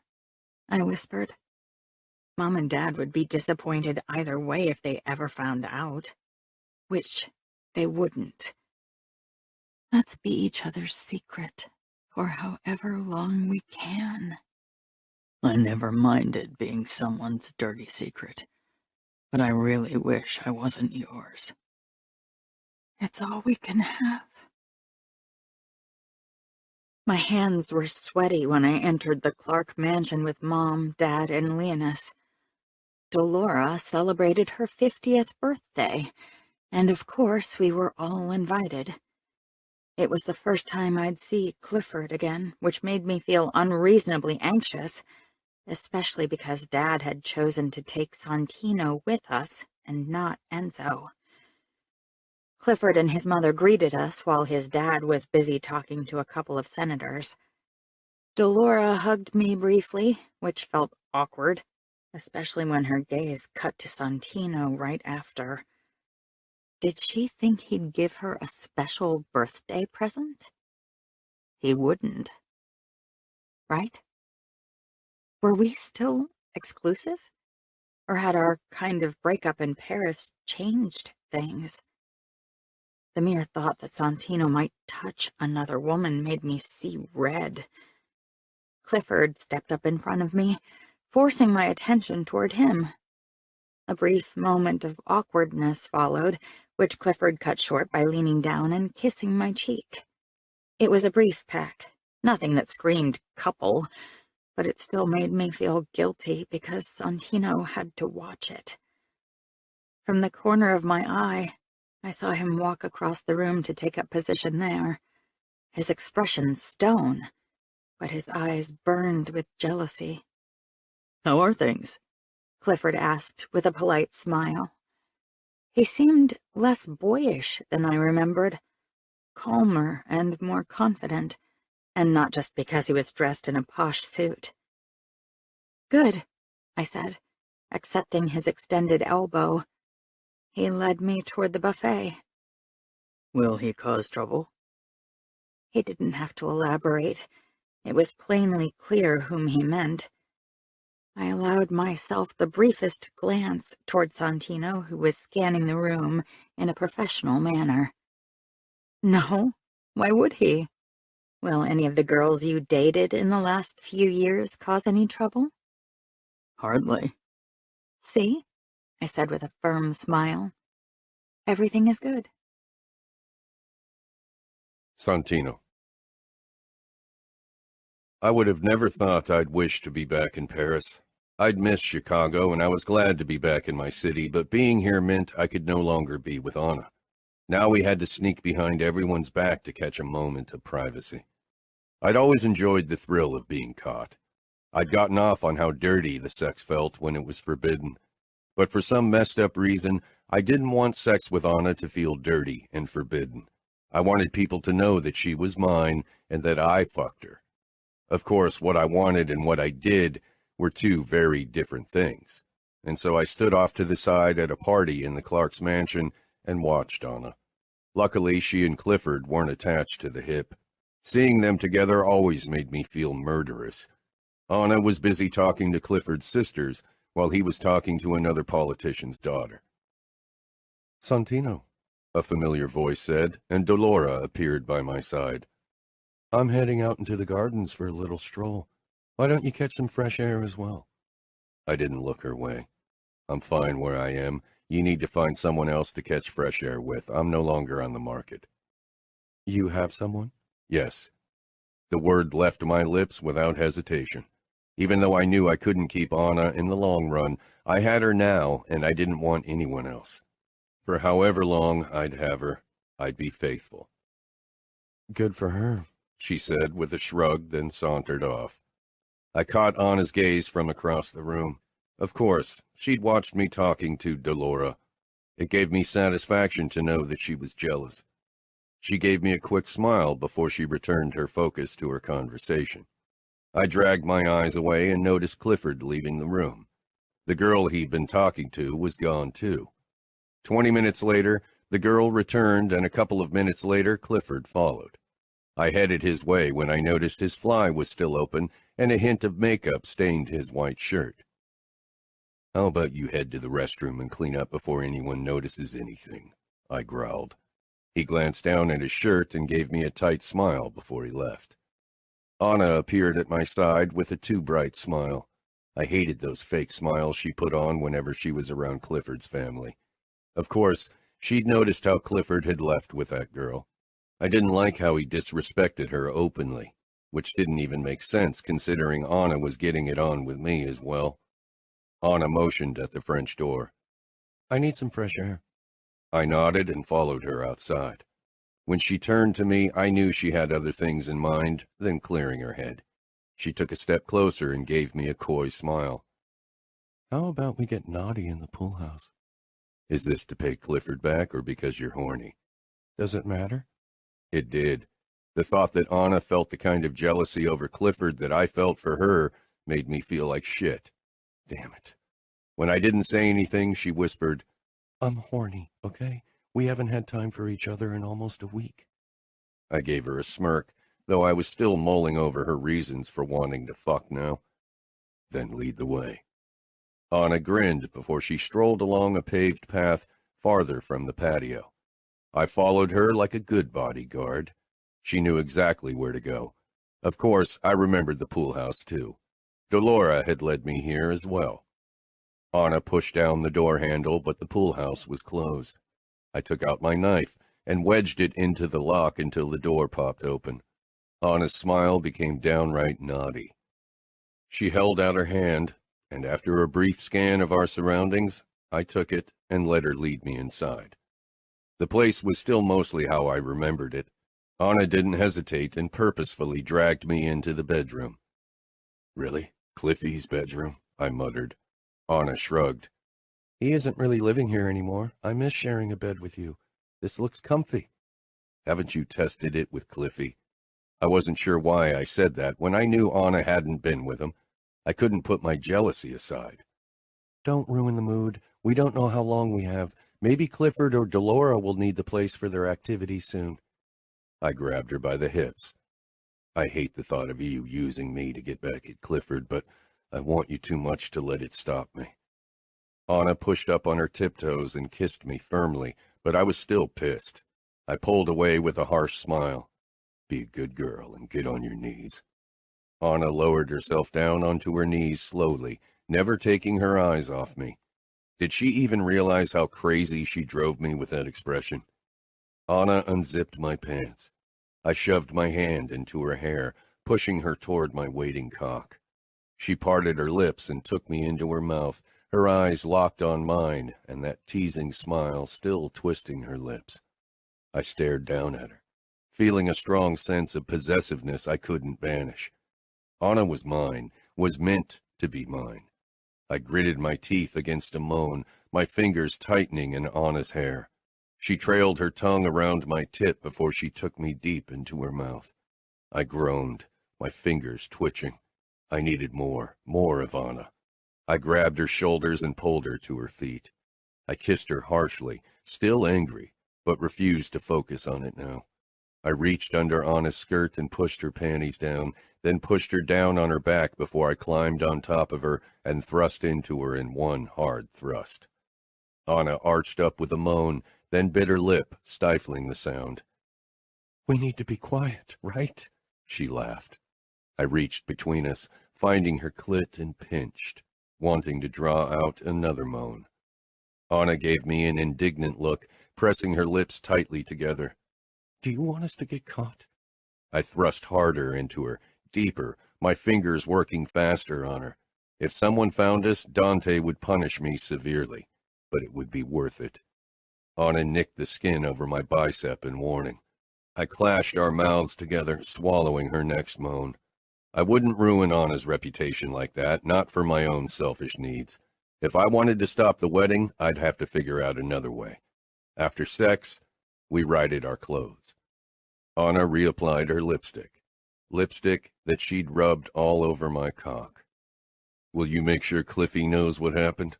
Anna threw me a confused look over her shoulder. Then her brows drew together. Why would I? I didn't say anything, only closed my belt and made sure my gun holder was in place. I didn't want to return to this farce of a party and stand back while Anna schmoozed the Clarks, particularly Clifford. Anna picked up on it, of course, and came toward me. She wrapped her arms around my middle. We hadn't hugged like that since Paris. I pressed a kiss against her lips, not caring if I smeared her lipstick again. Why are you angry? She whispered between kisses. You always knew I was promised to Clifford. Nothing has changed. You know we can only be together in secret. As my bodyguard, you'll have to see me interact with Clifford. That won't change. It would probably only get worse. I'm pissed because in the past it's always been me who could separate sex and emotions. I was the one who had to tell the women that it could only ever be fun and that I didn't return their feelings. It's a new experience being on the other side for once, and not a very pleasant one. I'd just admitted that I couldn't do what needed to be done, stuff my feelings into the darkest corner of my heart, and lock them. Anna swallowed. Santino, you're not the only one having trouble separating sex and emotions, okay? But we both know we have to fight whatever we think we're feeling. Anna looked away. I know that. But the longer we do this, the harder it gets. Maybe we should have followed the plan and stopped fucking once we returned to Chicago. It was hardly more than that at this point. We couldn't go on dates anymore. We had to meet in dark corners with flimsy excuses. What had felt like something more like dating in Paris now felt like a shady affair. Anna closed her eyes. I don't want to stop what we have. I already miss what we had and can't have in Chicago. I leaned down and buried my nose in her hair. 6 more months, then you'll be Clifford's. But I'm not his yet. Not now. I'm yours. Mine, I echoed, but only for a little while. Isn't it better than never having what we had and still have? I wasn't sure. Chapter 26. Santino. Carving out time for each other was near impossible, now that Anna's social responsibilities grew leading up to the wedding. In the last 4 weeks since our arrival in Chicago, we'd managed to fuck in the car 4 times and once at the party. That was it. We rarely had time to talk. I'd have never thought I'd miss talking to a woman, but I actually missed our conversation when we lay awake in Paris the most. After another quickie in the car on the way to a floral shop for the wedding, Anna and I allowed ourselves a few minutes of each other's company on the back seat. Do you have plans for the future? Anna asked suddenly. I peered down her head where it rested against my chest. What kind of plans? I'd given up making plans since things with Anna started, but even before then I'd preferred to live in the moment, which was wise considering my life choices. Anna tilted her head to look at me. Don't you ever want to marry and have kids? You're over 30 now. Was she being serious? I glared. Maybe once you're married. As long as I'm fucking you, it seems unwise to find a wife for myself. My life's on hold for you. Anna pushed up into a sitting position, her face twisting. As if a wife would stop you from fucking me. If I have a wife, I'll be faithful. Anna seemed surprised. You've turned several women into cheaters. I didn't turn them into anything. They were looking for fun outside of their marriage, and I offered them fun. Anna nodded, but she still looked confused. So you're holding off with marriage because of me? Was she playing dumb on purpose? My entire life had been on hold these last 3 years. Everything had revolved around her future. I rolled on top of her again. Every fucking thing I've done these last few years has been because of you, Anna. You are the goddamn sun I'm circling. Anna's eyes softened. You can't put your life on hold for me. I'll marry Clifford. I can't be yours. Maybe you should start looking for someone to marry. Was that really something she wanted? Me to find someone else? I settled between her legs and slowly eased into her. Her lips parted as she exhaled. You're mine for the time being. That's enough. It wasn't. And that sad fact became more apparent every passing day. I wanted Anna. It was my evening off, and I decided to meet with Arturo, canceling a dinner with Dad and Frederica last minute. I knew they'd only try to question me on my affair with Anna. I didn't want to hear their advice. I'd given up being reasonable when Anna was concerned. Arturo was the man for being unreasonable, and when I wanted to avoid getting asked questions about my emotions. I drove my Camaro to Arturo's place. I'd missed it while being in Paris, and even now I rarely got the chance to drive it. When I pulled up in front of Arturo's place, he was already outside in the abandoned alley. I got out and joined him. "Hey, how are you?" I clapped his shoulders, which only got me a brief, aghast look and no answer. Arturo motioned at a stack of packages waiting beside the door. I picked up one, which was surprisingly heavy. I followed Arturo, who carried a smaller box, into the back of his loft. It was really just a warehouse that he'd picked as his housing, probably because out here in the industrial district, nobody listened to odd occurrences. I put the package down on the kitchen counter, all stainless steel. I wasn't sure if Arturo had ever used it for cooking. It reminded me of a morgue. "What did you order, bricks?" Arturo opened his package, revealing spiked dog collars and something that looked like a machine to put tags into cow ears. Mine held kettlebells. No wonder it was so heavy. "I don't suppose you order this because you're getting a dog, start working on a farm, or install a home gym?" Arturo looked up from the collar. "I have decided to switch it up a bit." "So you raided a pet shop?" "Humans torture animals in so many ways. I think it's fitting that I should use some of those devices to torture certain humans." An image of Cliffy with such a collar entered my mind. "Do you have beer?" Arturo shrugged. "Check the fridge." I walked past him and opened the fridge. It was stocked with beer, hot dogs, mustard, and gherkins. I was always glad when it was only food and drinks I found in Arturo's fridge. I grabbed a beer, opened it, and took a deep swig. "I've been entertaining thoughts of killing Cliffy." Arturo gave me a blank stare. I smirked. That was Arturo. He blacked out things of no importance as soon as they'd passed his ears. Clifford Clark. That finally got his attention. He grabbed a beer for himself, then leaned against the counter across from me. "What's the plan?" I chuckled. Of course, Arturo was ready to jump into action. "I haven't crossed the line to making detailed plans yet. If you've come to me to talk about this, you obviously aren't looking to be discouraged." He had a point. If I wanted someone to talk sense into me, Arturo was the wrong choice. He was too eager for blood. "We could make it look like an accident." "Nobody will believe that. His family will blame the outfit, and Dante will go looking for possible suspects, and I have a feeling ultimately it'll be linked to me. Not to mention that Anna would probably get suspicious. I doubted she'd be very happy with me if I killed Cliffy. She chose him. She wanted to go through with this wedding. Nobody really forced her. If she'd tell her parents she couldn't go through with it, they wouldn't force her. And if someone ever tried to force her, then I'd be the first one to put a bullet in Clifford's head to stop the wedding. If Anna thought I wasn't worth the risk, then I sure as fuck wouldn't force her to pick me." Anna. Santino watched me interact with Clifford like a lion on the prowl. His entire body was bursting with tension, and in his eyes the desire to pulverize Clifford was unmistakable. Clifford and I held hands and smiled into the cameras, playing the happy couple that we weren't and would probably never be. "A kiss for the camera?"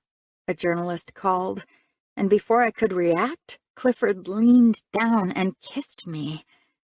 It was only a peck on the lips, definitely nothing indecent, but longer than I would have liked, and it did things to Santino's expression that would have alerted everyone of our relationship if anyone had paid attention.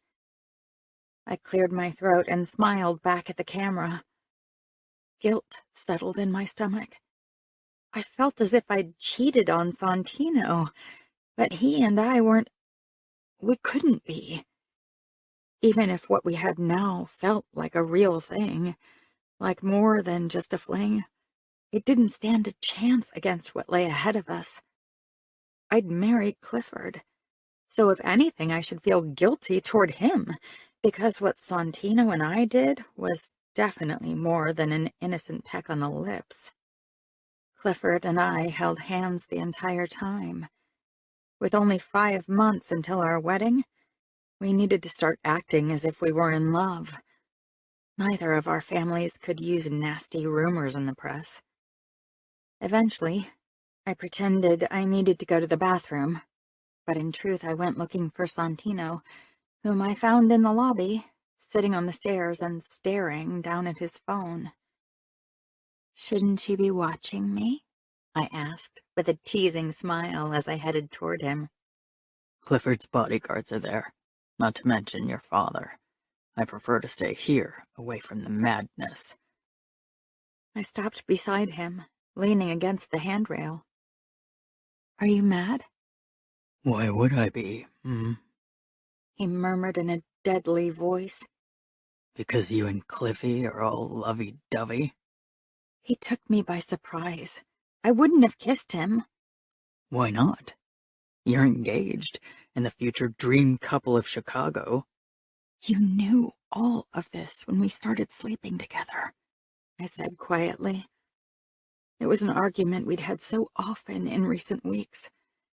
Things were becoming more strained every day. We fought constantly, and only ever didn't argue when we had sex. Sleeping together? Is that all we're doing? Because if you think it is, we might as well call it fucking. I blinked, and my throat became tighter. I wasn't sure what was happening between us. Though, that wasn't true. Maybe it was bound to happen. Maybe it needed to happen so our eventual goodbye wouldn't hurt quite as much. You know there's more. I sank down beside him on the step, but left a bit of a distance between us in case someone caught us. Santino grabbed my neck, stunning me. I know. I know what I want. I know what I feel. And you? I swallowed. I have to marry Clifford. It's for the outfit, you know that. Don't make me doubt my choice. He nodded and released me. Maybe this is about the outfit. Or maybe it's about something else. If you're not doubting your choice yet, it's probably better if you don't bother now. What do you mean? The door to the party swung open and we scooted apart, but not before the person saw us. Luckily, it was only Sophia. Her eyes widened with surprise. "I'm sorry for disturbing you." I pushed to my feet. "You're not. Our conversation is over." I strolled over to Sophia. I could see in her expression that she worried about me. I gave her a quick smile. "Are you heading to the restroom?" She said, glancing at Santino, obviously still unsure what she saw. Santino and I hadn't been overly intimate, but I guess whatever had passed between us had given us away to Sophia. "Yeah. What about you?" "I need to go to the restroom, too." We linked arms and headed for the guest bathroom, where we both squeezed into the room. Sophia waited for me to close the door before she said, "Okay, how long has this been going on?" I smiled apologetically, though I felt a bit like crying after my argument with Santino. "Since Paris." Sophia blew out her breath. "From the beginning." "Yeah." "Oh, Anna, why didn't you tell me? It would have been too dangerous over the phone. What about the times we met at parties?" I shrugged, feeling awful. I didn't want to tell you about something that didn't really mean anything." Sophia gave me a look that made it clear she thought I was completely insane. Steps sounded right in front of the door, and we fell silent. This was a good reminder that this was the Clarks' house. We weren't safe here, especially not with a topic as sensitive as this. "Can we meet for brunch tomorrow?" I asked. Of course. Danilo will be busy with meetings anyway. But no more lies, all right? I hugged her. "I promise." Sophia came over the next morning. Danilo had a meeting with Dad in his office, so we could drive to the restaurant together. I was glad that she would be in town for a few more days. I needed her support.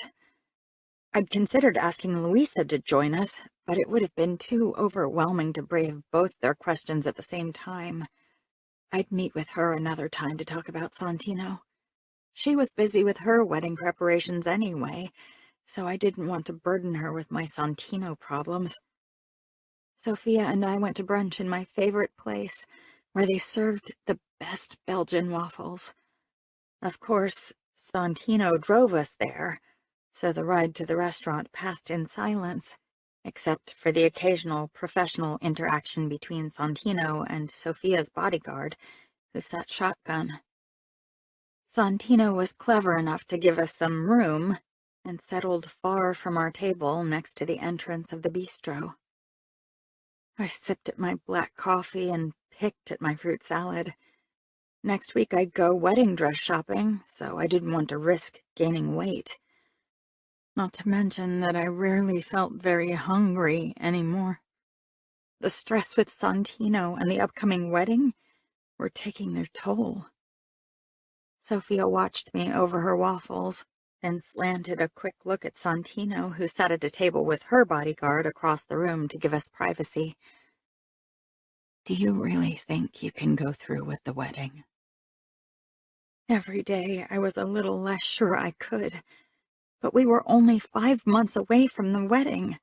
The location was booked, the invitations had been sent out, catering was booked, even the flowers, cake, and decorations. The only thing missing was my wedding dress, which I'd avoided shopping for so far. Canceling the wedding now would cause a major backlash. The Clarks would be majorly offended and possibly take it out on the outfit. Even if their options for revenge were limited, I didn't want to cause my family or the outfit any problems. Not to mention that Santino and I would have to admit to our relationship. Dad and Mom would be very displeased, to say the very least.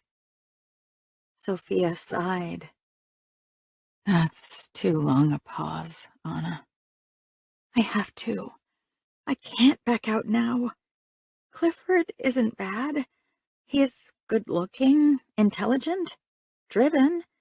Those are all good qualities I'll appreciate in a marriage." "Maybe. Or maybe you'll resent him because he cost you the love of your life." I rolled my eyes. That's a bit melodramatic. I never said I was in love with Santino. We slept together these last 3 years, but we aren't in a real relationship. Then I shrugged. Maybe Clifford will divorce me after a few years, then I'm free. I doubt he'll risk his career by having a divorce early on, and entering a marriage and hoping for a quick divorce is not a good option. And Santino will probably be married by then as well. The thought of Santino marrying someone cut me. Of course I wanted him to be happy, but losing him to another woman was incredibly painful. Still, I couldn't keep holding him back. That wouldn't be fair toward him. Sophia sighed. "Think about it. Don't rush into things because of a wrong understanding of duty. Your parents would understand." I raised an eyebrow. "You really think my parents would be understanding when I told them Santino and I have been getting it on for years behind their backs?" Sophia let out a choked laugh. "They'll probably be a bit angry, especially towards Santino. I'm not sure I want to risk it all. Who says Santino and I would even be happy if we could be together? There's no guarantee. It would be selfish of me to risk a huge scandal for the small chance that Santino and I are meant to be. Sophia shrugged, still not convinced.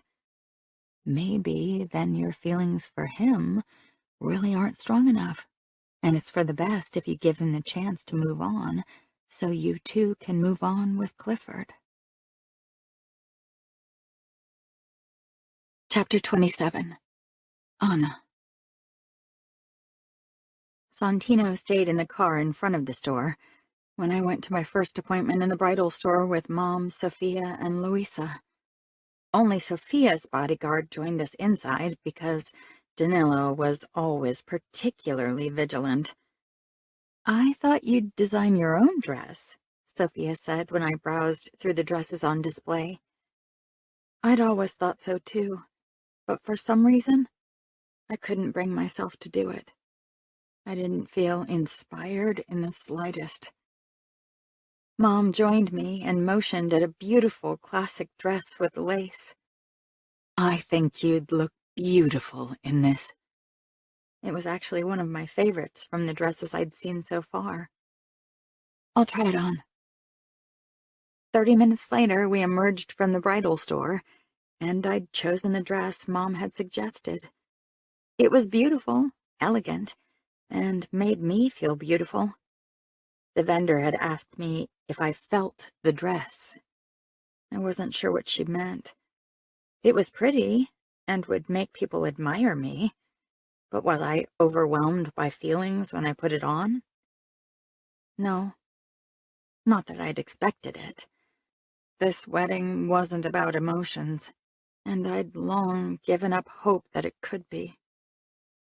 Santino and I never talked about the wedding gown or the wedding. Since our last argument, we'd ignored the matter altogether. But even our sexual encounters had become few and far between. This felt like a drawn-out breakup that was hurting us both. I went to my last appointment in the store alone. This was my second-to-last fitting, and I just didn't feel like sharing it with Mom or anyone else. I hated when everyone looked at my face and expected to see something that wouldn't be there. Santino waited in the front of the store. The fitting took place in a separate changing room in the back. When the vendor had helped me put the dress on, I asked her to leave me for a bit. I couldn't stand her constant chattering. I knew she meant well, and would probably be just what an excited, happy bride needed. But I wanted quiet. I stared at myself in the mirror in the changing room. The seamstress had done a marvelous job. The dress fit me perfectly. I smoothed my fingers over the corset part. I tried to imagine myself going down the aisle toward Clifford that day, but my mind always changed the man waiting at the front to Santino. I hated my brain for playing with me like that. I could hear heavy steps. The door swung open, and Santino stepped into the changing room. He and I both froze. His eyes took me in from head to toe. "You're not supposed to see me," I snapped, as he closed the door behind his back, closing us in. He raised one sardonic eyebrow.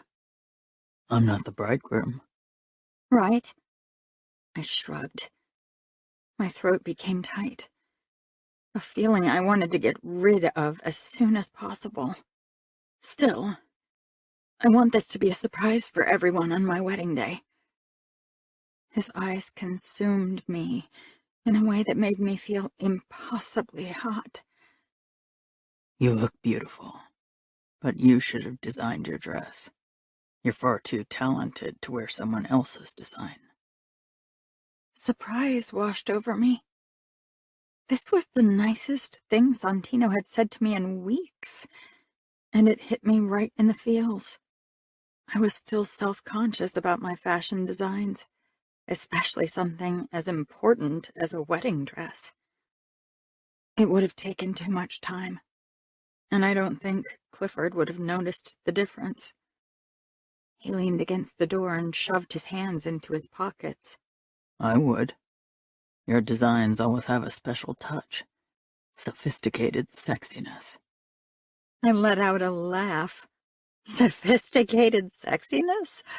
I never thought the day would come that my brooding, sarcastic bodyguard talks like that. I never thought the day would come that you'd pick out the dress for your wedding to Cliffy. Silence spread between us, like a suffocating layer of ash after a volcanic eruption. Why not? My voice was strangely tight. His gaze seemed to undress me. My own eyes traveled over his muscled chest. My body erupted with goosebumps, and a familiar heat gathered between my legs. I focused on my body's reaction to him, desperately trying to ignore my heart. I desired Santino. Desire was easy to handle, easy to satisfy. So much easier than a heart's longing. I didn't want to want Santino. He'd been meant as a way to have fun before marriage.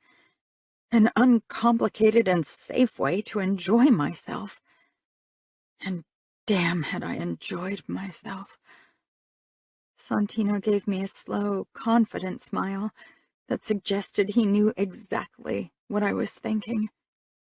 It was a smile that always made me weak in the knees and annoyed me endlessly at the same time. Only Santino could do that. Do you want a last few orgasms before you'll have to experience mediocre coitus with Cliffy? His words stung, but I wouldn't give him the satisfaction of showing it.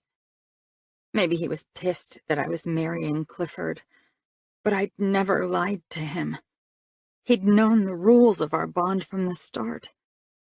Or maybe it was his way of coping with this impossible situation that was taking a toll on both of us. You would really fuck another man's bride in her wedding dress? Santino pushed away from the door and stalked toward me.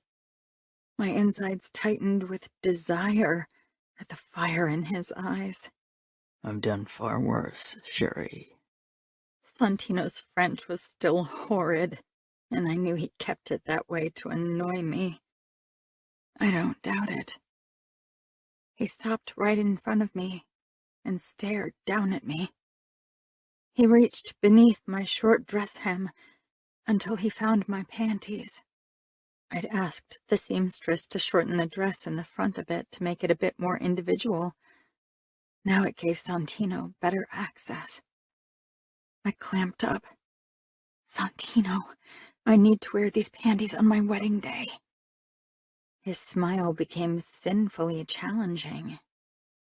And you don't want poor Cliffy to pull down panties that your lust for me has tainted before. Give them a good wash. He won't know. I glared. You're right. We shouldn't insult Cliffy like that. If it were up to you, you'd put a bullet in his head. If it were up to me, he murmured as he got down on one knee. He grabbed my panties and slowly pulled them down, his eyes daring me to say stop.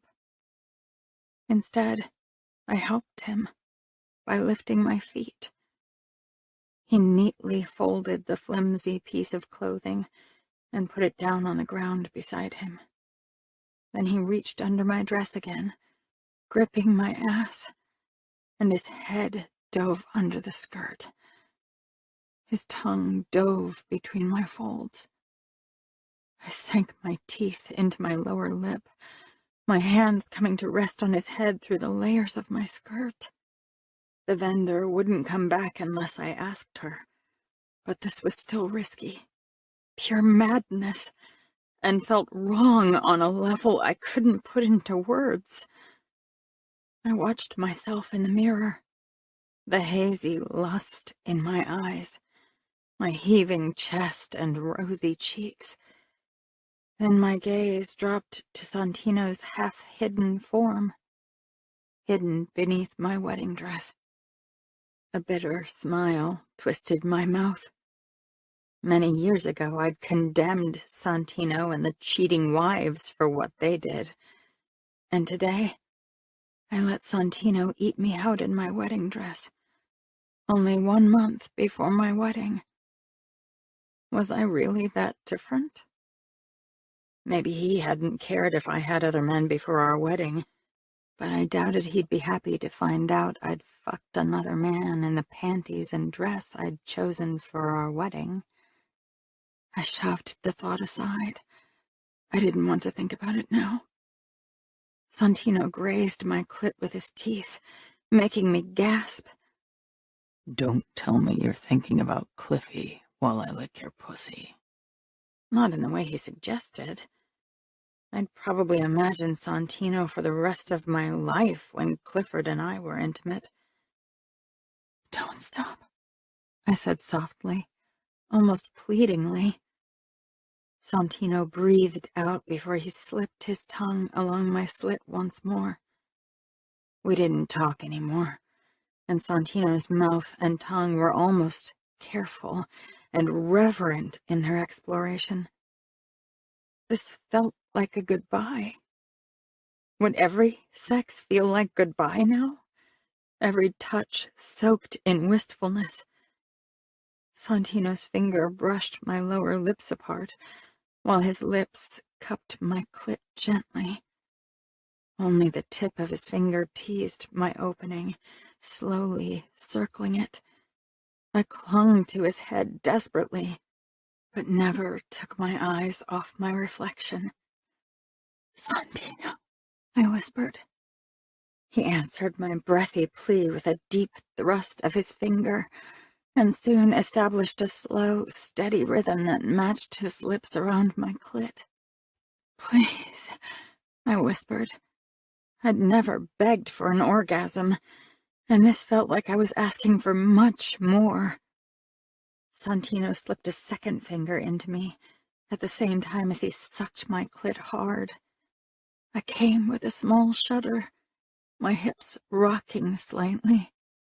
This wasn't the firework I'd planned, Santino said, as he pulled out from under my dress. His hair was disheveled, his lips shiny, and face red from lack of oxygen. Santino stood, then leaned down to press a kiss to my lips, allowing me to taste myself. I began to sink down to give back, but Santino's hands on my arms stopped me. My brows pulled together. I'll make a mess of your dress, and I think we should stop now. Fuck. You're almost married, and in this dress you might as well already be. I'm not married yet, Santino. Clifford and I always had an agreement that everything that happened before we married wasn't cheating. He had plenty of girls, so he definitely can't be angry at me for being with you. Santino shook his head, his dark eyes fixing me. I could never share you if you'd been promised to me. I'd burn up with jealousy. I'd have to kill every man who touched you. But in 4 weeks, you'll share me with Clifford. I wasn't sure why I said it. I'd never meant to become a cheater, and I didn't think I had it in me. Maybe if Clifford agreed on an open relationship where we both had other partners. But cheating? Santino shook his head again. No, I won't. No? This will stop once you're married, Anna. Maybe even before then, if I can stop wanting you more than air. I can't fucking do this anymore. You want Clifford, that's fine. You try to do what's best for your family, and I'll do what's best for me. Clifford has his own bodyguards, and your father agreed to pick someone else for your additional protection. You won't be my bodyguard anymore? Cold settled in my bones, and a panic I couldn't explain. Somehow I had hoped he'd keep guarding me, because he'd given up his job as enforcer for me. I'd been naive, and maybe tried to protect my heart from the harsh reality of our future. No. The word echoed between us. Santino stared into my eyes, and I could feel his determination, but also a deep ache I only knew too well. I nodded and touched his shoulders. We looked at each other. You're right. Maybe we should stop now. We should. Santino took a step back, and my chest constricted so tightly I was worried I'd faint. I cleared my throat, trying to get rid of the lump in my throat. I need to get ready now. Santino nodded, his expression becoming the one I remembered from the past. A little condescending and hard. Don't forget to give your panties a good wash before the wedding. I reacted in turn.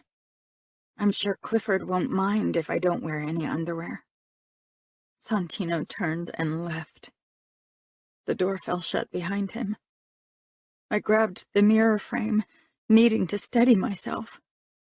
I felt like a hole had opened up in front of me and wanted to suck me in. I had half a mind to let it. An invisible barrier had built between Santino and me since our conversation in the bridal store a week ago. We hadn't slept together again. We'd kept the distance we'd agreed on, but so far, I didn't long any less for him. A week was too little time to forget what we'd had. I focused on my annoyance toward him. Santino walked a couple of steps behind me. I couldn't even look at him. I felt guilty because he had to accompany me to a lunch with Clifford, but at the same time angry because he wanted me to feel guilty. He blamed me for something that he'd known from the very start. I'd never lied to him. We both knew our relationship had an expiration date. 3 weeks. Or maybe it had already expired. It definitely felt that way. I stepped into the restaurant.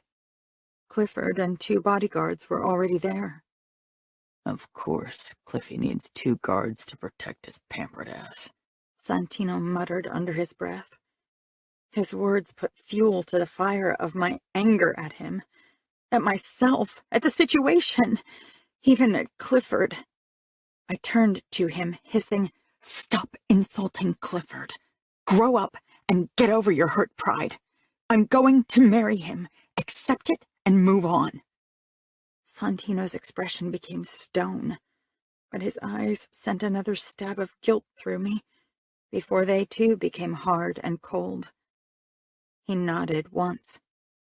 I'll be over in the corner, doing my job. With a stiff smile, I walked over to Clifford and greeted him with a quick peck on the cheek before he could kiss me on the lips, then sat down across from him. His blue eyes flitted between me and Santino. Everything all right?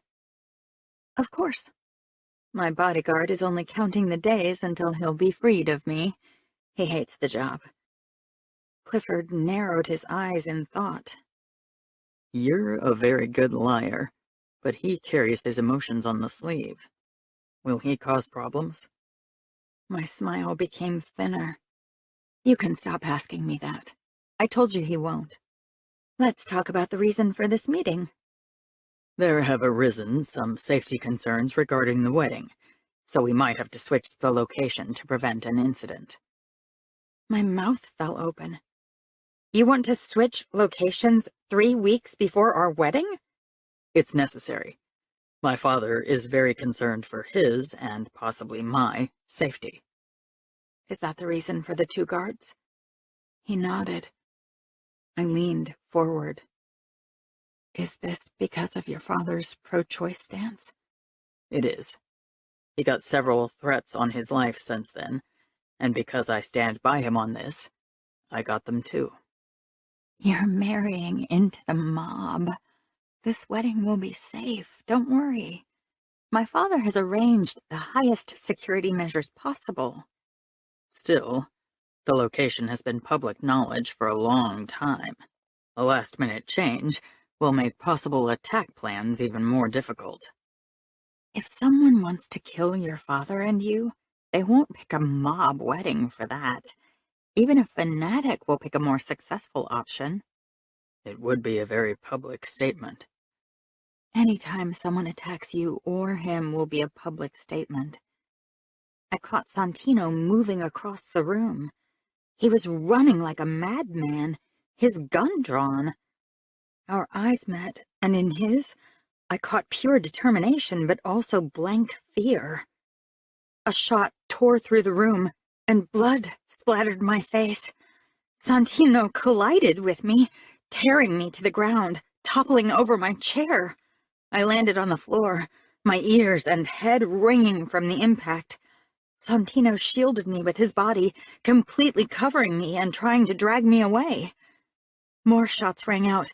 Santino hissed. I was disoriented, confused. Warmth spread on my stomach and thigh. For a second, I wondered if I'd peed my pants from fear, but I wasn't that scared. I didn't even know. Santino kept dragging me away and firing. My ears rang painfully. I glanced down and saw my white blouse completely red. Had I been shot? Then I saw Santino's shirt, which was soaked with blood. Another shot rang out, and he jerked again and groaned. Blood now dripped from a shot in his shoulder as well. With a grunt, he shoved up and aimed at something. A man with several shot wounds hiding behind the bar. He fired, and the man's head jerked back before he fell to the floor, dead. Santino breathed heavily. Slowly, he turned to me, his face ashen and eyes slightly unfocused. "Are you hurt?" he rasped. I shook my head, trying to sit up, but Santino shoved me back down. Then had to support his weight on one arm, obviously too weak to straighten. "Stay down in case there are more." "You need an ambulance! You're shot!" He smiled wryly. "I told you I'd die protecting you." "Don't say that!" I whispered harshly. More blood was dripping down on me. He didn't look good. "Give a dying man a last kiss, so I can pretend you're mine." "Santino," I croaked, but he silenced me with his lips on mine. I cupped his cheeks, kissing him back, but then he slowly slipped from my grip and fell to his side. "Santino!" I shouted, kneeling beside him. I shook him, but he didn't move. "We called an ambulance," one of the guards said. The other was still shielding Clifford and pressing down on a wound in his shoulder. I only half listened. I picked up my phone and dialed Dad's mobile, my fingers leaving bloody marks on my screen. The second Dad picked up, I began talking. "Dad, Santino was shot several times. It doesn't look good." "Where are you? Are you safe?" Dad asked. In the background, I could hear him move. "Valentina, alert every guard!" "Santino was shot, Dad!" "Calm down, Anna. Are you safe?" Mom talked in the background, and an engine sounded. "Yes," I whispered. "I'm at the Lincoln Cafe." "Stay put. I'll send the men closest to you over." "Dad, I think Santino is dying," I whispered softly as I stroked Santino's unruly dark hair. His face was so very still. No anger, no frustration, no joy or love. "We'll be there soon. Stay on the phone with me, all right?" Dad's voice was calm and controlled. "Okay," I said quietly, clutching the phone harder to my ear. "Help him. He looks worse than I do," Clifford muttered. One of his bodyguards kneeled beside Santino and felt for his pulse. then bunched up a cloth napkin and pressed it down on a wound in Santino's back. I just sat there and stroked Santino's face as he lay on his side, almost peacefully. Time seemed to still. Sirens disrupted the quiet. And then strong hands gripped me. It was one of our men who tried to pull me up. "I'm staying!" I growled like a feral cat. He nodded and positioned himself next to me. Paramedics fell to their knees beside Santino, shoving me aside. I crawled back a bit, but didn't leave, as if my presence could hold him here. Anna, Dad said. I looked up as he bent over me, grabbing my arms and pulling me up. He scanned me and kissed my cheek. Then Mom took me in her arms. let's get you home. No, I need to stay with him. Dad moved to Santino, and that's when I saw Enzo kneeling beside Santino's head as the paramedics tried to resuscitate him. Mom's arms around me tightened. Enzo stroked Santino's hair like I had done. My heart broke. The paramedics put Santino on a stretcher, and Enzo didn't leave his side as they carried him out. I followed at a slower pace, Mom's arms still around me. Several outfit soldiers were swarming the area by now. Dad was talking to Clifford and his bodyguards, while 2 other paramedics took care of Clifford's shoulder. "Can we follow them to the hospital?" I asked Mom as the ambulance raced away. Mom's expression was kind. Sweetheart, we should get you home first and make sure you're all right. After you've cleaned up, we'll visit Santino, okay? Dad appeared at our side. He waved a black limousine forward and it drove toward us. Drive home, no stops, straight home. I'll be home as soon as I've talked to everyone involved. "If you visit Santino, I want to come with you, please." Dad nodded and kissed my cheek before he ushered Mom and me into the limousine. The drive passed in a blur, and when we stepped into our mansion, Leonis immediately headed our way. He had 2 guns in his holster. Bee's in the library with Ricardo and Rocco. The area was quiet. Leonis pulled me into a hug and scanned me from head to toe. I wanted to come too, but Dad wanted me to guard Bee with RJ and Ricardo. I nodded, sinking into him. What about Santino? His eyes burned into mine. My throat clogged up. What I wanted to say couldn't be said in front of Mom. Leonis wrapped an arm around my shoulders. I'll take her to her room, Mom. Can you check on Bee? She's freaking out. Mom hesitated, but I leaned into Leonis, taking the choice from her. He half dragged me upstairs because my legs felt too heavy to lift. We stepped into my room, and Leonis closed the door. I caught sight of myself in my vanity mirror. My face was covered with blood splatters.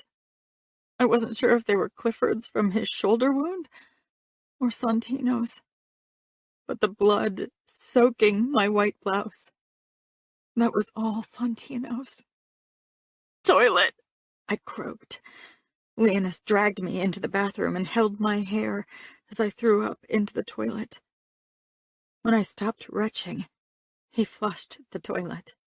That's the first time I'm doing this for you. Usually it's Rocco puking his guts out after too much alcohol and pot. I smiled weakly as I took the wet washcloth from him and washed my face. I didn't bother getting up. Leonis sank down across from me with his back against the bathtub. Anna, what happened? I told him, my voice breaking as I came to the part with Santino lying lifelessly on the gurney. Leonis reached for me, and I pressed up to him, letting him hug me. He's a strong and stubborn motherfucker. He won't die. I shuddered. He risked his life for me. That's his job, Anna. Don't feel guilty. Not about that. Feel guilty about making the poor guy fall in love with you and marrying someone else. I glowered. That's a low blow. Leonis smirked. I prefer you angry to crying, sis. Channel that anger. You think I shouldn't marry Clifford? I think the outfit shouldn't get in bed with politics, and neither should you. But I know I'm the only one in this family who thinks like that. I won't tell you what to do, but you should make up your mind before you see Santino the next time, so he can move on. Don't tag him along until the last day. I swallowed hard. I should have let go of Santino long before. I knew part of him had always hoped I'd choose him, and maybe I'd played on that, but I simply had been too weak to be without him. Leonis was right. I couldn't keep doing this. Santino needed to live for himself. He couldn't keep protecting me and waiting on me. He needed to find someone who deserved him more than I did. I'd been selfish for too long. If he survived, I'd finally set him free, even if it crushed my heart. Chapter 28. Anna.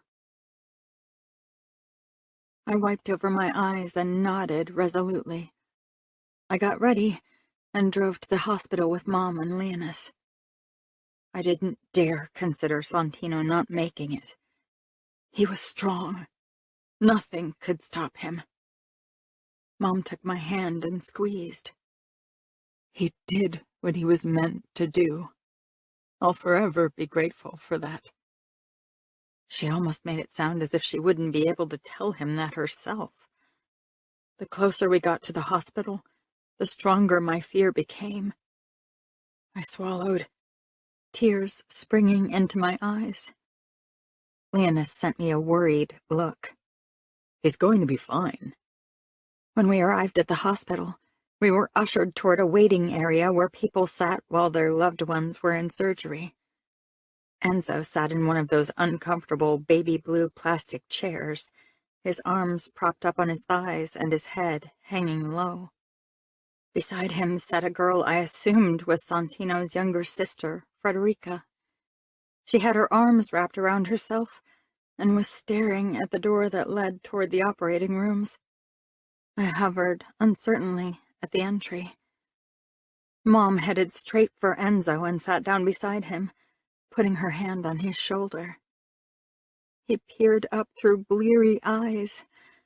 I took a resolute breath and walked toward them, then sank down in the vacant chair beside Frederica. She was dressed in the outfit all novices had to wear, a white veil and black frock.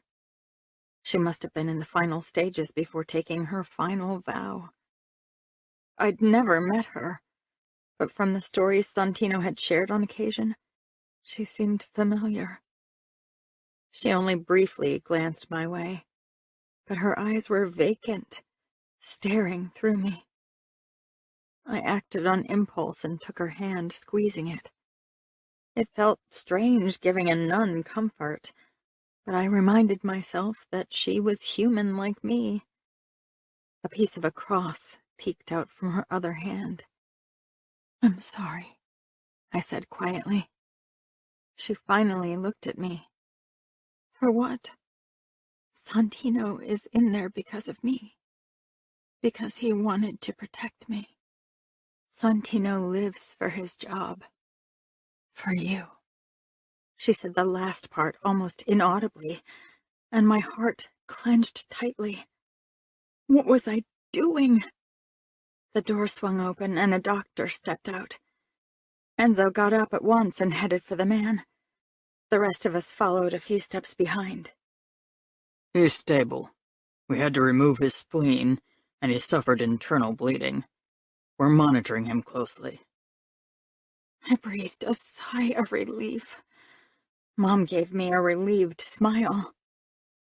Enzo and Frederica disappeared in the corridor leading to the waking room.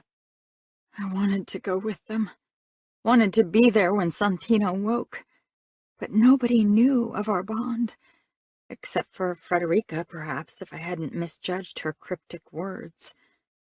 Maybe her status as a nun had made Santino comfortable to share our bond with her, though he'd never spoken kindly of her goal to become a nun. I wasn't sure what to do now. Mom talked with the doctor quietly, probably making sure that Santino got the very best treatment possible. The outfit took care of theirs. I wanted to see Santino so badly. I didn't want to leave without seeing him. I couldn't. When Mom was done talking to the doctor, she returned to my side. She squeezed my shoulder. He'll be fine. I nodded numbly. I couldn't explain the bad feeling I had. Come on, let's go home. I hesitated. Mom's brows drew together. There's nothing we can do for him or his family right now. They are at his side. He needs his loved ones. That's the most important thing right now. I felt sick and guilty. Santino loved me. I knew it with every fiber of my being. And I loved him. But sometimes love wasn't enough. Sometimes we had to make the hard choice for the good of someone else. Mom and I turned. "Anna," Frederica called. I turned to her. "Maybe you should be there too. I know how important guarding you was for Santino. He's known you so long." Surprise crossed Mom's face, then switched to a touched expression. Mom nodded, squeezed my hand once more, and I hurried toward Frederica. Thank you, I whispered. I'm doing this for Santino, Anna. I know you and him are on a very destructive path. I didn't say anything because what was there to say? She'd spoken the truth, and it didn't matter why she allowed me to see Santino, only that she did. When I entered Santino's room, beeping machines and an antiseptic smell hit me. Enzo sat by Santino's side. I froze when I saw Santino. He looked terribly pale. 2 transfusions flowed down into his arms, and machines monitored his bodily functions. His tall form dwarfed the bed, but at the same time, he seemed to disappear into the mattress. It was a paradox I couldn't explain myself. I approached the bed slowly and touched his hand. I didn't know what to say, what to do. Enzo looked at me, and shame washed over me. He knew too. Silent accusation lingered in his eyes, and I knew it wasn't because Santino had taken a bullet for me. "I'm sorry for what happened." But not sorry for the thing you should be sorry for, Enzo said coolly. I stiffened. Enzo had always been kind to me, had made jokes, and even played with me when I was younger. However, his loyalties lay with Santino as they should. "Dad, Santino is as much at fault as Anna. He could have ended things.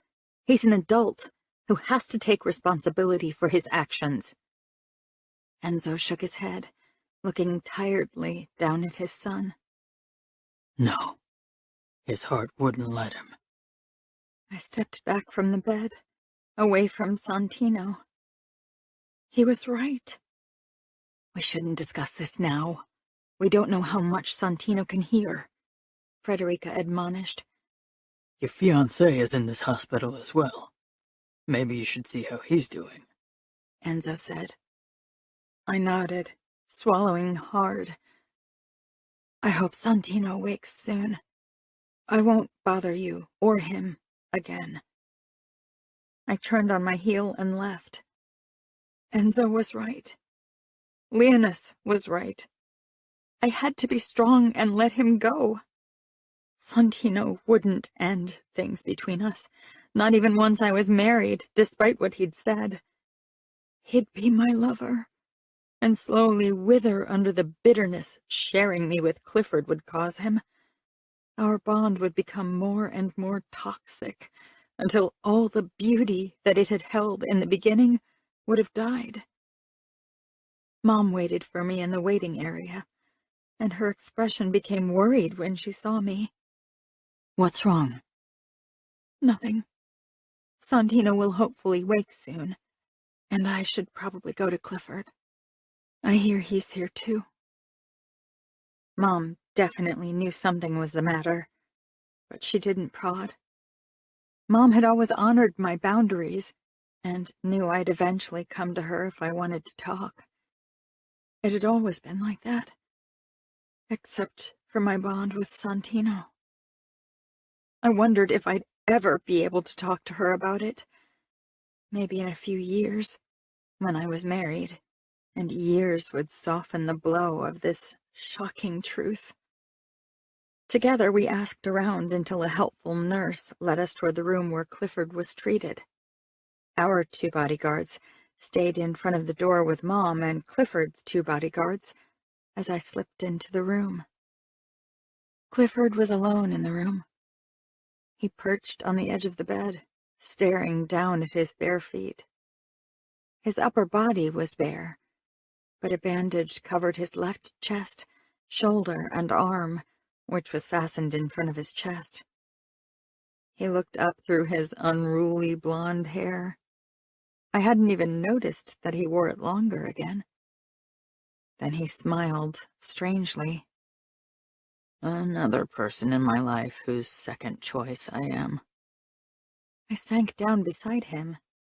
Because we were alone, I didn't bother kissing him, and I wondered when having to kiss him would eventually turn into wanting to kiss him. What are you talking about? Dad's outside in front of the hospital with his first love, publicity, giving a press conference, talking how shocked and shaken he is about the attack. Mom is with her therapist because she couldn't handle the trauma. He let out a derisive laugh.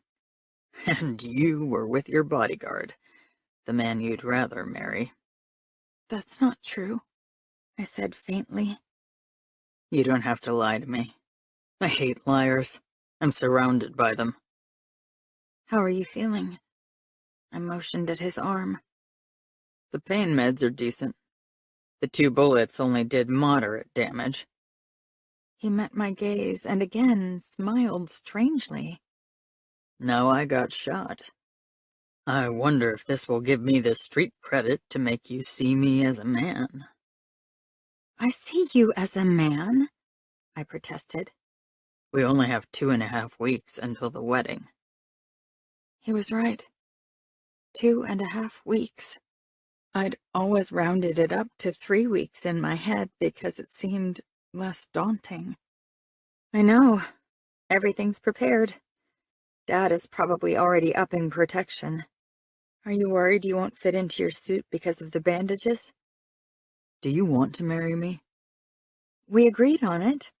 Our parents set everything up. Hundreds of guests were invited.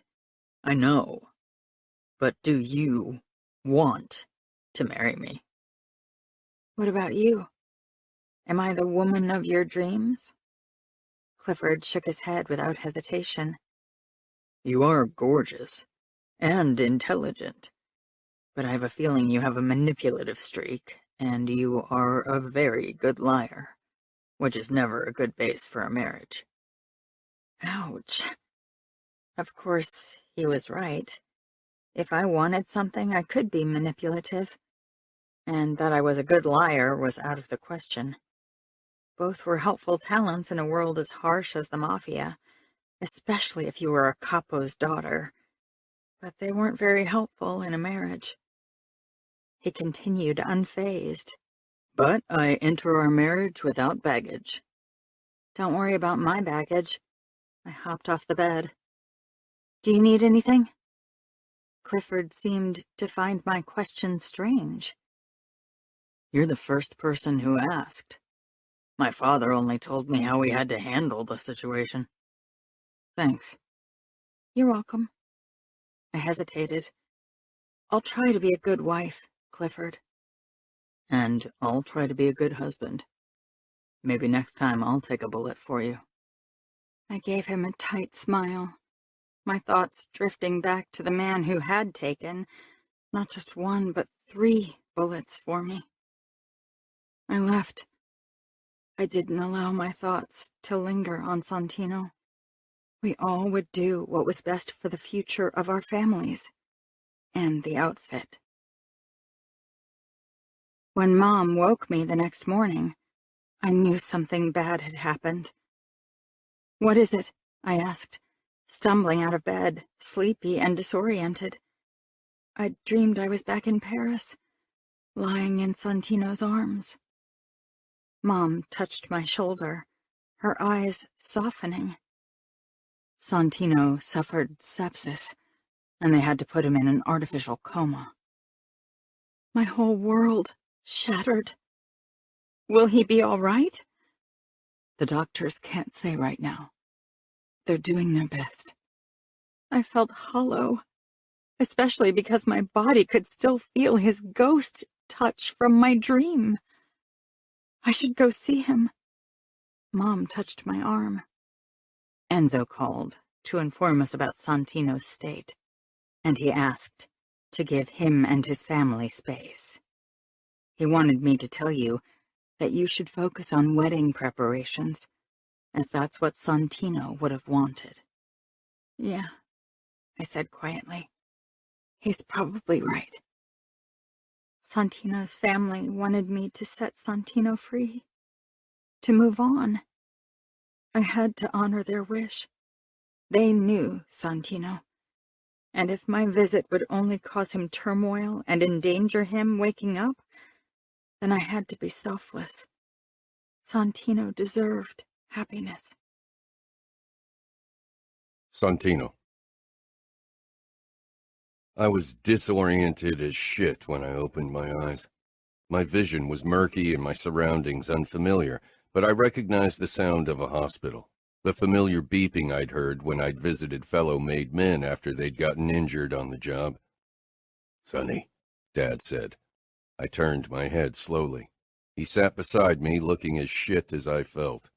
His gray-brown beard had crossed the border to scruffy. Behind him, Frederica rose from a chair, her nun frock wrinkled, and she wasn't wearing her veil for once. "Hey, Dad. Hey, Freddy. You look as shitty as I feel." Hearing my own voice made me wince. It was rough and scratchy, as if I hadn't used it in a long time. Frederica approached my bed and kissed my forehead, as if I were a small kid. When she didn't correct me for not using her official new nun name, I knew things were bad. I searched the rest of the room. "Where's Anna? Is she safe?" Dad looked down at his hands. His fingernails could use a trimming, too. "Not here. She's perfectly safe. Don't worry about her."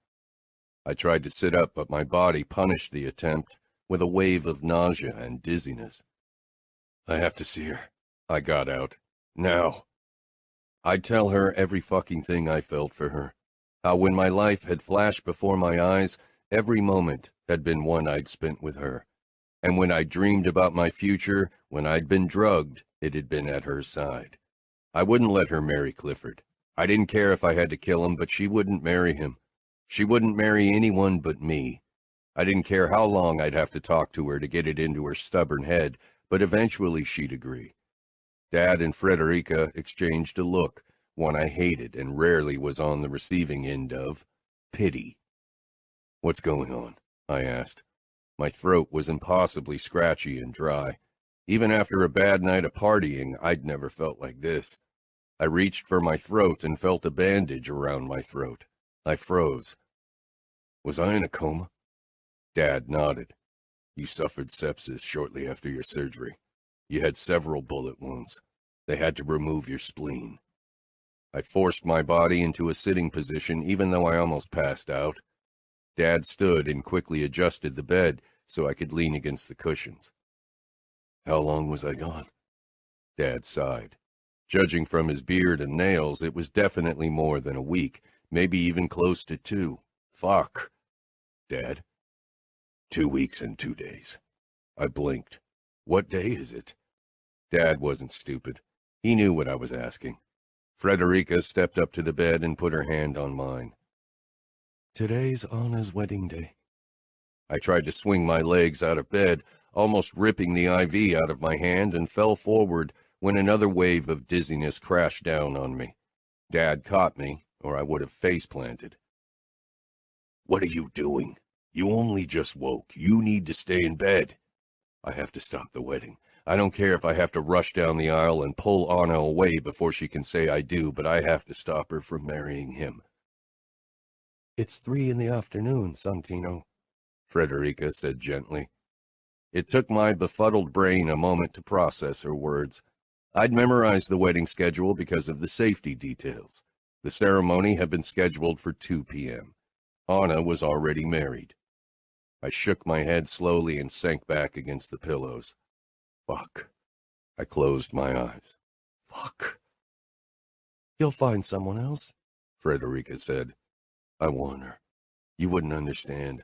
God can't really leave you, so you don't really have to worry about getting your heart ripped out. Frederica nodded, but she still touched my hand. Sorry, I gritted out. I tried to stand once more. Maybe it's not too late for an annulment. Son, Anna chose Clifford. She's not worth fighting for. I didn't want to believe it. Maybe Dad was right. Anna had chosen Clifford over me, or rather she thought she needed to do the virtuous thing and do her duty to the outfit and her family. But one thing was sure, she hadn't chosen me. We'll find you a good wife, Dad assured me. I don't need a wife. Don't covet someone else's wife, Frederica reminded me. I had no trouble being the second man, the occasional lover. With other women, it hadn't been a problem in the past. With Anna, the mere idea that Clifford would touch her made me raving mad. I stood. Dad had to grip my arm to steady me. I'll kill him. That'll solve the problem. Not a sin if I'm coveting a widow. Not if you made her a widow in the first place, Frederica said. Anything you do against this marriage now will lead to severe punishment, Sonny. Dante won't take it kindly if you do something stupid. I don't fucking care. She doesn't deserve you. You deserve someone who chooses you, Dad shouted. Chapter 29. Valentina. I'll check on Anna one more time, I told Dante. He squeezed my hand briefly, a rare public display of affection, which meant all the more because of its rarity. I could tell that he was slightly nervous. For a father to give his daughter away in marriage was a major step, and for someone as protective as Dante in particular. Talk her out of it, Leonis muttered under his breath. Dante gave him a warning look. Leonis had made his opinion blatantly clear. He thought it was a mistake to marry Anna off to Clifford.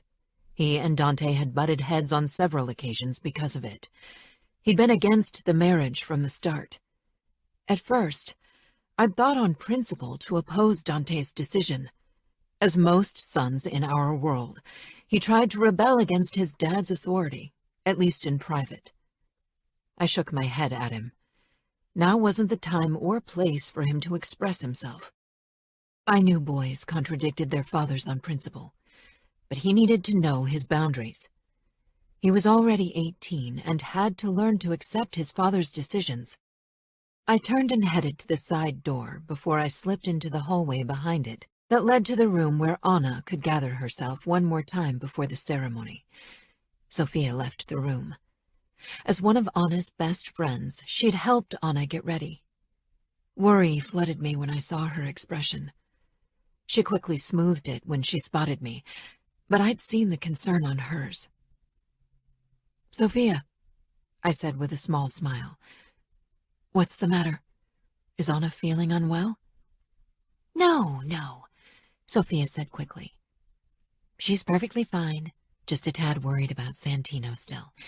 She feels guilty. Of course this was about Santino. I'd felt increasingly strange vibes between him and Anna since their return to Chicago. Anna had been very closed-lipped, which had made me even more suspicious. Something had happened between them, but they both knew better than to show it. I hadn't mentioned my concerns to Dante. He would have interrogated Santino and possibly drawn conclusions that would have cost the latter his life. Over the years, I'd sometimes questioned my decision to have Santino guard Anna. He'd done his duty and done it well. But I knew I wasn't privy to everything that had happened. As a mother, it was a bitter pill to swallow that your daughter didn't confide in you. It made me doubt myself and my relationship with Anna. I'd always thought we had a very close bond. Maybe I was being too sensitive, which was probably linked to my oldest daughter becoming a wife today. Santino did his duty. I told Sophia. Sophia nodded, but I could tell my words made no impact. I hoped Anna had shared whatever bothered her with her friend. I'll go to Anna now, and your husband is probably already looking for you. Sophia gave me a quick smile before she lifted the hem of the green bridesmaid dress and hurried back to church. I headed toward the door at the end of the hallway and knocked.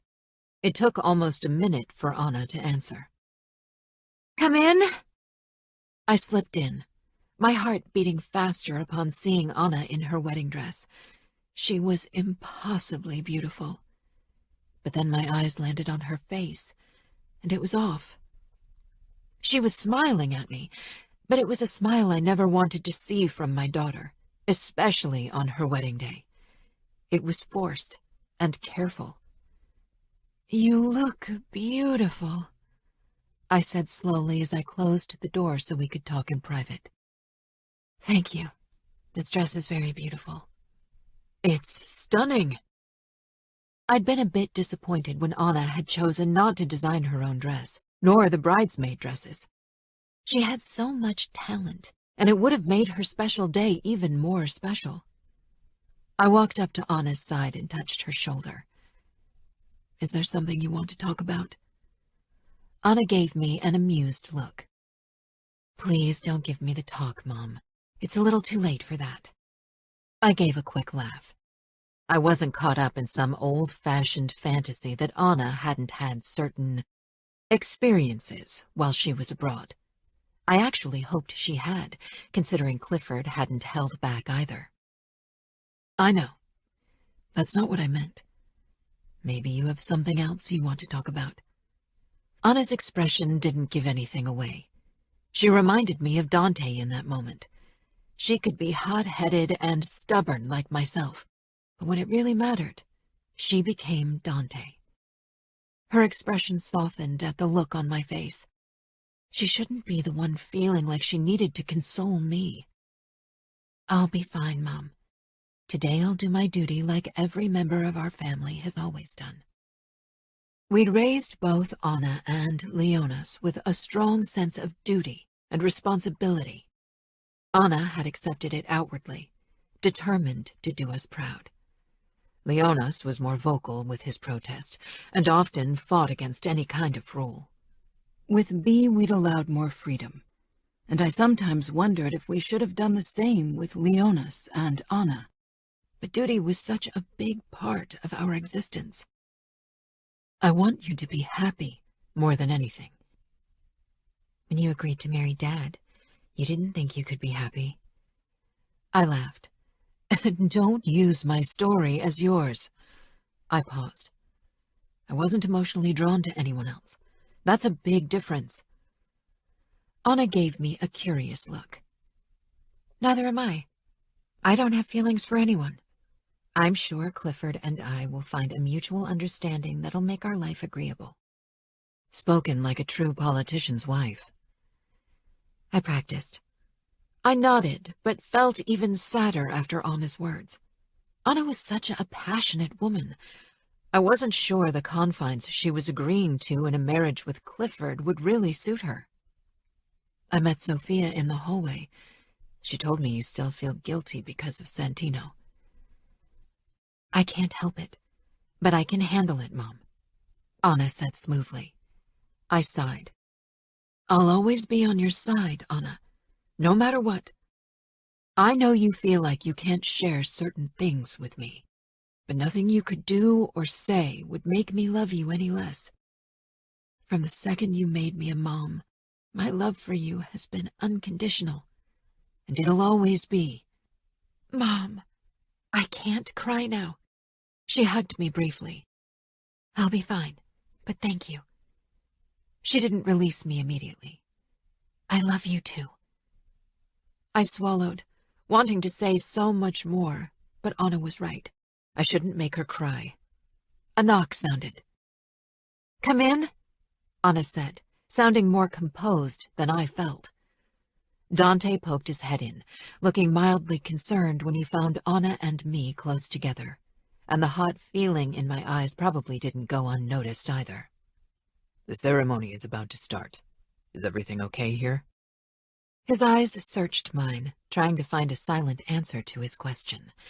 I stepped back from Anna.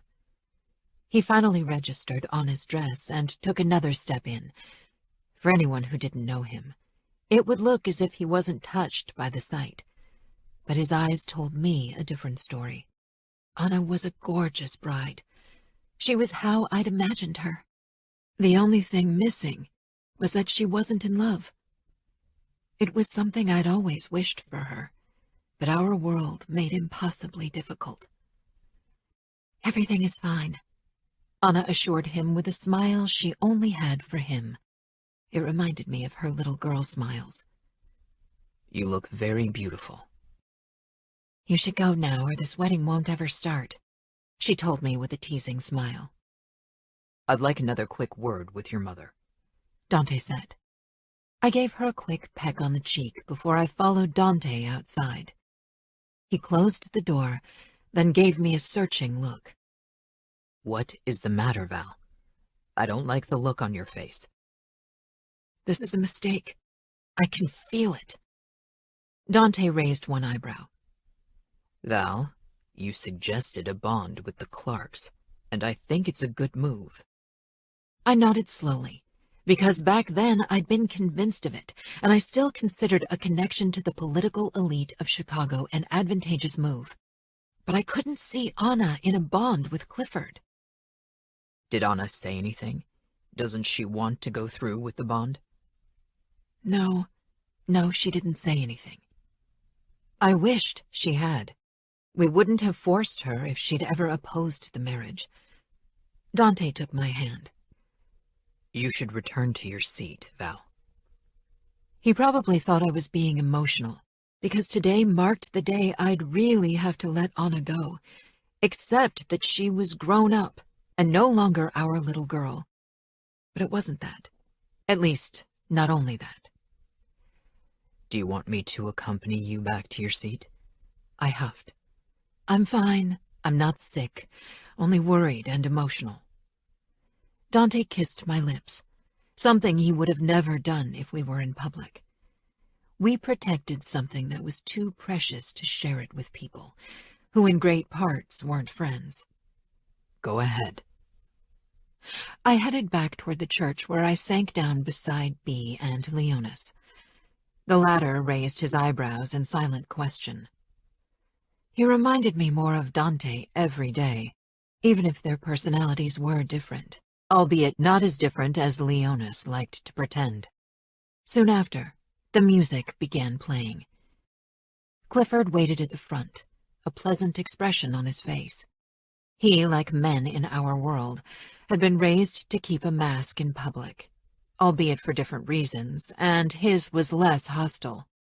As a politician, he wanted to appear approachable, not foreboding like made man. But despite this, I could sense the high barriers he'd built around himself. Anna had mentioned it once, that she feared he'd never lower them for her either, because in his family nobody did. We considered our family our safe place, but Clifford didn't. When Anna walked down the aisle toward Clifford with the public smile I detested, My worry only increased. Clifford and Anna's eyes briefly met when Dante handed her over to him. The public smiles never wavered. I rubbed my wedding ring as I listened to the priest, feeling more and more uneasy. Anna's face didn't give anything away. She looked stunning, and her smile was what everyone expected from a bride on her wedding day. But I knew her too well. True happiness didn't reflect in her eyes. I tried to catch Anna's eyes, to once again let her know with my expression that I was fine with whatever she decided, but she didn't look my way. Maybe because she knew what she'd see and didn't want to be weakened in her resolve.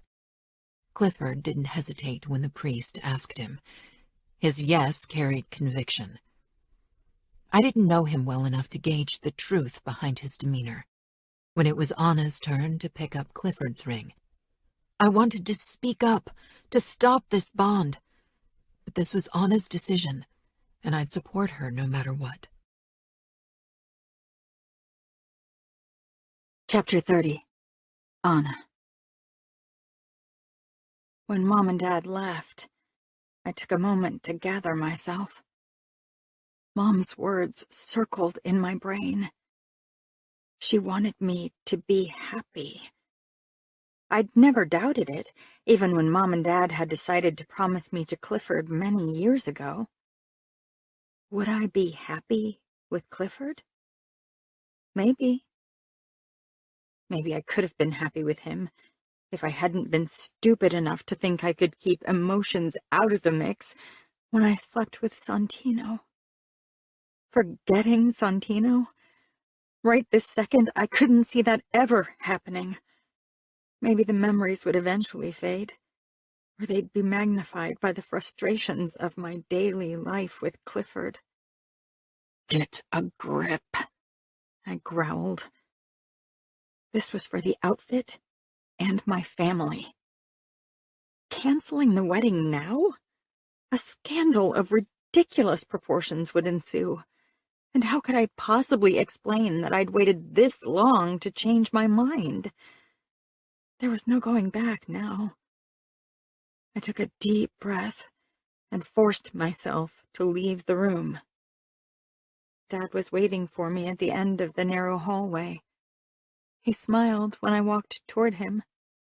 I could see pride in his expression, something I'd always aspired for, no matter my age. I arrived by his side and smiled in turn. He bent down to kiss my temple. You are very gorgeous. You know, I'm always only a call away if you need help. I chuckled. I don't think you'll have to worry about Clifford being the abusive type. He and I will figure out a mutual understanding to live in peace. Dad's brows drew together. Your mother would say that's something I could have said before I married her. And it still worked out. It did. Dad agreed quietly. His eyes searched mine before he asked. Ready? I nodded quickly before my courage could leave me. Dad held out his arm, and we headed toward the wide double doors. The moment we stepped through them, I held my head high and smiled coolly. The nervousness I'd expected didn't come. No jittery or fluttering belly. I was calm, almost eerily so. I felt detached, as if it wasn't me about to marry. Surprise flashed on many people's faces at my choice of dress. It wasn't the classic piece many had expected. Mrs. Clark looked positively offended, as if a skirt line ending above the knee might as well end the world. I got a strange kick out of it. Clifford looked posh in his dark suit and smiled mildly. It was impossible to gauge his feelings regarding the dress. He'd not only grown into his tall frame and wasn't as lanky anymore, he'd also learned to mask his emotions. He wasn't the quirky boy anymore, but he wasn't Santino. My eyes searched the church quickly, as if Santino might have miraculously woken from his coma and come here. And for what, really? He'd hate every moment of the ceremony, and I'd wish every second of it that he'd stop the damn thing. I shoved those thoughts aside and turned my focus on Clifford when I arrived at the front, and Dad handed me over to him. Clifford lightly closed his hand around mine. It felt softer than Santino, not roughened by years of weight training and gun handling, and his touch was unfamiliar. I couldn't help but wonder how it would be tonight, but the thought of actually being intimate with him let me panic briefly, and so I shoved it aside as well. You look beautiful, Clifford said appreciatively. Thank you. You look good in your suit. We turned toward the priest, and I tried to shake off the uncomfortable feeling our short exchange had given me. This kind of public pleasantness might very well be the way we'd interact in private, too. Maybe I could stand it for a year or two, but eventually I'd explode. I had a temperament that simply couldn't always be tamed, a fact Santino loved about me. Clifford glanced my way, and I smiled quickly. Bea carried the cushion with the rings toward us, looking absolutely adorable with her blonde hair and French braids, and in a cute mint-colored dress. The priest fixed me with his old eyes and motioned at the cushion. I picked up the ring. When Clifford said yes, loud and clear, I tensed, realizing it would be my turn next. I pushed the ring on his finger, and cold settled in my bones. I avoided his eyes, not sure I could keep up the lie. It was my turn, and I watched with trepidation as Clifford picked up my ring from the cushion. The priest nodded, then fixed me with his gaze again. Will you, Anna Cavallaro, take Clifford Maximo Clark to be your lawfully wedded husband? Clifford gave me a smile. It was nice. He was nice. He was also ambitious and intelligent. He was everything I should want. I swallowed. I should say yes. I glanced at my parents. I loved them so much. I wanted to make them proud, but I also needed to follow my heart. Dad's expression shifted as if he could see something on my face. God, this would be the scandal of the year. But Mom's eyes anchored me. They were full of understanding. They gave me permission to follow my heart before it was too late. And then another thought rushed through my head. What if Santino didn't want me anymore? I'd led him around for so long. And what if he never woke? It didn't matter. I didn't love Clifford, and I never would. I couldn't live a life like that. The priest repeated his question, a hint of impatience tinging his words. I opened my mouth. No, she won't, Mom said at the same time, her clear voice echoing in the church. Chapter 31. Anna. Silence reigned in church. Everyone stared at me and Mom. I couldn't believe Mom would have stopped the wedding if I hadn't said no. Or maybe she'd seen on my face that I was about to say no and wanted to show her support. A boulder seemed to fall off my shoulders, and I couldn't help but smile, for the first time today, in earnest. Then my eyes met Clifford's, and guilt crashed down on me. He still held the wedding ring, but slowly lowered his hand, and then dropped it to his side, balling his hand to a fist. I'm sorry, Clifford. So sorry. I should have said something sooner, but I really thought I could go through with marrying you. He smiled bitterly. You make it sound as if I'm a punishment. No, that's not how I meant it, but I'm in love with someone else. Of course. Santino. I swallowed. The shocked whispers were picking up around us. You don't have feelings for me, and I'm sure it won't reflect badly on you that our wedding got canceled. I thought being left at the altar would look better in your CV than a divorce, especially with conservative voters, I said with a teasing smile. But Clifford didn't smile. He looked dead serious, and so did his parents. Couldn't you have decided this before our wedding day? He asked. I thought Santino was only a fling. He was meant to be only a fling. But he was everything. I should have realized it sooner and been brave enough to act on my feelings. After all, I'd visited him every day despite Enzo's disapproving gaze, and had spent almost every moment worrying about him and not my wedding. Excuse me, Clifford said in a clipped voice. My father requires my presence. I assume he needs to brief me on how we can destroy your family in the most public way. I didn't get the chance to say more because he walked off. My heart sank. The Clarks would undoubtedly cause major trouble unless we stopped them. Judging by Dad's calculating expression, he was already trying to come up with a plan. I wished I could help him, but my mind was a mess.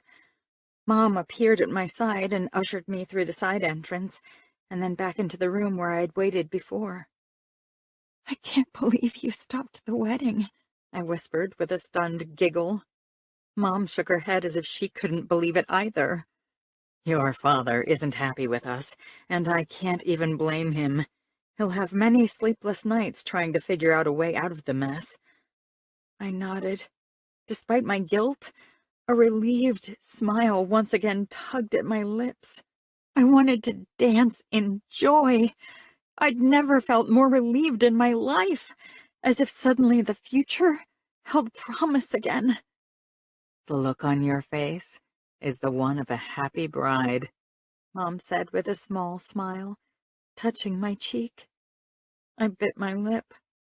I could hardly contain my happiness, even if today marked the day my reputation would be shredded. Maybe things wouldn't be as bad because many made men had been against a bond with a politician. Still, they probably wouldn't be happy with how things had gone down. I know this is because of Santino, and I want you to know that I don't approve of your bond. I stopped this marriage because I knew you'd be unhappy in it. Is it really so bad that Santino and I have feelings for each other? He took several bullets for me, Mom. He would do everything for me. You shouldn't be angry at him. I'm the one who put him through hell. Mom pursed her lips. We'll see. Santino was well respected, especially among the soldiers. I knew he'd eventually win Mom over as well. Dad, however, I was anxious about facing him. Does Dad suspect anything? About you and Santino? Even if he didn't want to suspect anything before, he'll certainly come to his own conclusions now. And a failed wedding always makes people assume there's someone else. I'll do whatever it takes to protect the outfit from the waves I've caused, okay? Mom kissed my temple. We'll all handle it together, as a family. Now wait here while I try to talk to your father. I nodded quickly, and Mom left. I stared at myself in the mirror. I glowed. Glowed like a bride should on her wedding day. Glowed because my wedding had been canceled. The door swung open, and I expected Dad or Leonis, but Sophia and Louisa slipped in, their faces slack with shock. I gave my best friends a sheepish smile. "What the hell just happened there?" Sophia shouted. Louisa seemed incapable of finding words. I shrugged, but a relieved grin split my face. I couldn't put into words how glad I was that I wasn't going to marry Clifford, which was totally unfair toward him. Mom had something against me marrying Clifford, and I couldn't go through with it either. Sophia widened her eyes comically. "Anna! The press is all over this. Tomorrow everyone will be talking about this." "It's bad, isn't it?" I asked, but I couldn't feel regret. Guilt for bringing this down on Mom and Dad? Yes, but not regret. I should have put a stop to my bond with Clifford a long time ago. I'd clung to our arranged marriage out of some misguided sense of duty, wanting to be the good, virtuous daughter everyone thought I was. Louisa touched my arm. "You really love Santino, don't you?" I bit my lip. I'd never said it to him, and hardly dared to admit it to myself. Yes. I mean, if he'd been present, it could have been straight out of a romantic comedy. With him in the hospital in a coma, it has potential as a drama, though. I shook my head at my movie-loving romantic friend. "I bet the clerks aren't laughing, Louisa," I said with a small laugh. Sophia snorted. "They didn't look very amused, that's true." Louisa nodded with a worried look. "Maximo Clark will make sure the outfit and your family pay for this public humiliation. He isn't someone who presents the other cheek." I nodded, worried. Maybe I can straighten things with Clifford. I need to talk to him in private. Sophia gave me a doubtful look. "Maybe you should let your father handle it. This might be an instance where only threats work." A knock sounded, and a second later Leonis poked his head in. He gave me a sly smile that made me want to hug and punch him. "We should probably leave. This is family business," Louisa said to Sophia. After hugging me, they slipped out, leaving me alone with my brother, who still smiled broadly. He sauntered over to me and patted my shoulder. "Thanks, sis." "What for?" "For making all my past wrongdoings look like a piece of cake." I grimaced. "That bad?" "Pretty bad, yeah. I mean, it could have been worse if you'd killed Clifford to evade marrying him, or if you'd been caught banging Santino in a cupboard during the wedding party. But otherwise, you really picked the worst possible moment to decide you couldn't stand Clifford." "You really know how to lift my mood," I muttered. "I'm trying," he said with a smirk, but I could see tension in his eyes. Leonis always pretended he cared about nothing, but our family and the outfit meant a lot to him, and I might have hurt both today. I swallowed, guilt weighing heavy on me. It's not even that I can't stand Clifford. He isn't bad. He's nice, with a great career ahead of him. Leonis made a face as if he doubted it. "Only if voters give him pity votes after today. But being left at the altar doesn't really scream tough future leader of the state." Had I really ruined Clifford's career today? I didn't want to believe it. He's really ambitious and clever. He'll turn today into a great story and advantage for him. Whatever. I don't give a fuck about him. But we should really rack our brains how to make sure the outfit leaves this shit show as the winner. I'm surprised you think we can still win after the mess I made. Leonis shrugged. We might have to fight dirty, but that's all the more fun. Chapter 32. Dante. Over the years, my wife had surprised and even shocked me on several occasions, a feat few people managed. Today my daughter and wife both had given me the greatest shock of my life, and not just me. I knew they hadn't agreed on making such a public affair out of it, but they both shared a boisterous temperament that sometimes chose unfortunate moments to burst through. "Valentina, what is going on?" I muttered under my breath. The shocked silence was quickly turning into disbelieving whispers. I needed to get the situation under control before it escalated even more. "I'm sorry, Dante. I couldn't let Anna marry Clifford. She wouldn't have been happy." I stood with a tight smile. Maximo Clark looked ready to explode, and his wife was already fanning herself with a wedding program in a very attention-seeking way. I cleared my throat audibly, then waited for silence to descend in church. "We must ask you to leave now. We have matters to settle, and this wedding won't happen." Then I turned my focus on the Clarks. Maximo was motioning for his son to come toward them. Valentina, in turn, was already rushing toward Anna, who still stood in the front with a wide-eyed look. I didn't allow my frustration to grab the reins. I had to handle Maximo and Clifford first. They could cause a scandal I didn't have the necessary patience for. Once that was done, I'd deal with my erratic wife and daughter.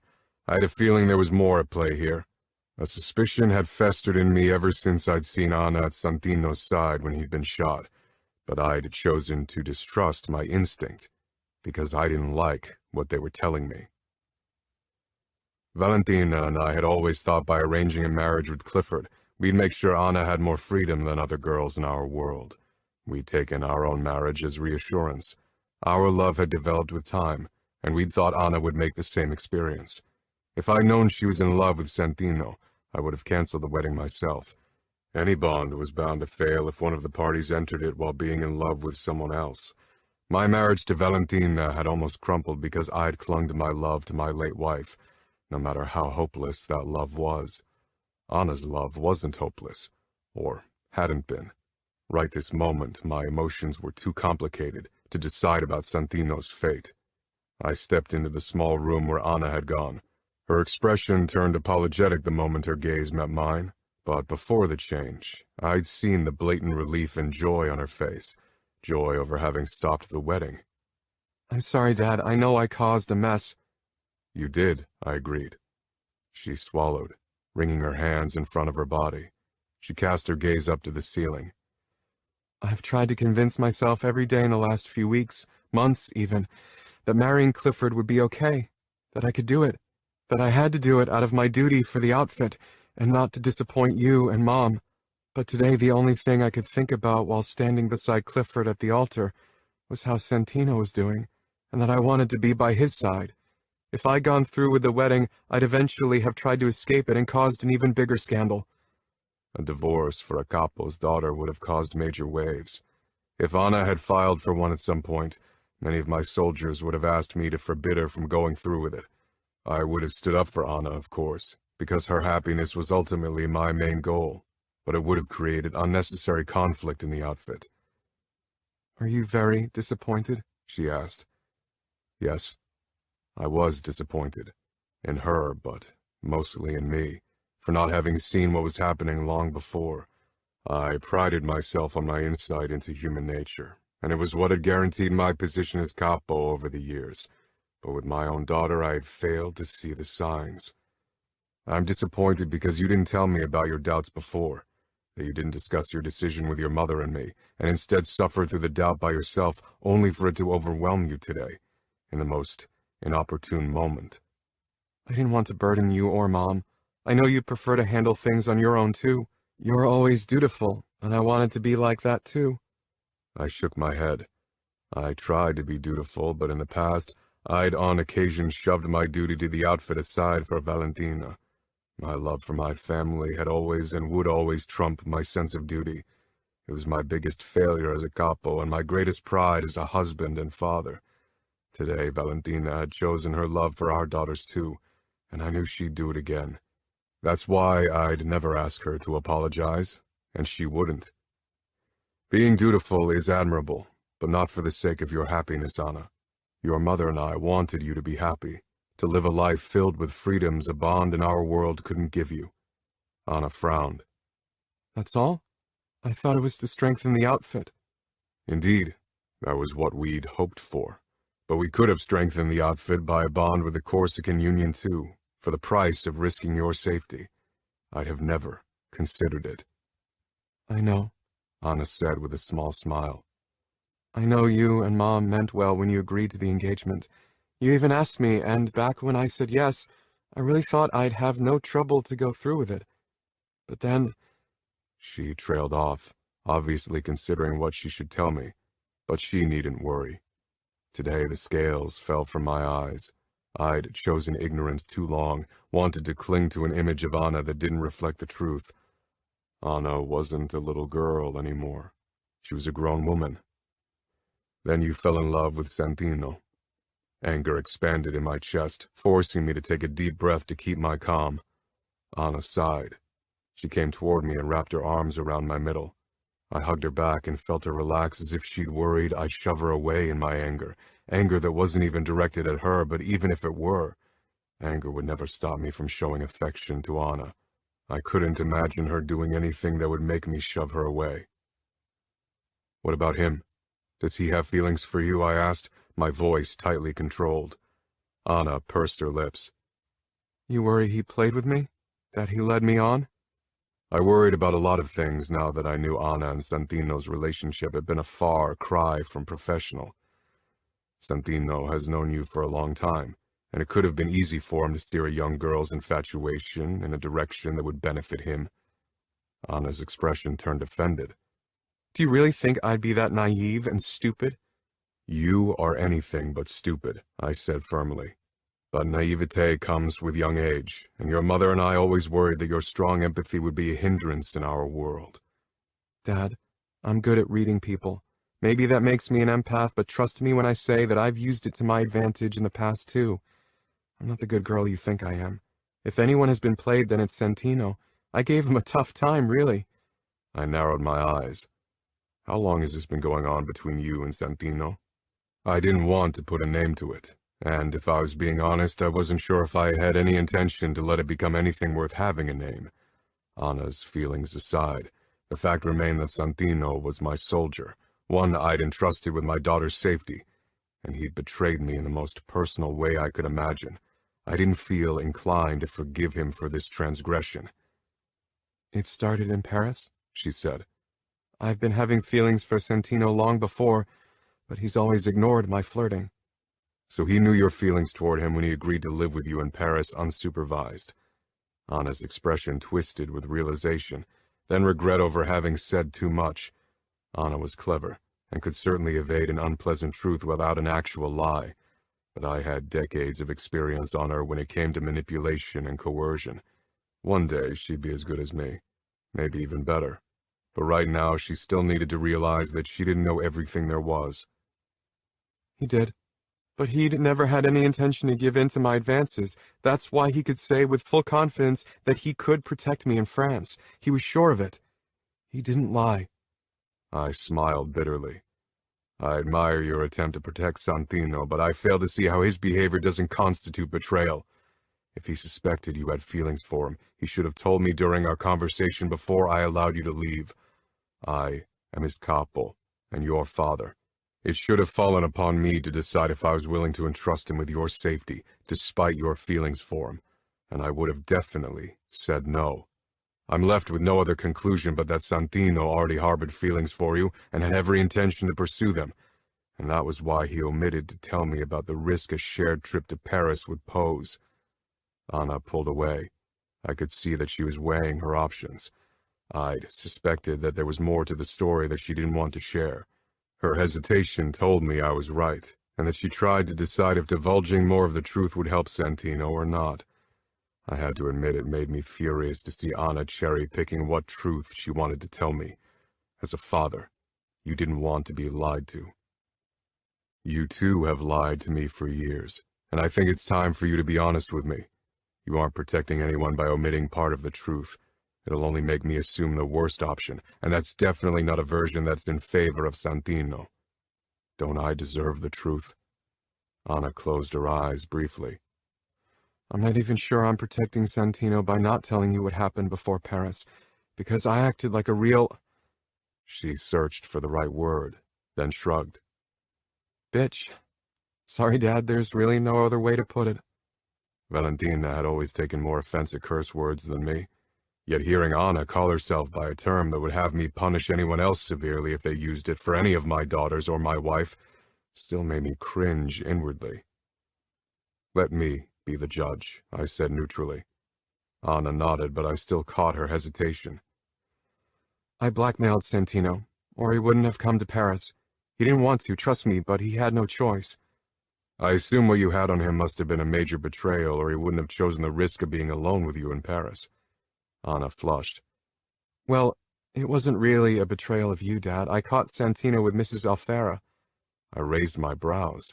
It wasn't uncommon for men to cheat on their wives, and word about that often reached my ears. It was something that was tolerated in our world, naturally, as we were a male-oriented world. I wasn't naive, so I'd always known that many women weren't faithful either, only more clever to keep it hidden. In a world of arranged marriages and unfaithful husbands, it was only natural that wives would look for attention elsewhere. But I expected my soldiers not to sleep with another made man's wife. It added conflict to the outfit that I found absolutely unnecessary. Was that all? I asked, my instinct telling me that Anna hadn't yet divulged all there was to me. Anna made a face. Well, I also caught him with Mrs. Clark. I shook my head. While this is troubling behavior when it comes to the good of the outfit, I find it even more concerning when it comes to him being the man you obviously have feelings for.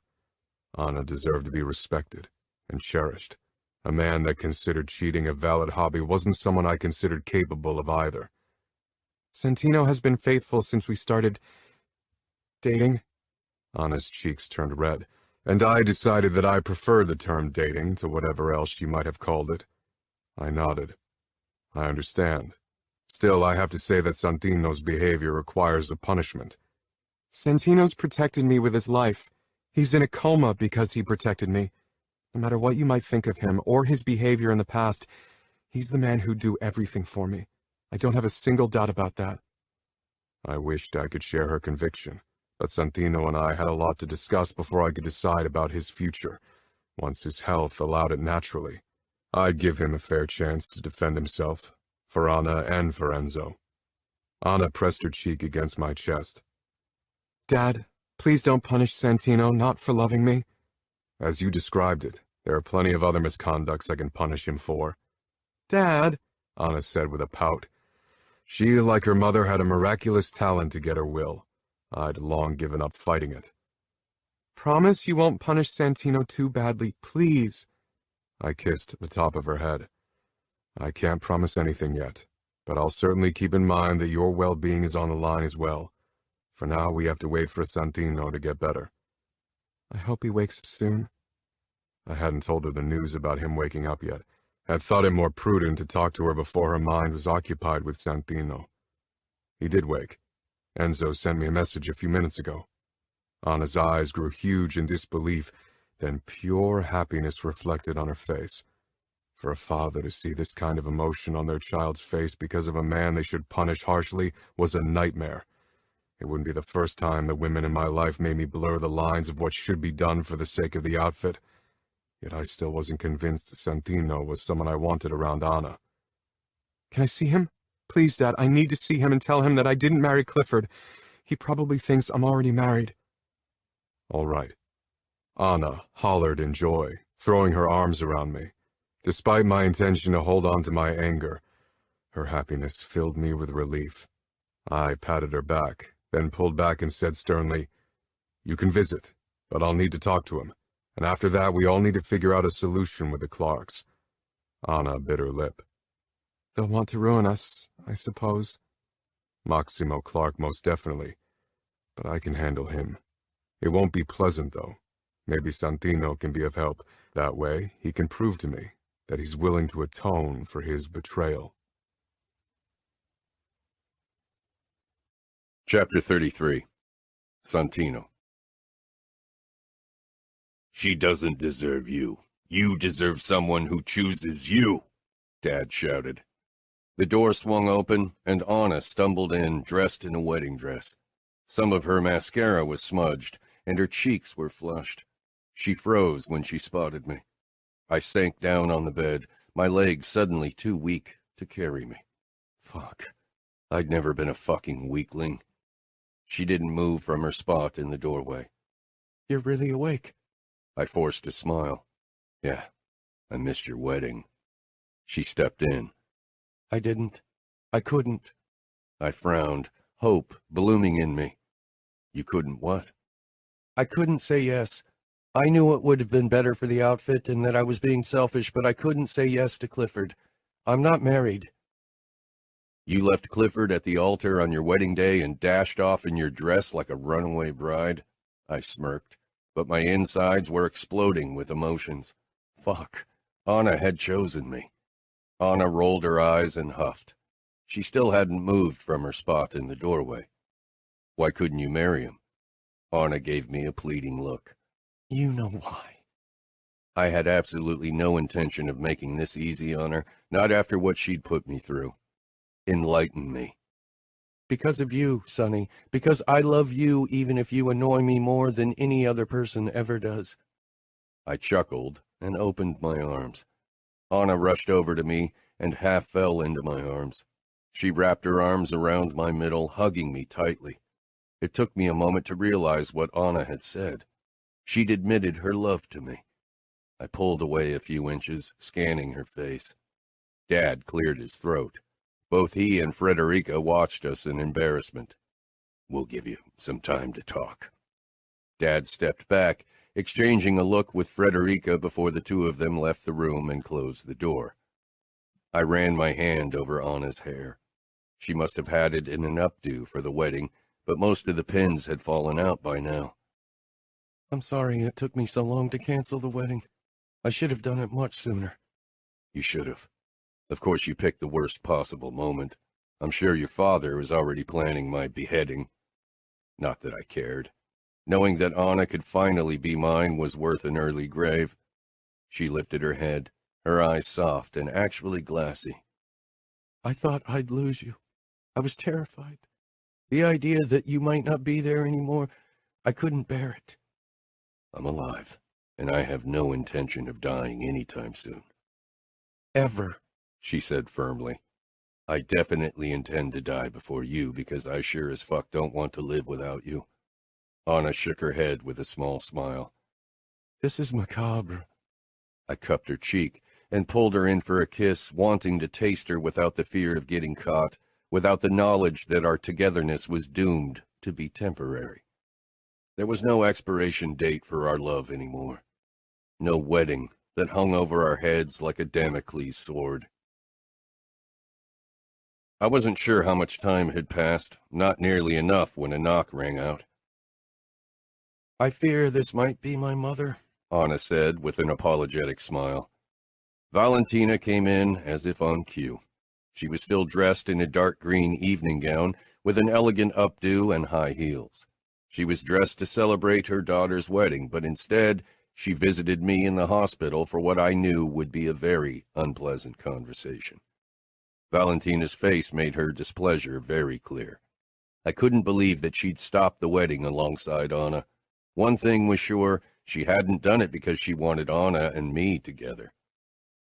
Let me have a word with Santino, she said, and her voice was pure steel, not brooking an argument. Mom, Anna, Valentina said sharply. You and Santino have been playing your father and me for a long time, and I think it's my right to talk to Santino now. I want to hear his take on things. I gave Anna an encouraging smile. I was a big boy. I could handle her, Mom.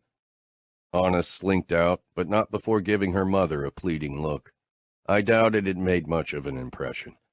I had to admit, I would have preferred a confrontation with Dante at this point.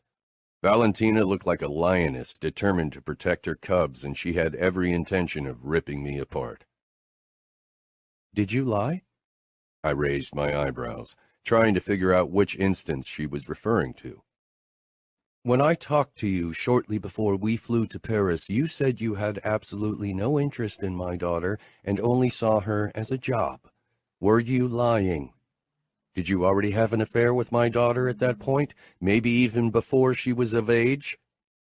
There was nothing between me and Anna before she turned 18, I said immediately, which was mostly true.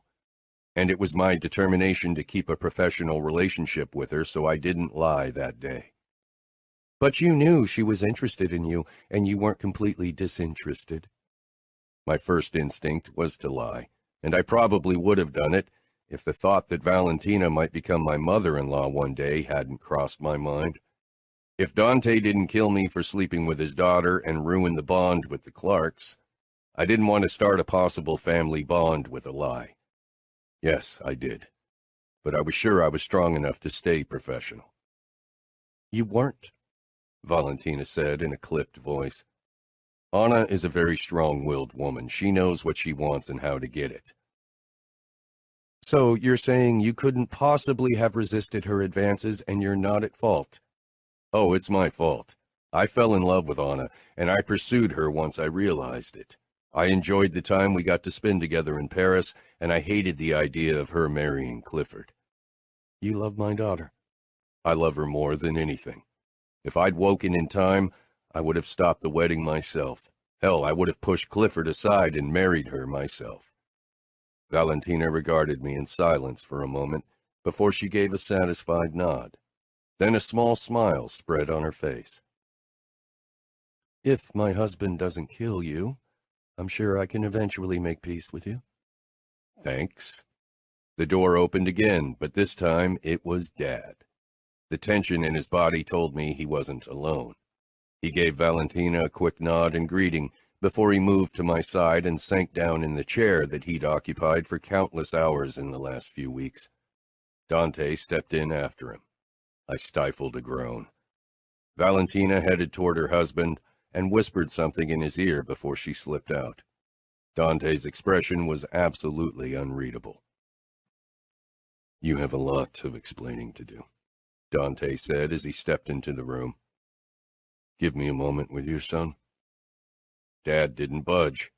I'd never seen him refuse a direct order from his capo. I touched his arm. "Grab a coffee. You look like hell."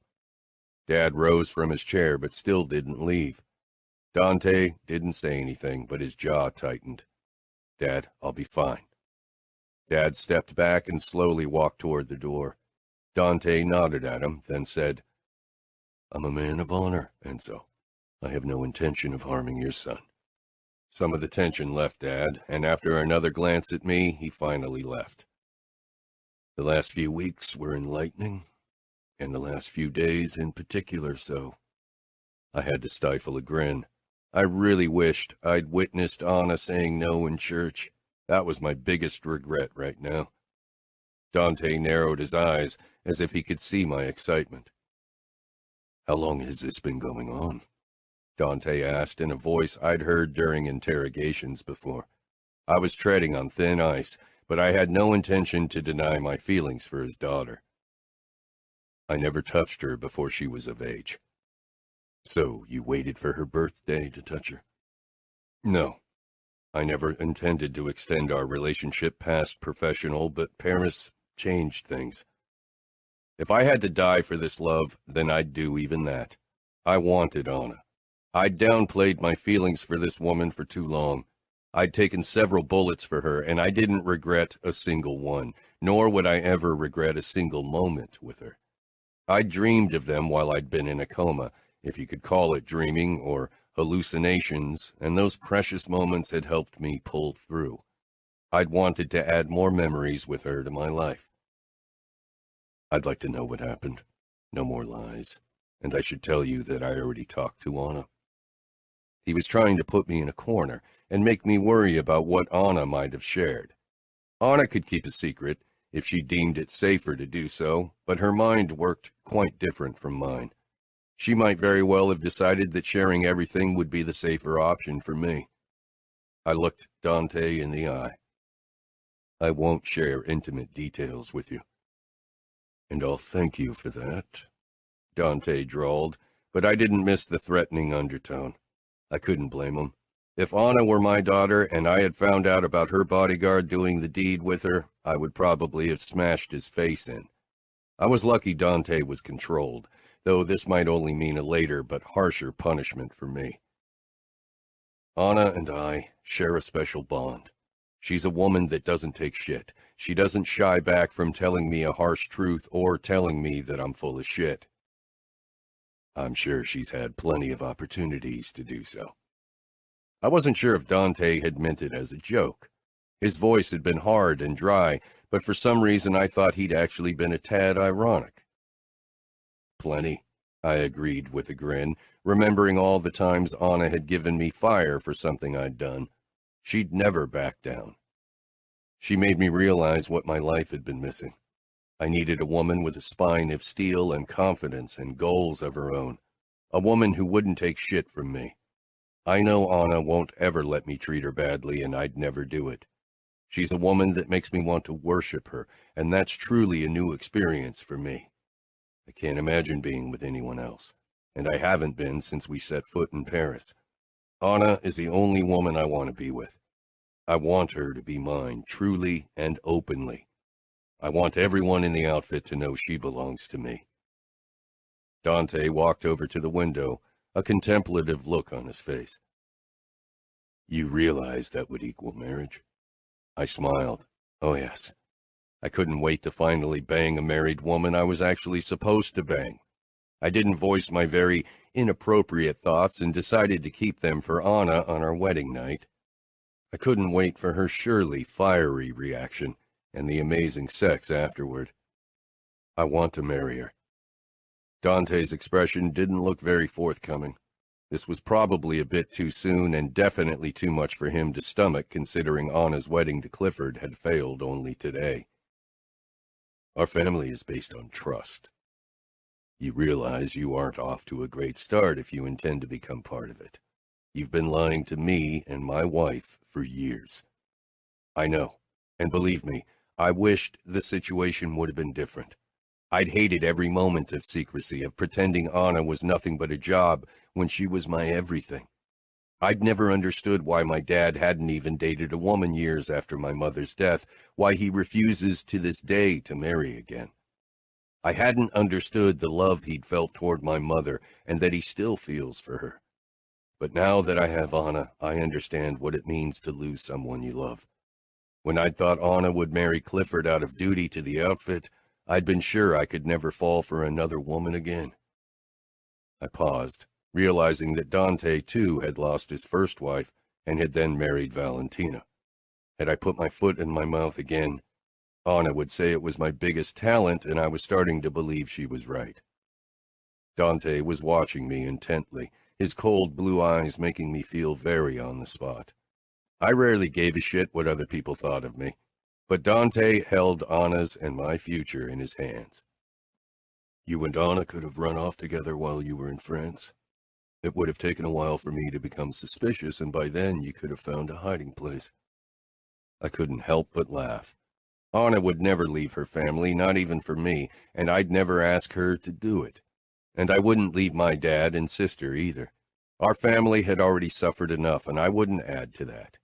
Not to mention that I was absolutely loyal to the outfit. That was never an option, I said firmly. Anna and I have one big thing in common, our love for our family and our pride for the outfit.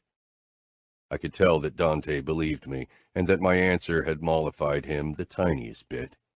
Maybe he'd been worried that I was ripping Anna away from him and the family. I want to keep doing my duty to the outfit. I'd never run, and I want to become part of your family. No matter what you ask of me, I'll do it.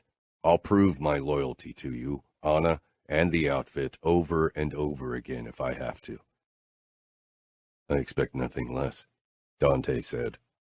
First, you can help me contain the damage that was caused today. I think your past endeavors might be helpful in this regard. Anna must have told her father about my affair with Delora. Maybe. Chapter 34. Anna. Maybe you can talk some sense into him. Enzo greeted me when I stepped into Santino's hospital room 2 days after my wedding blew up. Santino was trying to pull a hoodie over his head, but his bandages and the injuries covered by them made it difficult. I handed Enzo a cup of coffee, which I brought him yesterday as well. What's going on? Santino decided to release himself from the hospital against the explicit orders of the doctors. Santino finally managed to shove one arm into a sleeve and gave his father an annoyed look. Santino is a grown-up and prefers to heal at home.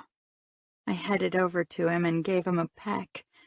Kissing him in front of others still felt strange, but at the same time so wonderfully freeing.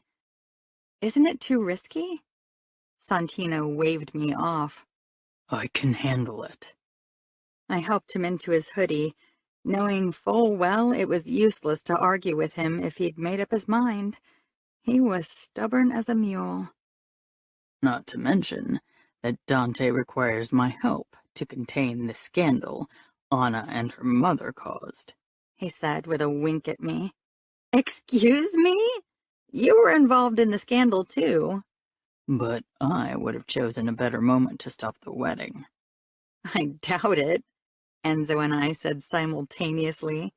We exchanged a look and smile. My heart expanded, glad he and I were finally making peace. What do you mean my dad needs you? I asked. Dad hadn't mentioned anything to me, which probably meant it was risky or something he considered dishonorable. But the Clarks were furious and refused to talk, so we needed to act. Clifford had ignored all of my calls and texts. Santino gave me a grim smile. I'll help him handle the Clarks. Enzo's expression pinched with disapproval. How? I asked. You can't kill all of them. Santino lightly pinched my butt. Luckily, the angle hid it from Enzo, or I would have died from embarrassment. I slanted Santino a warning look, which he answered with a smirk. I could, but I won't. Then what are you going to do?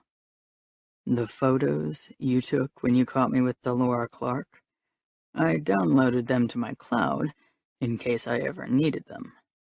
Perv. He smirked, but quickly became serious again. Realization widened my eyes. You're going to blackmail her? He nodded. She'll do anything to prevent that scandal. But she doesn't strike me as a woman who holds enough power over her husband to talk him out of plotting revenge. She isn't, but I'll try my luck. If she can't convince Maximo, we can still blackmail him with the photos. He can't risk a divorce at this point in his career, especially one following such a scandal. You're as cunning as you are gorgeous. And you're prone to causing scandals. As are you, Shelly. He shrugged, then pulled me against him and kissed me again. Let me talk to Delora now. Enzo excused himself, obviously uncomfortable with Santino's display of affection. My cheeks heated. I cleared my throat. Don't let me stop you. If my dad thinks the plan is worth pursuing, then we should give it a try. You aren't jealous, right? I made a face. Please.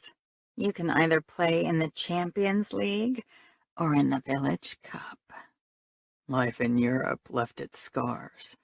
I won't ever get used to your soccer references, and I'm not entirely sure they are accurate. He glanced at his watch. I need to head to the country club where Delora spends most of her afternoons now. You want to drive yourself? He kissed me again. I'm a big boy, Anna. At least take your dad with you. I still hated that Santino had banged Clifford's mom, but at least it could now save our asses. Who would have ever thought Santino's home-wrecking ways would ever be so useful? Santino. Delora left the country club. All of the Clarks were members, of course. It was an hour after her usual departure time, and I'd almost run out of patience. Not to mention that my wounds hurt like a bitch, and I hadn't taken nearly enough painkillers. I parked in my car right at the curb in the hopes to catch her attention. Her eyes registered my car, then me, and she quickly looked around in worry. I rolled down the window and leaned out. "We need to talk." She rushed toward me and almost jumped in. "You can't just come here. If someone sees us together, there's hell to pay. I had to hide in the restrooms because of you." I started the car and drove us to the parking lot of a nearby Starbucks. "How did I do that?" "You caused a scandal, and now everyone's talking behind my back. I can't even show my face in the club without people giving me condescending smiles. I simply couldn't bear it anymore." "I suppose then you wouldn't want to have another scandal on your hand." She froze. "What are you talking about?" "I need you to convince your husband to keep his connections to the outfit and talk him out of any revenge plots he might be dreaming up right now." "I can't do that." I showed her the photos of us on my phone. Her blue eyes widened. "I'll be ruined if this comes out. Maximo won't forgive me if I ruin his career with something like that." It was kind of fitting that he'd worry more about his career than his marriage. I suppose that ship had sailed a long time ago. "Then talk to him and make him see reason." "That's blackmail." "You got in bed with a mobster, Delora." She pursed her lips. "Maximo doesn't listen to me. I won't be able to convince him." "Try your best." She gave me a pleading look, but I simply stared back. She closed her eyes, then nodded. 2 days later, she called to tell me that her husband wouldn't listen. That meant we had to convince him ourselves. Dante, Leonis, and I waited in an outfit restaurant for the Clarks to arrive. With a minute to spare, Maximo, Clifford, and Delora entered the restaurant. Their bodyguard stayed outside on their orders. They obviously wanted fewer ears to listen in. Maximo's expression made it plainly clear that he didn't want anything to do with us. Clifford seemed surprisingly blasé about the situation. He'd never seemed awfully invested in his bond to Anna anyway. Now that he wasn't going to marry her anymore, I found him much more tolerable. I suppose his opinion of me hadn't improved, though. Dante got up with a businesslike smile. "You made it." As if they'd had a choice. Maximo ignored Dante's outstretched hand and sank down in the chair across from him. "I hope this won't take too long. I have another call with my lawyers." If he thought that would impress anyone here, he still didn't understand what a deal with the devil meant. Only Delora looked thoroughly spooked, which made me feel almost sorry for her. But again, she slept with a mobster, so she could have foreseen repercussions. "I'm sure we can settle the matter quickly and to both our satisfaction," Dante drawled. I had to stifle a smile. He pushed the printed-out photos across the table. I wasn't proud of my actions, especially because Anna had caught me. My feelings for her had changed me, but now that my Casanova ways were our ticket to blackmail the Clarks, I couldn't really regret my actions. Clifford's face twisted with disgust, then anger. He shook his head and stepped back. He probably recognized his bed, which in hindsight had been a really awful place to get it on, but Delora had chosen it, and he was her son, not mine. Maximo's jaw tightened, and his face turned red. He glanced at his wife, who looked like she wanted to disappear. "It was a one-time thing, Maximo," she said. A lie, no doubt. Delora hadn't been hesitant about her actions when she'd flirted with me, not to mention that she had a second phone, which most people used for their secret lovers. "I was hurt because you'd picked your intern to cheat on me and needed to feel validated." "This isn't about me," he growled, glancing at Dante warily. Of course my capo would be filing this information away for later use. "Who picks the bodyguard of their son's fiancée?" "And uses his bed," Clifford muttered. "That was our son's bed." Of course Maximo wouldn't recognize it. I doubted he spent very much time in his kids' rooms or with them. He seemed like someone who had kids because they looked better on his CV and made good extras on campaign photos. She shrugged. "On my birthday, Mom?" Clifford asked with a disgusted shake of his head. "It was a difficult time for me. What about discretion? You and Dad always told me extramarital activities needed to be handled with care. They do. Your mother obviously forgot. Dante watched with a look of cold calculation. We had the Clarks. He knew it.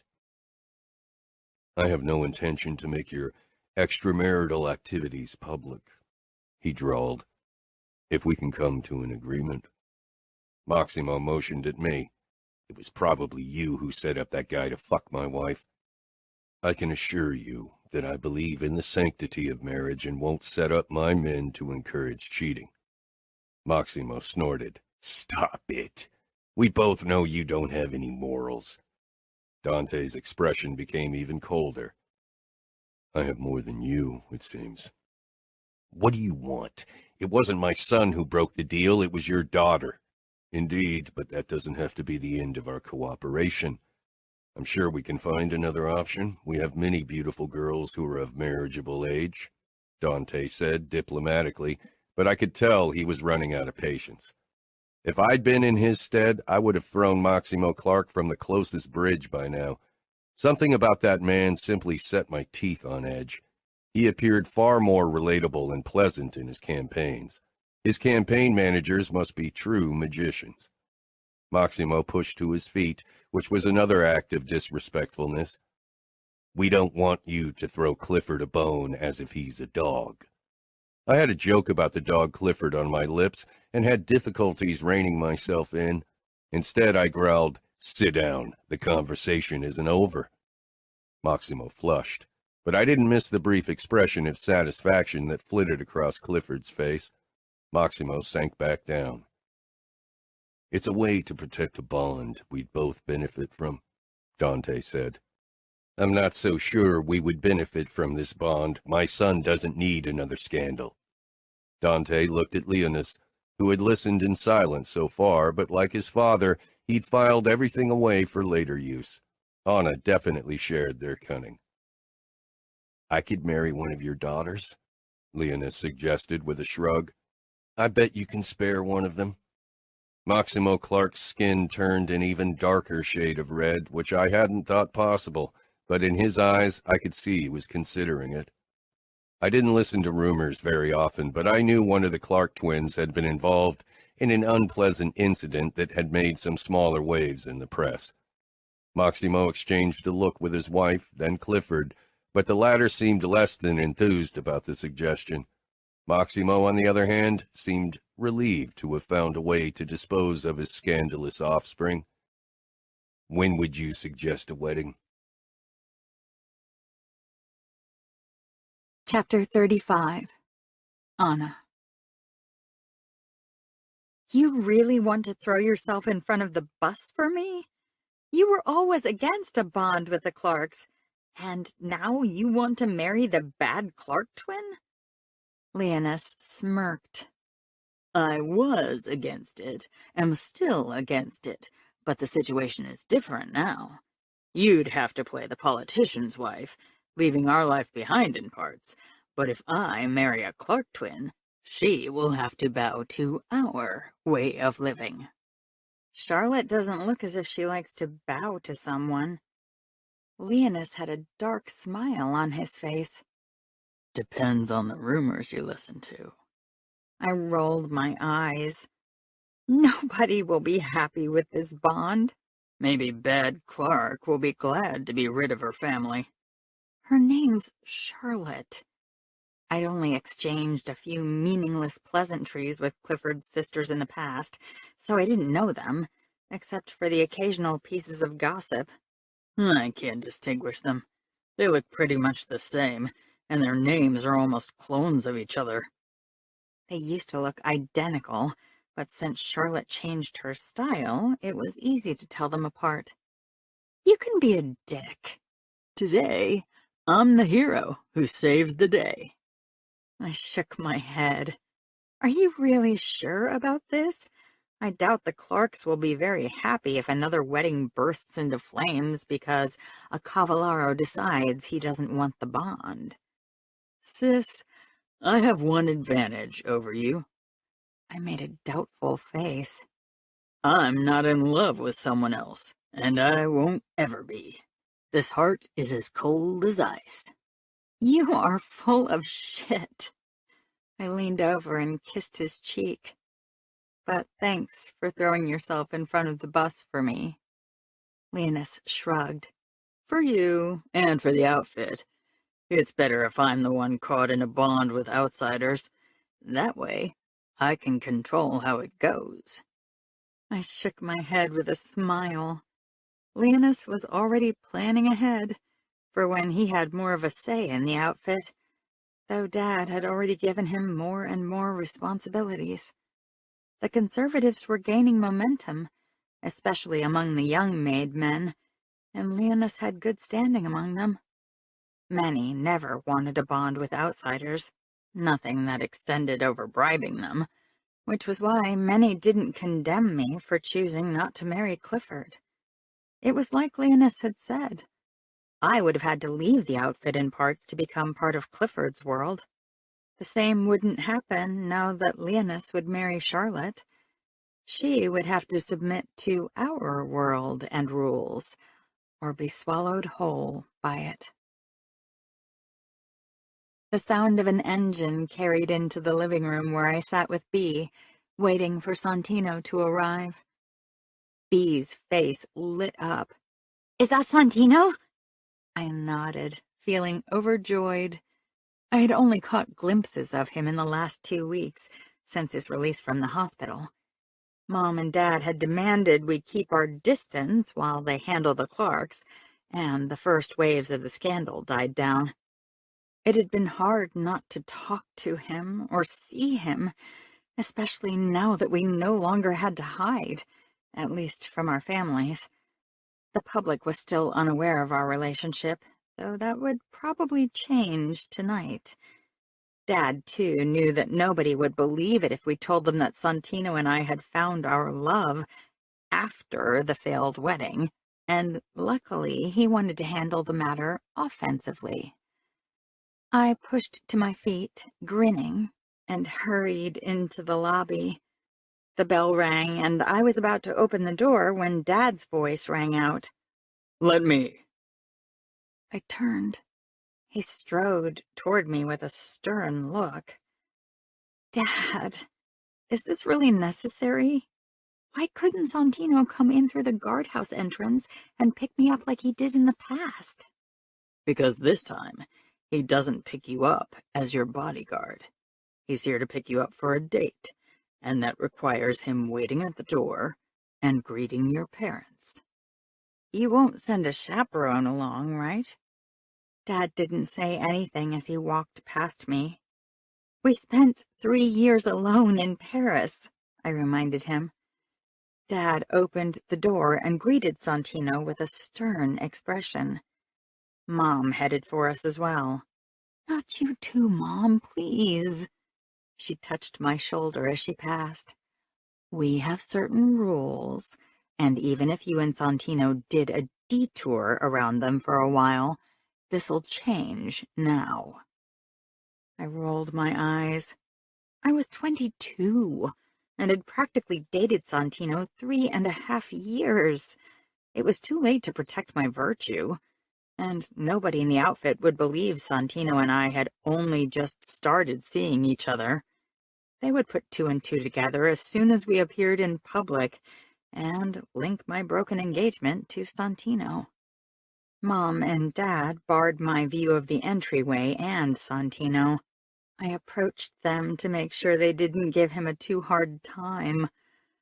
My eyes widened in surprise when I saw Mom accepting a gorgeous flower bouquet from Santino, who gave her a charming smile before he handed Dad a bottle of what looked like a very fine bottle of Barolo. I stifled a smile. Mom finally stepped back so I could take her place. She rubbed my back with a knowing smile. My eyes met Santino's, and he quickly scanned my outfit. It was a dress I'd worn in Saint-Tropez. I'd had to modify my outfit for the colder fall weather in Chicago, though, and added a cropped blazer and over-knee boots. "Saint-Tropez," Santino said without hesitation, then threw a glance at my dad, who raised one eyebrow. Remembering gives you bonus points, but where are my flowers? I asked with a teasing smile. Dad shook his head with a small smile before he bestowed another warning look on Santino. I knew you'd ask, Santino said, and bent down to pick up another beautiful bouquet of flowers, roses, and another beautiful flower with many small petals that I didn't know, in reds and oranges. I took the flowers from him, resisting the urge to kiss him. I didn't want Dad to see it. He was still angry at Santino, and probably would have punished him harshly if it wasn't for the fact that I loved him. Santino was on a sort of probation, so to speak, with a possible punishment still hovering over his head, and he could no longer work as my bodyguard. His dad had taken the job for now, until Dad had found a suitable replacement for Santino. Steps rang out, and Leoness appeared, dressed in a black dress shirt, black pants, and black Budapest shoes. My face fell. Oh, no. Don't tell me he's going to be our chaperone. Indeed, sis, Leoness said, and I'll take my job seriously. I gave Dad a disbelieving look. Dad! Santino isn't the only one who has to regain lost trust. I expect you back home at 11. 11? It was already 7. Dad, I'm 22. Dad tilted his head. And Santino is a man you're not married to, so you and him shouldn't be going on a date at all. I pressed my lips together. Mom and Dad weren't very conservative. He did this as a sort of punishment for me. I took a deep breath and stood on my tiptoes to kiss his cheeks. Thanks for allowing us to spend time together. He nodded, then exchanged a look with Leoness before he disappeared from view. I turned to Santino with a smile, unable to hold it back. I had missed him so much in the last few weeks, but now that nothing stood in our way, not a coma, a wedding, or Dad's word, I wanted to spend every second with him. My mind and body yearned for him. I only needed to figure out a way to get rid of Leoness, so Santino and I could really enjoy each other in every sense of the word. Santino. I didn't have to be a mind reader to know what Anna was thinking. It was probably the same thing I'd been thinking the moment I'd seen her in the tight dress and boots. Fuck, I'd missed her so much. My injury still hurt like hell, but I sure as hell wouldn't let that stop me from taking Anna tonight. What might, however, stop me was Leoness. His shit-eating smirk didn't bode well. "So where are you taking us for dinner?" he asked. "I hope I'm not underdressed for the occasion." As if he and his parents didn't know exactly where I was going to take Anna. Dante wanted to know every detail of our date to anticipate how the press and the outfit would find out and might react. I didn't mind, or rather, I wouldn't disagree. I was already more than grateful that he hadn't put a bullet in my head the moment he'd found out about Anna and me. I supposed me almost dying for Anna had made the difference, or maybe the ring I'd given Anna later. I gave Leoness a hard smile. "I should have given you a good thrashing years ago." Leoness opened his arms. "You can try to give me one now." I extended my hand for Anna to take and led her toward my Camaro. After I'd helped her into the passenger seat, I turned to Leoness once more. "I'd rather stay far away from your ass." "Works for me." I got in behind the steering wheel and took Anna's hand before I started the engine. "This is the first time I've ridden in your Camaro. It's taken way too long." I brought her hand to my lips and kissed it. Leoness made a buzzer noise. Bzzz. I have to remind you that my duty as chaperone for the evening will be to limit your public displays of affection, so don't use them all up now. This isn't public, Anna hissed. You should also reconsider your tone toward the person who might decide to have a very long cigarette break later today. I shook my head with a chuckle. What is it with you Cavallaros and blackmail? It's in our DNA, Leoness said. Anna laughed. Oh, shut up. Let me at least pretend you aren't here. Anna and I ate at a fine dining restaurant that was owned by the outfit and that served traditional cuisine from Roma. Leoness did indeed give us some space and settled at the bar to chat with the owner while Anna and I settled in a cozy nook. The staff had been briefed about our appearance, so it didn't come as a shock, but some of the guests threw us curious looks. Our dinner would make the rounds and be the main gossip in the next few weeks, but it wasn't as if there hadn't already been certain speculations. My reputation as a sort of Casanova was widely known among the women in the outfit. I love it that we don't have to hide anymore, Anna said. She took a sip from her Pinot Grigio, looking relaxed and happy. It was one of my favorite expressions on her face, that and her lust-twisted face, which I'd try to see tonight. I'm glad that your parents are willing to consider a mere bodyguard for you. Many parents in their stead would want a better match. What could be better than someone who makes me happy and who's willing to risk his life for me? So you wouldn't mind being married to a soldier? Anna pursed her lips. I don't need an underboss, captain, or capo to feel validated. I want a man who loves me, that's all. And this man in front of you loves you with every inch of his scarred body. I love you too. I squeezed her hand. I couldn't wait to be alone with her. Maybe now would have been a good moment to pop the question, but I didn't want to do it in public. I wanted it to be only Anna and me. It was 9:40 when the three of us left the restaurant together. Leoness motioned at a bar across the street.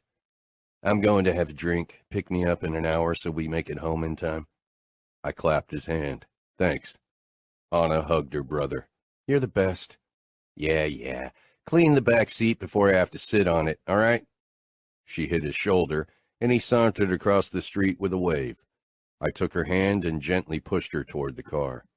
Get in. We don't have much time.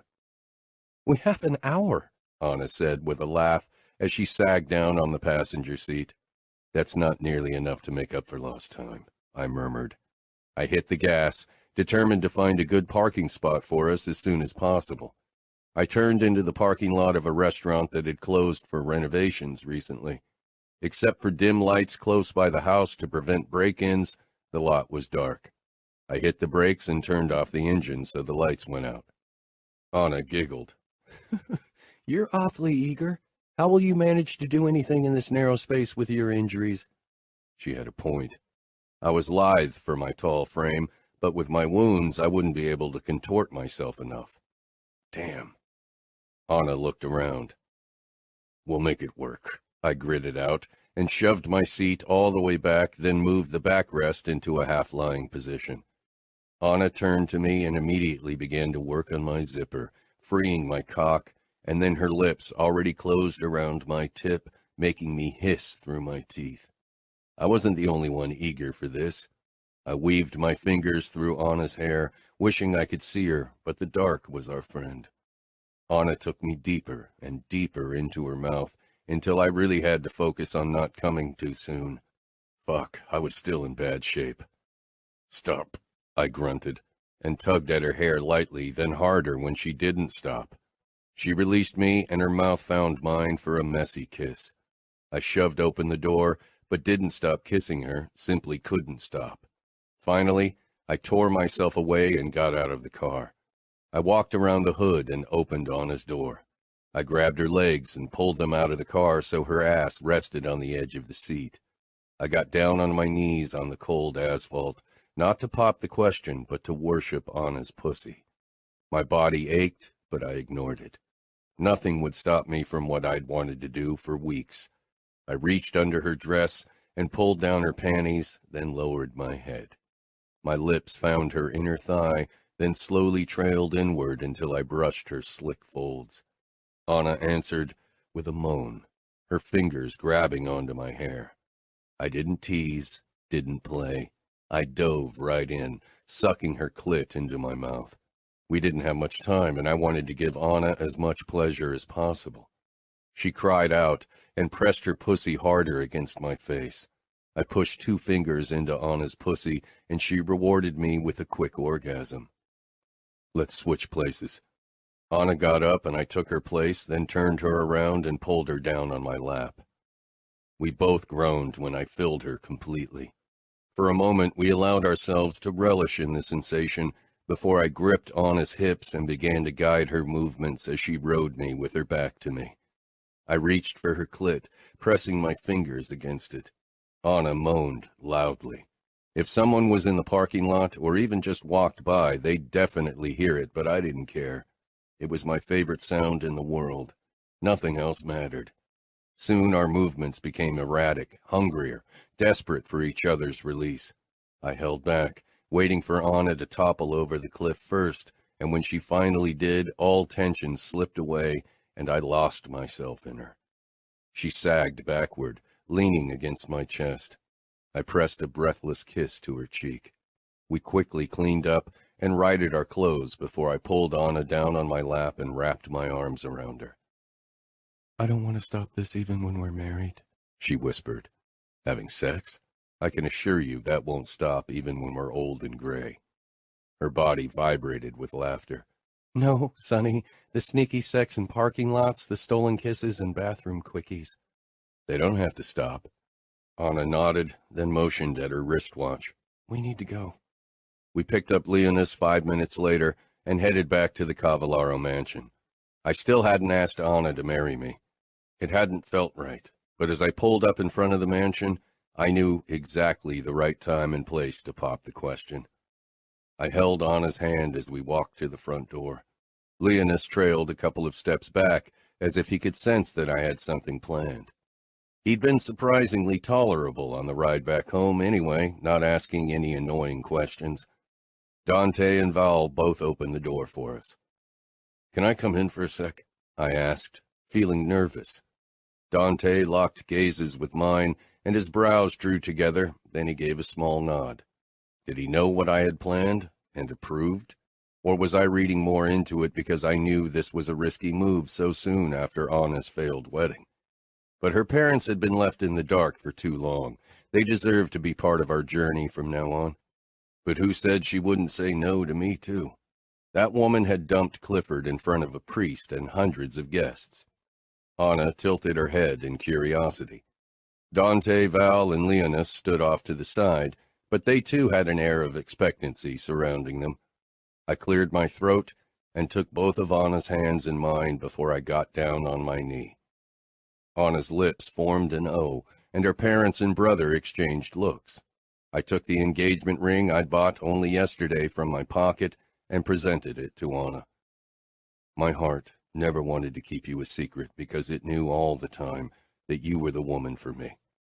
You reined me in but never made me feel caught.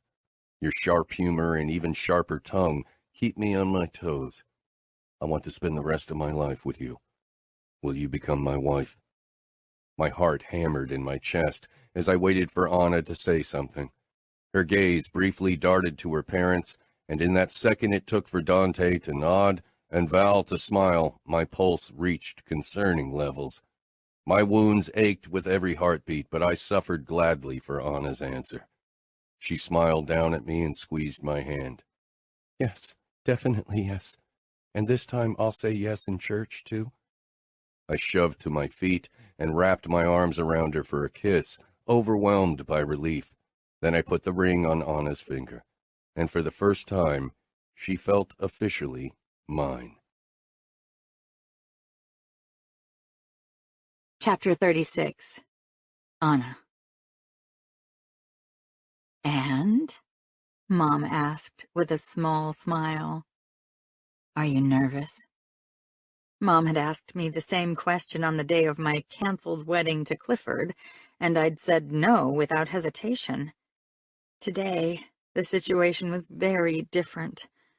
My belly was bustling with nerves, my heart racing. Yes, I wasn't nervous because I doubted my decision to marry Santino. There wasn't a doubt in my mind. I loved Santino, and he loved me. He'd drive me up the wall until eternity, and I would keep pushing all his buttons, and the knowledge made me ridiculously happy. My lack of nervousness at my canceled wedding should have been a warning sign.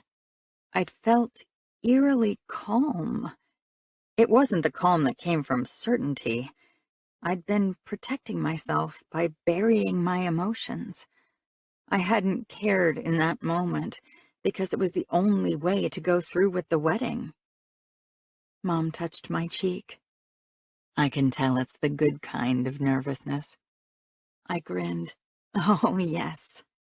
Mom nodded. Today, I'll watch you go down the aisle with a good feeling. And Dad? I asked. Dad had always appreciated Santino as my bodyguard, and until he'd found out that he and I had been getting it on. Your dad likes Santino more than Clifford, that's for sure, but he'll definitely have to make up for going behind his back for so long. That's not something your father tolerates. Asking for your hand in front of us was the first step, and he's been proving himself every day since. But I went behind your backs as well, so not only Santino is to blame. Oh, don't worry, sweetheart. You have a lot to make up for as well. I kissed her cheek. I'd been trying to be as open as possible with my parents in the 8 months since Santino had asked me for my hand. I won't lie to you again.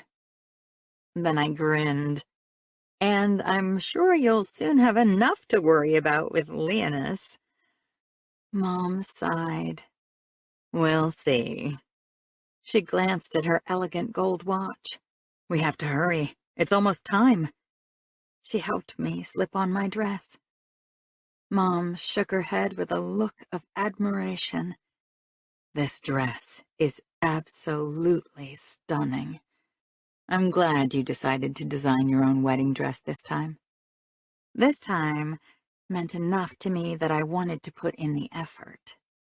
And last time, you probably knew deep down that you wouldn't go through with the wedding in the end. I nodded. Deep down, I'd probably always known it. I loved everything about the dress. I'd found inspiration in nature, like I often did with my recent designs. For my wedding dress, I'd taken inspiration from a calla lily. I'd looked at the beautiful flower for days as I'd drawn my gown, and then touched the silky flowers until I'd found the right silk fabric to mimic the feel of the petals. My dress was like an upside-down calla lily. The skirt was shorter in the front, and the back had a slightly pointed train like the petal of the flower. The dress looked as smooth as the petal, and felt even smoother to the touch, but not quite as clean as silk. There was a velvety quality to it, but my favorite part was the gentle color progression. It was a subtle ombre effect, with the train of the dress being white, and then, on level with my knees, a shift became slowly visible to the eye, from pearlescent white to a subtle bluish hue. I'd found a rare cultivation of the calla with a white-blue color gradient, and immediately fallen in love. My bodice was a subdued light blue, with silver threads and lace. I had chosen white gold jewelry, with the earrings and the pendant in the shape of a calla lily.